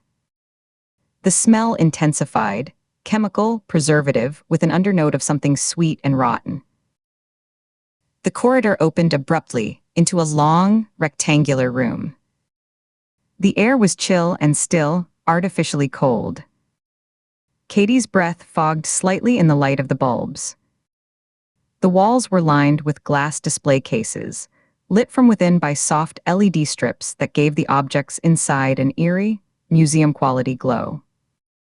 The effect was that of a small, private museum, horrifically curated. Inside the cases were artifacts of horror, meticulously labeled in neat, block handwriting on index cards. A lock of blonde hair pinned to a card with the note, Villisca, 1912, from the Moore Girl's brush. A crude, childlike drawing of a house with stick figures, the glass smudged with what might have been a fingerprint. A rusted straight razor, its edge still sharp. A single, yellowed page of sheet music for a hymn. A mannequin in the corner was dressed in a period nightgown, its featureless face turned toward the wall. Another wore a police uniform from the 1930s, complete with a dented badge. Katie's stomach turned, a hard, nauseous clench. It was a museum of murder, a trophy room for a historian of suffering. Her eyes skipped from case to case, taking in the grotesque collection. A piece of knotted rope, a small vial of dark soil, a photograph of a smiling family, the faces scratched out. The silence here was profound, a vacuum that seemed to suck sound from the air. A hidden room within a hidden room, Nina muttered, her voice hushed in the morbid quiet, yet it still echoed. She moved to a case displaying a tarnished sheriff's badge and a brittle, blood-stained wanted poster for a man named John Milton. Instead of trying a latch, she placed both hands on the side of the case, her fingers splayed against the glass and pushed. With a soft sigh of well-oiled hinges, the entire case and a section of the wall behind it swung inward, revealing another seam of darkness, deeper and more profound. Nina found another switch just inside, her movements sure, as if she'd expected this. A single, bare bulb hanging from a wire in the center of the low ceiling buzzed, flickered, and came to life with a weak, orange glow. This room was smaller, a shrine. The walls were covered in a dark, velvety fabric that absorbed the light. Hanging nooses, one old and frayed, another new and stark with a polished brass eyelet, dangled from a ceiling beam, turning slowly in a draft Katie couldn't feel. A small, tarnished urn sat on a pedestal like an idol. A piece of charred wood from a cabin fire was mounted behind glass like a religious relic. A prison jumpsuit, faded and numbered, was displayed on a dressmaker's dummy in the corner, the sleeves stuffed to give it shape. And in a worn leather armchair, positioned as if to receive guests, Tobias Campbell sat. He was smoking a cigarette, the ember glowing a fierce orange in the dim light as he took a long drag. He looked older than his photos, his hair more gray, his face leaner, almost gaunt, the skin tight over his cheekbones. But his eyes were the same, calm, intelligent, utterly devoid of empathy, reflecting the weak bulb like chips of obsidian. He wore dark trousers and a simple black sweater. He exhaled a plume of smoke slowly, watching them enter as if he'd been waiting for the last act of a play he'd written himself. Both weapons snapped up, Katie's shotgun and Nina's rifle, trained unwaveringly on his center mass. The muzzles didn't waver. He exhaled another plume, not moving a muscle aside from his lungs. "The things we do for a rush," he said, his voice almost conversational, a teacher explaining a difficult concept. It was a dry, cultured voice, devoid of any regional accent. "We know it's poison, but we need it. The body craves it. The mind justifies it. Isn't that right, Nina? I'm your chemical. Your 17-year addiction. The one thing that makes you feel truly alive."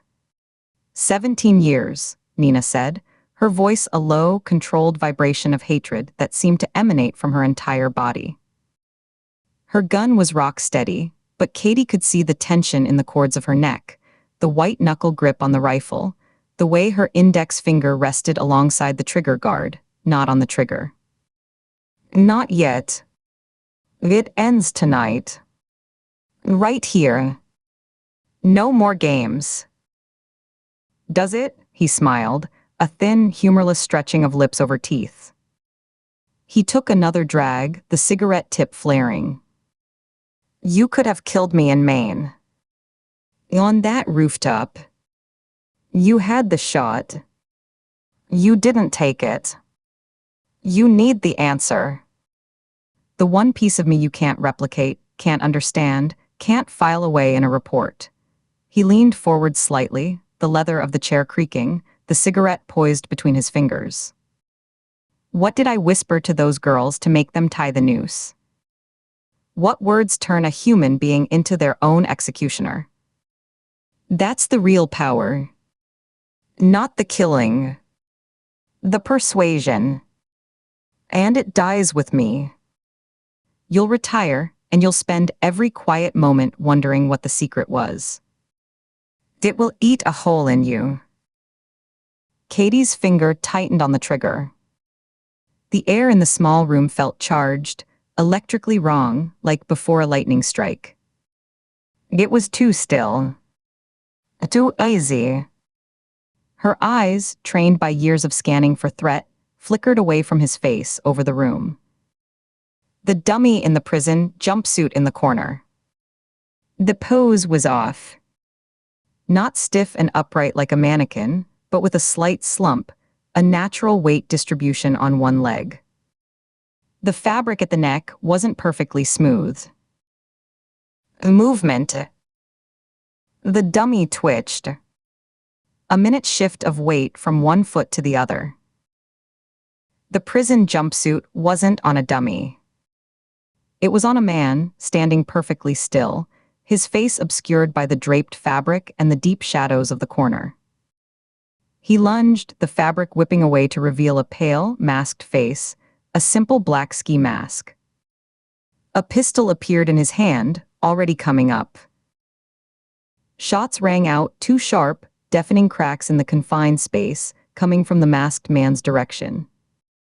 Plaster exploded from the wall between Nina and Katie. Katie was slammed against the velvet-covered wall, the breath driven from her lungs in a pained oof. Not a bullet, the masked man had barreled into her, a full-body tackle that caught her off guard, his shoulder driving into her diaphragm.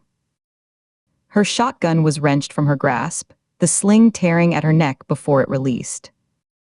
The weapon clattered across the concrete floor and spun into darkness under a display table.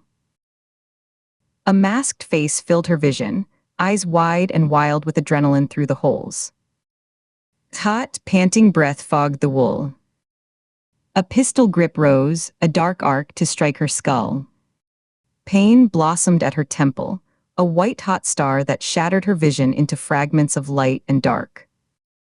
Then the pain vanished, swallowed by a cold, furious void that rose from her core. Training overrode sensation. As his arm drew back for another blow, she drove her forehead forward with all the strength in her neck, aiming for the bridge of his nose beneath the mask. The impact was a sickening, wet crunch of cartilage. He grunted, a muffled animal sound, staggering back, a hand flying to his ruined nose. She felt the damp warmth of his blood through the wool. She didn't let him recover. She grabbed the wrist of his gun hand, her fingers digging into the tendons between the bones, and twisted it up and behind his back in one savage, continuous motion. He cried out, the sound strangled. She used his own momentum, driving him forward, and smashed his face into the sharp corner of a wooden display pedestal holding the tarnished urn. Something popped, his shoulder, his jaw, she didn't know.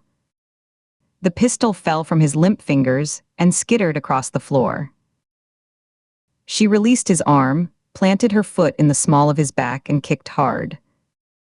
He sprawled forward onto the floor, his head connecting with the concrete with a dull thud. He did not move. She scrambled, her vision still swimming with dark spots, her temple throbbing in time with her frantic heartbeat. Her fingers swept under the table, closed around the familiar polymer of her shotgun's forend. She dragged it out, turned, bringing it up to her shoulder, the stock not quite seated. The scene before her froze her blood. Nina and Tobias were locked in a desperate, silent grapple 5 feet away. Tobias had one hand clamped on the barrel of Nina's Glock, forcing it upward toward the ceiling. The other was a claw digging into the meat of her injured left shoulder, his fingers pressing into the old wound. Nina's face was a rictus of agony and effort, her teeth bared, her skin pale and slick with sweat. With a final, vicious wrench, Tobias tore the Glock from her grip and sent it skittering across the floor into a dark corner behind the armchair. In the same motion, he pivoted, got an arm around Nina's throat from behind, and lifted. Her feet left the ground, kicking weakly. Her hands flew up, clawing at his forearm, her nails drawing dark lines of blood, but his grip was a vice, the muscles in his forearm standing out like cables. "Shoot," Nina gasped, the word strangled, barely audible. Her face was darkening to a terrible plum color, her eyes bulging, fixed on Katie. "Now, Katie. Do it." Katie raised the shotgun, the bead sight settling on the tangled shape. But they were a single entity, a grotesque dance. Tobias was using Nina as a living shield, his head tucked behind hers, his body angled. A centermass shot would tear through both of them. The spread of the buckshot at this range was tight, but not that tight. "Do it and live with it," Tobias hissed, his voice strained with effort but still horribly calm. His eyes, over Nina's shoulder, found Katie's. They were bright, almost gleeful with the challenge. "Or watch her die. Your choice, Agent Ford. The last test. The final exam." "Katie, please." The sound was barely a whisper, choked off as Tobias tightened his arm. Nina's kicks grew weaker, her movements becoming spasmodic. 4 outcomes flashed through Katie's mind in a nanosecond, each playing out in brutal clarity. A miss, the pellets sparking off the wall, and Tobias snaps her neck. A hit that kills Nina instantly, her body going limp, and Tobias drops her, maybe wounded, maybe not. A hit that wounds Tobias but leaves him alive and enraged to finish the job. And the one that mattered. The only one. A shot that hits him, and only him, with enough force to break his hold. She adjusted her stance, widening her feet for stability on the concrete floor. She exhaled slowly, forcing air past the knot of terror in her chest, trying to steady the tremor in her hands. She trusted her hands, the muscle memory of 10,000 hours on the range.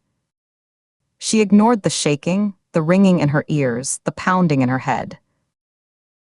"She's not an agent anymore, Tobias," Katie said, her voice surprisingly calm, a flat, cold plane in the storm of the room. She lowered the muzzle a fraction, aiming not for the center of mass, but for the exposed portion of his torso below Nina's dangling legs. A smaller target. A riskier shot. A strip of black sweater between his ribcage and his hip.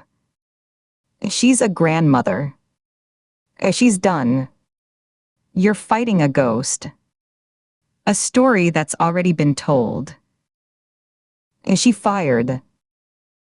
The blast was a physical force in the tiny, fabric-lined room, a concussion that punched the air from Katie's lungs and made the single light bulb sway violently. The 12-gauge slug tore into Tobias's side, just above his hip. He jerked, a roar of pain and surprise tearing from his throat, a raw, inhuman sound, but his grip on Nina only tightened instinctively, a death clamp. Nina's body spasmed, a violent shudder.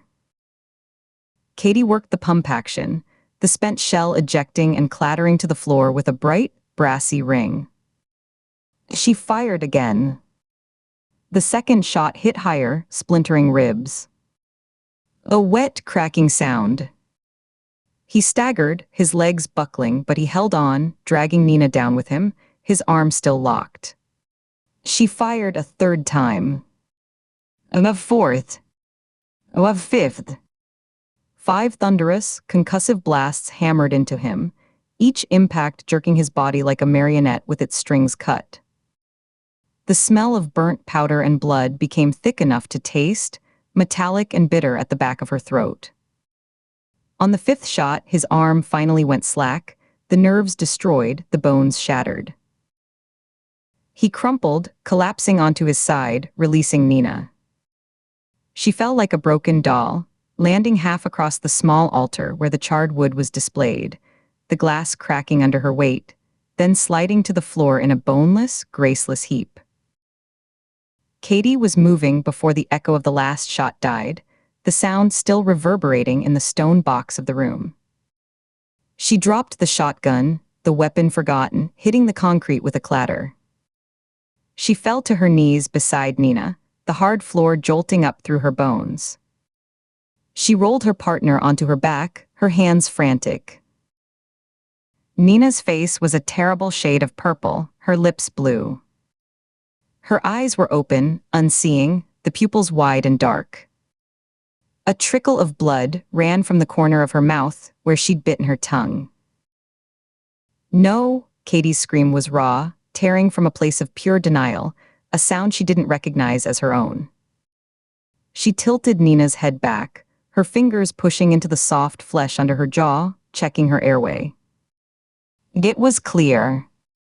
She placed the heel of her hands on the center of Nina's sternum, laced her fingers, locked her elbows, and began compressions.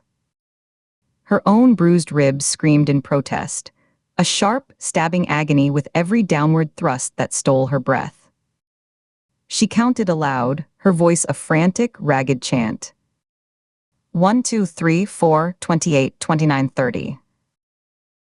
30 compressions. She pinched Nina's nose, sealed her mouth over hers, and breathed 2 rescue breaths, watching for the rise of her chest. It was shallow, inadequate. She went back to compressions, her arms already burning with fatigue. "You don't get to die here," she shouted into Nina's still face, the words punctuated by her efforts, each thrust driving the air from her own lungs. "It's over. You're retired.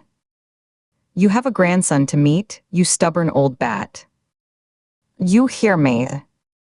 You're done." Another cycle. 30 compressions, the count lost, just a rhythm of desperation. 2 breaths. Nothing. No flutter of eyelids, no gasp, no cough. Nina's skin was cool, waxy.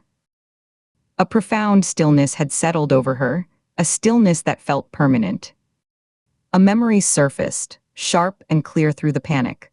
A conversation years ago, in a dusty bar near Quantico after a particularly grim hostage case that had ended badly. Nina, 3 whiskeys in, her guard down, talking about her early days in counterterrorism.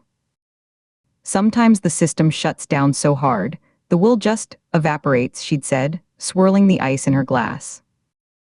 You can pump the chest, breathe the air, but the switch is off. Sometimes you need a jump start. A shock. It's not medical. Psychological. Something so loud, so violent, so utterly wrong, it tricks the brain into rebooting. It's a Hail Mary. A violation of every protocol. But I've seen it work. Once. A shock to the system. A violation. Katie's head snapped up, her eyes scanning the gloom, the swirling dust motes in the lamplight. The discarded Glock. It lay near the wall where Tobias had thrown it, a dark shape against the dark velvet. She left Nina, scrambled on hands and knees across the rough concrete, her palms scraping. She grabbed the pistol. It felt alien in her hand, too light compared to the shotgun. She didn't know how many rounds were left. It didn't matter. She just needed the noise. She stood, turned away from Nina and the prone, ruined form of Tobias Campbell, raised the Glock at a 45-degree angle toward the ceiling where the single bulb swung, and emptied the magazine. The reports were deafening in the stone-walled room, a rapid, concussive bang bang bang bang bang that felt like physical blows to the eardrums. Each flash of muzzle fire was a strobe, freezing chips of plaster as they rained down. The sound waves battered the air, a palpable force that vibrated in Katie's teeth and shook her already pounding skull. The slide locked back on an empty chamber.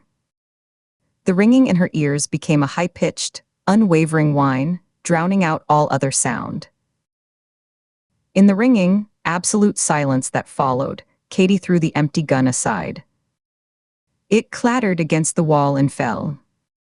She stumbled back to Nina, her legs unsteady.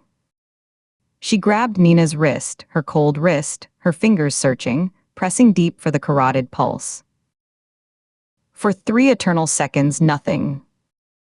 Just the cool, limp flesh under her fingertips and the deafening whine in her head. Then a flutter. A faint, thready tap against her fingertips, like a moth beating against a window from the outside. Then another. A stronger. And another. A steady, weak but unmistakable rhythm, growing more insistent with each beat. Nina's body convulsed, a full-body arch that lifted her shoulders off the floor, her spine bowing. She shot upright, coughing, a deep, racking, ugly sound that seemed to tear itself from the depths of her chest, and a dark stream of saliva and phlegm splattered onto the concrete between her knees. She gasped, a huge, ragged inhalation that sounded like life itself rushing back in, a desperate, wheezing suck of air. Katie caught her as she swayed, holding her up, an arm around her shoulders. Nina felt frighteningly frail, all bone and wiry muscle under the damp fabric of her shirt. A wave of relief so potent it made her dizzy washed over Katie, turning her muscles to water. She fought it, holding Nina tight, afraid she might dissolve. Easy. Easy. Breathe. Just breathe. In and out. That's it. Nina coughed again, a weaker, wetter sound, then drew in another shuddering breath. She leaned heavily against Katie, her body trembling with the aftershock, a fine, uncontrollable vibration. After a moment, she lifted a shaky hand and wiped her mouth with the back of her wrist, leaving a smear. A bloody, lopsided smile touched her cracked lips. "You were right," she rasped, her voice ruined, a ghost of its former self. "About what?" Katie whispered, her own throat so tight the words were barely audible. She helped Nina to her feet, keeping a supporting arm around her waist. Nina's legs wobbled but held. About the eulogy, Nina managed, each word an effort. Premature, she took another breath, deeper this time, and looked down at Tobias Campbell's still form. He lay on his side, eyes open and vacant, staring at the velvet wall, a massive, ruinous wound in his side, the black sweater dark and sodden. The coppery smell of blood was thick, mixing with the cordite. Then she looked back at her partner, her gaze clearing, becoming present and sharp for the first time since the fight began. Maybe some legends are tough to kill. Mothers aren't. They clung to each other for a long moment in the ghastly shrine, two battered women surrounded by the wreckage of a 17-year war. The adrenaline was leaching away, a receding tide leaving behind a vast, flat plain of profound, bone-deep exhaustion, and the first, cold tremors of shock. Katie became aware of the pounding ache in her temple, a steady, nauseating throb. The fiery protest of her ribs with each breath. The sting of the scrapes on her palms. The taste of blood in her own mouth where she'd bitten her cheek. She gently disentangled herself, keeping a hand on Nina's arm to steady them both. Nina stood on her own, swaying slightly, her color returning to a pale, sickly gray instead of purple. Katie fumbled in her jacket pocket for her phone, her fingers clumsy, numb. She dialed 911, put it on speaker, her hand trembling so badly she had to hold it with the other. 911, what is your emergency? A calm, professional female voice answered, a sound from another, saner world. This is Special Agent Catherine Ford, FBI, Katie said, forcing her voice to level. It still shook, betraying her. Officer-involved shooting. Multiple casualties. One suspect, Tobias Campbell, confirmed down and deceased. One federal agent requires immediate medical attention. Location is the cottage at the end of Shell Drive, off County Route 12, Chesapeake Bay side. Send everything you have. Ambulance, paramedics, local sheriff, FBI evidence response team. Agent Ford, confirm your safety? The dispatcher asked, her tone shifting to one of focused urgency. Katie looked at Nina, who was now leaning against the leather armchair, one hand pressed to her bruised throat, her breathing still ragged but steady. She gave a slow, pained nod. Katie looked at the masked man on the floor, still unconscious, his breathing a wet snore. She looked at Tobias, utterly still. Scene is contained, she said, the word feeling inadequate. But we need medical now. Agent has possible neck trauma, respiratory distress. Units are dispatched. VTA 8 minutes. Stay on the line if you can. Copy. Katie set the phone down on the altar beside the cracked glass case, the dispatcher's voice a tiny, tinny presence in the room. She didn't hang up. She helped Nina shuffle the 2 steps to the leather armchair, Tobias's chair, and lowered her into it. Nina sank into it with a groan that was half pain, half profound relief, her head falling back against the headrest, her eyes closing. Her hands gripped the worn arms, her knuckles white. Katie then moved, every step an effort, a heavy trudging to the masked man. She checked his pulse at the neck, strong and steady, then used heavy-duty zip ties from her thigh pocket to secure his wrists behind his back and his ankles together. She pulled off the ski mask, yanking it over his broken nose. He was a young man, late 20s, with a sparse beard and a brutally broken nose, already swelling grotesquely. A nobody. A follower. A foot soldier in a dead man's army. She left him where he lay, truss-like game. She returned to stand by Nina, placing herself between her partner and the rest of the room, her body still humming with a residual, protective fury. She picked up her shotgun from where she dropped it, not because she needed it, but because its weight was an anchor. In the distance, faint at first, then growing steadily louder, cutting through the tinnitus whine, came the beautiful, welcome wail of sirens. First one, then another, a chorus of approaching salvation. The sun felt different the next day. Lighter, warmer, as if it were shining through cleaner air, through glass washed of a decades-old grime. Katie stood on the sidewalk outside the J. Edgar Hoover building, squinting up at the monolithic gray structure. The morning was crisp, the sky a pale, flawless blue. For the first time in memory, she walked toward its doors without the usual leaden weight on her shoulders, without the subconscious hunch, the expectation of another crisis waiting at her desk. Her stride was easier, her posture straight without being rigid, the stiffness in her ribs a reminder of victory, not just damage.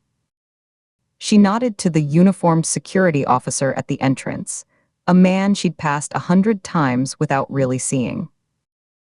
Today she met his eyes, a tired-looking man in his 50s with a kind face, and offered a small, genuine smile. He looked momentarily startled, then the corners of his own eyes crinkled as he nodded back. "Agent Ford," he said, a simple acknowledgement. "Morning," she said, and the word felt light.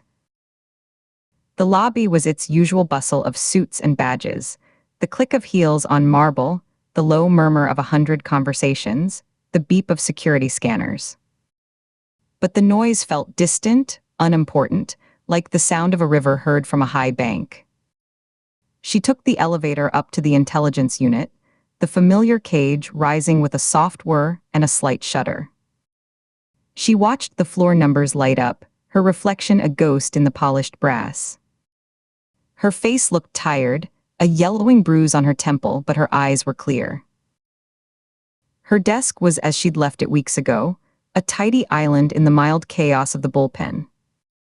A thin layer of dust coated the monitor bezel. A sticky note from a colleague, now curled and brittle, read "Call HR Ray, training." She sat, the old chair creaking familiarly under her weight, and booted up the sluggish federal computer. The fan whirred to life, the screen flickered through its post-sequence, finally settling on the familiar blue login screen with the Department of Justice seal. Her phone, face down on the desk, buzzed with a call. The vibration was a sharp, intrusive rattle on the laminated wood. She flipped it over, saw the number, Ben's number, and answered, bringing it to her ear. "Agent Ford. Your presence is formally requested at a non-optional gathering this evening," said a voice, distorted by a cheap robotic modulator. It was meant to sound ominous, theatrical, but the effect was comical tinny. A laugh bubbled up from her chest, surprising her with its ease, a sound she hadn't heard from herself in months. It hurt her ribs, but she didn't care. "Your modulator needs work. Sounds like a talking toilet. But I accept. Actually, let's do breakfast. My treat. I'm free for 2 weeks." Director Vance had been unequivocal in the chaotic aftermath at the cottage, his hand on her shoulder as paramedics checked Nina. Paid administrative leave, mandatory. No arguments. He'd also, with a look that brooked no discussion, authorized a discretionary bonus for exceptional resolution of a priority fugitive case. She emailed HR before leaving the field office in Maryland, requesting the entire sum be redirected to fund a retirement party for senior agent Nina Shaw. A real one, with a cake that wasn't from a grocery store. "The rule stands, inviter pays." Ben's real voice came through, warm and amused, the modulator discarded. "My place in an hour. I'll make pancakes. The kind with chocolate chips that you pretend to disapprove of." "Perfect," she said, the smile lingering on her face, softening the lines of fatigue. "I'll be there," she hung up, setting the phone down gently. The smile felt strange on her face, an unused muscle. Her mind, freed from the immediate, all-consuming crisis of Campbell and the mimicker, began to drift like a boat cut loose from its mooring, toward the personal mystery she'd forcibly shelved, the 30-year-old ghost of her father's murder. The loan from the red diamonds. The enigmatic signature of Owen Angels. The heavy file box in her closet, a box that contained not just case notes, but photographs, newspaper clippings, and the faded originals of documents she'd copied from bureau archives before anyone could stop her. Once she was healed, she'd dig back in. The computer finally reached the login screen. She typed her credentials, and on a whim, instead of searching for Owen Angels, her fingers typed Ben Carter into the internal database. She meant to backspace, but her eyes caught the results. 87 Ben Carters with records. She filtered for Virginia. One entry. Date of birth, August 14, 1992. Current address, his apartment in Alexandria. A cold needle slid between her ribs. Ben had no record. He said so. Her hand hovered over the mouse. This was a violation. It was also a door, now slightly ajar, hiding a past he hadn't shared. In this new, brighter world, some shadows remained. She took a breath and double-clicked the file. This concludes the audiobook recording of Stalker by Sam Barron.